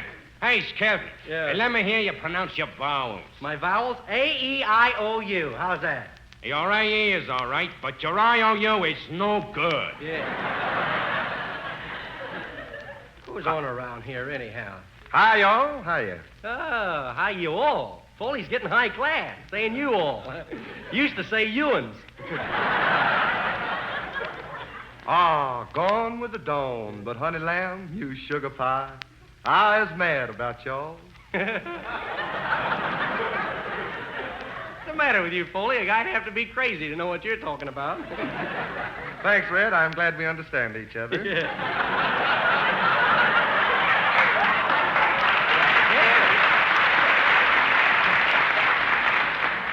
But don't think I'm crazy, because if I was, Mr. Selznick wouldn't have sent for me to play a part in that picture, Gone with the Wind. Ah, now go on. Don't start bragging about you're going to be in Gone with the Wind. Why not? Isn't that something to blow about? Yeah, but... You know, I'm going to play Scarlett O'Foley. You mean Scarlett O'Hara? Say, that's a woman's part. Can you play a woman? Can I? Boy, show me the woman. Well, I got to go now. So long, Edna, honey. Honey? Hey, where does he get that honey stuff? He knows you're my girl. Your girl? Yes, my girl. Why don't even talk to me, you dope? Yeah. Dope? I'm a dope? I'm a dope? Stop bragging, Skelton. Listen, don't interrupt me when I'm speaking. Don't speak while I'm interrupting. Yeah. Say, Bob, Edna's my girl, and that settles it. You can't talk to me like that. Take off your glasses. Okay, what glasses? Those are circles under my eyes. Well, take them off. Now, wait a minute, boys. No fighting over me. I'll give each of you a test. Now, Bob, you leave the room and I'll test Red. Okay. Hey, what kind of a test? Well, you make love to me. Then Bob will make love to me, and the best man will win. Oh, gee, that's a cinch for me. Well, go ahead. All right. Oh, Edna. Oh, gee. Edna, dearest, look through yon window. Look at the moon. Look at the stars. What a combination. Is that thing showing again? Oh, cut it out. It hit the back wall and bounced back, did you? Now, what do I do now? Well, put your arm around me. Yeah? Now, hold me closer. Oh. Closer, I can still breathe. Yeah. Oh. Now, put the other arm around me. Yeah? You've been eating potatoes, haven't you? Now what do I do? Oh, send for Bob Strong. Yeah.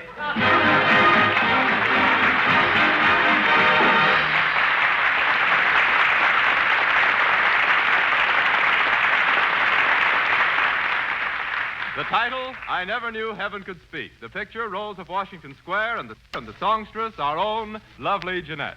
Come in, Jeanette.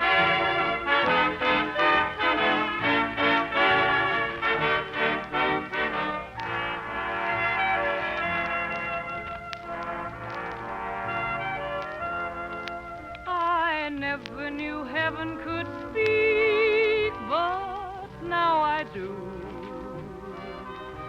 I learned it through a conversation with you.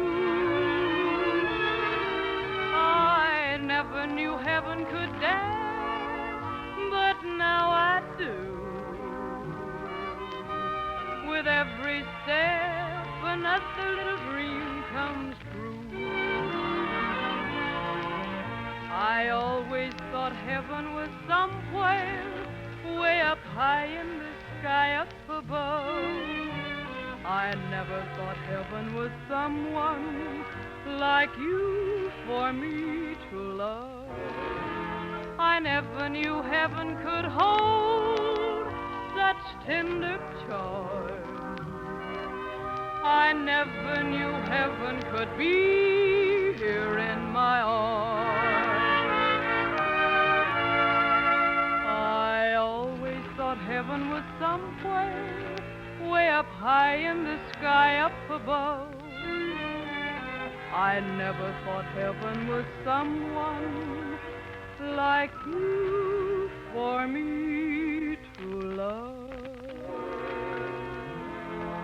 I never knew heaven could hold such tender charm.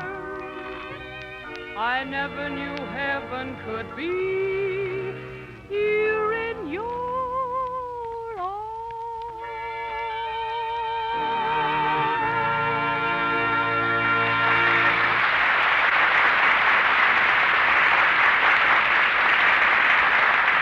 Friends, here are facts, convincing facts that you can't overlook.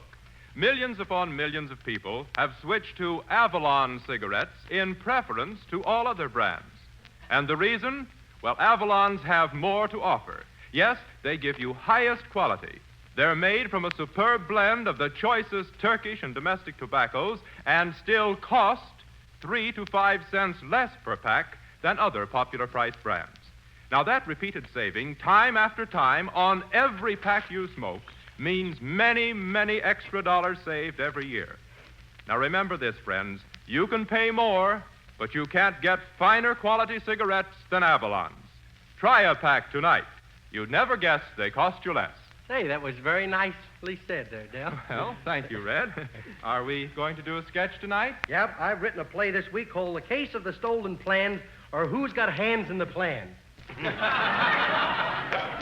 Now, I'll play the modest role of Ace Skelton, a crack reporter, And the sob sister will be played by Edna Stillwell. As the scene opens, I'm sitting in my office planning big things.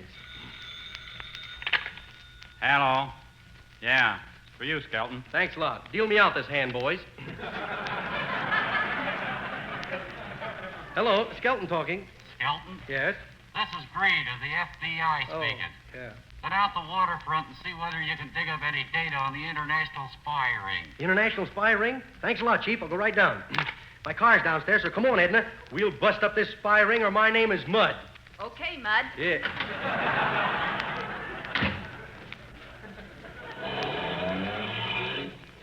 Can't this car go any faster? Well, we get it started. May go a little bit faster.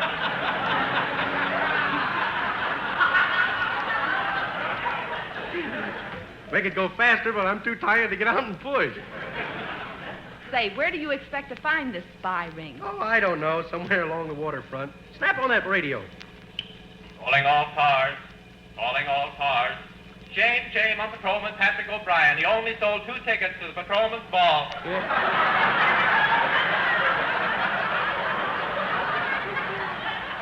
What is this? Yeah. Calling all spies. That's us. Calling all spies. Here it comes now. General meeting tonight in the old warehouse at the corner of Hickory and Dickory. That's right near the dock.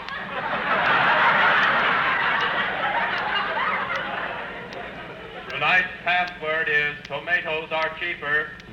These messages come to you through the courtesy of Sly's electric chairs. Remember, if you got a fry, demand Sly.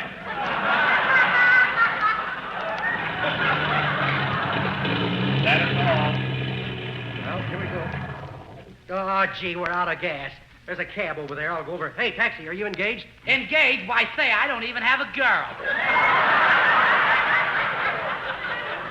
Hercules, a cab driver. Yes, I'm one of those big old rough, gruff caddies.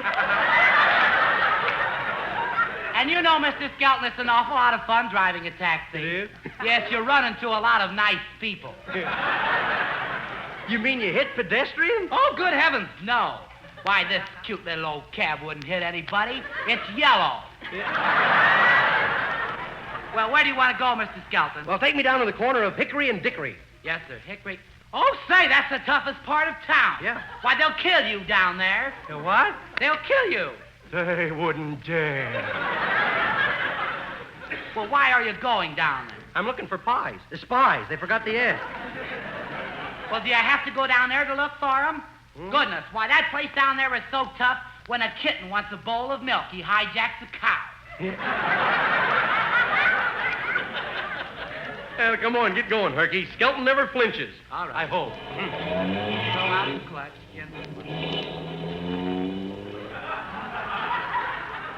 Hey, you better drive slower, Herky. I'm very nervous. Now, watch out. Now, you don't hit something. Oh, for goodness sake, keep your shirt on. Yeah? Why, I know every ash can and telephone pole along here. Look out! Oh, I guess I wasn't introduced to that one. Boy, what a driver you are. Well, at last, here we are. That'll be 50 cents, please. I'll give it to you just as soon as I get up off of the floor. Here's 25 cents on account. On account of what? On account I haven't got the other 25 cents. Why, my goodness, Mr. Skelton, no tip or anything? Nope. Why, say, you're tighter than a 98-cent corset without staying. Well, so long, Mr. Skelton. I'm getting out of here before the rats drive my taxi down the sewer. I'll see you. Hey, wait for us, Herky. Somebody's got to get us to... Gee, this is a creepy-looking place, isn't it? What was that password again, Edna? Tomatoes are cheaper. Yeah. And don't look so scared. Who's scared? Show you I'm not scared. I'll knock on the door and see if anybody's here. Nobody's here. Let's go. What's the matter? Are you getting chicken-hearted? Who, me, Skelton, the ace reporter, getting chicken-hearted? I should say not. I always been that way. Someone's coming to the door. Yeah? Well, what do you want? Tomatoes are cheaper. Oh, can that stuff. Yeah. Hey, you wouldn't be a detective or a newspaper man. Not in live. I mean, maybe we spies had better get down to business, huh? Very well. Come on in. Okay. Say, I think all the spies are here. Now, call the roll. Sammy the Spider? Here. Homer the Hornet? Yeah. Willie the Wasp? Willie the Wasp? Willie the Wasp? Yeah. Well, why didn't you answer? I didn't hear you the voice 2 times. And say, who are you, stranger? I'm Mickey the Rat. And I'm Minnie the Mouse. Okay, now for some sinister business. Sammy the Spider, have Yeah. you got that secret code message figured out? All finished, Chief, and it's just what we thought. Okay, read it.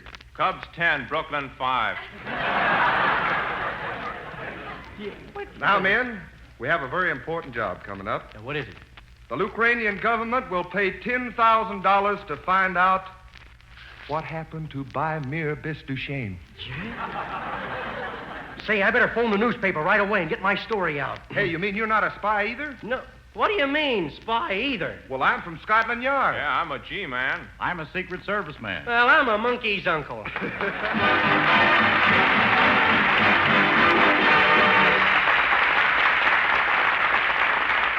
Night falls, the moon rises as Red Foley and the Avalon Chorus create the musical image in the chapel in the moonlight.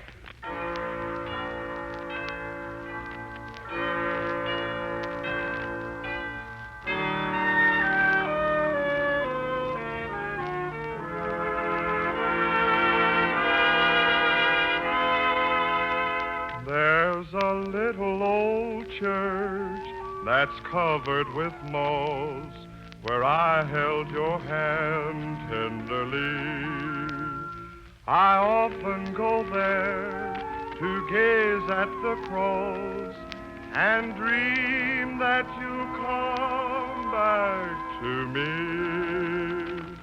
How I'd love to hear the organ in the chapel in the moonlight, while we're strolling down the aisle where roses entwine. How I'd love to hear you whisper in the chapel in the moonlight that the love light in your eyes forever will shine. Till the roses turn to ashes, till the organ turns to rust.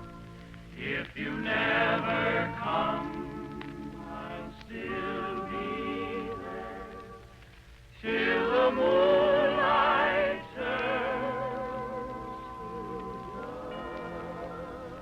How I'd love to hear the choir in the chapel in the moonlight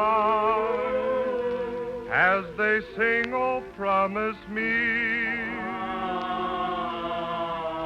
forever be mine.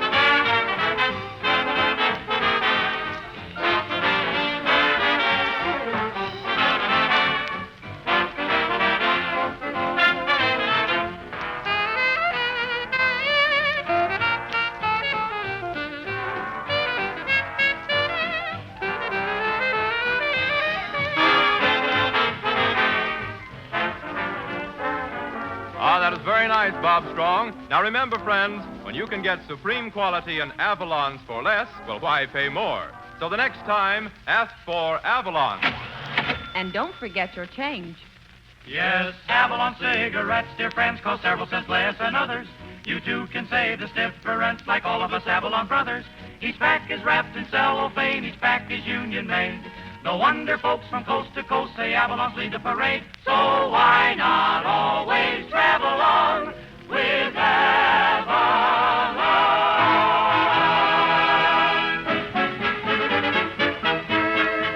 Yes, you'd never guess, but Avalon's cost only 10 cents plus city or state tax. Well, Del, it looks like it winds up everything now, huh? That's about all, Red. Mr. Skelton. Yes? Mr. Skelton, your car awaits you. What'd you say? I said your rolls was waiting for you. Yeah, so's his coffee. Yeah. Oh, what's the use? Good night, folks. At the same time, when the Brown and Williamson Tobacco Corporation will again present Avalon Time. Del King speaking. Good night, everybody.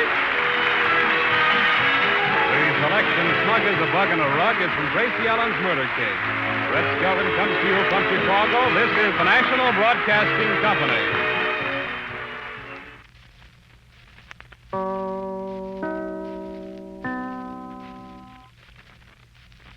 WEAF, New York, 9 p.m., BULOVA, Boulevard Watch Time.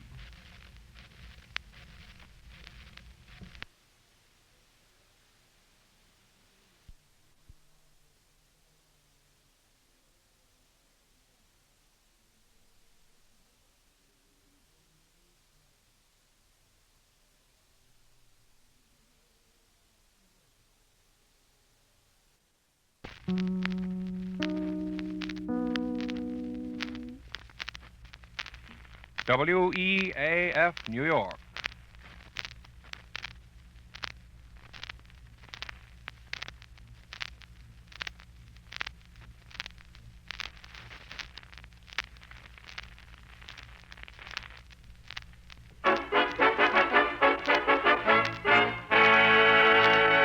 A pack of Avalon cigarettes, please. Yes, sir.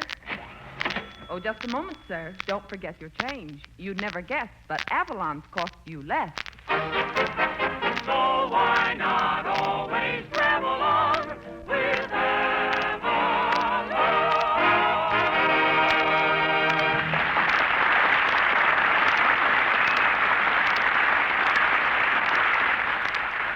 Good evening, friends. Good evening. This is Del King saying welcome to Avalon Time with Red Foley, Jeanette, Edna Stillwell, the Avalon Chorus, Bob Strong and his orchestra, and Red Skelton. The orchestra opens the program with Romance Runs in the Family.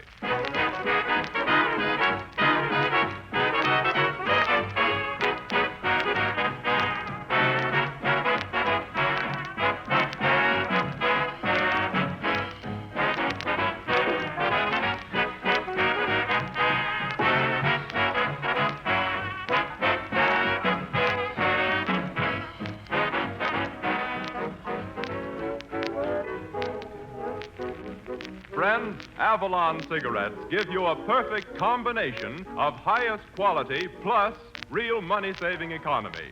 Two distinct advantages that put Avalons in a class by themselves. They're made from the very finest Turkish and domestic tobaccos, blended to perfection. And still, Avalons cost 3 to 5 cents less per pack than other popular priced brands. 3 to 5 cents less, mind you, for a cigarette that's unsurpassed in quality. Is it any wonder then, friends, that Avalons are known from coast to coast as the outstanding cigarette value on the market today? It'll pay you well to give Avalons a trial. Why not get a pack tonight? You'd never guess they cost you less.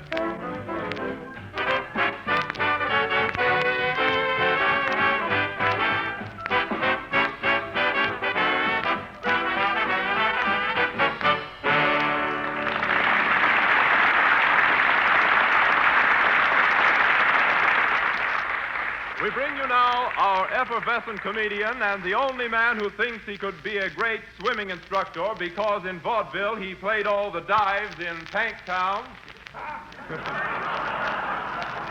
Red Skelton.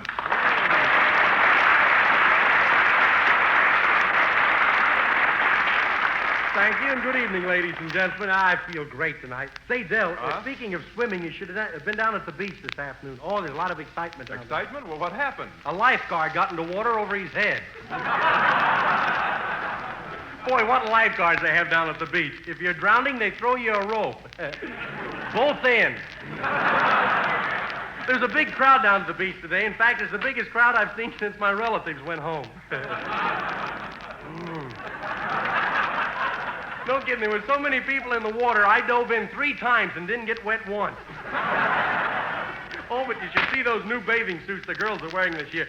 Miss Stillwell walked out in one of those new bathing suits and got a letter of protest from Minsky's. Jeanette was there. She swore she had on a bathing suit and had Einstein along to prove it. Oh, you'd have to see the bathing suit to believe me. And believe me, you should see it. The bathing suit I wore was a sarong. You know what a sarong is? That's a pair of 3-cornered pants that's going Hollywood. I saw some girls coming, and I struck an athletic... That's out.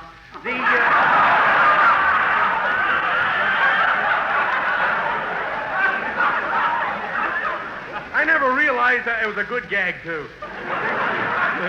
I never realized how puny I was until a shark swam up and took one look at me and says, I ain't that hungry, and swam away.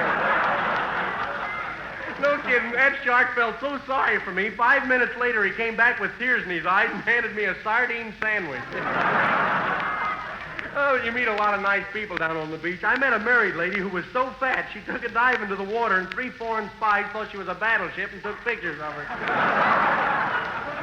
Gee, I almost didn't get that one out. But when she came out of the water, we sat down on a sand pile together, and I said, would your husband get sore if he caught us? She says, I don't think so. This is him we're sitting on. The only thing I don't like about... The only thing I don't like about the beach, you know, you have to be very careful of sunburns. I went to sleep, and when I woke up, I was so sunburned, they gave me an offer to work as master of ceremonies at a barbecue stand. Again, I was so well cooked, a mosquito came over and stuck his beak in me, and I went... Well, I think I've been out here taking nosedives long enough, so I'll wait out and let Red Foley dive in with On the Sunny Side of the Rockies. Come on in, fella, the water's fine.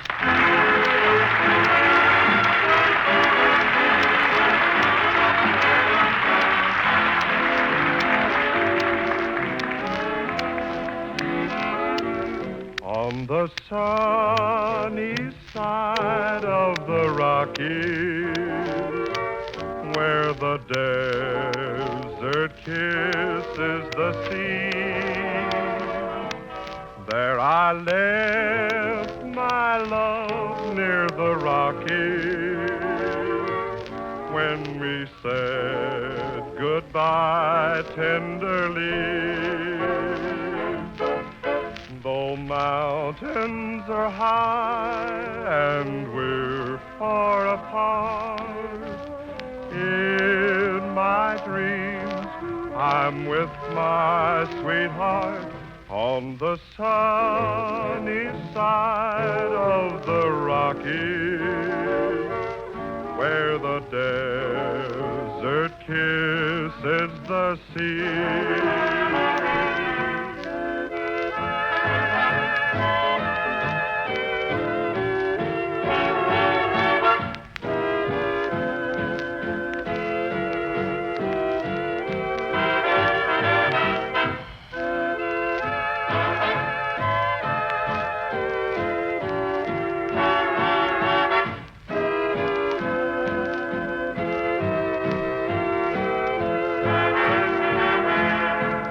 Though mountains are high and we're far apart, in my dreams I'm with my sweetheart on the sunny side of the Rockies, where the desert kisses the sea.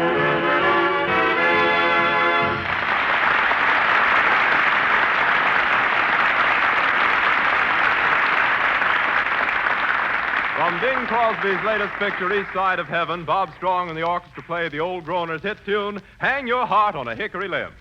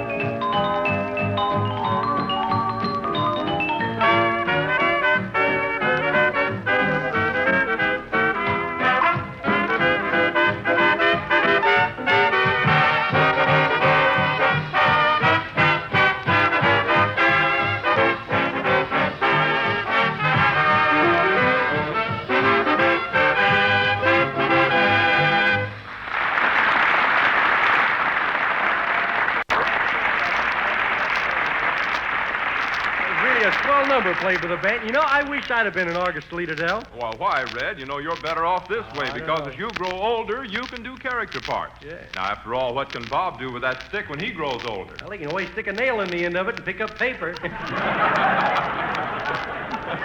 Oh, Red, you ought to be proud of yourself, though. Why, you know, from coast to coast, people are learning to know and to love Red Skelton. They are? Uh-huh. Gee, maybe that's why hundreds of people are asking for my autograph. Huh? They don't want your autograph. They want to see if you can write.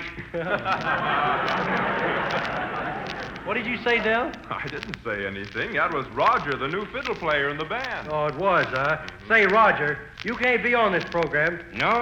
Why not? Well, from now on, nobody can be on this show unless they can pass an intelligence test. Oh, gee, Skelton. Just when we were getting used to you, too. Yeah. Well, now, listen, you got to get off the show. Yeah? I'm as smart as the next guy, Skelton. Well, the next guy must be an awful dope. Hey, Red. Oh, what do you want? My sister thinks you're the greatest comic on the air. She does? Say, I'd like to meet her. I think we can arrange it. Yeah? Tuesday is visiting day. Yeah. I'll hit that guy in the nose. Oh, Red, listen, wait a minute. Calm down. Forget about him. By the way, listen, have you seen the new radio sets? The ones, you know, where you get the station by pushing buttons? Yeah, I saw one down at the White House when I was there at the President's Ball this spring. Well, how'd you like them? Oh, swell. I pressed one button, got Jack Benny. Yeah? Pressed another button, got Walter Winchell. Yeah? Pressed the third button. And what happened? Opened a new bridge at Louisville, Kentucky. Hello, Red. Hi, Bob Strong. A happy cadenza to you. Say, I'm throwing a party for the cast tonight. Could you loan me $3? I'm sorry, I'm a little deaf in that ear. Go around the other one. I say, could you lend me $10? What? Can you lend me $10? You better go back to the $3 ear. No fooling, Bob. Will you let me have $10? I'm sorry I can't do it. And excuse me, I've got to talk to my boys. Oh, he can't do it.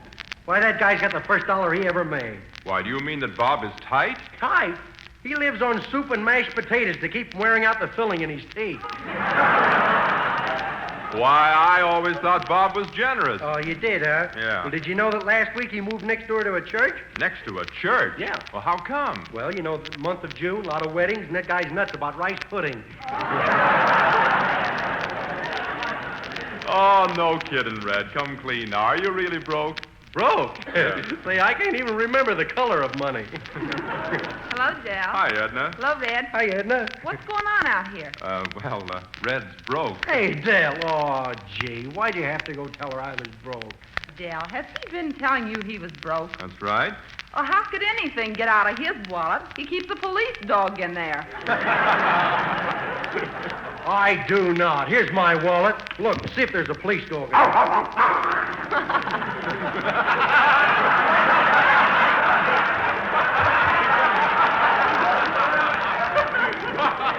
Put a muzzle on that guard. Okay, just for that, Miss Stillwell, you don't get that raise I promised you. What are you laughing at? What did you say? I says you don't get the raise I promised you. Well, there goes nothing. Oh, Edna, that's no way to talk to me. The guy that loves you. Loves me? Ha. Edna, your eyes are like violets, and your lips are like rose petals. Boy, what a flowery line you've got. Yeah. You have to go get me out of the mood now. Say, Edna, I'm giving a little party tonight after the show. You're invited. Hold everything. Here comes one key strong. Hello, Edna, darling. Hello, Bob, precious. What goes on here? Edna, I'm mad about you. Will you call me Bobby? Will you call me Toodle? Will you call me when this is over?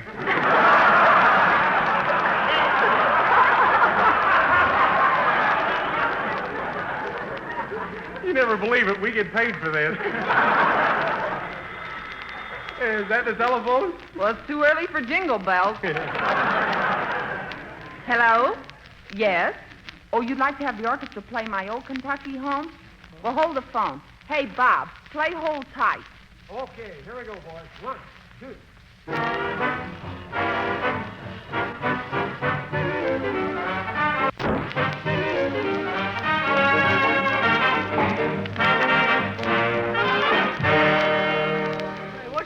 idea. I thought they asked for me old Kentucky home. That was the telephone operator. I just wanted to give her the wrong number and see how she likes it.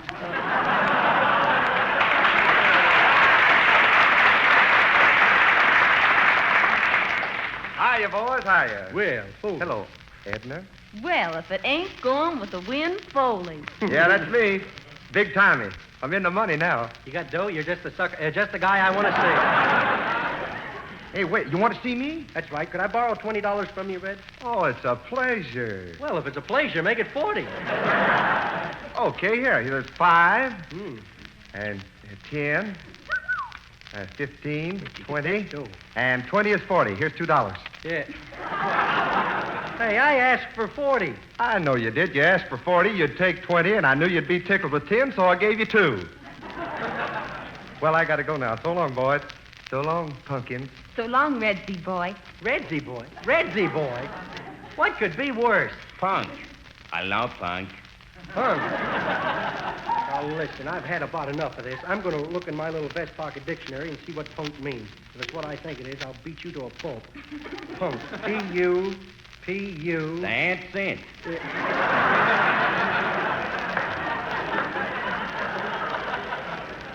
But now, look, folks, I got to run down to the bank and borrow some money. Must you go? Yes, because right after Jeanette sings Don't Worry About Me, I want all of you to meet me for a bite of supper. Hooray! Now, don't get excited now. Of course, I have a little trouble with my banker getting money out of him, so if I'm a little late, don't worry about me. Sing it, Jeanette.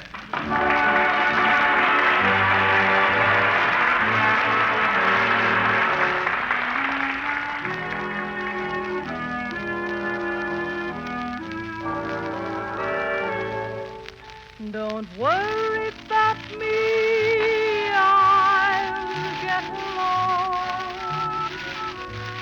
Forget about me, be happy, my love. Let's say that our little show is over, and so the story ends. Why not call it a day the sensible way and still be friends? Look out for yourself, should be the rule. Give your heart and your love to whomever you love. Don't be a fool. Darling, why should you cling to some fading thing that used to be? If you can forget, don't worry about me.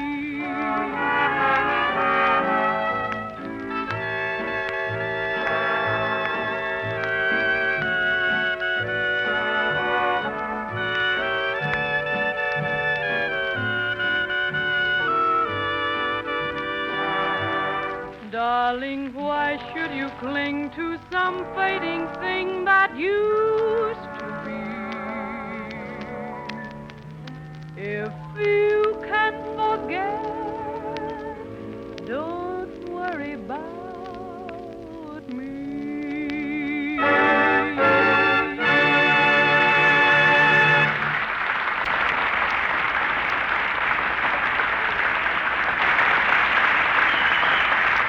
Ladies and gentlemen, millions of smokers will tell you Avalons give greater cigarette value than have ever been known before. They're positively highest quality through and through, made with the finest Turkish and domestic tobaccos. And still, they cost 3 to 5 cents less per pack than other popular price brands. Never has a price so low bought this unexcelled Avalon quality. And you'd never guess that they cost you less. And now, here's a special word to the ladies. You like Avalon's smoother, milder taste and flavor, and the way they're tightly packed so that the tobacco doesn't fall out into your purse.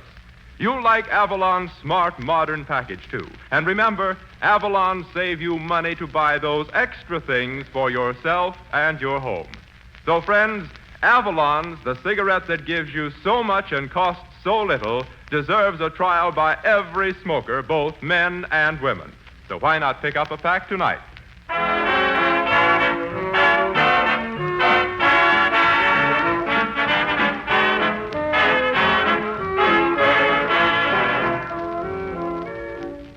Now, as we join Red Skelton and the gang, they're walking down the street trying to find a restaurant. Did you go to the bank, Red? Yeah, I went. What happened? Well, I wanted to borrow $500. My banker wanted to loan me $2. So? I insisted on $500. He insisted on $2. I said $500. He says $2. Well, how did it end up? I took the $2. I was no mood to dicker. Here's a nice-looking place, Red. Yeah, it's not bad. What's that sign say? The Elbow. Ah, just a joint. Look, they even print their motto on the window. Yeah, what's it say? It says, if our steaks are too tough for you, stay out. This is no place for weaklings. Now, come on, let's go in. Take a stab at it. Oh, say, wait. Oh, here's a table big enough for us over here, Red. Yeah, come on, everybody sit down now. Make yourself at home. Where's the waiter? Hey, are you a waiter standing over there? Well, I ain't a penny gum machine. Hercules, what are you doing in this restaurant? What am I doing here? Why, I own the darn thing. Yes, sir, I do, down to the very last little old bean. Say, Herky, I'm throwing a party for the gang, but we gotta have a lot of service now. Well, there's just me and my waitress, Daisy, but I can work twice as fast as any other waiter. You can? How come, Herky? Well, you see, I belong to 2 unions. Well, look, bring us some menus, will you? An order of rice pudding, please. Well, here's the menus. Orders, please. Miss Stillwell. I'll have some hash. The lady wants to take a chance. I'll have some hash, too. Yes, sir. Another sport. An order of rice pudding, please. Well, what do you have, Mr. Skelton? Let's see. I'm hungry enough to eat a house, porterhouse. Let's see. That's what I'll have. Make it a steak. Say, what kind of cake is that? Oh, that's stolen. Huh? Stolen. I don't care how you got it. What is it? That's coffee cake. Oh. And now you, Mr. Foley. Well, I'll have a dozen clams, some dill pickles, 5 soft-boiled eggs, and 6 steaks. Some Boston cream pie, a large cucumber, 3 scoops of ice cream, and a quart of coffee. What? No hors d'oeuvres? No. Well, okay. Would you mind signing this order, please? Sign it what for? Well, do you think I want the coroner to slap me in the can?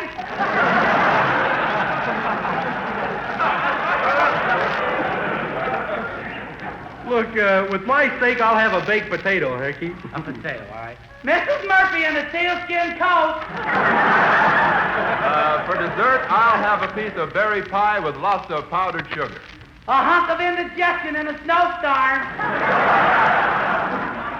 Listen, I want an order of rice pudding, please.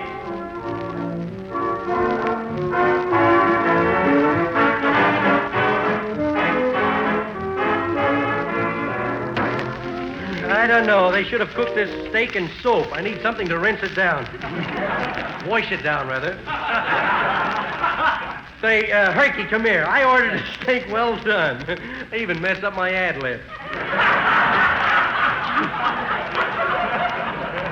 I ordered a steak well done. This thing's too rare. Why, that's entirely too silly, Mr. Skelton. That steak is cooked. Cooked? I've seen cows hurt worse than this and get well. Hey, Red, Tell you what. where's the gravy? It's on Del King's best. Well, then pass Del. Yeah. Please bring me some rice pudding. Somebody had served that guy over there. Hello, everyone. Hey, Bob Strong, you're a little late. Yeah, I made a mistake. I went into one of those restaurants where they name dishes after people. You think they'll ever name something after me? Oh, they may. But who wants to eat dog food? Daisy, take the gentleman's order. Yes, sir. Uh-oh. Hey, Edna, look at your boyfriend eyeing the waitress. Your order, sir. Say, girlie, it's a nice day, isn't it? Yes, it is, and so was yesterday, and my name's Daisy, and I know I'm a pretty girl, and I have blue eyes, and I've been here quite a while, and I like the place, and I don't think I'm too nice a girl to be working here. My wages are satisfactory, and I don't think there's a show or dance in town tonight, and if there was, I wouldn't go with you. I'm from the country, and I'm a respectable girl. My brother's a cook in the kitchen and played football in college and weighs 300 pounds. Last week, he nearly broke the neck of a fresh guy that tried to date me. Now, what'll you have, chicken, steak, or fried liver?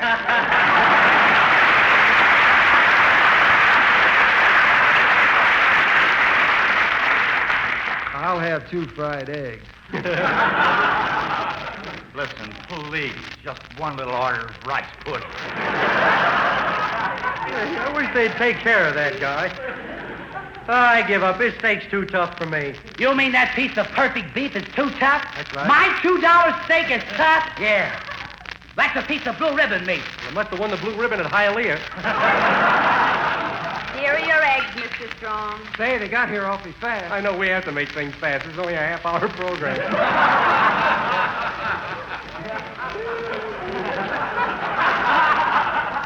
We get more fun out of this than the audience. Hey, girlie, this egg's terrible. Well, don't blame me. I only laid the table.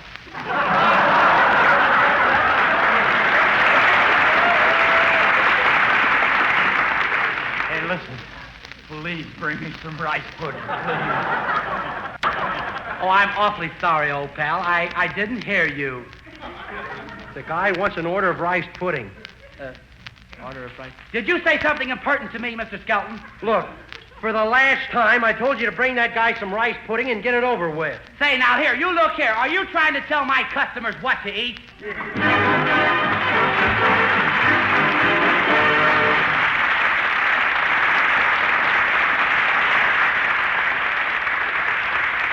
The Avalon Chorus joins our own Red Foley in one of the most beautiful tunes of recent years, Little Skipper.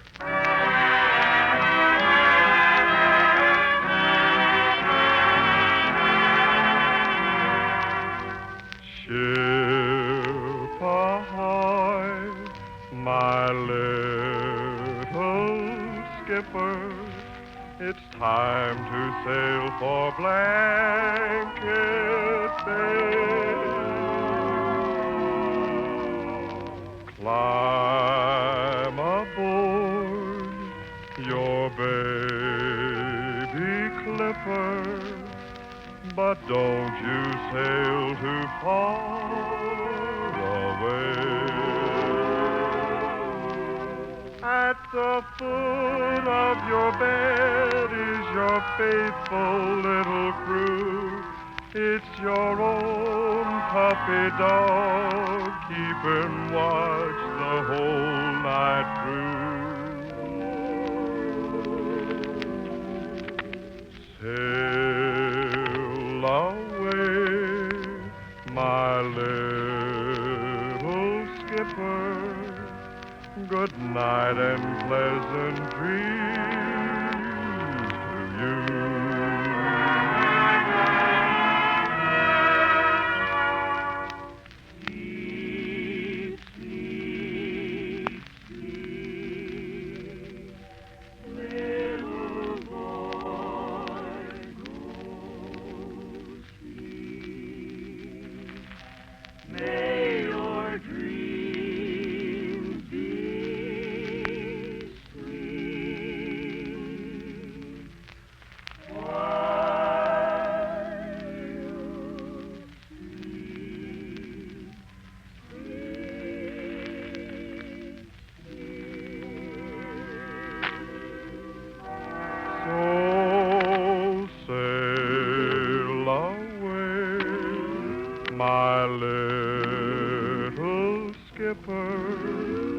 Good night and pleasant dreams to you.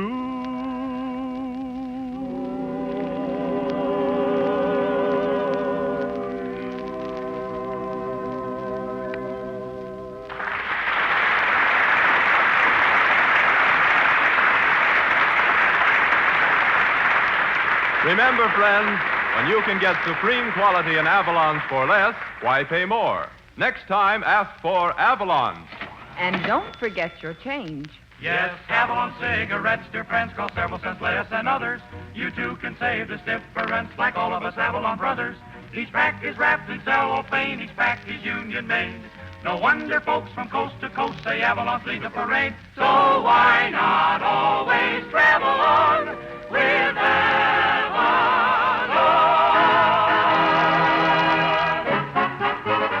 Yes, you'd never guess, but Avalons cost only 10 cents plus city or state tax.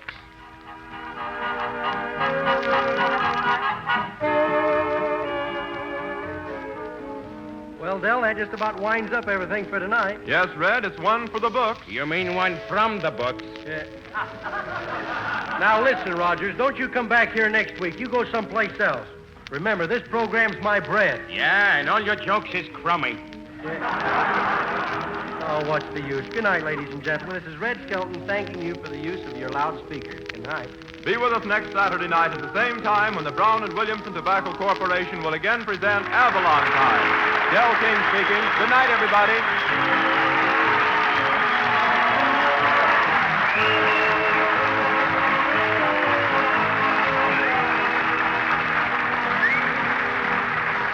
Heard on this program was Don't Worry About Me from World's Fair Cotton Club Parade. Avalon Time was heard from the Chicago studios of the National Broadcasting Company.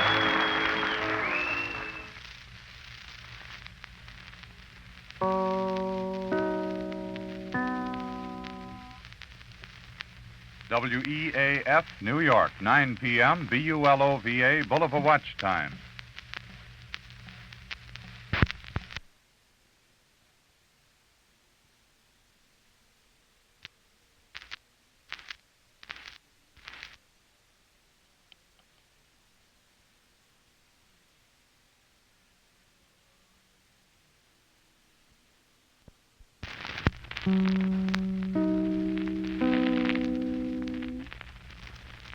WEAF, New York.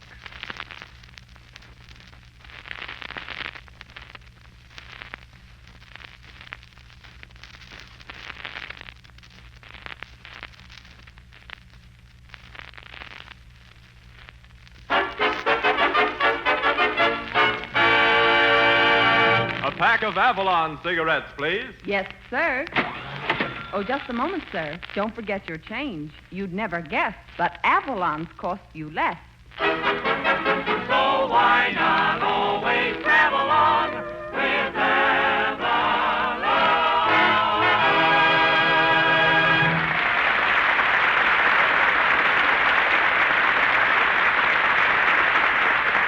Good evening, friends. Good evening. This is Del King saying welcome to Avalon Time with Red Foley, Jeanette, Edna Stillwell, the Avalon Chorus, Bob Strong and his orchestra, and Red Skelton. The orchestra opens the program with The Ladies in Love with You.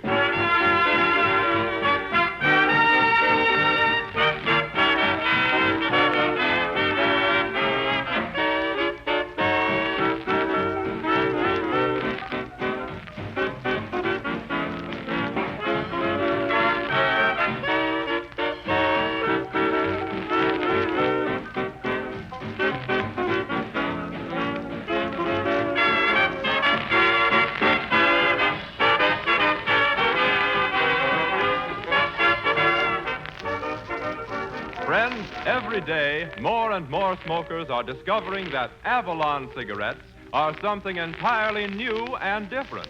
They're a quality cigarette that sells for less, 3 to 5 cents less per pack than other popular price brands. Never has a price so low bought this unexcelled Avalon quality, a quality made possible by the perfect blending of the world's finest Turkish and domestic tobaccos. You'd never guess that Avalons cost you less. And if you want the money you spend for your cigarettes to bring full value, switch to Avalons. Avalons give you so much and cost you so little. Why not pick up a pack tonight?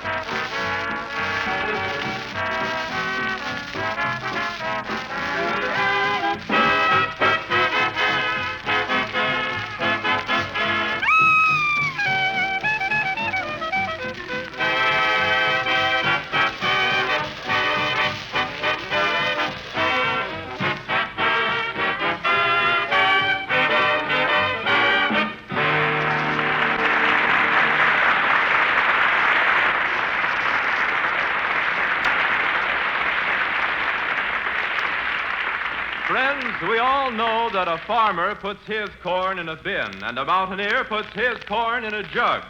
But now we bring you the only man in radio who has put corn in a script, Red Skelton.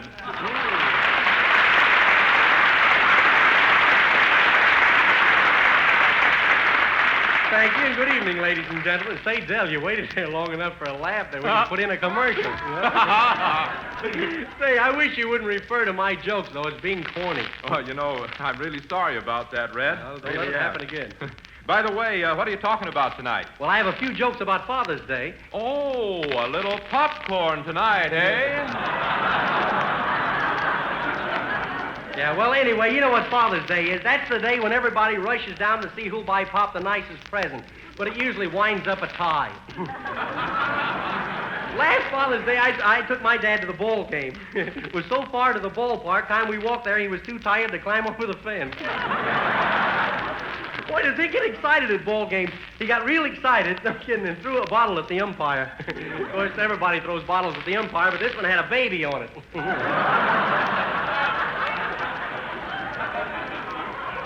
My father got out of the mess, though. He's a lawyer. Okay, my father's a good lawyer, too. In fact, he has his own ambulance.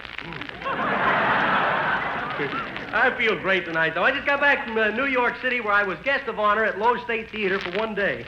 When the people found out I was at Lowe State, boy, what business they did. In fact, the manager had the ropes out 3 times. He's going to hang himself.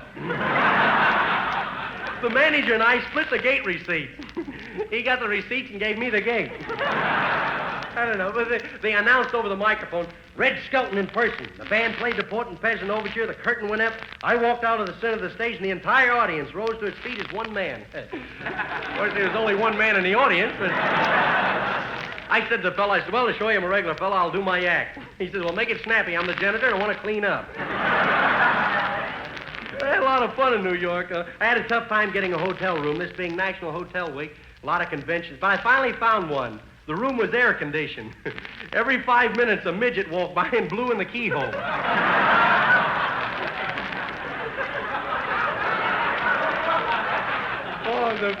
Thanks a lot, both of you. That applause over there was very weak, but I heard it. The hotel was beautiful, though. Indirect lighting from the YMCA sign across the street. I was in the gold room. They called it the gold room because the wallpaper was turning yellow. But it was... I heard it that time. Yeah, I should rehearse that before the shows from now on. I'm not going to take any more chances. But it's really a very expensive hotel. Okay, they had one of those big Louis XIV beds. It was genuine, too. In fact, it was so genuine, the termites were chewing with a French accent. I kind of chewed that up myself. But what's that?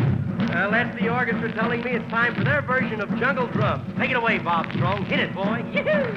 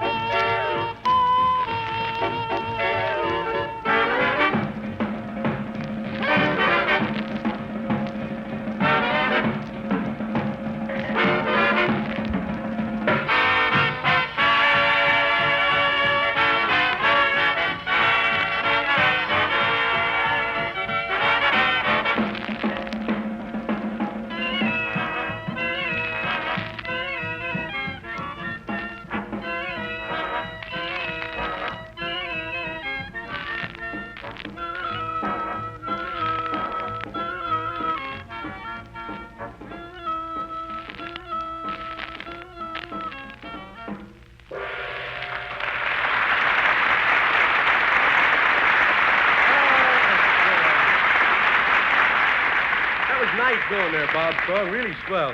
Well, Del, it's really good to be back on the program. But you haven't been away, Red. I know, but after last week's show, it's good to be back on the program again. Well, Red, I hope you won't mind this, but I've written a little sketch for tonight's program. A sketch? Uh-huh. I'm sorry, Del. At 7:45, I've got to leave. I'm going to a class reunion at my college. College? Yeah. Did you go to college, Red? Certainly. What college you go to? Nurse University. Nurse University? I never heard of the place. What, you never heard tell of Nurse to you?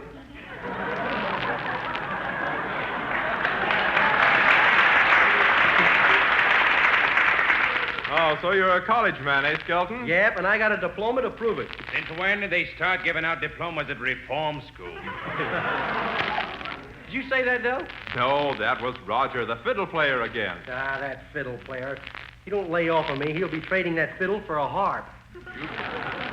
You better be careful of him, Red. He's plenty tough. Yeah? Well, he could beat you up anytime. He could? Sure. He wouldn't dare. Why, I'd beat him until he couldn't stand up. The guy's a coward. You want me to prove it? Hey, Roger, how'd you like a punch in the nose? How would you like a punch in the nose? I asked you first. Say, Red, while you were at college, did you study the classics? Yeah, I studied the classics. Do you know Carmen? Oh, certainly. What has she been doing lately? Hiya, boys. Hi, Edna. Say, you're just in time to hear the news. Don't tell me that the G-men rescued Bim Gump. Yeah. No, I got a letter from my old college. What college? Nurse to you. Well, nurse to you, too. Yeah. That's the name of the college. They want me to come back and pay them a visit. And last year's board bill. Come in. Miss Stillwell, Yes? I'm here to collect a bill for the dress you bought at my shop. My name is Barry. You must be a gooseberry to send me your bill, Barry, before it's due, Barry. Your father, the elderberry, would have more sense. You may look very blackberry and feel very blueberry, but I don't give a strawberry for you and your bill, Barry.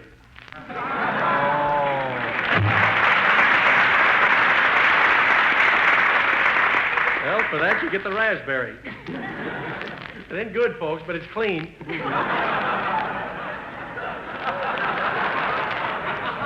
Uh-oh, here comes Bob Strong, all right? Oh, Bobby. Yeah, I know what you see in that guy. He's so tight when you go out with him, he leaves his suspenders and belt at home so he can keep his hands in his pockets. Hello, everyone. Hello there, Bob. Well, if it ain't old Special Arrangement Strong. What's going on out here? Well, I was just telling the gang I'm going back to my college reunion. Just think of it, Skelton. Yesterday you were a little boy at college, and today you're a man. You certainly have grown up. How else could he grow? Say, I'll tell the jokes on this program from now on. Say, did you go to college, Bob? Me? Yeah. Well, I matriculated in one of the foremost institutions of advanced education. Yeah, none of that stuff. Answer the question. Yes, I went to college. Yeah? Ah, college. The happiest days of my life were spent at Vassar. What a weekend. Hello, everybody. Hiya, Red Foley. Hi. Happy birthday. Thanks, Today thanks a is lot. Red Foley's birthday, ladies and gentlemen.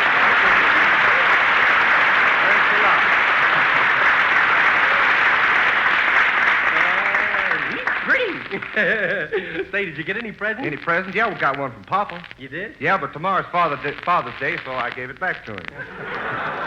Did he like it? Like it? Drink every drop. Say, what are y'all talking about anyway? Well, I'm going back to college.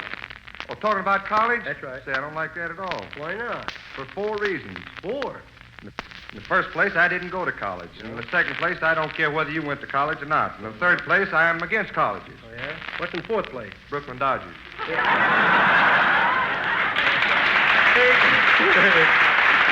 Hey, wait a minute. Don't go away. We got another line here. Wait a minute. Say, where did you get that gag, anyhow? Just looked down at the script, and there it was. Oh, gee, good old Red Foley there. Happy birthday. Hello, Mr. Skelton. Oh, hello. How'd you get in the studio? Oh, on this ticket? That's not a ticket. That's a streetcar transfer. A streetcar transfer? Yeah. Well, it's good until 8 o'clock. So is this program good till 8 o'clock? It wasn't last week. Ain't doing bad this week either. You keep quiet, Rogers. Well, Red, you know it's time for you to leave for college. Oh, thanks a lot, Dell. And while Jeanette sings, if I didn't care, I'm going to make a quick trip to Nerchta University. Come on, gang. Sing it, Jeanette.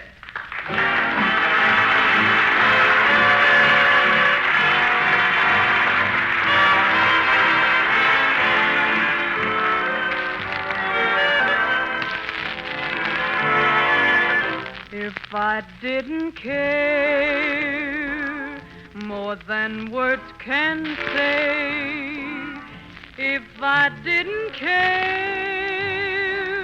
would I feel this way? If this isn't love, then maybe I'm wrong. But why do I lie awake all night and dream all day long? If I didn't care, would it be the same? Would my every prayer begin and end with just your name? And would I be sure that this is love beyond compare? Would all this be true if I didn't care for you?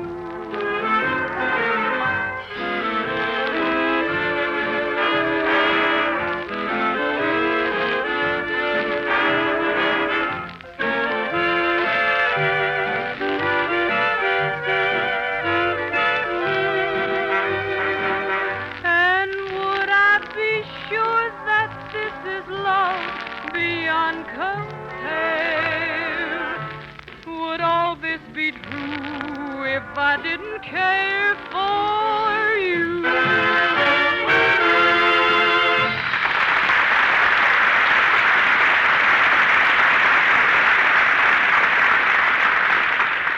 Highest quality plus real money-saving economy. That's the amazing story of Avalon cigarettes. Highest quality because Avalons are made from the very finest Turkish and domestic tobaccos obtainable, blended to perfection. Real money-saving economy because Avalons cost 3 to 5 cents less per pack than other popular price brands, a saving that will net you many, many extra dollars every year. When any cigarette offers such outstanding advantages, such distinct points of superiority, they're certainly worth a trial. Why not pick up a pack tonight? You'd never guess they cost you less.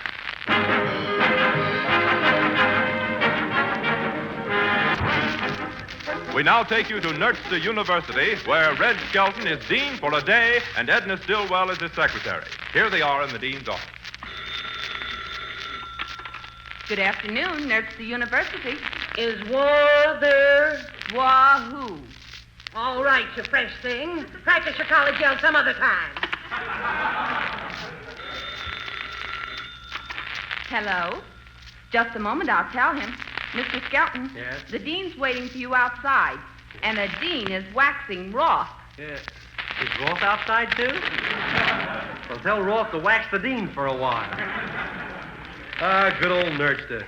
Say, Miss Stillwell, how would you like to take a walk with me? Okay. Come on. This is the campus of our college. Do I see a student over there? Is that a student over there? Well, I ain't a ding-dong daddy from Dumas.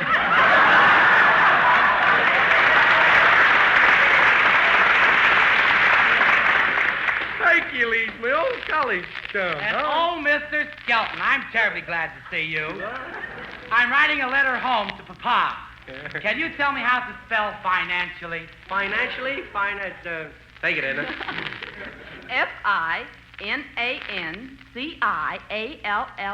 Yeah, and there's 2 R's and embarrassed. Hey, Herc, you mean to tell me you're still in college? Oh, yes, Mr. Skelton. I'm still academically connected with this little old school here. Well, you were here when I got here, and you were here when I left, and 5 years later I returned, and you're still here. Yeah, ain't I the one, though? Then why do you keep staying here? Well, you see, every year they keep printing my picture in the college annual. Yeah. And I look so cute, I just hate to leave. What are you studying now, Herky? Well, I'm studying foodology. Foodology? Yes, you see, I can read your mind and tell what you are by what you eat. Oh, you can? Yes. Well, let's see. For breakfast this morning, I had grapefruit, frog legs smothered in mushrooms, a bottle of champagne, and 3 cantaloupes. Well, you're either a millionaire or an awful glutton. And I know you're not a millionaire. What are you doing now, Mr. Skelton? I'm a radio comedian. You are? Mm-hmm. Well, is it hard to find honest work?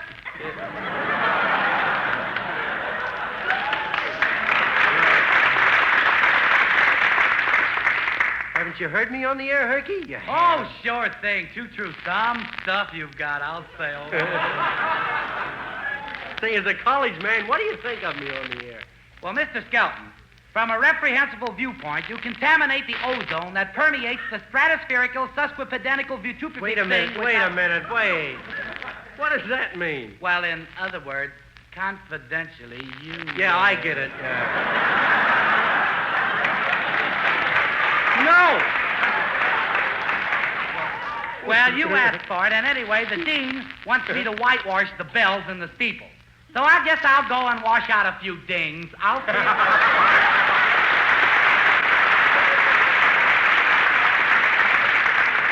Good old Herky. He thinks the golden opportunity's a blonde. Come to think of it, maybe he's not so dumb at that. What's that building over there? Well, that's the museum building. It brings back a lot of memories to me. What kind of memories, Red? Well, just a couple of years ago, when I was a kid in college, I remember one afternoon in class.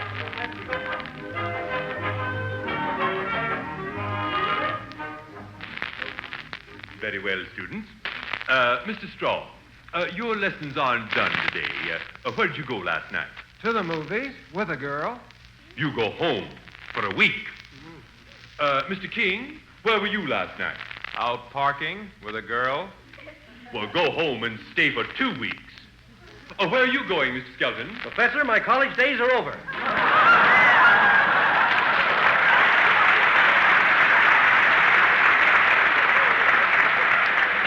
Never mind. We'll step out in the hall to study today. Boy, this is the biggest old hall I've ever seen in my life. Students, now as we enter this room, I ask you to notice the inscription over the entrance. Sic Transit Gloria. Sic Transit Gloria? Yes. Sic Transit Gloria. What comes after Gloria? Swanson? No. Latin follows Gloria. Well, I can't say that I blame him. Now, as we enter the room, we find this is a room on Egyptology. The what, Professor? The room on Egyptology. These are mummies. Where did your mother get them? No nonsense, young woman. We are to tell the innocent mummies by their garbs. The garb in the stone, and if the mummy is decorated with garbage.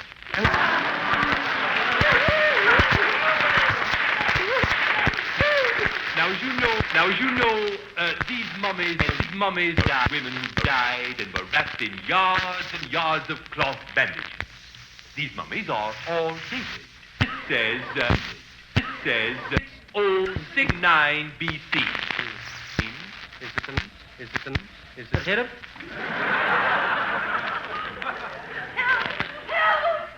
Here comes a hysterical panhandler, I think. What seems to be the trouble, lady? Can I be of any assistance? I've lost my husband. Yeah, what'd he look like? He had a mustache. Did you see him? No, we haven't seen him yet. All we've seen is the mummies and the stuffed animals. He must be someplace. I come here every afternoon with him. Say, this is a museum for the students. I know. He's taking a postgraduate course, and he's interested in some old fossil. Oh, well, don't worry, lady. It's probably some harmless flirtation. Attention, students. What is it? Now, this is a replica of the glaciers. Listen closely, Mr. Skelton. Yeah. The glaciers were large pieces of ice that came down from the north and brought huge stones and rocks with them. Oh, yeah. Do you understand that, sir? Oh, yeah, sure. I understand that. Then, Mr. Skelton, what were glaciers? Well, the glaciers were big hunks of ice that came down and brought hunks of rocks and stone with them. Mm-hmm. And where are the glaciers now? They went back after more rocks.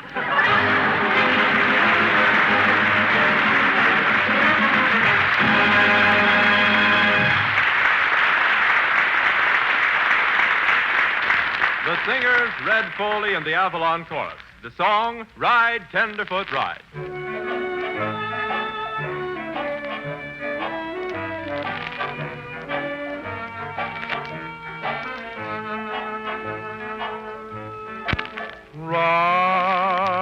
Ride, tenderfoot, ride tonight. See the old range riders there at your side tonight. They're fast company, so if you want to be a cowboy, then you gotta ride, tenderfoot ride. Tenderfoot ride. You gotta hit the trail in Oklahoma when the moon is pale, and get to Texas with the morning mail, or you can be a cowboy. A cowboy. You gotta rope and throw. You gotta get your share of buffalo, and win the money at the rodeo, or you can be a cowboy. A cowboy.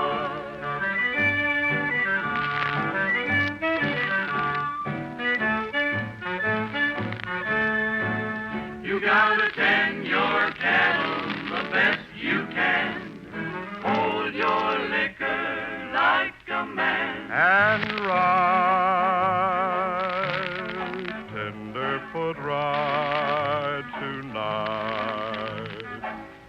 See the old range riders there at your side tonight. They're fast company, so if you want to be a cowboy, then you gotta ride, tenderfoot ride.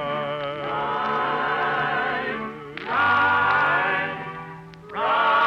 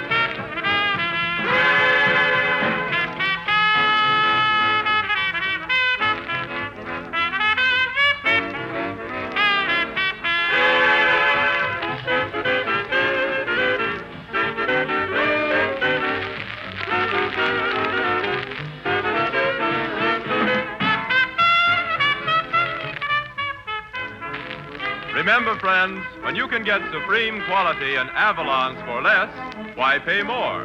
Next time, ask for Avalon. And don't forget your change. Yes, Avalon cigarettes, dear friends, cost several cents less than others. You too can save this difference like all of us Avalon brothers. Each pack is wrapped in cellophane, each pack is union made. No wonder folks from coast to coast say Avalon's lead the parade. So why not always travel on with Avalon?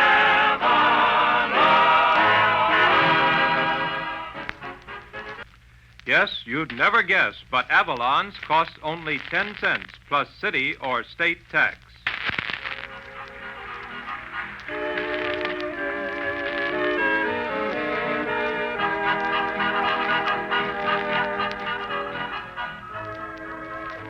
I guess we're right down the groove, eh, Del? Yes, Red, that winds it up. Hey, Skelton. Oh, what do you want, my foolish fiddler? I've been trying to figure something out. What's that? Strong leads a band, Foley and Janetta singers, and Edna Stillwell's a clever actress. Yeah. But what are you on this program? Me? I'm a comedian.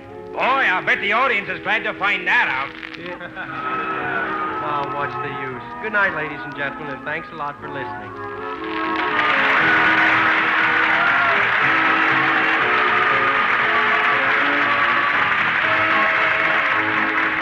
Be with us next Saturday evening at the same time when the Brown and Williamson Tobacco Corporation will again present Avalon Time. Del King speaking. Good night. The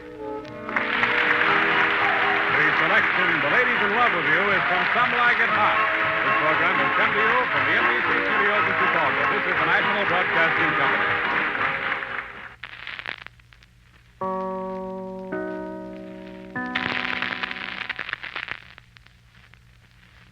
WEAF, New York.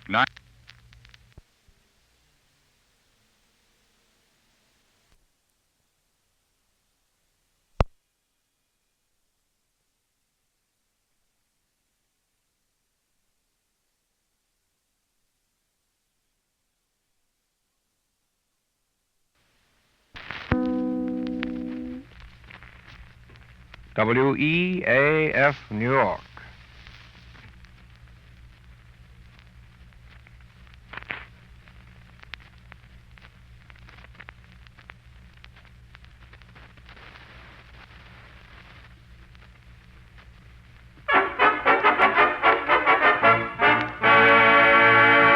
A pack of Avalon cigarettes, please.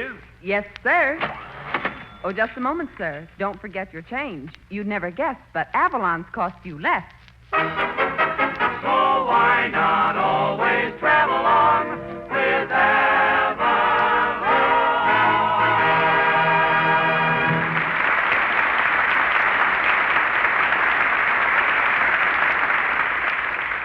Good evening, friends. Good evening. This is Del King saying welcome to Avalon Time with Red Foley, Jeanette, Edna Stillwell, the Avalon Chorus, Bob Strong and his orchestra, and Red Skelton. The orchestra opens the program with Don't Look Now.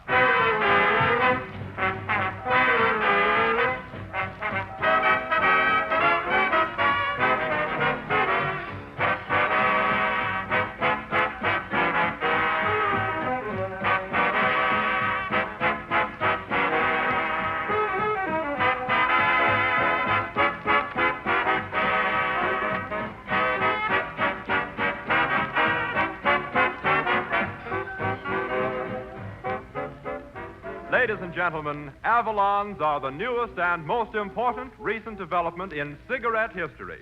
They're quality cigarettes that sell for less, 3 to 5 cents less than other popular price brands.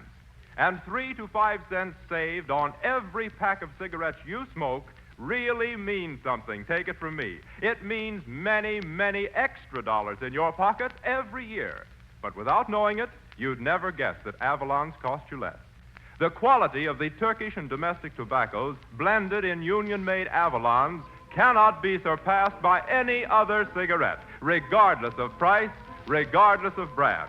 For cigarette value never known before, try Avalon. Why not make it tonight?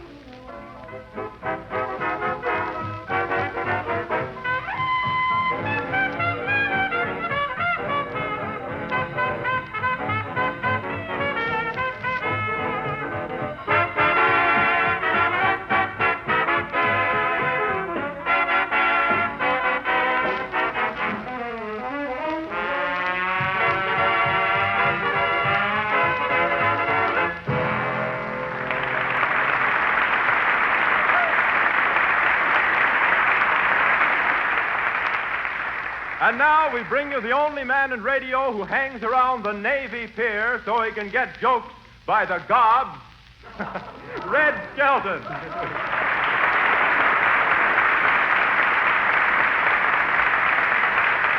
Thank you, and good evening, ladies and gentlemen. Say, Del, speaking of sailors, I took my first cruise last week on the SS Panhandler. Just a tramp steamer. But the boat was nice, though. It was very particular who rode on it. In fact, it was so particular they wouldn't take anything but registered cattle. But it's really a nice boat. Everything aboard was ship-shape. In fact, the girls aboard were ship-shape. My uncle... What happened? My uncle used to be a well-known sea captain. In fact, even the finance company calls him the old skipper.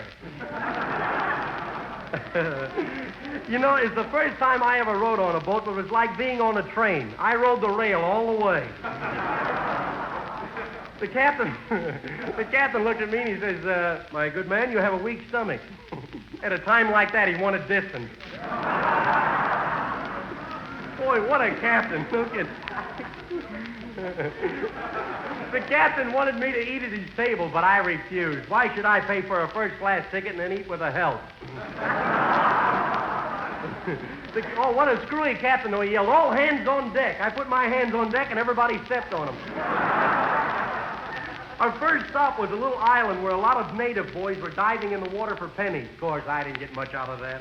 Maybe 5 or 6 cents. But you meet a lot of strange people aboard. There was one lady, a fat lady, with a homebody, built like a house. She spent the whole night walking around the deck trying to reduce. Well, I guess you read someplace about those hips that pass in the night.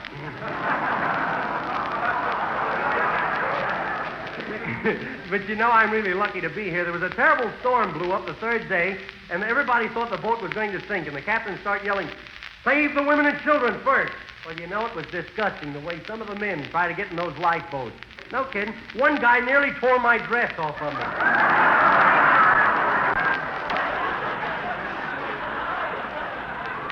Well, I think I've been out here sailing around long enough, so I'll pull into shore, and, see, I even read the blotches on the paper. That's marvelous. I'll let the Speedboat Strong take over with Begin the Beguine. Hit it, sailor, but salty.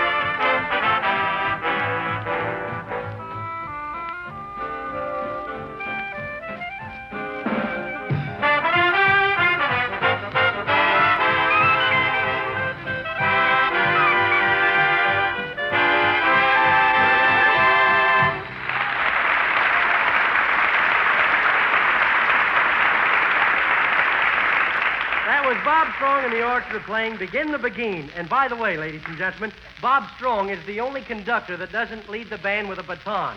He just waves his hair. Oh, say, Skelton, I noticed you have on a new suit tonight. Yeah, I was down in the dumps today, and I always buy a new suit when I'm down in the dumps. I was wondering where you bought your suit, Skelton. What'd you say, Del? That was Roger, the fiddle player in the band. Oh, little Fleur Echo, eh? Why, that guy's not even a fiddle player. I'll bet I'm more at home with a violin than he is. Not on the radio, Skelton. No? On the radio, you'd be more at home with bows. Okay, Major. And you better not get caught in the rain with that suit. Look, I ain't worried about the rain. This is a good suit. Maybe you think so, but Confidentially, it shrinks. What's that? Is that the telephone bell? It ain't Jimmy Fiddler. I'll take that. Hello. Avalon cigarette program, Skelton speaking. Can't even say my own name.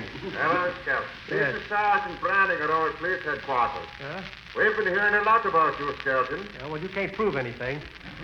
Now, look, I won't talk until I get a mouthpiece. What we want to get you for is the policeman's ball. I didn't take the policeman's ball. Honest, I didn't. Save the wisecracking. We want you to come over and entertain at the policeman's annual ball. Oh, the ball. Oh, the policeman's ball. Oh, sure. Listen, I'll bring the whole gang over. Can you send a couple of squad cars over to pick us up? No, but I think the chief might send over the paddy wagon. Yeah, the paddy wagon? You want me to come over and entertain at the policeman's ball? He's going to send a patrol wagon for me to ride in? Red Skelton riding a wagon that they haul criminals around in? Tell him okay. Tell him to send wagon number 2. The springs are better. That I will. And say, Skelton, do you know where Fred Allen lives? Well, yes, I know where Fred Allen lives. Why? Well, if you can get him, you don't have to bother coming over. Oh, I'll be there. Don't worry. Hey, gang, come on. Hey, Bob Strong, get the boys together. We're going over to the policeman's ball. Okay, Skelton. What music shall I take? Rhapsody in Blue Coat? No, and don't take Flatfoot Flugie either. Hello, Mr. Skelton. Hello, Edna.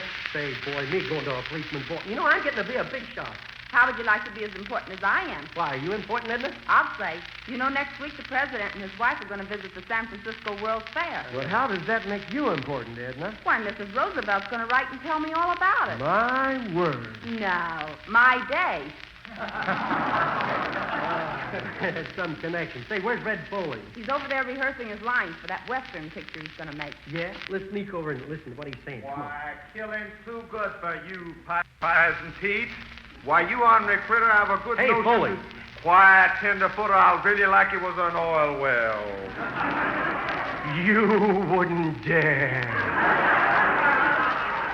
Hey, listen, Tender. Oh, I said that. I forgot myself. Hey, what do you want? Well, look, we're going over the policeman's ball. Now, you're not such a bad hombre that you're afraid of the cops, are you? Oh, don't worry about me, Skelton. Nobody's been able to pin anything on me since I was a baby.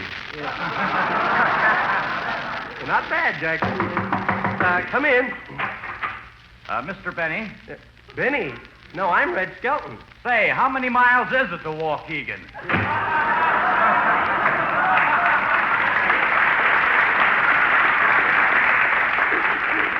Oh, there's a guy that's really been knocking around the country. I hope he don't get into the Yankee Stadium and start rapping on Joe Louis.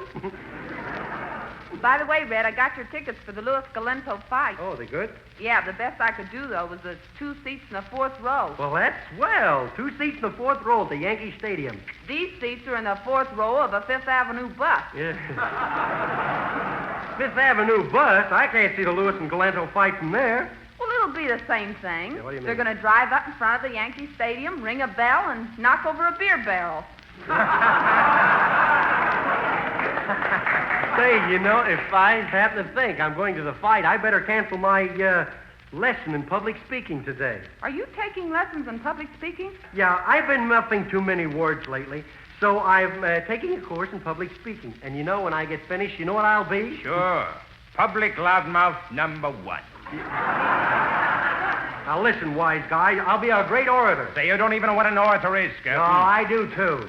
An orator is a guy who's willing to lay down your life for somebody else's country. Say, come on, let's all of us get going over the policeman's ball. What are you going to sing, Jeanette? Just a minute.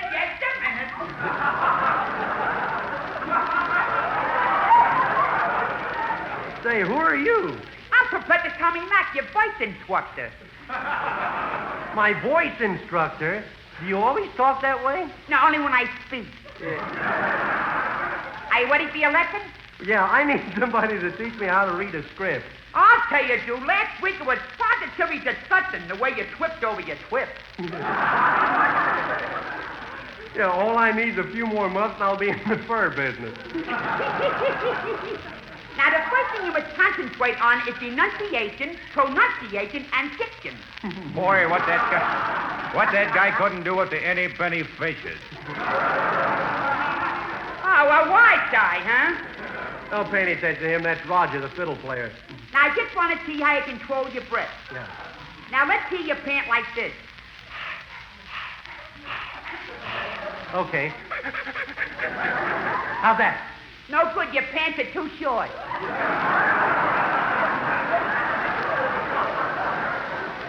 Look, most of my trouble comes from not knowing where to place my tongue. Well, the tongue should be plain, but it should be placed between two pieces of bread. Oh, you mean the tongue in your mouth? Oh, I see. So. Now, open up your mouth, please. Well, the teeth are okay. Yeah. The teeth? What are teeth? Teeth is plural for tooth. Many tooths make teeth. Teeth is lots of tooth.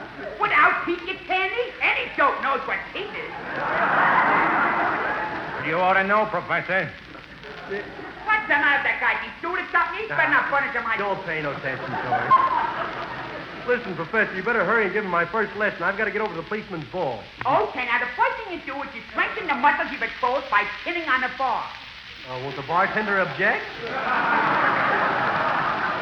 Oh, you're stupid too, huh? Well, I think we'd better learn how to recite. Recite? Yes, so follow me. Hi, diddle, diddle, the cat and the fiddle. You people trying to make a joke out of me or something? Now, let's try this thing once again. Hi, diddle, diddle, the cat and the fiddle. And the cow and jumped out. Oh, I'm all mixed up myself. Hi, diddle, diddle, the cat and the fiddle. And the cow jumped over the moon. The little dog laughed. The little dog laughed. You see, such fun. Say, where did you get that goon? What the matter? That guy punched right into my side. Now, wait a minute, Professor. Now, don't get excited, Professor. Excited? Who's excited? I'm not excited.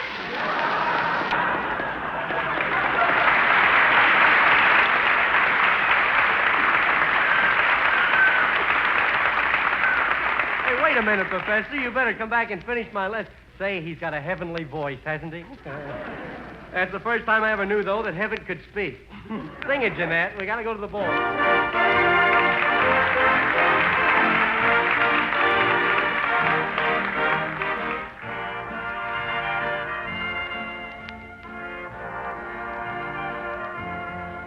I never knew heaven could speak, but now I do. I learned it through a conversation with you. I never knew heaven could dance, but now I do. With every step, another little dream comes true. I always thought heaven was somewhere way up high in the sky up above. I never thought heaven was someone like you for me to love. I never knew heaven could hold such tender charm. I never knew heaven could be here in my arms. I always thought heaven was somewhere way up high in the sky up above. I never thought heaven was someone like you for me to love. I never knew heaven could hold such tender charm. I never knew heaven could be here in my arms.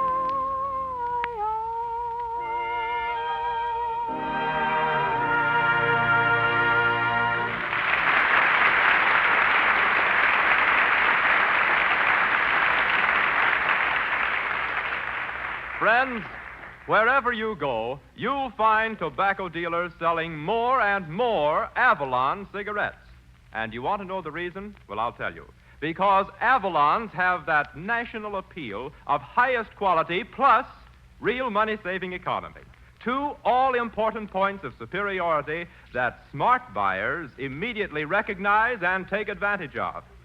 Avalons are positively second to none in quality.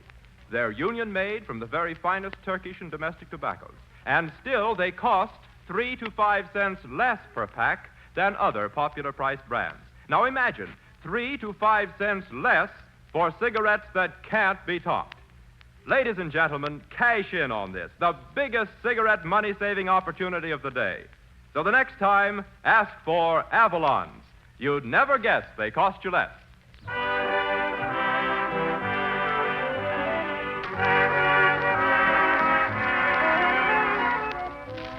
We now take you to the policeman's ball where we find Red Skelton dancing with Edna Stillwell on the crowded dance floor.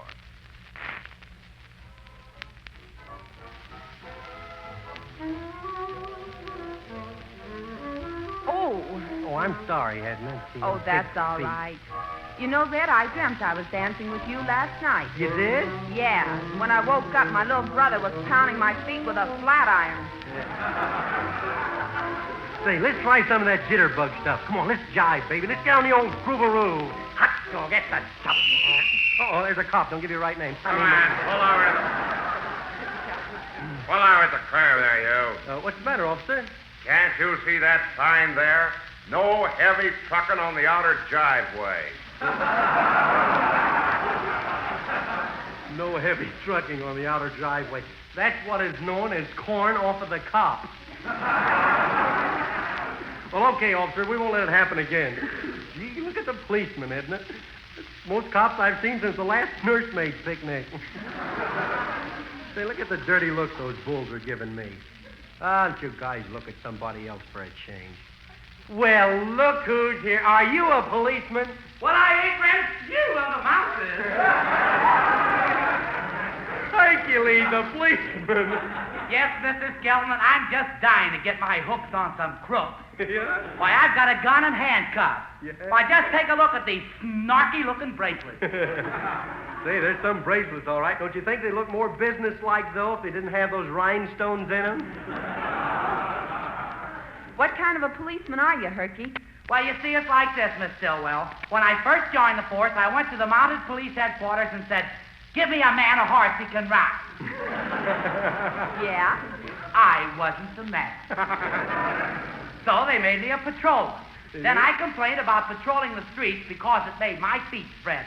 Now I sit in a radio car all day, and I'm telling you, it's just something till I'm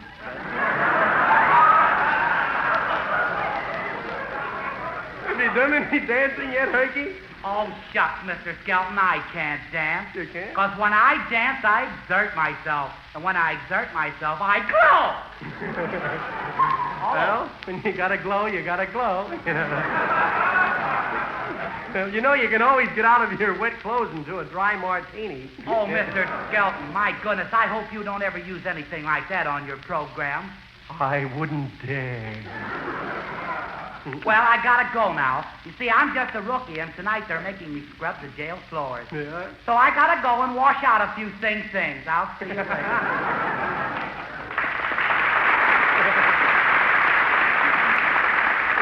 Good old Herky. Say, it's about time for the show to start, Edna. Maybe I better get up on the stage and start throwing those bulls a little corn. Hey, Red, you're Yeah. on. Yeah? Look, tell them give me a fanfare, Del. Gee, I hate to go on, I'm telling you. The same thing happened last year. I'm in the vegetable business again. Well, don't forget, this is another year. Yeah, but don't forget, these are the same jokes. Well, there's the trumpet of doom. Well, here goes nothing. Say, Edna, what's Red so nervous about? Oh, he thinks the cops don't like him. No, they really love him. Well, no vegetables yet. Good evening, ladies and gentlemen. Hey, Red, Yeah? try that surefire joke about the cops. Oh, okay, I'll give him. Say, fellas, did you ever hear the one about the policeman who raided the nudist colony? And the big headlines in the paper the following day read, "Bulls raid bears." Get somebody else entertain you. Such a loud mouth out there. No use, Edna. Those cops will never like me. Say, you know what? I just happened to think of something. I've been entertaining here at the Policeman's Ball for the past 3 years, and every time the same thing has happened. And I just now realize why they'll never like Red Skelton. Why not? Why not? You know how mad bulls get when they see red.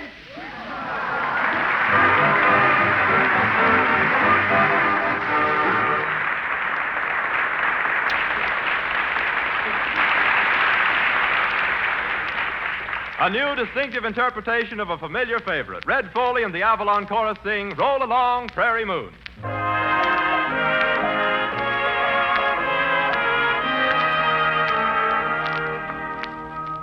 Roll along, prairie moon, roll along while I croon. Shine above, lamp of love, prairie moon. Oh, shine on prairie moon. Way up there in the blue, maybe you're lonely too. Swinging by in the sky, prairie moon. Oh, prairie moon. I need your tender light to make things right. You know I'm so alone tonight. Alone tonight. Or away your beams on the girl of my dreams. Tell her too I've been true, prairie moon. For there's a wonderful light in the sky tonight with silver the hills are and the moon seems so near that I know it will hear every word of my love serenade. For away shed your beams on the girl of my dreams. Tell her too I've been true, prairie moon. Oh, keep her shining high, prairie moon. Prairie moon.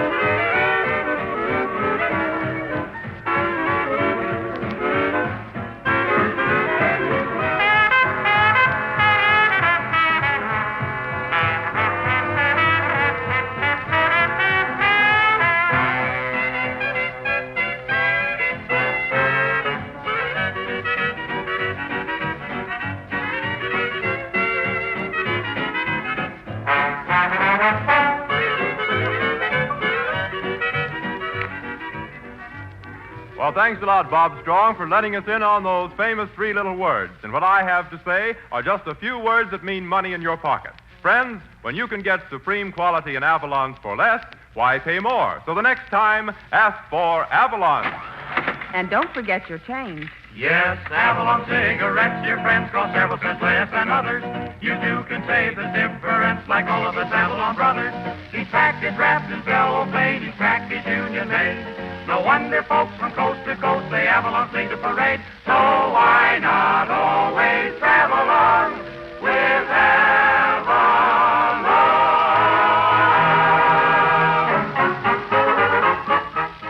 Yes, you'd never guess, but Avalon's cost only 10 cents plus city or state tax.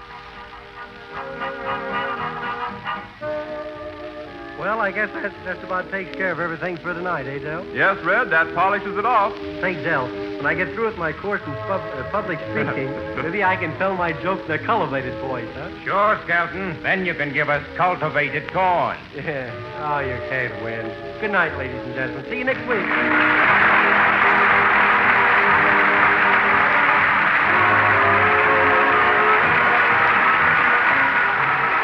Be with us next Saturday evening at the same time when the Brown & Williamson Tobacco Corporation will again present Avalon Time. And as our special guest star, a character you all know and love, the old-timer, featured artist on Fibber McGee and Molly's program.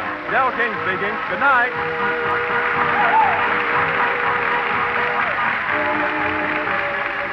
The selection I Never Knew Heaven Could Speak performed on this program is from Rose of Washington Square. This is the National Broadcasting Company.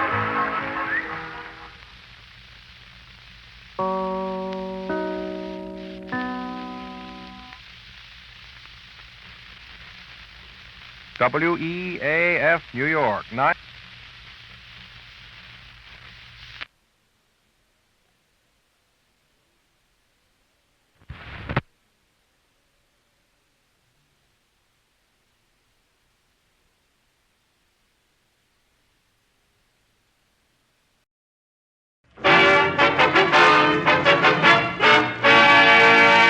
A pack of Avalon cigarettes, please. Yes, sir.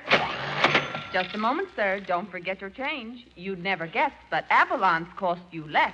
So why not always travel on with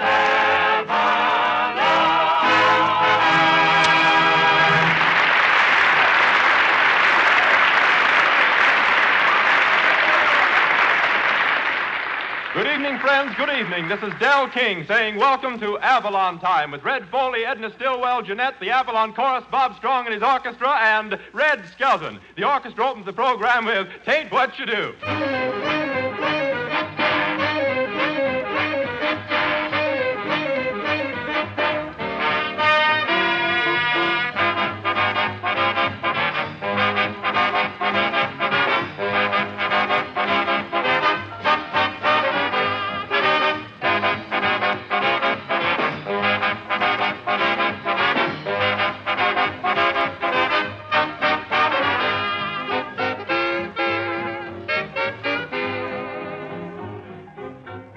Ladies and gentlemen, Avalon cigarettes offer you two all-important advantages.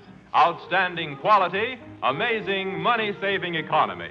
Points of superiority that make Avalon stand apart ahead of others. Now first, the quality. Avalons are positively unsurpassed. They're made from the finest Turkish and domestic tobaccos, blended to perfection. In fact, you couldn't get finer quality tobacco in any other cigarette, regardless of price, regardless of brand. Next, economy. Avalons cost 3 to 5 cents less per pack than other popular price brands, a saving that will net you many, many extra dollars. So the next time you need cigarettes, remember Avalons give you highest quality at a worthwhile saving. Give them a trial. You'd never guess they cost you less.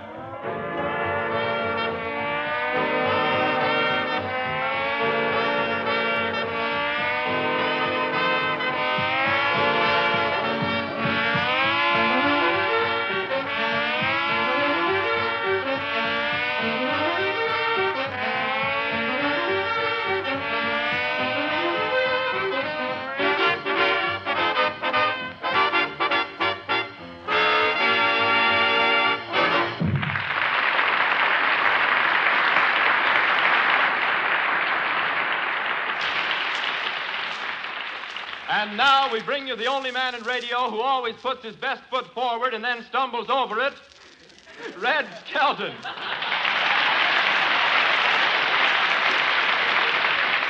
Thank you very much, and good evening, ladies and gentlemen. Say, Del, just before we went on the air, did I hear you tell the cast that I had a very thick head of hair? Yes, but I don't believe I mentioned your hair. You don't bother me tonight. I feel great tonight. I just got back from the Lewis and Galinto fight in New York City. Lewis against Galinto. It was a case of youth versus aged in the wood. Oh, but both fighters had a marvelous physique. Lewis looked streamlined, and Galinto was keg-lined. There were a lot of celebrities there. Jim Farley, Mayor LaGuardia. Jim Farley thought that Joe and Tony were playing post office for his benefit. They both kissed the canvas. Grover Whalen, the big World Fair man, he was there, incognito. He didn't want anybody to recognize him, so he didn't use his private box. He sat out in the main aisle on a big white bull. He rushed up to me and he says, "How they taking it out in Chicago?" Remember we had a World's Fair here, too? I didn't get it either. But the referee called both fighters to the center of the ring to give them their instructions, and when Galinto found out that it was illegal to hit below the belt, he came out wearing a pair of turtleneck trunks. With sleeves. You know, I used to be a fighter myself. They used to call me the Wallpaper Kid. I always got a pasting. I got the lightweight belt, the heavyweight belt, the middleweight belt. In fact, I was belted right out of the business. What a fighter. I used to dress in a fight in a full dress suit, you know. That's in case anything happened to me, they could just fold my arms. I was known as a club fighter. Of course, they'd never let me take the club in the ring. I remember my biggest fight was in the Chicago Stadium. I walked to the center of the ring and I took off my robe. Women, that's out, isn't it? I forgot.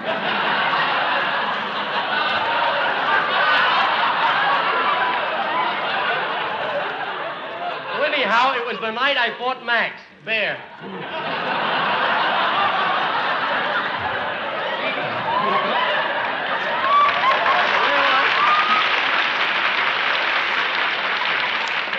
Well, that's the end of the first round. Bob Strong and the boys will now take over with back-to-back. Hit it, for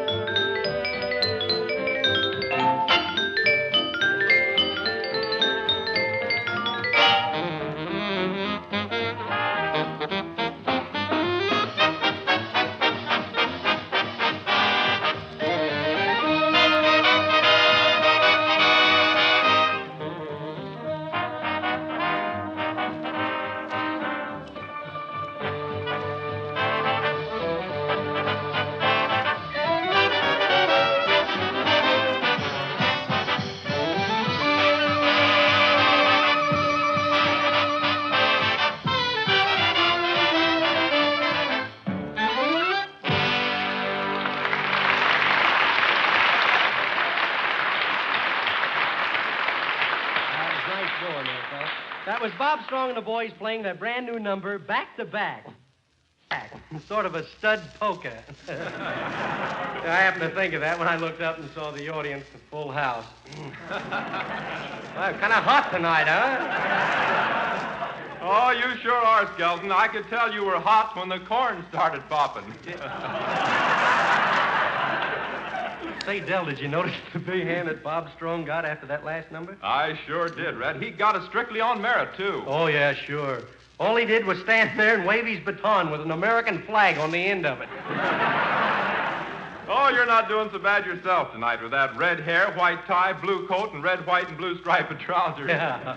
Do you like it? It's a Yeah. little thing I knitted between rehearsals. I put it together in honor of 4th of July. Oh, well, listen, if you're trying to be Uncle Sam, where are the whiskers? The whiskers are on Skelton's jokes. Don't tell me I know. It's Rogers, the fiddle player. How are you tonight, Roger, my little chronic critic? Hello, Skelton. Say, I could use you on the 4th of July. Use me? What for? I'm going to light some firecrackers, and I need a little punch. Yeah. Say, you know, I'll win this guy over, Del. I'm going to treat him nice. I'll kill him with kindness. And if that don't work, I'll just kill him. Hello, boys. Hello, Edna. Say, how do you like my red, white, and blue striped outfit, huh? Well, stop turning around. You look like a barber pole. Say, Red, is the program going off for the summer so you can take a vacation? No, not a chance. What do you think the radio audience would say if Skelton went off? They'd say, there goes the show off. Hey, come to think of it, I do need a vacation. A summer program. Hey, that's an idea. I wonder where we could dig up somebody to replace me. You might try the cemetery. Yeah. I think we got enough deadbeats on here now. Look, vacation time, though. Little red schoolhouse. I remember when I left the 6th grade. Good old 6th grade. I'll never forget it. No more books for 3 months. Just swimming and playing. Then fresh as a daisy, back to the 6th grade.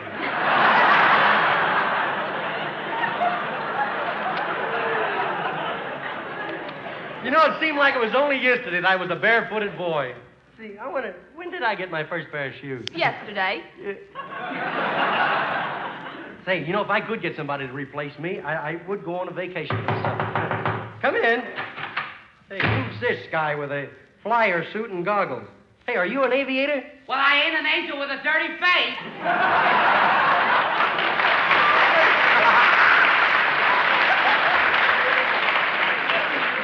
Hercules, an aviator. Oh, goodness me, yes, Mr. Skelton. And you know, it's just oodles and oodles of fun being a cloud hopper. You want to go for a ride? No, not me, boy. It's too bumpy up there. Well, good heavens, do what I do. What do you do? I use an air cushion for my undercarriage. Mr. Skelton, you love it up in the clouds. Yeah? Why, you just don't know what living is till you get a bird from an eagle. Say, your face looks a little flushed, Tucky. What's the matter? You too warm? Oh, mercy me, no. You see, this suit I've got on is lined with fur, and it just tickles me pink. Well, I have to rush back to the airport, Mr. Skelton. Yeah? You see, I'm all of a dither. Why? Well, I've got to do some blind flying, and I never touched this stuff.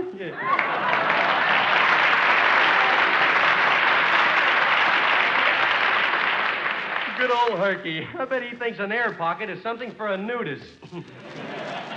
Hey, Red. Look who's here. Bill Thompson, the old-timer from Fibber McGee and Molly's program. Well, look who's here. Hello there, Johnny. Hello, daughter. old-timer. How you feeling, old-timer? Me, why, I'm fit as a fiddle and ready for... Say, what are you doing tonight? You're still romantic, eh, old-timer? Say, just how old are you, old-timer? Well, now, let's see. Back in the days of 49... Hey, now, wait a minute. Huh? Next thing you know, you'll be telling us you voted for Lincoln. Voted for him? I held him on my lap. Now, wait a minute. That'd make you 120 years old. Now, you don't look that old to me. Can I help it if I live clean, Johnny? Well, say, old-timer, do you think you could put on a radio show so I could take a vacation this summer? Sure could, Johnny. Got some good Western stuff, and I could do a program called Death Valley Days. You can't do that. Hey! I say you can't do that. There's a program on the air now called Death Valley Days. Maybe you might put on one and call it Rudy Valley Nights.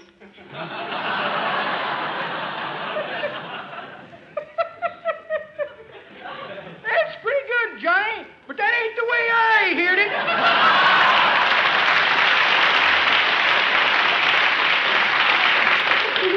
The way I heard it, one feller says to the other feller, says,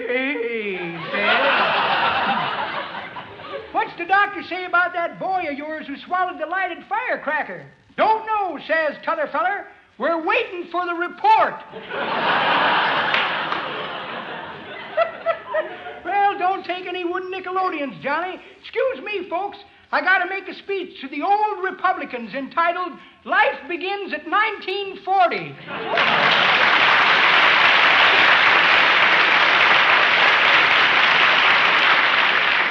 Oh, boy, quite a guy, that old-timer. I'll bet he remembers when Finn was a huckleberry and not a Mickey.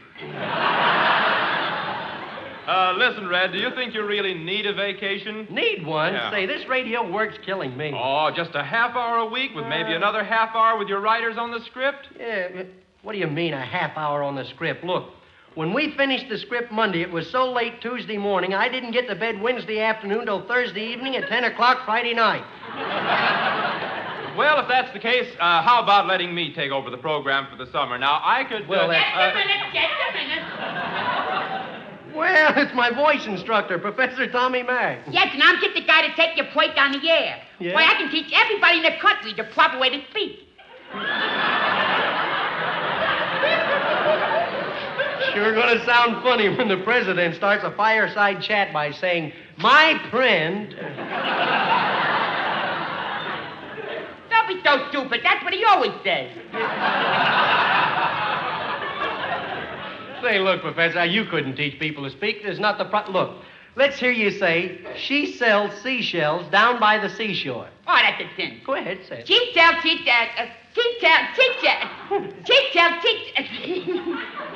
peddles trams down by the waterfront. It's the same thing. Yeah, she peddled clam down at the waterfront. Now, listen. On the radio, I'm going to show everybody how to get breath control. Here, let me show you. Pull in your tummy. Pull in your stomach. It's touching my backbone now. Oh, no, you better let your stomach out. Why? Your pants just went to half-mast. Oh. Now, the next thing I want to show you is the construction of syllables. Now, take a poem like, rub-a-dub-dub, 3 men in a tub. What's so funny? What's so funny? I bet there's not one person here knows what I'm talking about.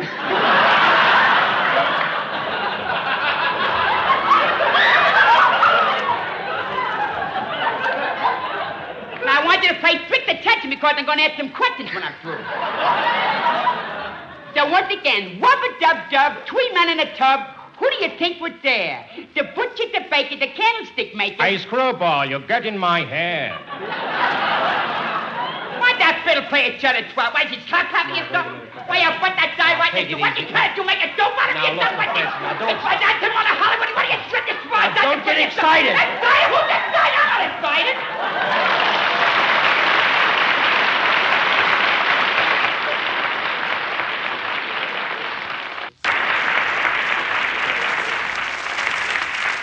Look, I think I better step outside a few minutes and get a bit of fresh air. Say, Red Foley, how about singing that beautiful number, Chapel in the Moonlight? All right, Red, here it is.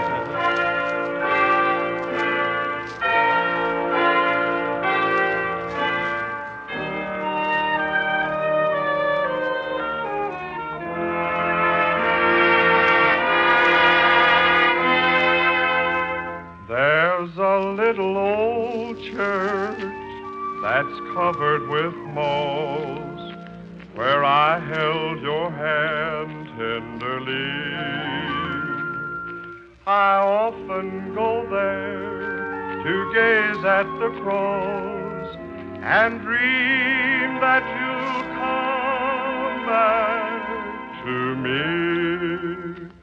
How I love to hear the organ in the chapel in the moonlight, while we're strolling down the aisle where roses entwine. How I'd love to hear you whisper in the chapel in the moon that the love light in your eyes forever will shine till the roses turn to ashes, till the organ turns to rust. If you never come, I'll still be there till the moonlight turns to dawn. How I'd love to hear the choir in the chapel in the moonlight as they sing, oh, promise me forever be mine. Forever be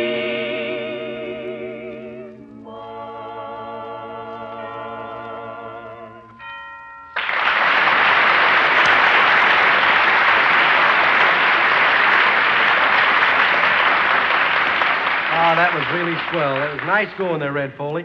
Say, Del, are there any more candidates around for the summer program? Oh, yes, indeed there are. There's one gentleman here that we all know, Red. Who's that? None other than that, the one and only, known from coast to coast. He has his picture in every post office in the country. Step aside, Wordy One. Well, Horatio K. Boomer. Why, yeah. Hello, my boy. I just got the program to take your place for the summer. Kitty's program entitled Cozy Little Chats for Nosy Little Darling. That sounds all right, Boomer, as long as you don't do the Rover Boys at Reform School. Say, just a minute here. Have you got a script ready? Oh, a script. Script, certainly. Let's see, where'd I put that script? Had it right here in my pocket. Just a minute, my boy, while I look. Radio script. Here's a letter from a Georgia boy doing fine in Atlanta. Fine. Let's see, made a mistake. Oh, well, one of my drawings, a hangnail sketch of a hangman's noose. Lines are a bit shaky. I sketched them while riding a fast-moving rail out of town. Yes, indeed, a little pamphlet on how to remove tar and feathers. Comes in very handy at times. And a punch board. You wouldn't care to throw a left hook at it, would you? No, come on. Where's the radio script? All right, take it easy, Carrot Top. I'll find it as soon as I can. Let's see, I got here a pocket knife with attachments including a hacksaw, jimmy, blackjack, and a glass cutter. Handy little tool. Wonder what this knife blade is for.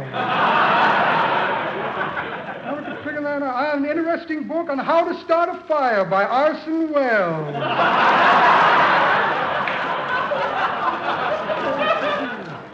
Yes, a magnet, a pocket comb with buck teeth. A check for short beer. Well, imagine that. No radio script. Must have left it at the board meeting. Nice chaps on that parole board. Must go back and get it. Hope I remember the name I gave him. Funny how I go through life making an alias out of myself.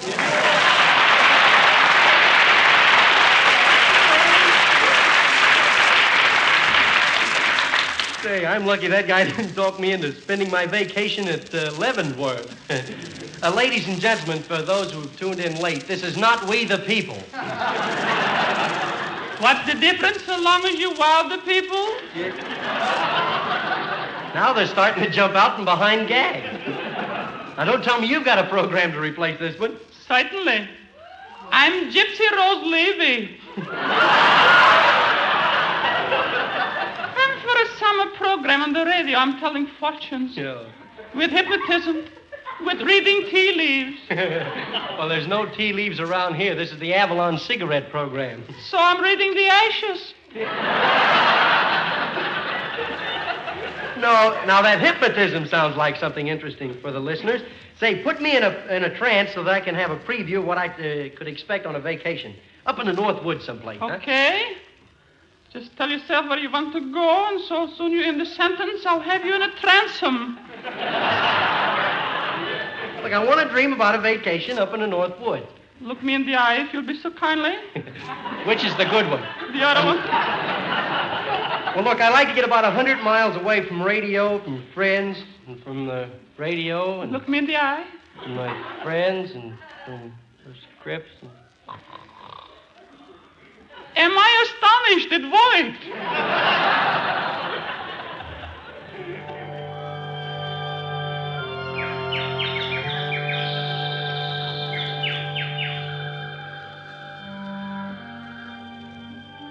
Oh, boy, all alone up in the North Woods at last. No radio cast to rib me, no stooges to heckle me. Perfectly quiet. Boy, this is the life. Let's see, what shall I fix to eat? Short ribs, stewed tomatoes, Skelton corn, a dash of ham, and heckleberry pie. Yeah. Who said that? I could have sworn I heard a voice. Oh, it's probably just some hangover from a broadcast. It's about time, though, I sat down and asked myself a very serious question. I bet you get a silly answer. Yeah. Say, that sounded like that. No, it couldn't be. Let's see, what was the question I was going to ask myself? Oh, yeah. What is a radio comedian, anyhow? A screwball whose mind suddenly went blank. That's Roger's voice, or I'm a monkey's uncle. Hello, Uncle Red. Now I'm a monkey. That ain't possible. Don't tell me that I've forgotten those vaudeville days. I'm a radio comedian. I'm having one of those radio nightmares. No. I'll pinch myself and wake up. Oh, watch who you're pinching. Oh, I'm getting jittery.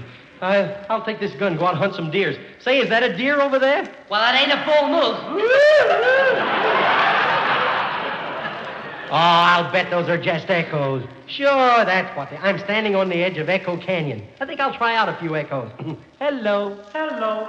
How are you? How are you? Vaudeville. Vaudeville. Gosh, even vaudeville's coming back. That ain't the way I heard it. No, it can't be. My mind's wandering. I'm losing my mind. No. Well, imagine that. No mind. Must be a radio comment. Not enough sleep. Writing scripts, that's what's doing it. I can't take it. Voices, heckling, stooges, every time I open my mouth. Never open your mouth unless you have nothing to say. Telegram for Mr. Skelton. Telegram for Mr. Skelton. Hey, Skelton. I'm enough. You never guessed they cost you less. Good heavens, the old foul. Hercules. Well, imagine that. Skelton, I'm modified. I'm Just a minute, just Oh, no. a minute.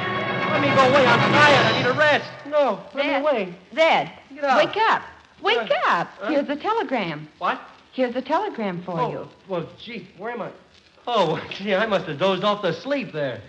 Phew, boy, what a dream I just had. What? Here's a telegram for you from the radio critic. Radio critics? Let's see what it says. It says, don't take a vacation, Skelton. We need you for the hot summer months because you're the only man in radio who always leaves his audience cold.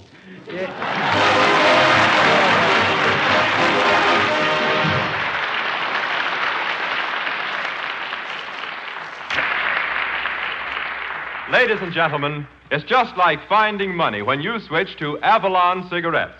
You see, Avalons cost 3 to 5 cents less than other popular price brands. And that repeated saving of 3 to 5 cents on every pack of cigarettes you smoke turns into many, many dollars in a very short time. And remember this, it's extra money you'd never have otherwise. But without knowing, you'd never guess they cost you less. Because you get this money-saving economy in Avalons as an extra. Their quality cannot be surpassed by any other cigarette, regardless of price, regardless of brand. Avalons are made from the very finest Turkish and domestic tobaccos that grow. Yes, ladies and gentlemen, Avalons are cigarettes that are long on quality, short on cost. Try a pack tonight.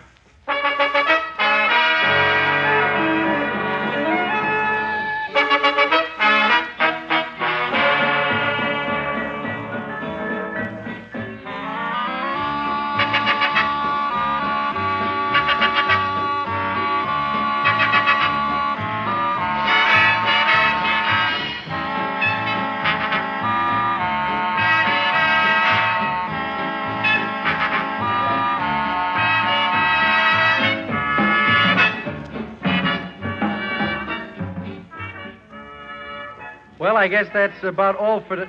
Hey, what's this, Del? It's just a blank piece of paper. Well, how about that? We haven't got any finish to the show. What? No finish to the show? Well, imagine that. No finish to the show.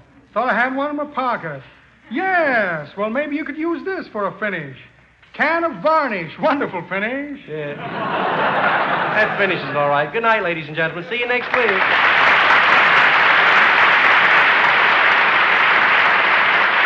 Remember, friends, during the week when you ask for Avalon, Don't forget your change. So why not always travel on with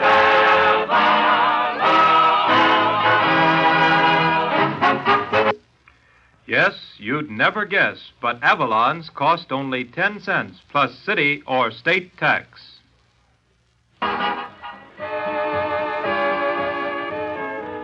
Be with us next Saturday evening at the same time when the Brown and Williamson Tobacco Corporation will again present Avalon Time. The characters of Horatio K. Boomer and the old-timer were portrayed by Bill Thompson through the courtesy of the makers of Johnson's Wax. Del King speaking. Good night.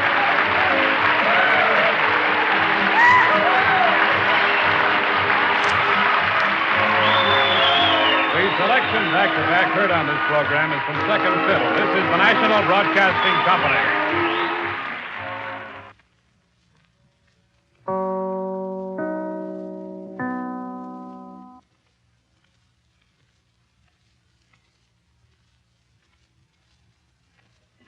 WEAF, New York.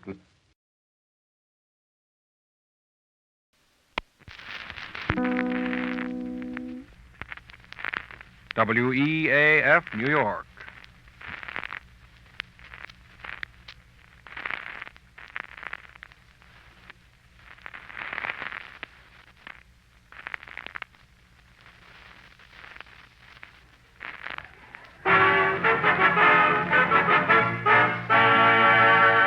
A pack of Avalon cigarettes, please. Yes, sir.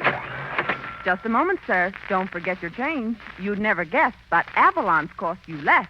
So why not always travel on with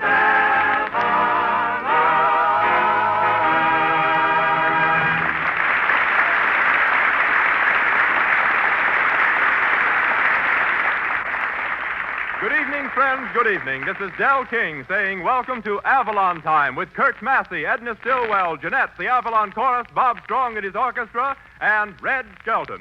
The orchestra opens the program with Come to Love.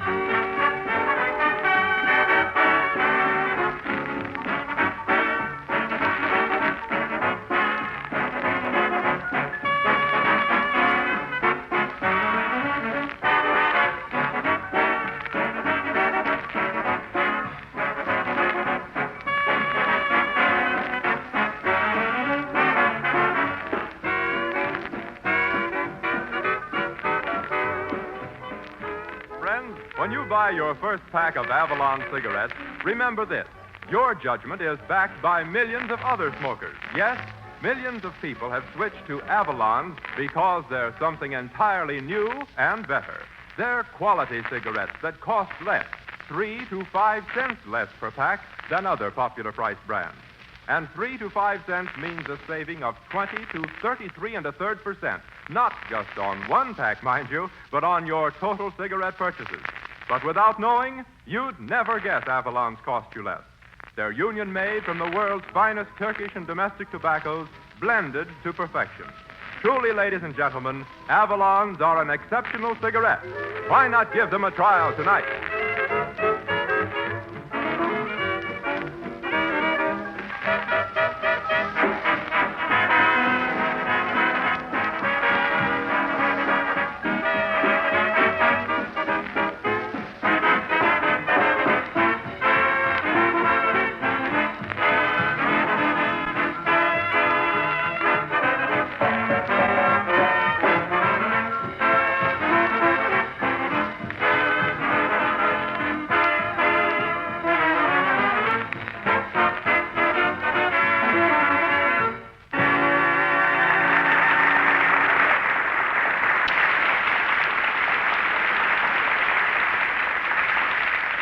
And now we bring you the only man in radio who celebrated an inexpensive 4th of July by shooting off his mouth, Red Skelton.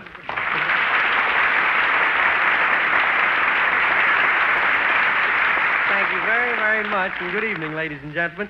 Say, just think of it, Del. 163 years ago, men and women were fighting side by side for freedom. Oh, that's right, Red, and they're still fighting side by side for freedom in Reno.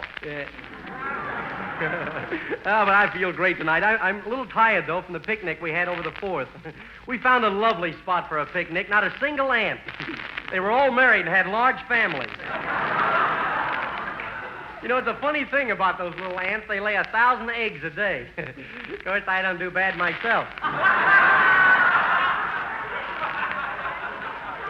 We had a lot of fun. We went out to a place called No Man's Land. No wonder they call it No Man's Land. The mosquitoes ate me, the ants ate the food, and the termites ate the basket.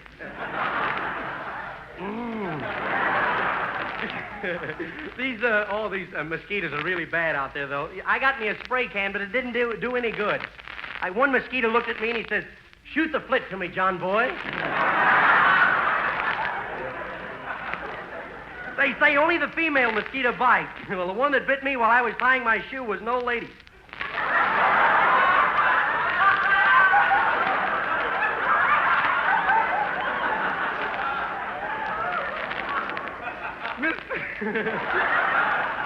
Miss Stillwell baked a pie. Oh, boy, what a pie she baked, too. She had the top crust riveted on the bottom crust. Somebody must have told her I bolted my food. My uncle came along. He made some lemonade for us. He makes lemonade different from other people, though. Instead of using lemons and water, he uses olives and gin. Look at him, what a guy. He married a scrub woman so he'd have a bucket to carry beer in. He calls his lemonade the Firecracker Punch. You're no good after the 4th. Well, I think I've been out here long enough, so I'll turn the works over to Bob Strong and the White Sails. Hit it, fella.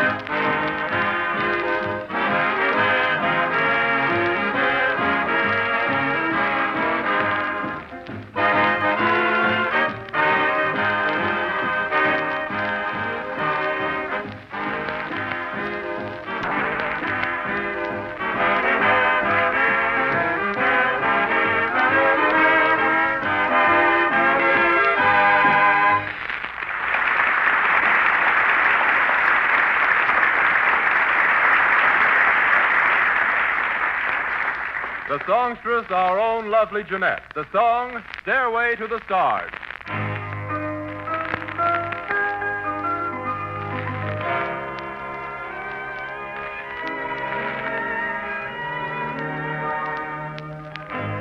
Let's build a stairway to the stars and climb that stairway to the stars with love beside us to fill the night with a song.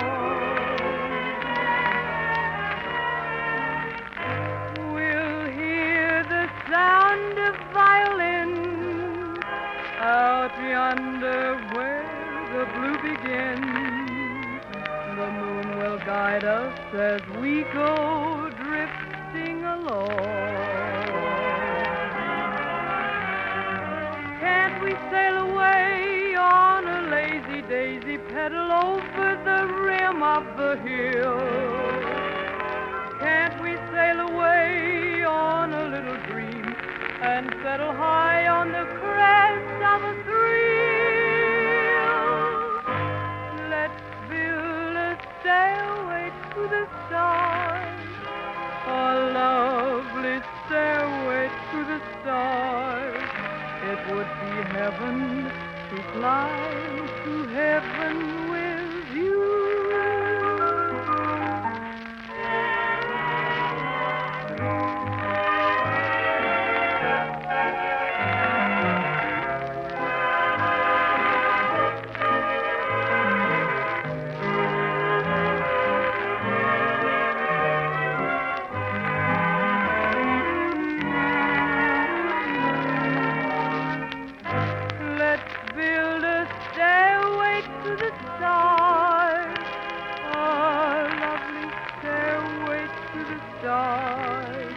It would be heaven to climb to heaven with you.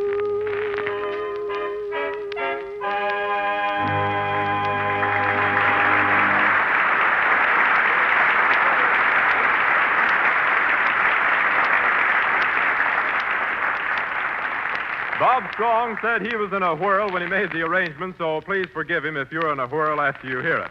The girlfriend of the whirling dervish.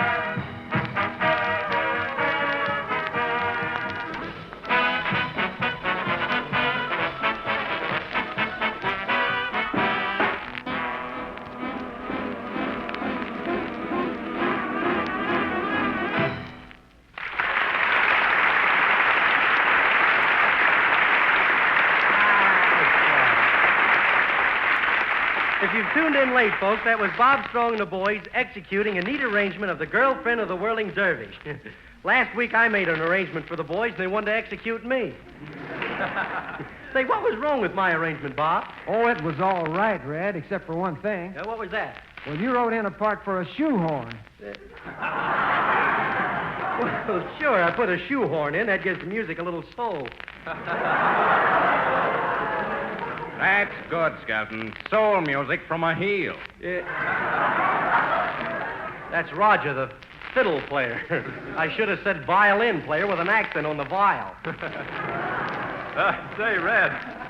Red, are you trying to be a musician again? Sure, you may not believe this, Del, but I once led my own orchestra. Oh, that's right. I did hear about that. You did? Yes, and I also heard that you murdered so many symphonies, folks started calling your baton a crime club. Well, let's forget about music and talk about me. From symphonies to phony simps. Just keep it up, Roger. Just keep it up. That guy's getting more like Bob Strong every day. Oh, I think maybe you're just a little jealous of Bob Strong, Red, because, you know why? Because you think he's playing up to Edna. Me jealous of Bob Strong? Go on. What's he got that I ain't got? The courage to look in a mirror. Hi, Edna. I suppose you think I don't have any good looks. Well, not since they moved that nudist camp.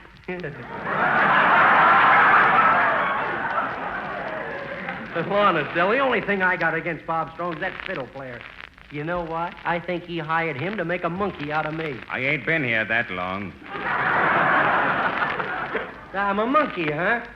Turn around, will you? What for? Let's see if you got a tail. I got to do something about that guy. Oh, don't bother about him, Red. It's too hot to argue. It's scorching. Yeah, you know, it is awful hot today. No fooling. It was so hot my little dog was running around without his pants.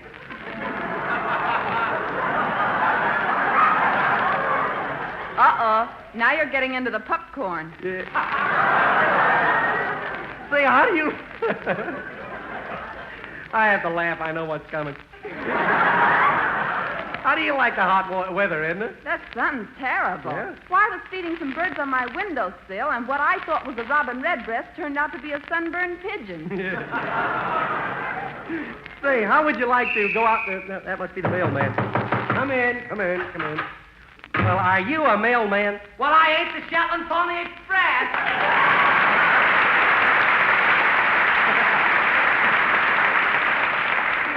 Well, Hercules, a letter carrier. Oh, goodness me, yes, Mr. Skelton. And you know, it's just Jim Dandy working for Jim Farley. Say, I'll bet it's awful walking around in the street in this hot weather, isn't it, Herky? Oh, heavens, yes. Why, every time I take a step, the sidewalk gives me the hot foot.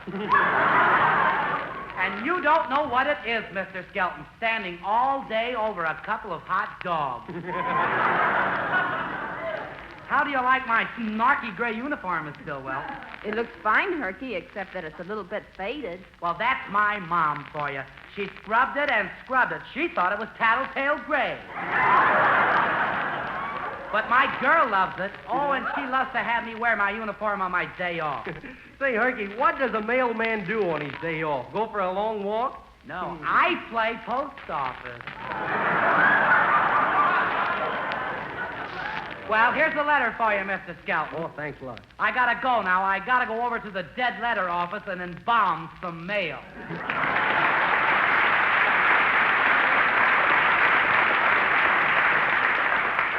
Good old Herky. I wonder what this letter says. Wait, I'll open it up.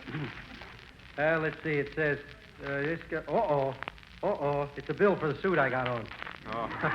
I see. New lightweight suit, eh? Yeah, how do you like it, Del? Do you like the material? Sure. You look good in that seersucker. Now, that guy's starting again. By the way, Red, what material is that suit? Is it tropical worsted? No, that's a tropical herringbone. $90, 14 pair of pants, and a radio with it. Herringbone, though. My uncle bought it while he was pickled. Herringbone, eh, Red? Well, listen, the herring was a little round-shouldered. Oh. Don't you like it? A moth with any pride wouldn't go near it. What's going on around here? Why don't you be good, Rogers? I was going to buy you a new suit. Yeah? Yeah, a double-breasted straight jacket.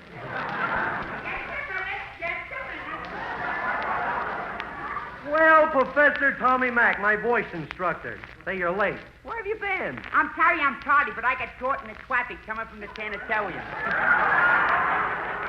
Sanitarium? What were you doing at the sanitarium? There's a new baby in our family. Yeah? What is it, a boy or a girl? I don't know yet, but they haven't put the clothes on it yet.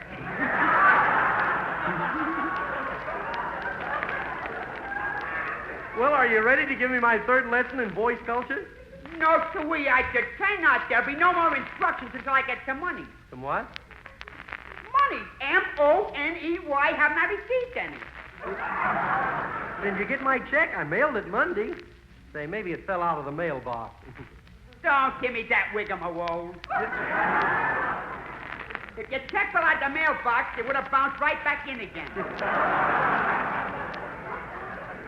Well, personally, I don't think you've been doing me very much good with those lessons. Don't be ridiculous. When I first started teaching you, you were so bashful you wouldn't talk to people. But when I get through with you, you'll be talking to yourself. That's what I'm afraid of. Say, look, I don't even believe you're a professor. What college did you attend? That place up New Haven, Connecticut. Connecticut? Oh, Yale. What? Yale. Yale! You yell, I'm talking this out there front of me can. Now, listen, Mr. Skelton, I'll have you understand I'm a professor of the... Stallion? Skelton's my name. Oh, I beg your pardon. But I want you to understand that I'm a professor at the first quarter. Yeah, a big drip, eh? What are you trying to do? Ridicule me or something? Why, my two sons are like to paste you right in the push. Now, wait a I minute. wouldn't take that for Joe Lewis. I You don't- think you're talking to one of your students? Now, don't get excited. Excited? Who's excited? I'm not excited.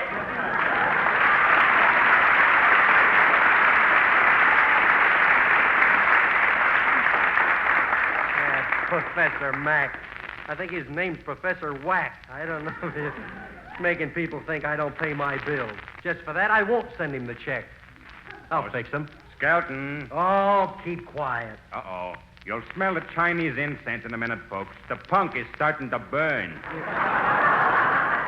Now, listen, Rogers, we're going to settle this once and for all. Come down off that bandstand. I'm going to throw your shoes out the window, and you're going to be in them. Hey, now listen, Skelton. Can't you take a little ribbing? Ah, ribbon. All you do is call me a punk. Punk. But it's all in fun. But if you don't like it, I won't call you a punk again. You're just saying that. Oh, no, Skelton. I mean it. You call me a punk again No, before the no, night- no, honest, I won't. Cross your heart? Cross my heart and hope to die. Okay, then. As long as you don't call me a punk, we'll be friends. Okay, it's a deal. Let's forget the whole thing, eh? Okay, fella. Now we're friends. Okay. At this time, Bob Strong and his orchestra... Skelton. Pardon me, folks. What is it, Roger, old boy? Is it all right if I call you a rat? Yeah. That's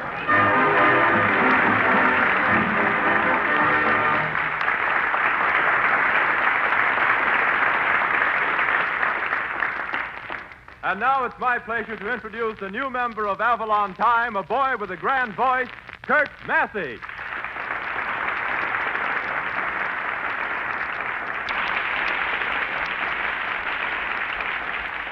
Well, after that fine reception, don't you think you ought to say something, Kurt?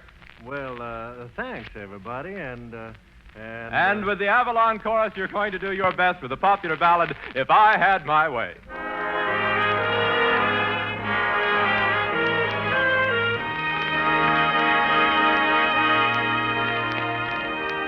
If I had my way, dear, forever there'd be a garden of roses for you and for me, 1,001 things, dear, I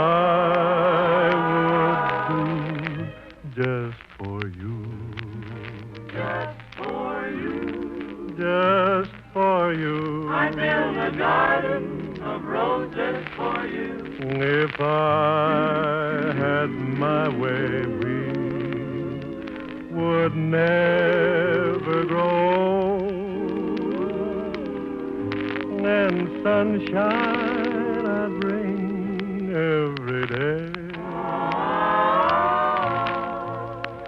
You would reign all alone like a queen on a throne if I had my way.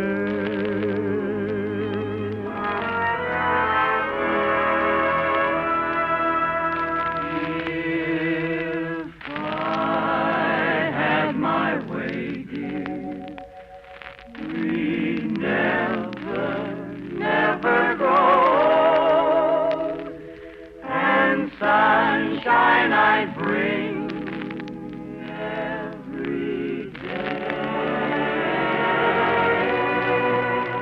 You would reign all alone like a queen on a throne if I had my way. If I had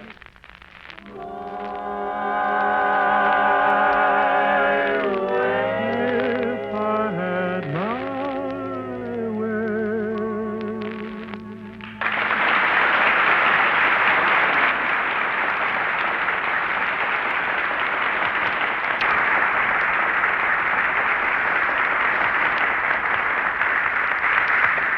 Friends, did you hear what old Lord Moneymore said about Avalon cigarettes? He said, My word, this cigarette costs 3 to 5 cents there. Extraordinary. and friends, Avalons are very extraordinary cigarettes.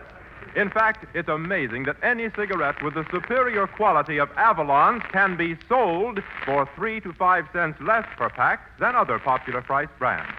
Yes, that's what you get in union-made Avalons. Highest quality cigarettes at a worthwhile saving.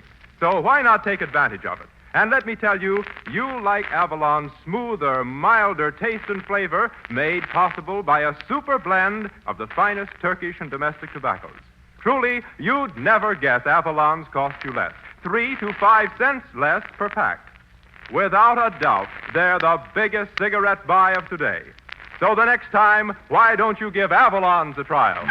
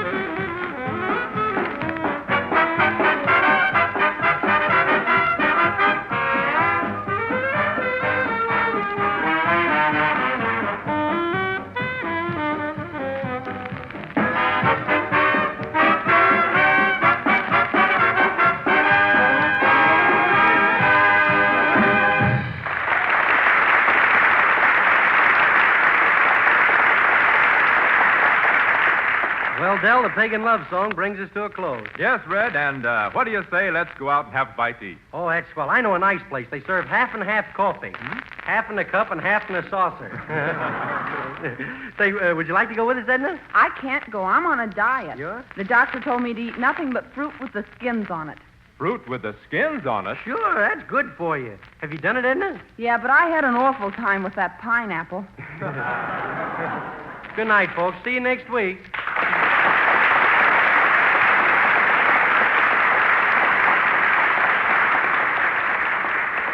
Remember, friends, during the week, when you ask for Avalon, don't forget your change. So why not always travel on with Avalon? Yes, you'd never guess, but Avalons cost only 10 cents, plus city or state tax.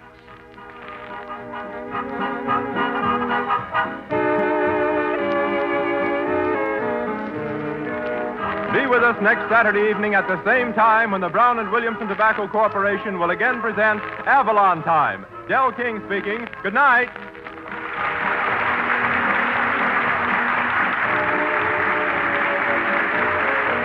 Heard on this program was Tom's Love from Yokohama.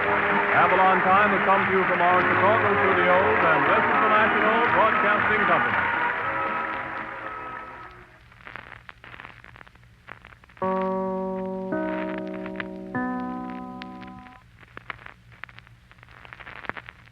WEAF, New York.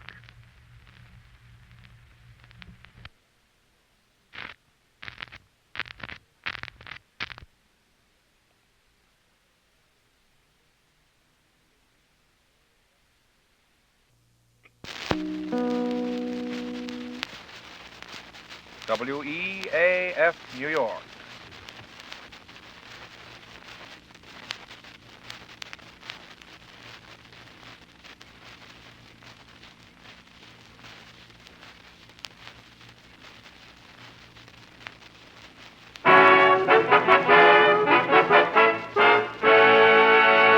A pack of Avalon cigarettes, please. Yes, sir. Oh, just a moment, sir. Don't forget your change. You'd never guess, but Avalons cost you less. So why not always travel on with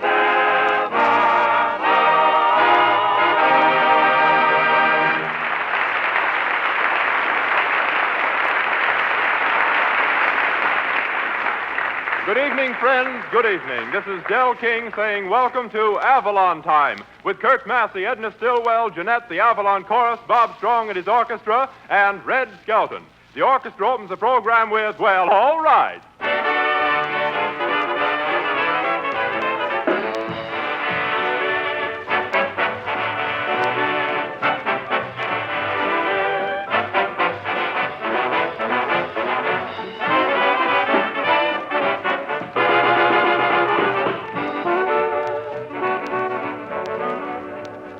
Ladies and gentlemen, facts prove that every day more and more people are switching to Avalon cigarettes. And it's little wonder. Avalons are entirely new and different, a cigarette value you could never get before. They're quality cigarettes that cost less, 3 to 5 cents less per pack than other popular price brands. Now, don't think lightly of those pennies. The consistent and repeated saving of 3 to 5 cents on every pack you smoke will net you many, many extra dollars every year. And remember this, Avalons are packed tight. They burn slow and even. You have but to try them to convince yourself that they are a superior quality cigarette. When you can get this unsurpassed quality in union-made Avalons for 3 to 5 cents less, why pay more? The next time, ask for Avalons and save the difference.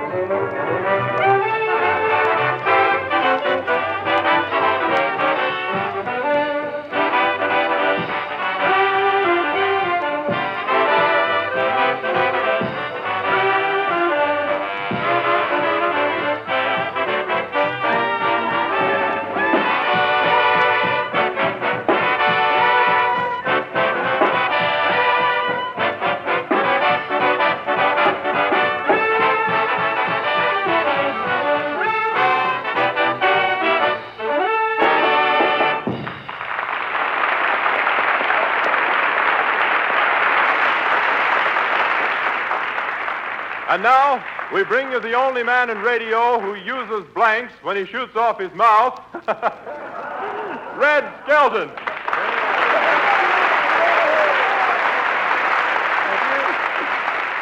Thank you very much, and good evening, ladies and gentlemen. I don't care what you say about me, Del. I feel great tonight. I was out at Arlington Park Racetrack today, and I cleaned up. What I mean, I cleaned up. Yeah, I saw you doing your laundry between races. But, Red, you know, you look awfully tired tonight. Yeah, that racetrack really tired me out. I was standing over a hot tip all day. What tip did you have? Johnstown. Good horse. But Chaladon won. Yeah, I know, but he tricked Johnstown. They were coming down the stretch neck to neck, see? So, Chaladon? Chaladon, he says to Johnstown, he says, would you mind dropping back and see if my girdle's straight? Oh, I love those horses, though. I pick them. The first horse I picked was a horse named Indigestion. She's way ahead of me back there. The first horse I bet on was a horse named Indigestion. He's a cute thing. No, the only way they could get him to run was to have him to chase a big box of bicarbonate of soda. It was a radio fan, the horse was. After the race had started, the horse turned to the jockey and then looked up in the grandstand and he says, don't forget, folks, we'll be back with you next week at the same time.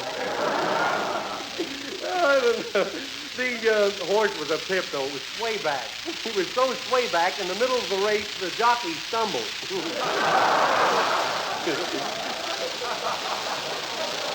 I almost stumbled on that one myself. The horse had nice legs, though, even if they were a little knock-kneed.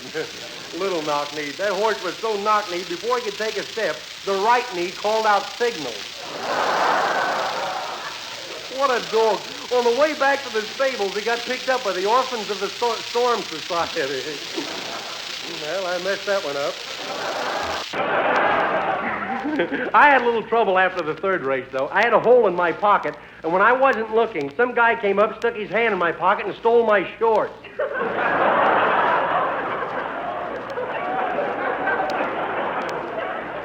My uncle was there, you know, the one that drinks all the time. I won't say he was drinking today, but the last I saw of him, he was running around the track with a saddle on his back, yelling for the Lone Ranger. Did he embarrass me? No kidding. After the fourth race, they presented a big cup to the winner, and my uncle was in it. Boy, the way he was hanging over the sides, he looked like he was poured in and forgot to say when. I really had a swell time at the racetrack, though. I was sorry I didn't get a chance to bet on a certain horse. A horse named Dizzy Dean. I didn't get a bet on Dizzy. He was scratched. Well, I think I've been galloping around here long enough, so I'll turn the track over to Bob Strong and his musical Blue Bloods, who will play To You. Go ahead, Bob. Hit it, fella.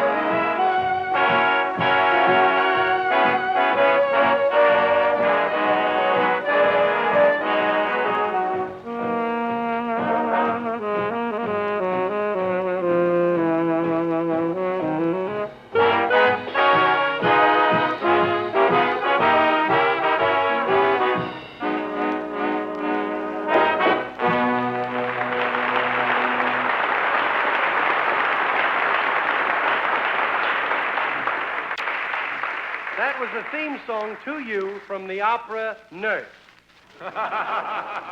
Played by Bob Strong and his Flophouse 15. We call him the Flophouse 15 because he favors the quarter rest. No, that was really swell, Bob. But I still don't believe your trumpet player gets fan mail from Gabriel. Oh, no? Why do you think they wrote that song, And the Angels Swing? And the angels swing. Oh, the devil's in you tonight, Graham. Next thing you know, you'll be telling me that you wrote a song called Swing Low, Sweet Jitterbuggy. Home. Hey, Red.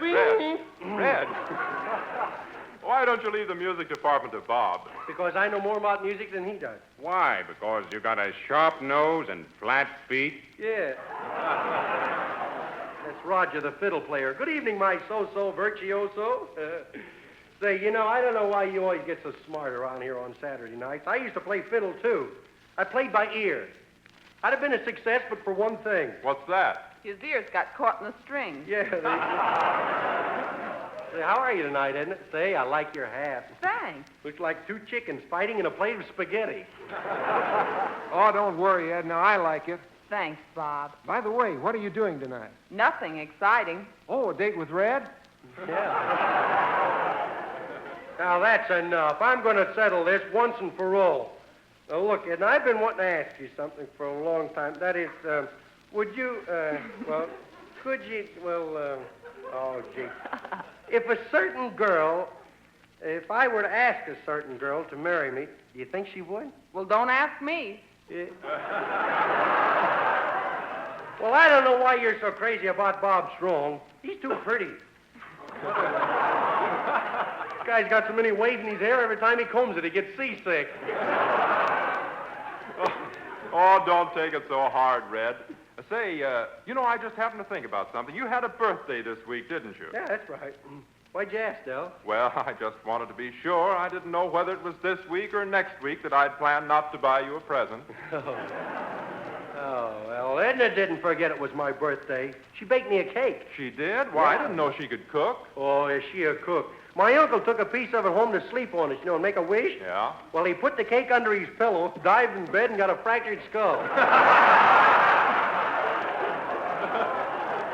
Hey, Skelton, what sign of the zodiac were you born under? Capricorn? No, Roger, I was born under the sign of Cancer the Crab and over the sign of Louis the Butcher. Hey, I'll bet I know what sign you were born under, Roger. Yeah? What? Mickey, it's the Fin. Oh, say, I forgot to tell you fellas some terrific news.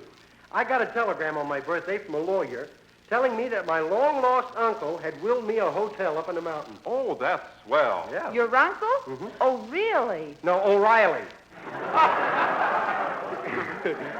Anyhow, the wire says I got to come up right away and take the place over. Say, Red, that reminds me. Weren't you the social director at a summer hotel in a picture called Having a Wonderful Time? Yeah, that's right, Del. It was about, let's see, 1 year, no, 2. Let's see, when was that picture released? Released? I heard it escaped. Now, that's not so now. I work opposite Ginger Rogers. Yeah, she worked on one side of the room and you worked on the other. Yeah. Now, that's not so either. What was the picture about, Red? Well, it was one of those love triangles. Douglas Fairbanks Jr. was nuts about Ginger, I was nuts about Ginger, and Ginger was nuts about Sunday. As a fiddler, I give that joke 1 bell.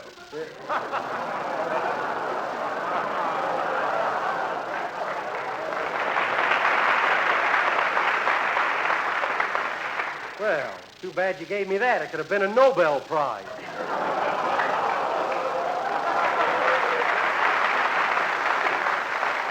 Well, come on, Edna. We'll jump my car and go up to my mountain hotel. Say, that lawyer's going to turn the place over to me when I get there. Say, I can't help but think of it. Just think we'll have a place where people can come and get a little sun and air. A little sun and air? Yeah. What is it, a hotel or a hospital? It's time for Jeanette to sing.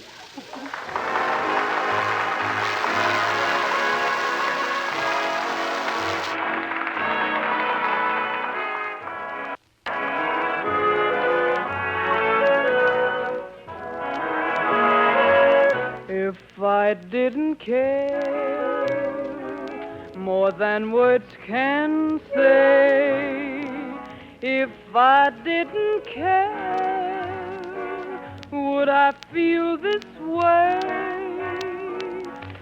If this isn't love, then maybe I'm wrong. But why do I lie awake all night and dream all day long? If I didn't care, would it be the same? Would my every prayer begin and end with just your name? And would I be sure that this is love beyond compare?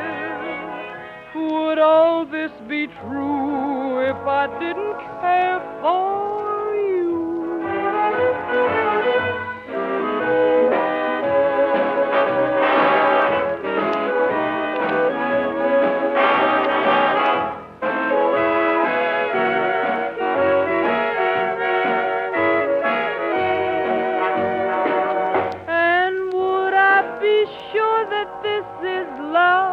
Beyond compare, would all this be true if I didn't care for you?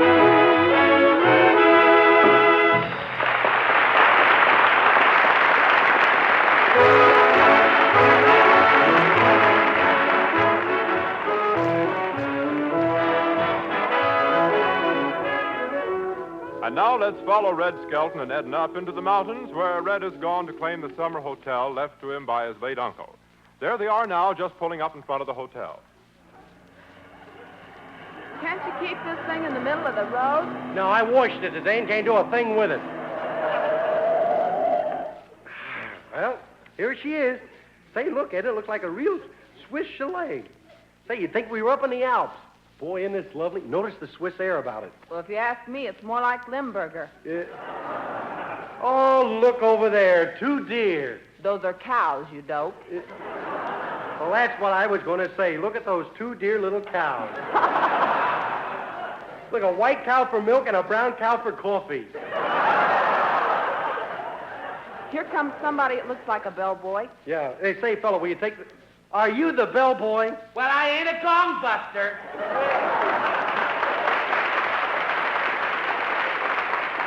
Hercules, the bellboy. Say, what job will you have next? Oh, good heavens, I don't know. I guess I'm just a jerk of all trades.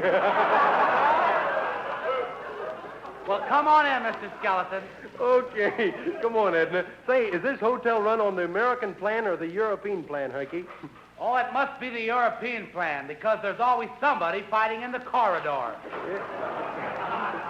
How do you like being a bellhop, Herky? Well, to tell the truth, Miss Stillwell, it'd be just ripping if they'd ever get around to tipping. What, no tip? Oh, my gracious, no. The only time I get any tips is when I go in the dining room and order asparagus. Well, I've come to take over this place, Herky. Say, have you seen anything of a lawyer around here? A lawyer? Oh, good heavens! That must be that strange creature in the high silk hat. He talks so much, I'm afraid he's going to bust a habeas corpuscle. Oh, for heaven's sake, there's somebody on the top floor ringing for an elevator. I have to go up and bring him down. Are you the elevator boy, too? Say, there's no elevator in this hotel. Well, I can play piggyback, can't I? Good old Herky. Well, I'll take over behind desk. And let's see, Edna, I tell you be the chambermaid. Good afternoon. This is Chalet Toupee on the Bald Eagle Knob. Bald Eagle on the... I'll let it go. What's that? You'd like a reservation if what? Oh, positively. We have a bathroom right on the premises. This is the kind of a hotel I've always wanted. Ivy creeping up the walls and rumors creeping down the fire escape. Oh, here comes a guest. Good afternoon, sir. Welcome to Chalet Toupee. Oh, Good. I like a nice room. Like a room by the lake? No, by the week.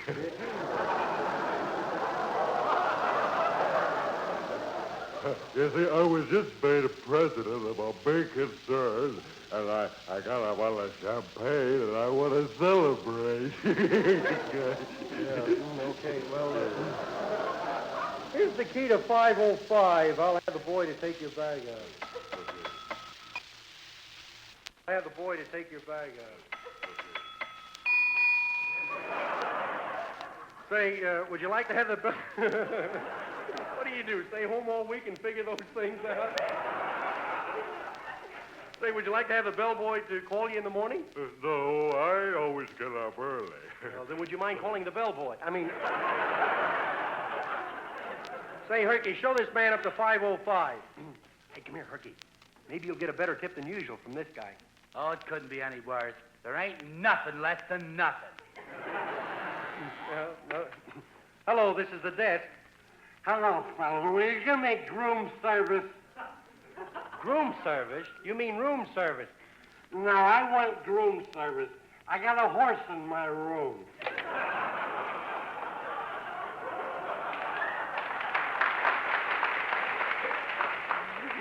Maybe I should have used broom. Say, I guess I'm just no good as a chambermaid. No? No, I tried to make up a couple of beds in 404, but I can't smooth out the lumps. No, why not? Well, I don't know. Do you think I should have waited till the guests got up? Yeah. Boy, what a chambermaid. Oh, and in one of the rooms I saw the cutest little things crawling all over the bed. You did? Yeah. Cute little things. Hey, Herky, get the exterminator. Exterminator nothing. It's a summer road company of midgets. Oh. Midgets? I think I'll go up and get a load of them. Just a minute. Well, Tommy Mac. Tommy Mac Esquire, if you please. Esquire? Where did you get the Esquire? I stole it off the newsstand. Say, what are you doing up here? What am I doing? Why, I'm your counsel at war. You a lawyer? Go on, you were never admitted to the bar. Oh, no? Check up with the bartender. Now, let's get down to brass tacks. This will is now in effect and affects the effects of your uncle's effect. It says being sound of mind, sound of body, sound of limb, sound of wind. Say, wait a minute. What is this, a case of sound effects? Yes, and I wish you wouldn't please get me all mixed up, because I don't know what I'm talking about as it is. Wish you wouldn't please get me all... What do you do, pick your English up off a Ouija board? Now, be serious. Will you read it? It says, I-O-O-O Wiley, do give, will, bequeath, bestow to wit, whereas an ad lib all my worldly goods, property, estates, belongings, chattels, and scuttles in which is Skelton, my dear nephew. Look how he spells nephew. P-H-O-O-E-Y.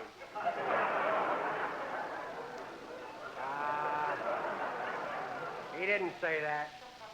What are you doing, accusing me of perjury or something? Do I look like a shyster lawyer? It's in plain English right here.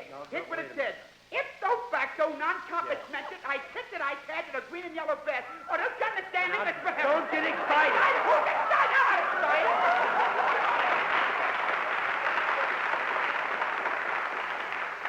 Now, let me see. You got me your... Oh, where was it? Oh, yes.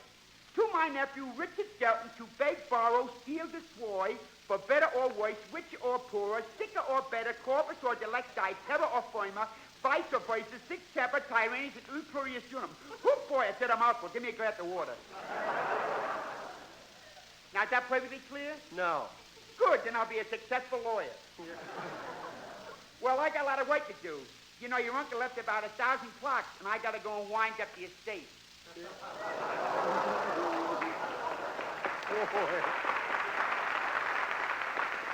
What a lawyer that guy is. Pardon me, but could I have the key to 505? Yeah. I can't give you the key to that room. There's a big executive up there celebrating. I know, that's me, you dope. I just fell out of the window. Hey, Red, is there a doctor in the house? No, what's the matter? Well, a fellow in the dining room has granulated eyelids. Granulated eyelids? Is that serious? Not very. A guy tried to flirt with me, and I crowned him with a sugar bowl. Oh, yeah. Well, what were you doing in the dining room, anyhow? I'm waiting on stable. You mean waiting on table? I said stable. They eat like horses. Well, go back in there and piss. Now, let's see. What was I... Hello. Hello, Mr. Skelton. Hey, is that you on the phone, Hunky? Well, it ain't Alexander Graham Amici. Say, what are you doing up in room 328? Well, the man in this room just cut his arm. What'll I do? Call up the Chicago Cubs and see if there's a pitcher missing.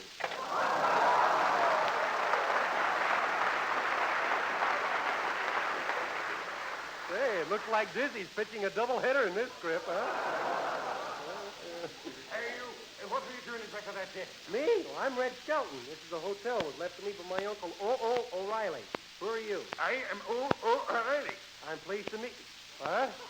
Oh, no, you can't. Why, you're down, you're dead. I'm not dead. I'm not dead. Well, can you prove it? I mean, What's the trouble here? What's the trouble? Now, what's going on? What's transpiring? Uh-oh, Mr. O'Reilly. You see, Mr. O'Reilly, see how quick I executed the will? But I'm not dead. Now, look, Tommy, what's the idea of bringing me up here and telling me I got a hotel when the guy's still alive? Well, I'm so sorry. See, you shouldn't get excited about things, because I know I got you in this mess, and I'm going to kick you in it. Yeah. Look, my uncle's still alive. What are we going to do? Don't stand there like a dope. Suggest something. It's a marvelous night for murder. Yes, it is. Here for this tomfoolery in our skedaddle. Get out, the both of you. Skelton, I'll kick you out of my will without a cent. Going to cut me out of the will without a cent. You wouldn't dare. Now, listen, I got this hotel, and I'm going to keep it. Why, I'll have the law on you.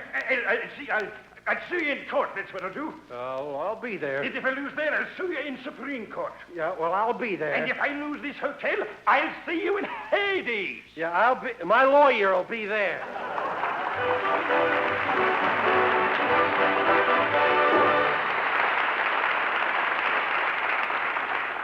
And now a song symbolic of the Western Plains, sung for you by a boy raised on the Western Plains.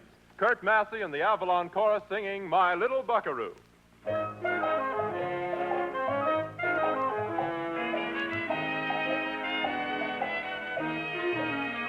Close your sleepy eyes, my little buckaroo,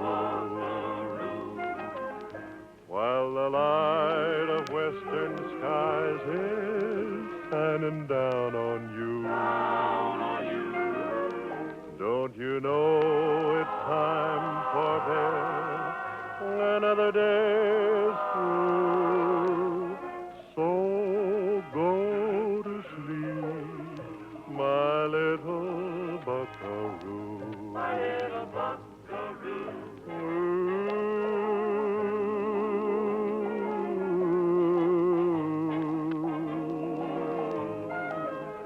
Soon you're gonna ride the range like grown-up cowboys do. Now it's time that you were rounding up a dream or two. So go to sleep, my little buckaroo. When the western moon goes marching by, swinging high in the sky, it's a range lullaby.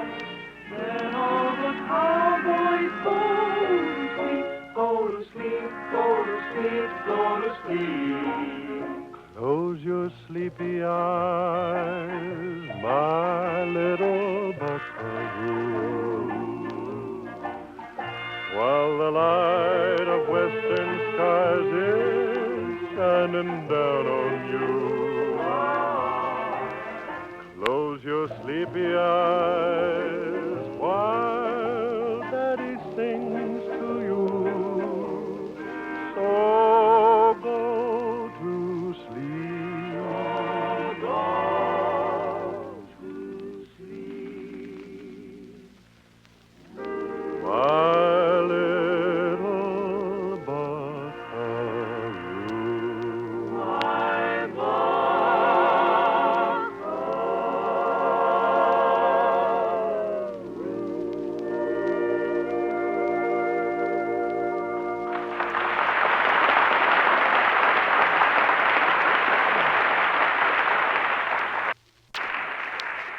Scotty McTavish is a mighty shrewd buyer.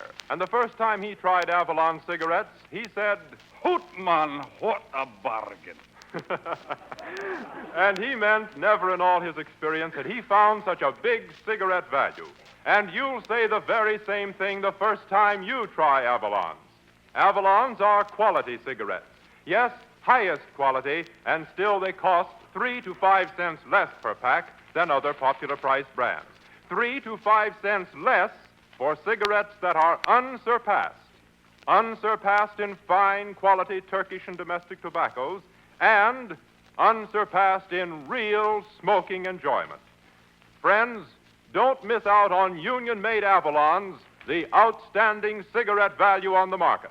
Why not try a pack tonight?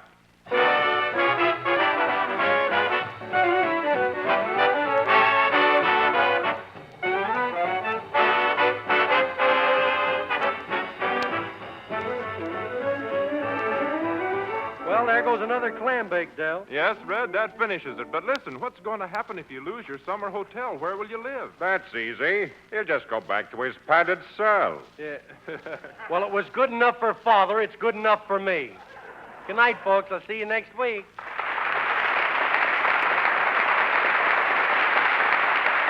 Remember, friends, during the week when you ask for Avalons, Don't forget your change. So why not always travel on with Avalon? yes, you'd never guess, but Avalons cost only 10 cents plus city or state tax.